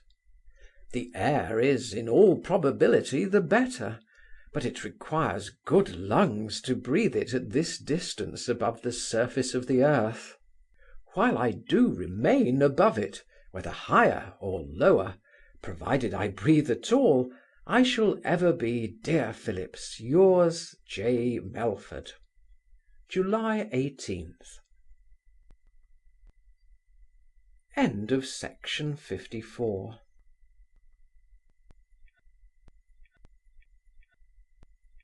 Dear Lewis, that part of Scotland contiguous to Berwick, nature seems to have intended as a barrier between two hostile nations. It is a brown desert of considerable extent, that produces nothing but heath and fern, and what rendered it the more dreary when we passed, there was a thick fog that hindered us from seeing above 20 yards from the carriage. My sister began to make wry faces and use her smelling bottle. Liddy looked blank, and Mrs. Jenkins dejected. But in a few hours these clouds were dissipated, the sea appeared upon our right, and on the left the mountains retired a little, leaving an agreeable plain betwixt them and the beach. But what surprised us all, this plain, to the extent of several miles, was covered with as fine wheat as ever I saw in the most fertile parts of South Britain. This plentiful crop is raised in the open field without any enclosure or other manure than the alga marina or seaweed, which abounds on this coast, a circumstance which shews that the soil and climate are favourable, but that agriculture in this country is not yet brought to that perfection which it has attained in England. Enclosures would not only keep the grounds warm and the several fields distinct, but would also protect the crop from the high winds which are so frequent in this part of the island. Dunbar is well situated for trade, and has a curious basin, where ships of small burthen may be perfectly secure, but there is little appearance of business in the place. From thence all the way to Edinburgh there is a continual succession of fine seats belonging to noblemen and gentlemen, and as each is surrounded by its own parks and plantation, they produce a very pleasing effect in a country which lies otherwise open and exposed. At Dunbar there is a noble park with a lodge belonging to the Duke of Roxburgh, where Oliver Cromwell had his headquarters, when Leslie, at the head of a Scotch army, took possession of the mountains in the neighbourhood, and hampered him in such a manner that he would have been obliged to embark and get away by sea, had not the fanaticism of the enemy forfeited the advantage which they had obtained by their general's conduct. Their ministers, by exhortation, prayer, assurance, and prophecy, instigated them to go down and slay the Philistines in Gilgal, and they quitted their ground accordingly, notwithstanding all that Leslie could do to restrain the madness of their enthusiasm. When Oliver saw them in motion, he exclaimed, "Praised be the Lord, he hath delivered them into the hands of his servant," and ordered his troops to sing a psalm of thanksgiving, while they advanced in order to the plain where the Scots were routed with great slaughter. In the neighbourhood of Haddington there is a gentleman's house, in the building of which, and the improvements about it, he is said to have expended £40,000. But I cannot say I was much pleased with either the architecture or the situation, though it has in front a pastoral stream, the banks of which are laid out in a very agreeable manner. I intended to pay my respects to Lord Elibank, whom I had the honour to know at London many years ago. He lives in this part of Lothian, but was gone to the north on a visit. You have often heard me mention this nobleman, whom I have long revered for his humanity and universal intelligence, over and above the entertainment arising from originality of his character. At Musselborough, however, I had the good fortune to drink tea with my old friend Mr. Cardinal, and at his house I met with Dr. C., the parson of the parish, whose humour and conversation inflamed me with a desire of being better acquainted with his person. I am not at all surprised that these Scots make their way in every quarter of the globe. This place is but 4 miles from Edinburgh, towards which we proceeded along the sea-shore, upon a firm bottom of smooth sand, which the tide had left uncovered in its retreat. Edinburgh from this avenue is not seen to much advantage. We had only an imperfect view of the castle and upper parts of the town, which varied incessantly according to the inflections of the road, and exhibited the appearance of detached spires and turrets belonging to some magnificent edifice in ruins. The palace of Holyrood House stands on the left as you enter the Cannon Gate. This is a street continued from hence to the gate called Nether Bow, which is now taken away, so that there is no interruption for a long mile, from the bottom to the top of the hill on which the castle stands in a most imperial situation. Considering its fine pavement, its width, and the lofty houses on each side, this would be undoubtedly one of the noblest streets in Europe, if an ugly mass of mean buildings, called the Luckin Booths, had not thrust itself, by what accident I know not, into the middle of the way, like Middle Row in Holborn. The city stands upon 2 hills, and the bottom between them, and with all its defects may very well pass for the capital of a moderate kingdom. It is full of people, and continually resounds with the noise of coaches and other carriages, for luxury as well as commerce. As far as I can perceive, here is no want of provisions. The beef and mutton are as delicate here as in Wales. The sea affords plenty of good fish, the bread is remarkably fine, and the water is excellent, though I am afraid not in sufficient quantity to answer all the purposes of cleanliness and convenience; articles in which, it must be allowed, our fellow subjects are a little defective. The water is brought in leaden pipes from a mountain in the neighbourhood, to a cistern on the castle hill, from whence it is distributed to public conduits in different parts of the city.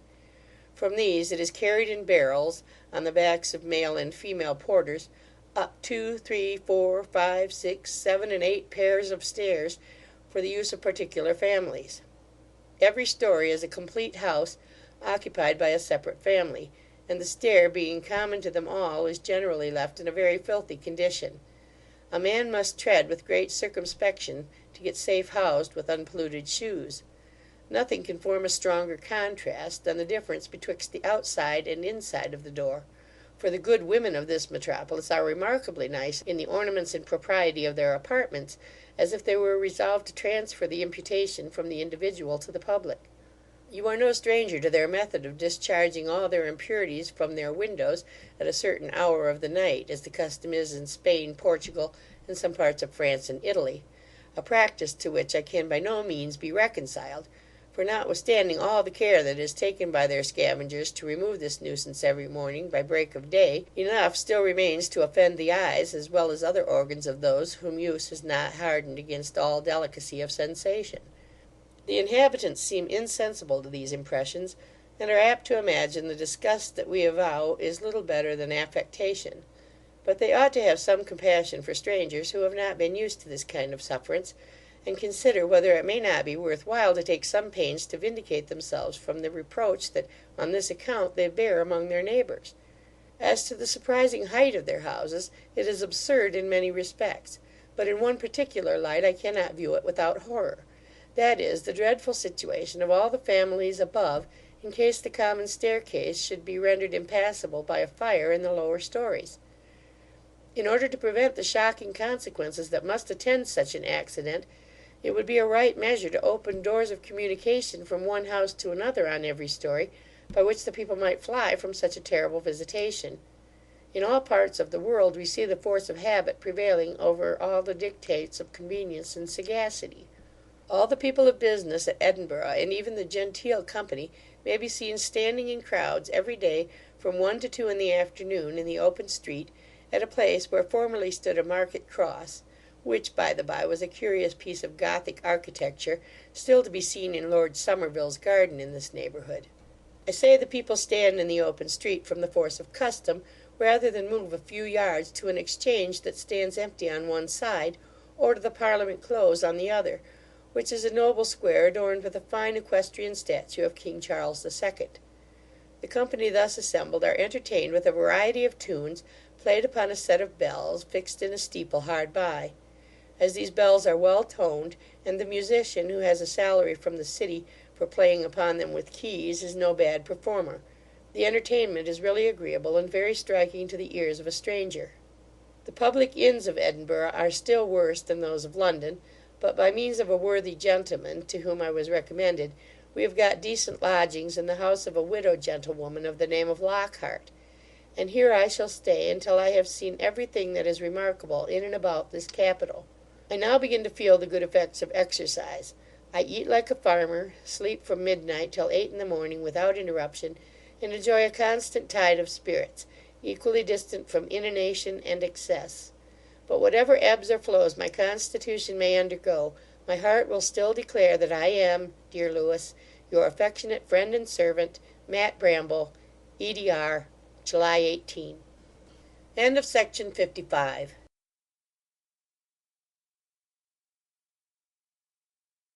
The Expedition of Humphry Clinker by Tobias Smollett. Section 56. To Mrs. Mary Jones at Brambleton Hall. Dear Mary, the squire has been so kind as to wrap my bit of nonsense under the kiver of his own sheet. Oh, Mary Jones, I have had trials and trembulation. God help me! I have been a vixen and a griffin these many days. Satan has had power to tempt me in the shape of Van Didden, the young squire's Wally de Shamble, but by God's grease he did not prevail. I thoft as how there was no harm in going to a play at Newcastle, with my hair dressed in the parish fashion; and as for the trifle of paint, he said as how my complexion wanted touch, and so I let him put it on with a little Spanish owl. But a mischievous mob of colliers, and such promiscuous ribble-rabble that could bear no smut but their own, attacked us in the street, and called me a whore, and painted Isabel, and splashed my clothes, and spoiled me a complete set of blonde lace triple ruffles, not a pin the worse for the wear. They cost me good 7 shillings to Lady Griskin's woman at London. When I asked Mr. Clinker what they meant by calling me Isabel, he put the Bible into my hand, and I read of Van Isabel a painted harlot, that was thrown out of a vindor, and the dogs came and licked her blood. But I am no harlot, and, with God's blessing, no dog shall have my poor blood to lick. Mary, heaven forbid, amen. As for Ditton, after all his courting, and his compliment, he stole away an Irishman's bride, and took a French leave of me and his master.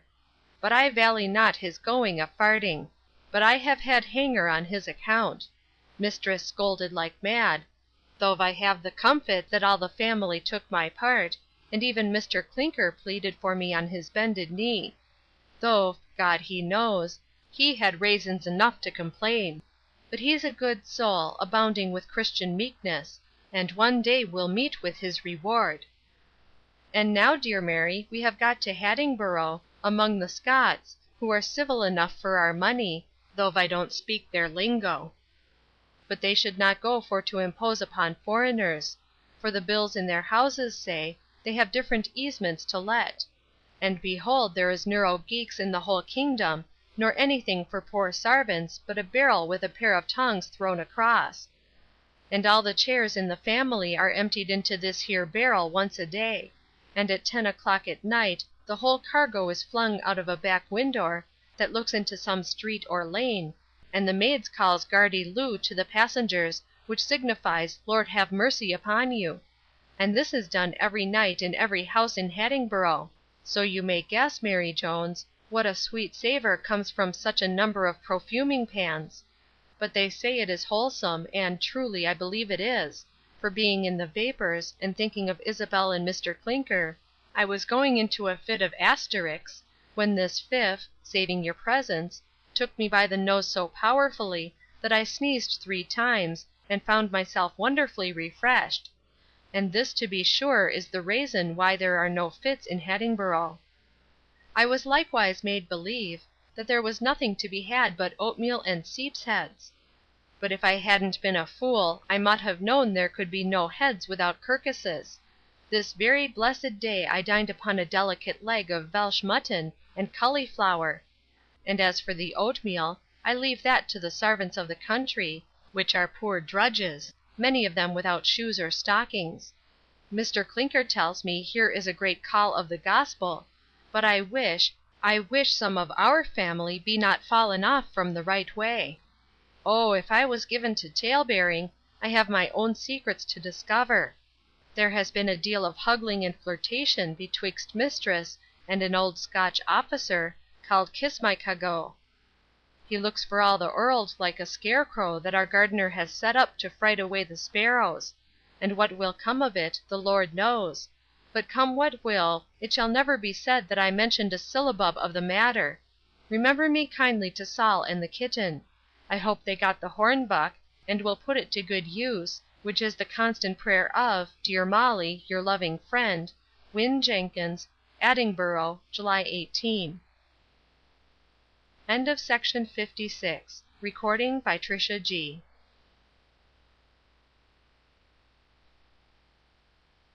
To Sir Watkin Phillips, Baronet, of Jesus College, Oxford. Dear Phillips, if I stay much longer at Edinburgh, I shall be changed into a downright Caledonian. My uncle observes that I have already acquired something of the country accent. The people here are so social and attentive in their civilities to strangers, that I am insensibly sucked into the channel of their manners and customs, although they are in fact much more different from ours than you can imagine. That difference, however, which struck me very much at my first arrival, I now hardly perceive, and my ear is perfectly reconciled to the Scotch accent, which I find even agreeable in the mouth of a pretty woman. It is a sort of Doric dialect, which gives an idea of amiable simplicity. You cannot imagine how we have been caressed and feasted in the good town of Edinburgh, of which we are become free denizens and guild brothers, by the special favour of the magistracy. I had a whimsical commission from Bath to a citizen of this metropolis. Quin, understanding our intention to visit Edinburgh, pulled out a guinea and desired the favour I would drink it at a tavern with a particular friend and bottle companion of his, Mr R.C., a lawyer of this city. I charged myself with the commission, and taking the guinea, "You see," said I have pocketed your bounty." "Yes," replied Quin, laughing, "and a headache into the bargain if you drink fair." I made use of this introduction to Mr C., who received me with open arms, and gave me the rendezvous according to the cartel. He had provided a company of jolly fellows, among whom I found myself extremely happy, and did Mr C. and Quin all the justice in my power.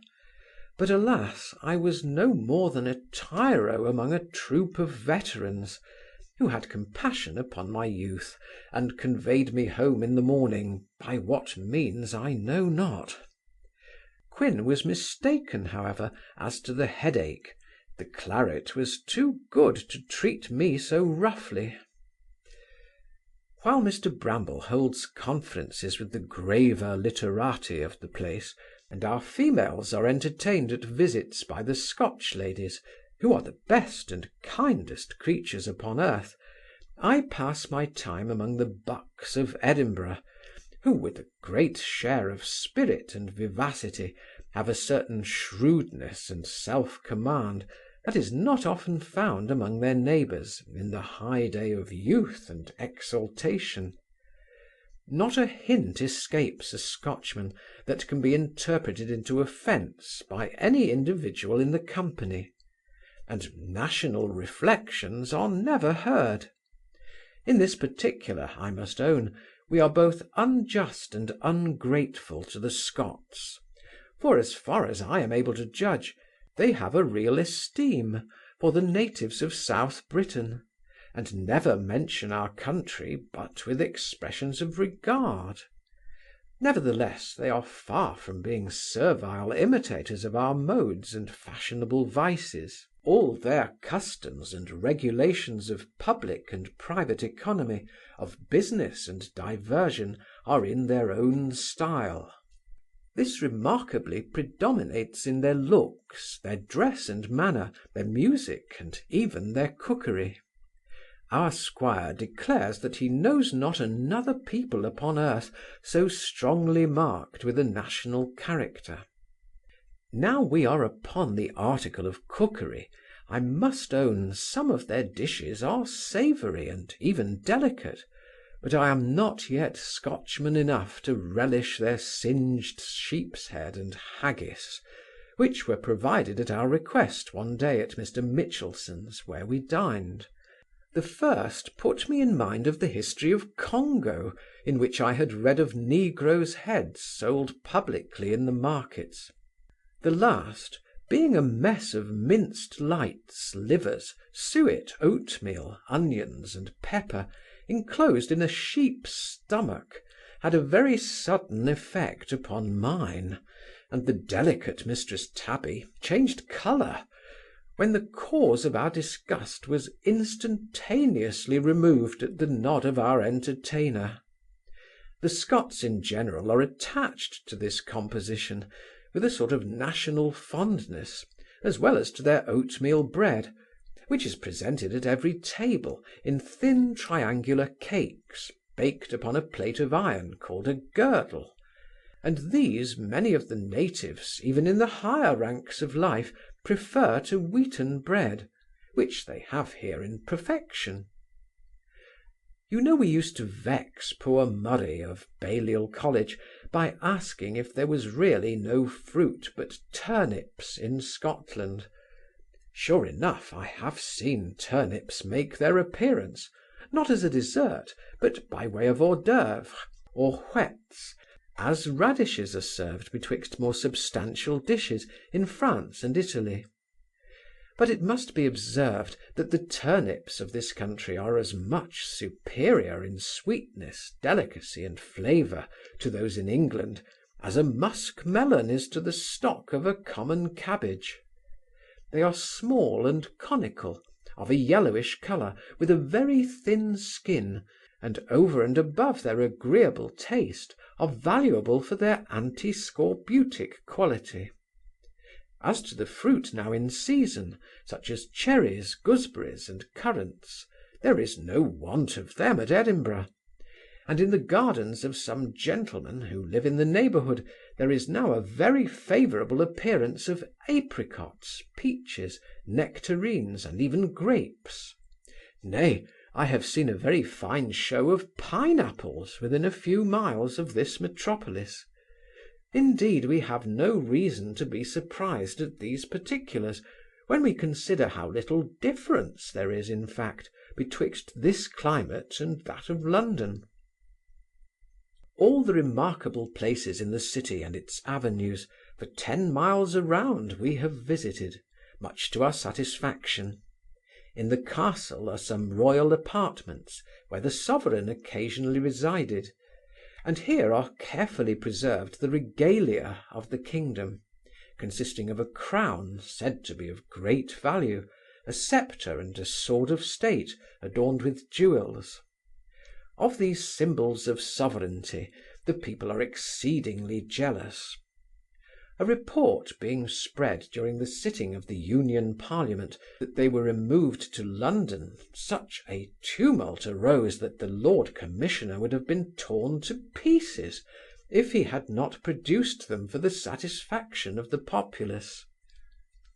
The palace of Holyrood House is an elegant piece of architecture, but sunk in an obscure and, as I take it, unwholesome bottom, where one would imagine it had been placed on purpose to be concealed. The apartments are lofty but unfurnished, and as for the pictures of the Scottish kings, from Fergus I to King William, they are paltry daubings, mostly by the same hand, painted either from the imagination or porters hired to sit for the purpose. All the diversions of London we enjoy at Edinburgh, in a small compass. Here is a well-conducted concert, in which several gentlemen perform on different instruments. The Scots are all musicians. Every man you meet plays on the flute, the violin or violoncello, and there is one nobleman whose compositions are universally admired. Our company of actors is very tolerable, and a subscription is now on foot for building a new theatre. But their assemblies please me above all other public exhibitions. We have been at the Hunters' Ball, where I was really astonished to see such a number of fine women. The English who have never crossed the Tweed imagine erroneously that the Scotch ladies are not remarkable for personal attractions, but I can declare with a safe conscience I never saw so many handsome females together as were assembled on this occasion. At the Leith races the best company comes hither from the remoter provinces, so that I suppose we had all the beauty of the kingdom concentrated as it were into one focus, which was indeed so vehement that my heart could hardly resist its power. Between friends, it has sustained some damage from the bright eyes of the charming Miss Renton, whom I had the honour to dance with at the ball. The Countess of Melville attracted all eyes and the admiration of all present. She was accompanied by the agreeable Miss Grieve, who made many conquests, nor did my sister Liddy pass unnoticed in the assembly. She has become a toast at Edinburgh by the name of the Fair Cambrian, and has already been the occasion of much wine shed. But the poor girl met with an accident at the ball, which has given us great disturbance. A young gentleman, the express image of that rascal Wilson, went up to ask her to dance a minuet, and his sudden appearance shocked her so much that she fainted away.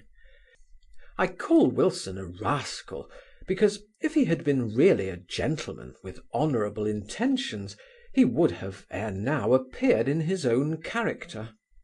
I must own my blood boils with indignation when I think of that fellow's presumption, and heaven confound me if I don't. But I won't be so womanish as to rail. Time will perhaps furnish occasion. Thank God, the cause of Liddy's disorder remains a secret. The lady directress of the ball, thinking she was overcome by the heat of the place, had her conveyed to another room, where she soon recovered so well as to return and join in the country dances, in which the Scotch lasses acquit themselves with such spirit and agility as put their partners to the height of their mettle. I believe our aunt, Mistress Tabitha, had entertained hopes of being able to do some execution among the cavaliers at this assembly. She had been several days in consultation with milliners and mantua makers, preparing for the occasion, at which she made her appearance in a full suit of damask, so thick and heavy that the sight of it alone at this season of the year was sufficient to draw drops of sweat from any man of ordinary imagination. She danced one minuet with our friend Mr. Mitchelson, who favoured her so far in the spirit of hospitality and politeness, and she was called out a second time by the young laird of Ballymore-Hopple, who, coming in by accident, could not readily find any other partner. But as the first was a married man, and the second paid no particular homage to her charms, which were also overlooked by the rest of the company, she became dissatisfied and censorious. At supper she observed that the Scotch gentlemen made a very good figure when they were a little improved by travelling, and therefore it was pity they did not all take the benefit of going abroad. She said the women were awkward, masculine creatures, that in dancing they lifted their legs like so many colts, that they had no idea of graceful motion, and put on their clothes in a frightful manner. But if the truth must be told, Tabby herself was the most ridiculous figure, and the worst dressed of the whole assembly. The neglect of the male sex rendered her malcontent and peevish. She now found fault with everything at Edinburgh, and teased her brother to leave the place, when she was suddenly reconciled to it on a religious consideration. There is a sect of fanatics who have separated themselves from the established kirk under the name of seceders. They acknowledge no earthly head of the church, reject lay patronage, and maintain the Methodist doctrines of the new birth, the new light, the efficacy of grace, the insufficiency of works, and the operations of the Spirit. Mistress Tabitha, attended by Humphry Clinker, was introduced to one of their conventicles, where they both received much edification, and she has had the good fortune to come acquainted with a pious Christian called Mr. Moffat, who is very powerful in prayer, and often assists her in private exercises of devotion. I never saw such a concourse of genteel company at any races in England as appeared on the course of Leith. Hard by, in the fields called the Links, the citizens of Edinburgh divert themselves at a game called Gowf, in which they use a curious kind of bats, tipped with horn, and small elastic balls of leather stuffed with feathers, rather less than tennis balls, but of a much harder consistence. This they strike with such force and dexterity from one hole to another, that they will fly to an incredible distance. Of this diversion the Scots are so fond, that when the weather will permit, you may see a multitude of all ranks, from the senator of justice to the lowest tradesman, mingled together in their shirts, and following the balls with the utmost eagerness. Among others, I was shown one particular set of gophers, the youngest of whom was turned of 80. They were all gentlemen of independent fortunes, who had amused themselves with this pastime for the best part of a century, without ever having felt the least alarm from sickness or disgust, and they never went to bed without having each the best part of a gallon of claret in his belly. Such uninterrupted exercise, co-operating with the keen air from the sea, must, without all doubt, keep the appetite always on edge, and steel the constitution against all the common attacks of distemper. The Leith races gave occasion to another entertainment of a very singular nature. There is at Edinburgh a society or corporation of errand boys, called coddies, who ply in the streets at night with paper lanthorns, and are very serviceable in carrying messages. These fellows, though shabby in their appearance, and rudely familiar in their address, are wonderfully acute, and so noted for fidelity, that there is no instance of a coddy's having betrayed his trust. Such is their intelligence, that they know not only every individual of the place, but also every stranger by that time he has been 24 hours in Edinburgh, and no transaction, even the most private, can escape their notice. They are particularly famous for their dexterity in executing one of the functions of Mercury, though for my own part I never employed them in this department of business. Had I occasion for any service of this nature, my own man, Archie Macalpin is as well qualified as e'er a coddy in Edinburgh, and I am much mistaken if he has not been heretofore of their fraternity. Be that as it may, they resolved to give a dinner and a ball at Leith, to which they formally invited all the young noblemen and gentlemen that were at the races; and this invitation was reinforced by an assurance that all the celebrated ladies of pleasure would grace the entertainment with their company. I received a card on this occasion, and went thither with half a dozen of my acquaintance. In a large hall, the cloth was laid on a long range of tables joined together, and here the company seated themselves, to the number of about 80, lords and lairds and other gentlemen, courtesans and coddies, mingled together, as the slaves and their masters were in the time of the Saturnalia in ancient Rome. The toastmaster, who sat at the upper end, was one Coddy Fraser, a veteran pimp, distinguished for his humour and sagacity, well known and much respected in his profession by all the guests, male and female, that were here assembled. He had bespoke the dinner and the wine. He had taken care that all his brethren should appear in decent apparel and clean linen, and he himself wore a periwig with 3 tails in honour of the festival. I assure you the banquet was both elegant and plentiful, and seasoned with 1,000 sallies, that promoted a general spirit of mirth and good humour. After the dessert, Mr. Fraser proposed the following toasts, which I don't pretend to explain. The best in Christendom. Gibbs's Contract. The Beggar's Benison. King and Kirk. Great Britain and Ireland. Then, filling a bumper, and turning to me, Mr. Malford, said he, may a' unkindness cease betwixt John Bull and his sister Moggy. The next person he singled out was a nobleman who had been long abroad. My lord, cried Fraser, here is a bumper to a' those noblemen who have virtue enough to spend their rents in their ain country.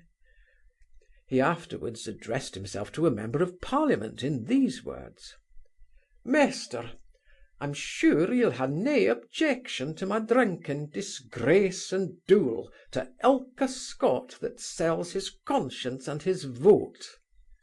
He discharged a third sarcasm at a person very gaily dressed, who had risen from small beginnings and made a considerable fortune at play.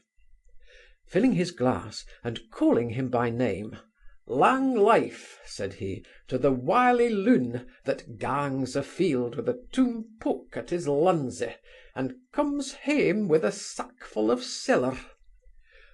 All these toasts being received with loud bursts of applause, Mr. Fraser called for pint glasses, and filled his own to the brim.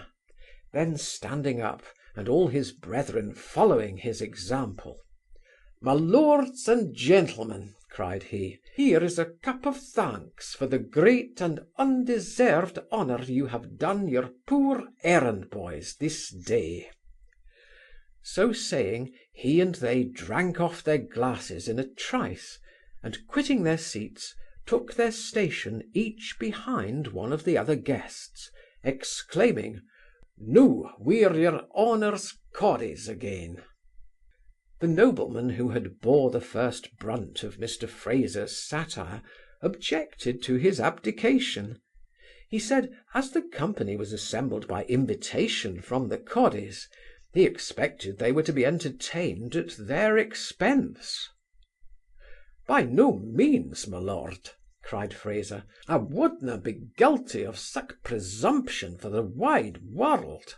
I never affronted a gentleman since I was born, and sure at this age I wunnot offer an indignity to such an honourable convention. Well, said his lordship, as you have expended some wit, you have a right to save your money. You have given me good counsel, and I take it in good part. As you have voluntarily quitted your seat, I will take your place with the leave of the good company, and think myself happy to be hailed father of the feast." He was forthwith elected into the chair, and complimented in a bumper in his new character. The claret continued to circulate without interruption, till the glasses seemed to dance upon the table, and this perhaps was a hint to the ladies to call for music. At 8 in the evening the ball began in another apartment. At midnight we went to supper, but it was broad day before I found the way to my lodgings, and no doubt his lordship had a swinging bill to discharge. In short, I have lived so riotously for some weeks, that my uncle begins to be alarmed on the score of my constitution, and very seriously observed, that all his own infirmities are owing to such excesses indulged in his youth. Mistress Tabitha says it would be more to the advantage of my soul as well as my body, if instead of frequenting these scenes of debauchery, I would accompany Mr. Moffat and her to hear a sermon of the Reverend Mr. M'Corkindale. Clinker often exhorts me with a groan to take care of my precious health, and even Archie M'Alpin, when he happens to be overtaken, which is oftener the case than I could wish, reads me a long lecture upon temperance and sobriety, and is so very wise and sententious, that if I could provide him with a professor's chair, I would willingly give up the benefit of his admonitions and service together, for I was tutor sick at Alma Mater. I am not, however, so much engrossed by the gaieties of Edinburgh, but that I find time to make parties in the family way. We have not only seen all the villas and villages within 10 miles of the capital, but we have also crossed the Firth, which is an arm of the sea 7 miles broad, that divides Lothian from the shire, or, as the Scots call it, the kingdom of Fife. There is a number of large open sea boats that ply on this passage from Leith to Kinghorn, which is a borough on the other side. In one of these our whole family embarked 3 days ago, excepting my sister, who, being exceedingly fearful of the water, was left to the care of Mrs. Mitchelson. We had an easy and quick passage into Fife, where we visited a number of poor towns on the seaside, including St. Andrews, which is the skeleton of a venerable city. But we were much better pleased with some noble and elegant seats and castles, of which there is a great number in that part of Scotland. Yesterday we took boat again on our return to Leith, with fair wind and agreeable weather. But we had not advanced half way, when the sky was suddenly overcast, and the wind changing blew directly in our teeth, so that we were obliged to turn or tack the rest of the way. In a word, the gale increased to a storm of wind and rain, attended with such a fog, that we could not see the town of Leith, to which we were bound, nor even the castle of Edinburgh, notwithstanding its high situation. It is not to be doubted but that we were all alarmed on this occasion, and at the same time most of the passengers were seized with a nausea that produced violent retchings. My aunt desired her brother to order the boatman to put back to Kinghorn, and this expedient he actually proposed, but they assured him there was no danger. Mistress Tabitha, finding them obstinate, began to scold, and insisted upon my uncle's exerting his authority as a justice of the peace. Sick and peevish as he was, he could not help laughing at this wise proposal, telling her that his commission did not extend so far, and if it did, he should let the people take their own way, for he thought it would be great presumption in him to direct them in the exercise of their own profession. Mistress Winifred Jenkins made a general clearance with the assistance of Mr. Humphry Clinker, who joined her both in prayer and ejaculation. As he took it for granted that we should not be long in this world, he offered some spiritual consolation to Mistress Tabitha, who rejected it with great disgust, bidding him keep his sermons for those who had leisure to hear such nonsense. My uncle sat collected in himself, without speaking. My man Archie had recourse to a brandy bottle, with which he made so free that I imagine he had sworn to die of drinking anything rather than sea water. But the brandy had no more effect upon him in the way of intoxication than if it had been sea water in good earnest. As for myself, I was too much engrossed by the sickness at my stomach to think of anything else. Meanwhile the sea swelled mountains high, the boat pitched with such violence as if it had been going to pieces, the cordage rattled, the wind roared, the lightning flashed, the thunder bellowed, and the rain descended in a deluge.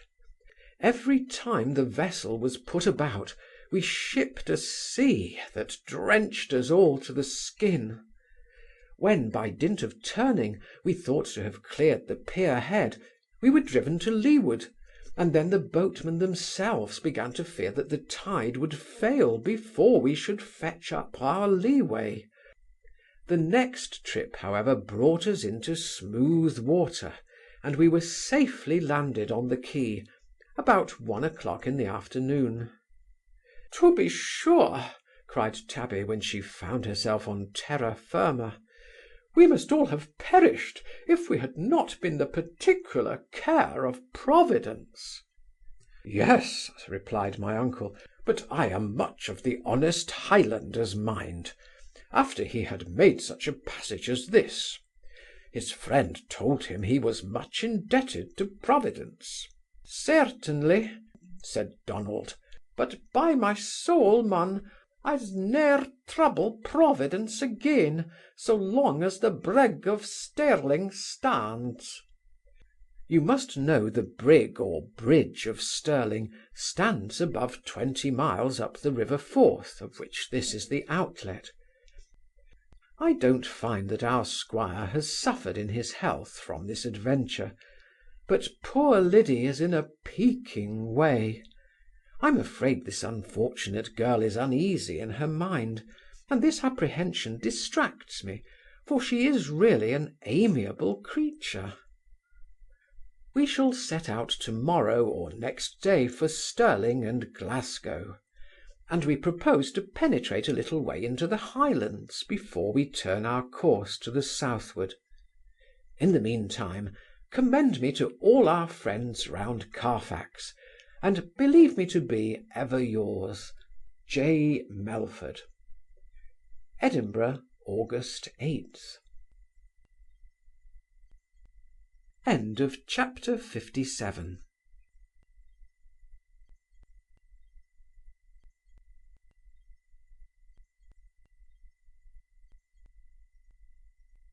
I should be very ungrateful, dear Lewis, if I did not find myself disposed to think and speak favourably of this people, among whom I have met with more kindness, hospitality, and rational entertainment in a few weeks, than ever I received in any other country during the whole course of my life.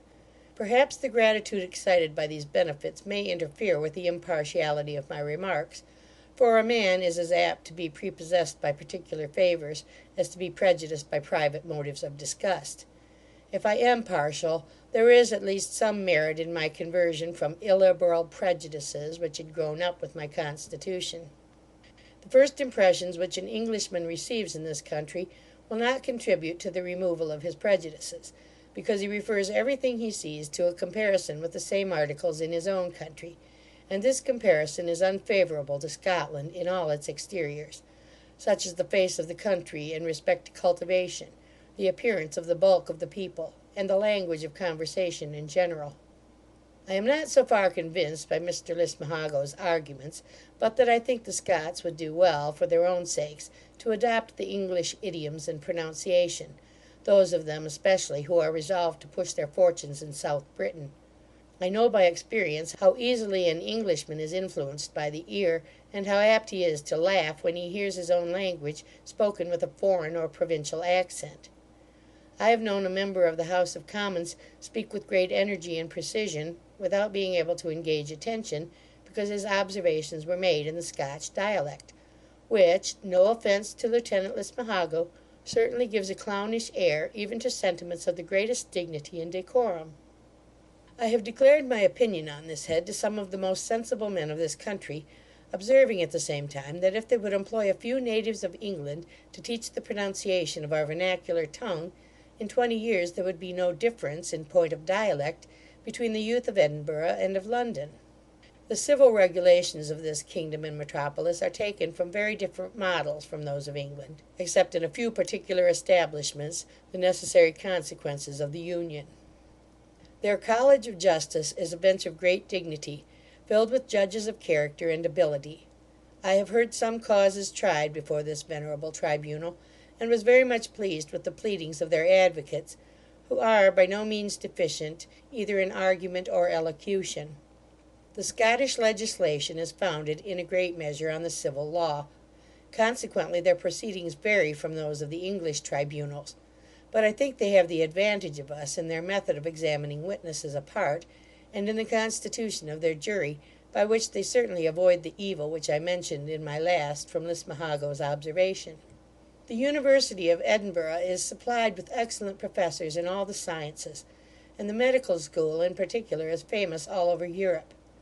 The students of this art have the best opportunity of learning it to perfection in all its branches, as there are different courses for the theory of medicine and the practice of medicine, for anatomy, chemistry, botany, and the materia medica, over and above those of mathematics and experimental philosophy, and all these are given by men of distinguished talents.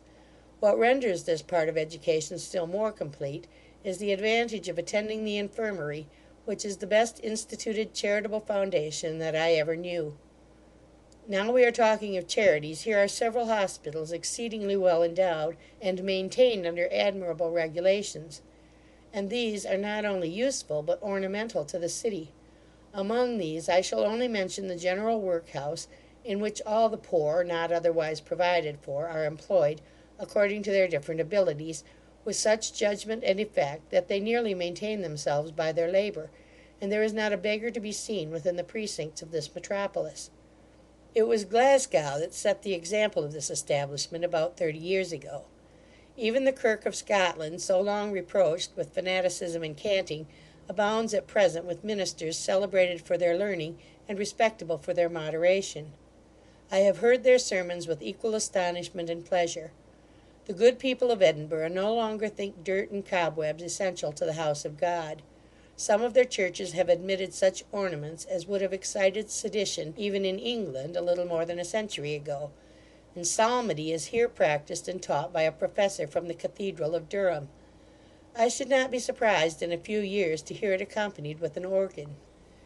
Edinburgh is a hotbed of genius.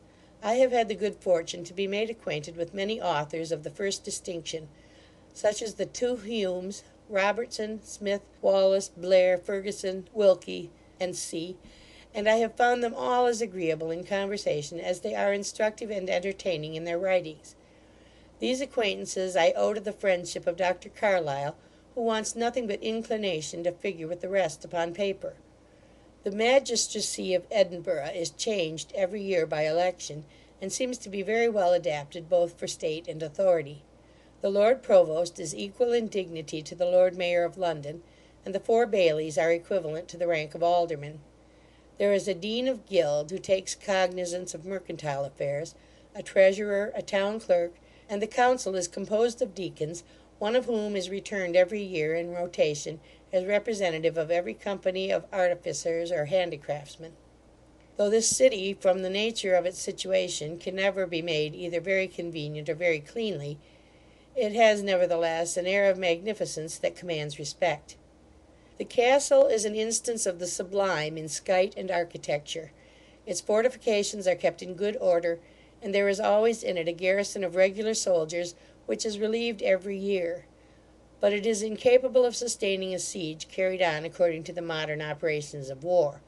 The castle hill, which extends from the outward gate to the upper end of the High Street, is used as a public walk for the citizens, and commands a prospect, equally extensive and delightful, over the county of Fife, on the other side of the Frith, and all along the sea coast, which is covered with a succession of towns that would seem to indicate a considerable share of commerce. But if the truth must be told, these towns have been falling to decay ever since the union, by which the Scots were in a great measure deprived of their trade with France.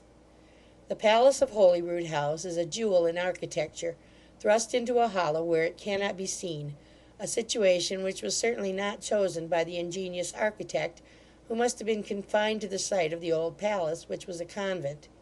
Edinburgh is considerably extended on the south side, where there are divers little elegant squares built in the English manner, and the citizens have planned some improvements on the north, which, when put in execution, will add greatly to the beauty and convenience of this capital. The seaport is Leith, a flourishing town about a mile from the city, in the harbour of which I have seen above 100 ships lying all together. You must know I had the curiosity to cross the Frith in a passage boat, and stayed 2 days in Fife, which is remarkably fruitful in corn, and exhibits a surprising number of fine seats, elegantly built and magnificently furnished. There is an incredible number of noble houses in every part of Scotland that I have seen. Dalkeith, Pinkie, Yester, and Lord Hopton's, all of them within 4 or 5 miles of Edinburgh, are princely palaces, in every one of which a sovereign might reside at his ease. I suppose the Scots affect these monuments of grandeur. If I may be allowed to mingle censure with my remarks upon a people I revere, I must observe that their weak side seems to be vanity. I am afraid that even their hospitality is not quite free of ostentation. I think I have discovered among them uncommon pains taken to display their fine linen, of which indeed they have great plenty, their furniture, plate, housekeeping, and variety of wines, in which article it must be owned they are profuse, if not prodigal. A burgher of Edinburgh, not content to vie with a citizen of London, who has 10 times his fortune, must excel him in the expense as well as elegance of his entertainments.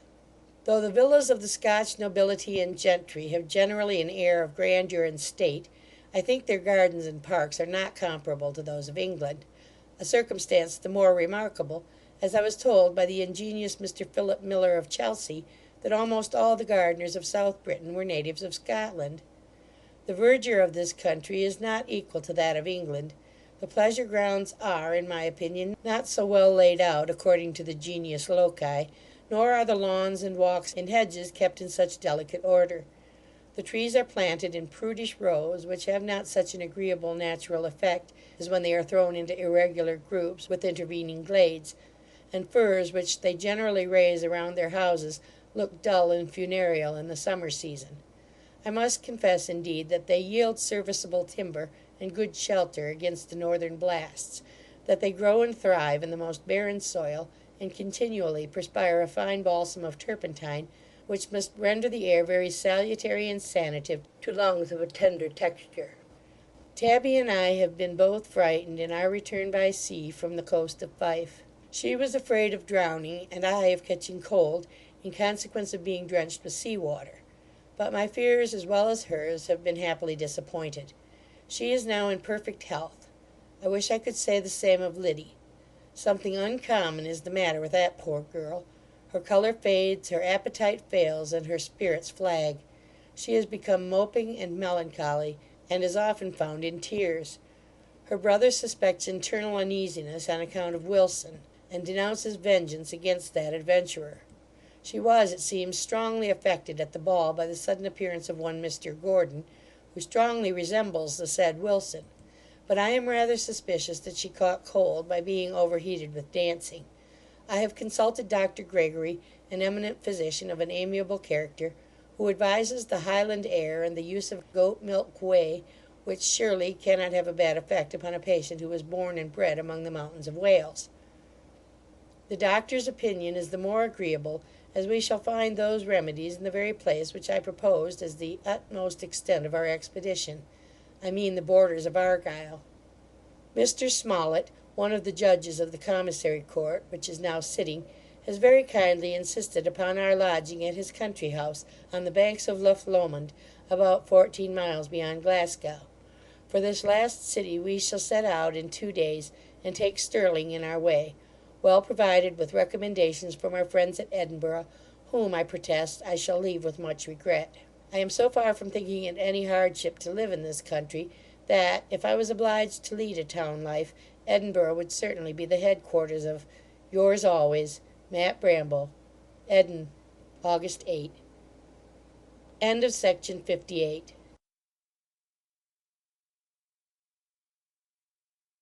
To Sir Watkin Phillips, Baronet, of Jesus College, Oxford. Dear Knight, I am now little short of the Ultima Thule, if this appellation properly belongs to the Orkneys or Hebrides.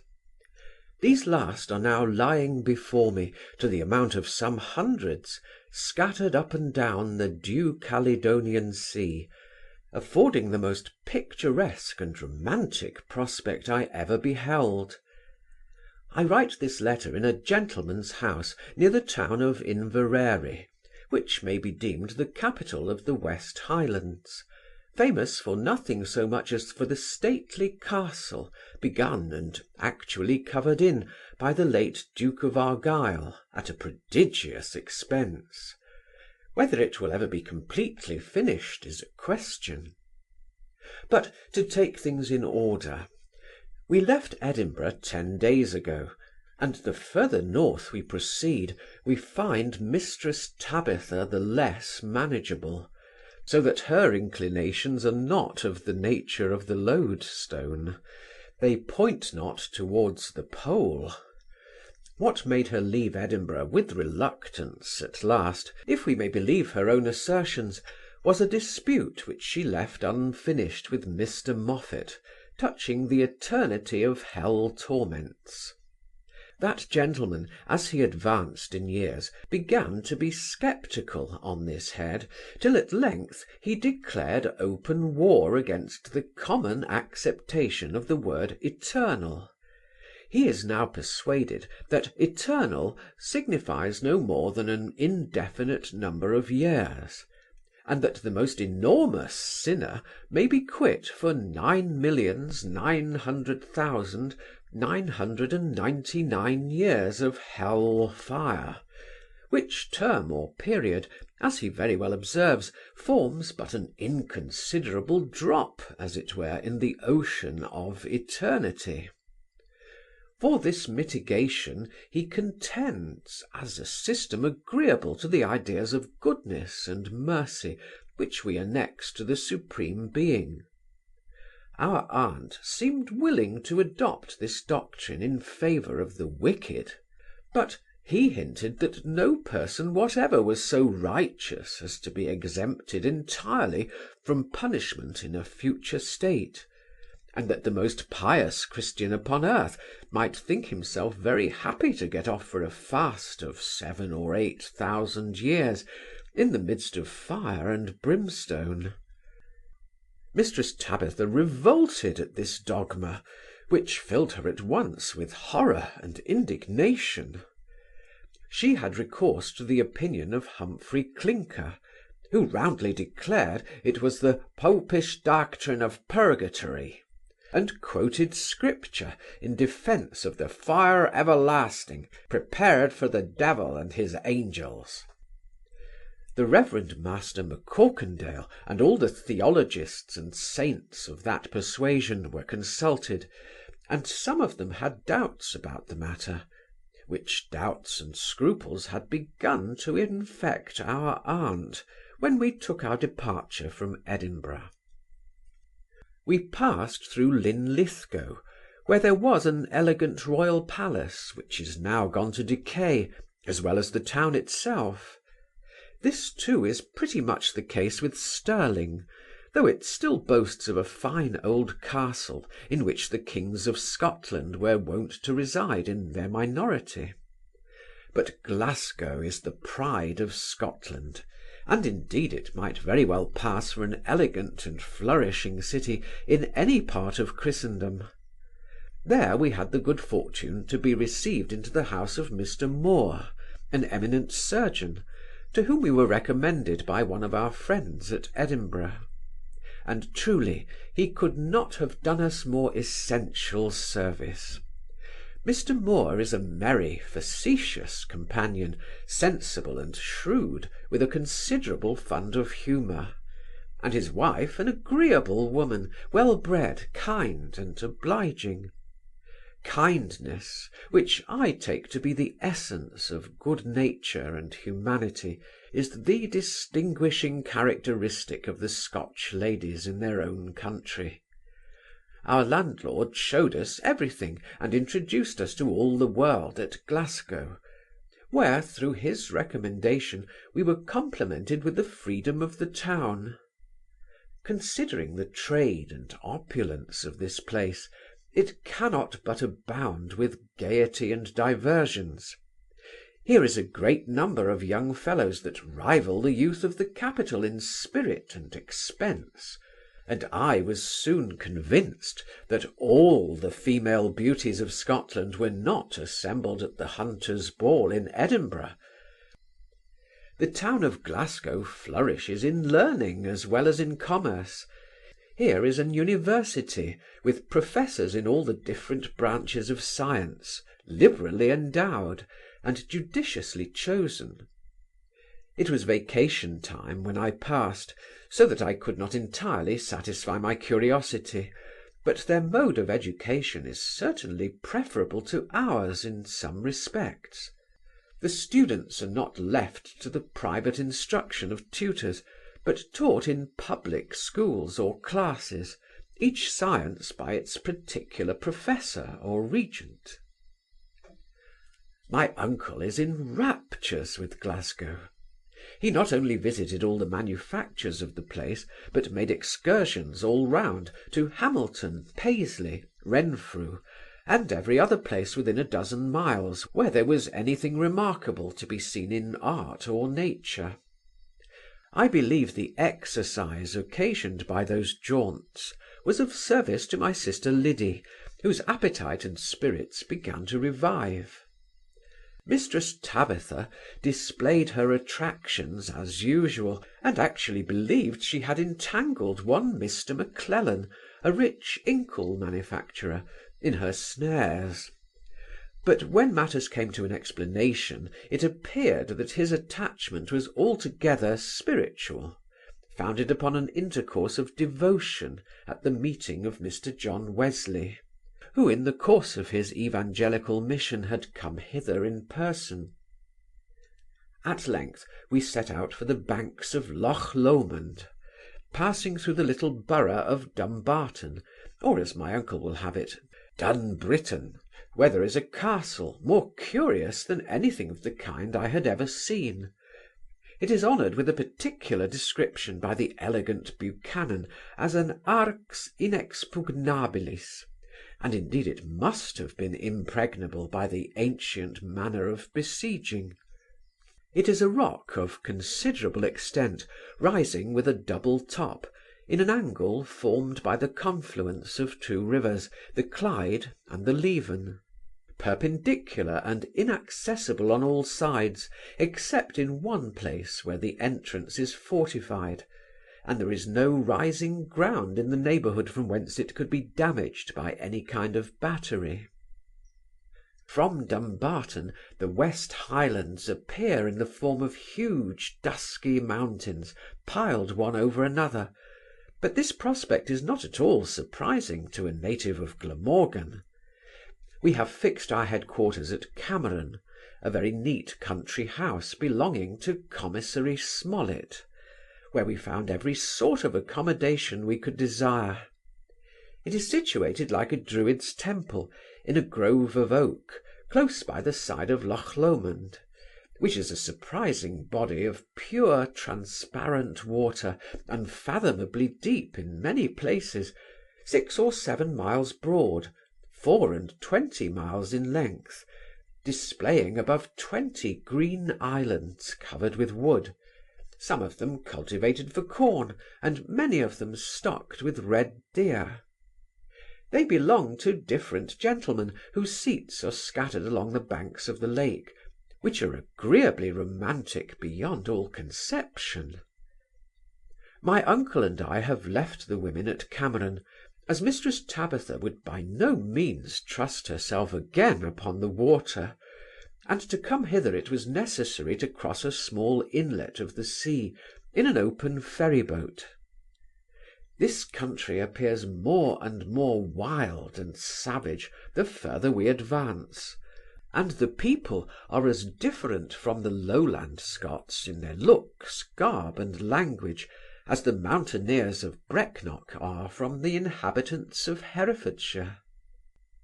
When the Lowlanders want to drink a cheer-upping cup, they go to the public house, called the Change House, and call for a shoppeen of twopenny, which is a thin yeasty beverage made of malt, not quite so strong as the table beer of England. This is brought in a pewter stoup shaped like a skittle, from whence it is emptied into a quaff, that is, a curious cup made of different pieces of wood, such as box and ebony, cut into little staves, joined alternately, and secured with delicate hoops, having 2 ears or handles. It holds about a gill, is sometimes tipped round the mouth with silver, and has a plate of the same metal at bottom, with the landlord's cipher engraved. The Highlanders, on the contrary, despise this liquor, and regale themselves with whisky, a malt spirit as strong as Geneva, which they swallow in great quantities without any signs of inebriation. They are used to it from the cradle, and find it an excellent preservative against the winter cold, which must be extreme on these mountains. I am told that it is given with great success to infants as a cordial in the confluent smallpox, when the eruption seems to flag and the symptoms grow unfavourable. The Highlanders are used to eat much more animal food than falls to the share of their neighbours in the low country. They delight in hunting, have plenty of deer and other game, with a great number of sheep, goats, and black cattle running wild, which they scruple not to kill as venison, without being much at pains to ascertain the property. Inverary is but a poor town, though it stands immediately under the protection of the Duke of Argyle, who is a mighty prince in this part of Scotland. The peasants live in wretched cabins, and seem very poor, but the gentlemen are tolerably well lodged, and so loving to strangers, that a man runs some risk of his life from their hospitality. It must be observed that the poor Highlanders are now seen to disadvantage. They have been not only disarmed by Act of Parliament, but also deprived of their ancient garb, which was both graceful and convenient, and what is a greater hardship still, they are compelled to wear breeches, a restraint which they cannot bear with any degree of patience. Indeed, the majority wear them not in the proper place, but on poles or long staves over their shoulders.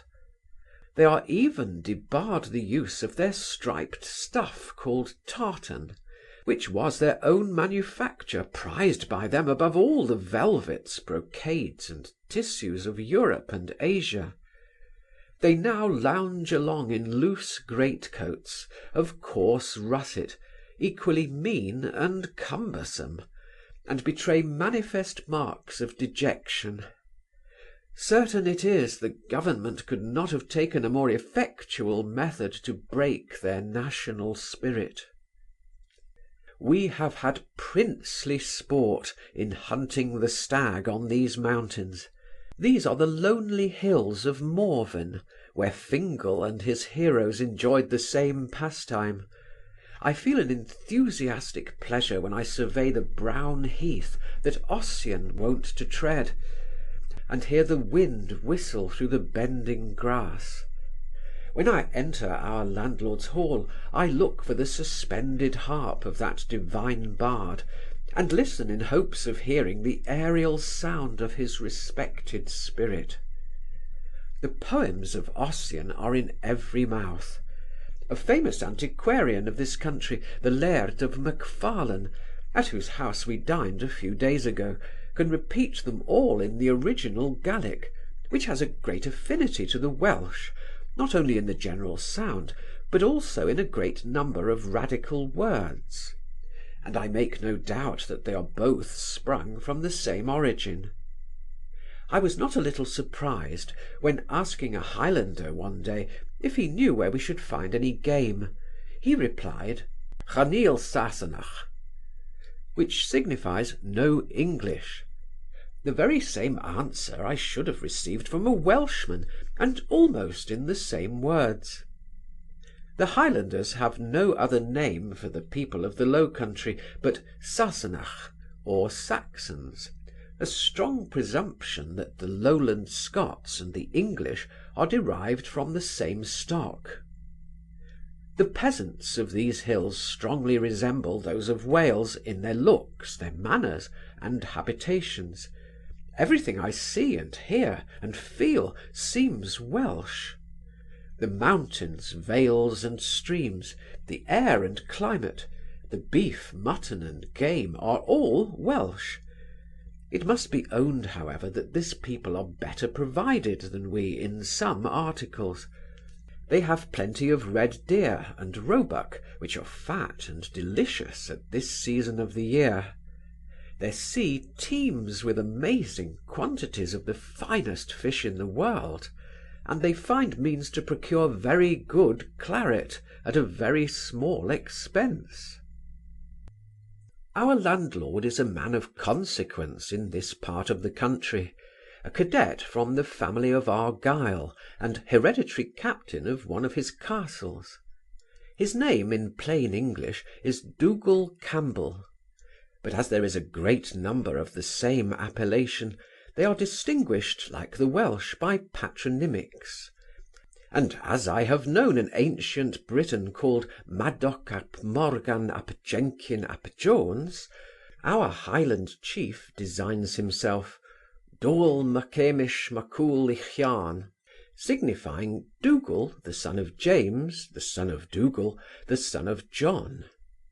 He has travelled in the course of his education, and is disposed to make certain alterations in his domestic economy, but he finds it impossible to abolish the ancient customs of the family, some of which are ludicrous enough.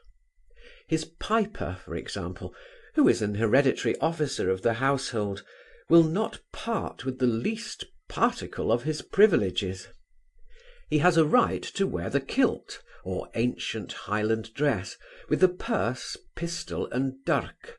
A broad yellow ribbon fixed to the chanter pipe is thrown over his shoulder and trails along the ground while he performs the function of his minstrelsy.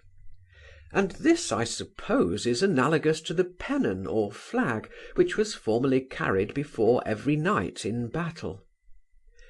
He plays before the Laird every Sunday in his way to the kirk, which he circles 3 times, performing the family march, which implies defiance to all the enemies of the clan.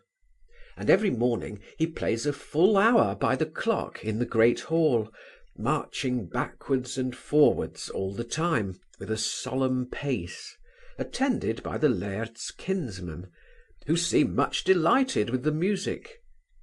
In this exercise he indulges them with a variety of pibrochs or airs, suited to the different passions which he would either excite or assuage.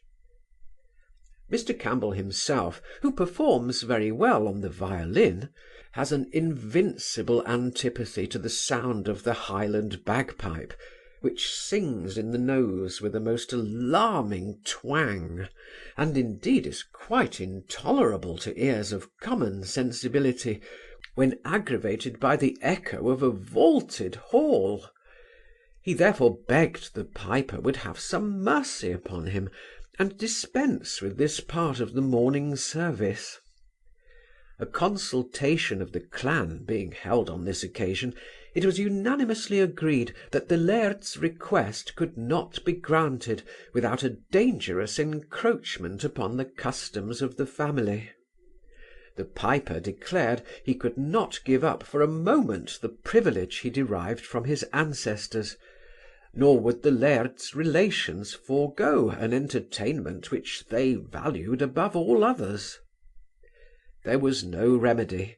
Mr. Campbell, being obliged to acquiesce, is fain to stop his ears with cotton, to fortify his head with 3 or 4 nightcaps, and every morning retire into the penetralia of his habitation, in order to avoid this diurnal annoyance. When the music ceases, he produces himself at an open window that looks into the courtyard, which is by this time filled with a crowd of his vassals and dependents, who worship his first appearance by uncovering their heads, and bowing to the earth with the most humble prostration. As all these people have something to communicate in the way of proposal, complaint, or petition, they wait patiently till the laird comes forth, and following him in his walks are favoured each with a short audience in his turn.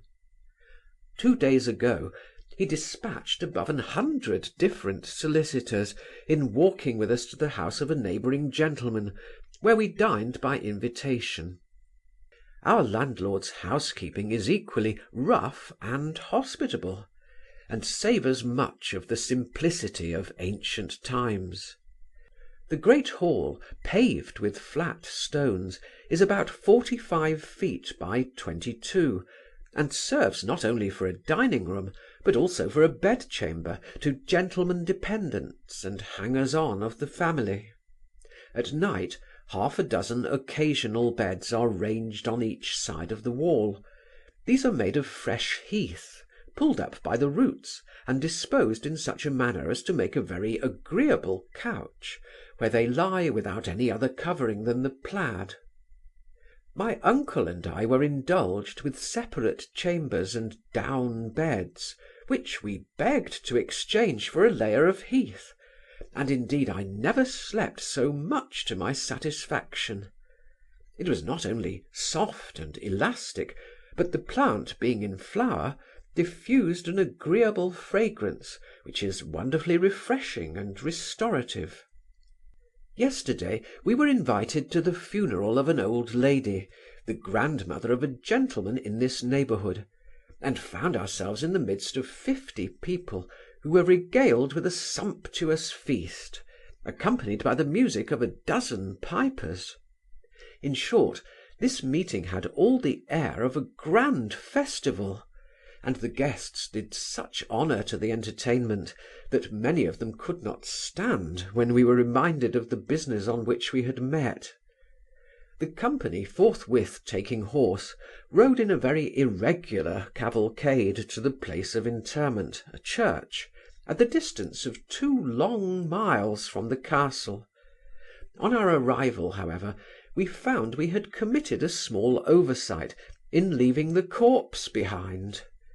So we were obliged to wheel about and met the old gentlewoman half way, being carried upon poles by the nearest relations of her family, and attended by the coronach, composed of a multitude of old hags, who tore their hair, beat their breasts, and howled most hideously. At the grave, the orator, or senachi, pronounced the panegyric of the defunct, every period being confirmed by a yell of the coronach. The body was committed to the earth, the pipers playing a pibroch all the time, and the company standing uncovered. The ceremony was closed with the discharge of pistols. Then we returned to the castle, resumed the bottle, and by midnight there was not a sober person in the family, the females excepted. The squire and I were with some difficulty permitted to retire with our landlord in the evening, but our entertainer was a little chagrined at our retreat, and afterwards seemed to think it a disparagement to his family that not above 100 gallons of whisky had been drunk upon such a solemn occasion. This morning we got up by 4 to hunt the roebuck, and in half an hour found breakfast ready served in the hall. The hunters consisted of Sir George Colquhoun and me, as strangers, my uncle not choosing to be of the party, of the laird in person, the laird's brother, the laird's brother's son, the laird's sister's son, the laird's father's brother's son, and all their foster brothers, who are counted parcel of the family. But we were attended by an infinite number of geles, or ragged Highlanders without shoes or stockings.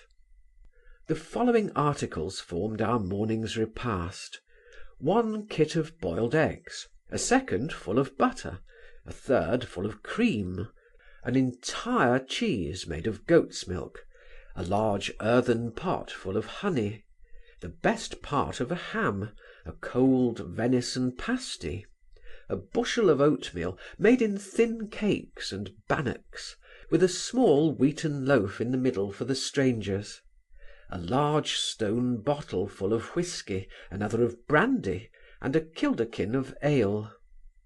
There was a ladle chained to the cream kit, with curious wooden bickers to be filled from this reservoir. The spirits were drank out of a silver quaff, and the ale out of horns. Great justice was done to the collation by the guests in general. One of them in particular ate above 2 dozen of hard eggs, with a proportionable quantity of bread, butter, and honey, nor was 1 drop of liquor left upon the board. Finally, a large roll of tobacco was presented by way of dessert, and every individual took a comfortable quid to prevent the bad effects of the morning air. We had a fine chase over the mountains after a roebuck, which we killed, and I got home time enough to drink tea with Mrs. Campbell and our squire. Tomorrow we shall set out on our return for Cameron. We propose to cross the Frith of Clyde, and take the towns of Greenock and Port Glasgow in our way. This circuit being finished, we shall turn our faces to the south, and follow the sun with augmented velocity, in order to enjoy the rest of the autumn in England, where Boreas is not quite so biting as he begins already to be on the tops of these northern hills. But our progress from place to place shall continue to be specified in these detached journals of yours always, J. Melford. Argyllshire, September 3rd. End of Section 59.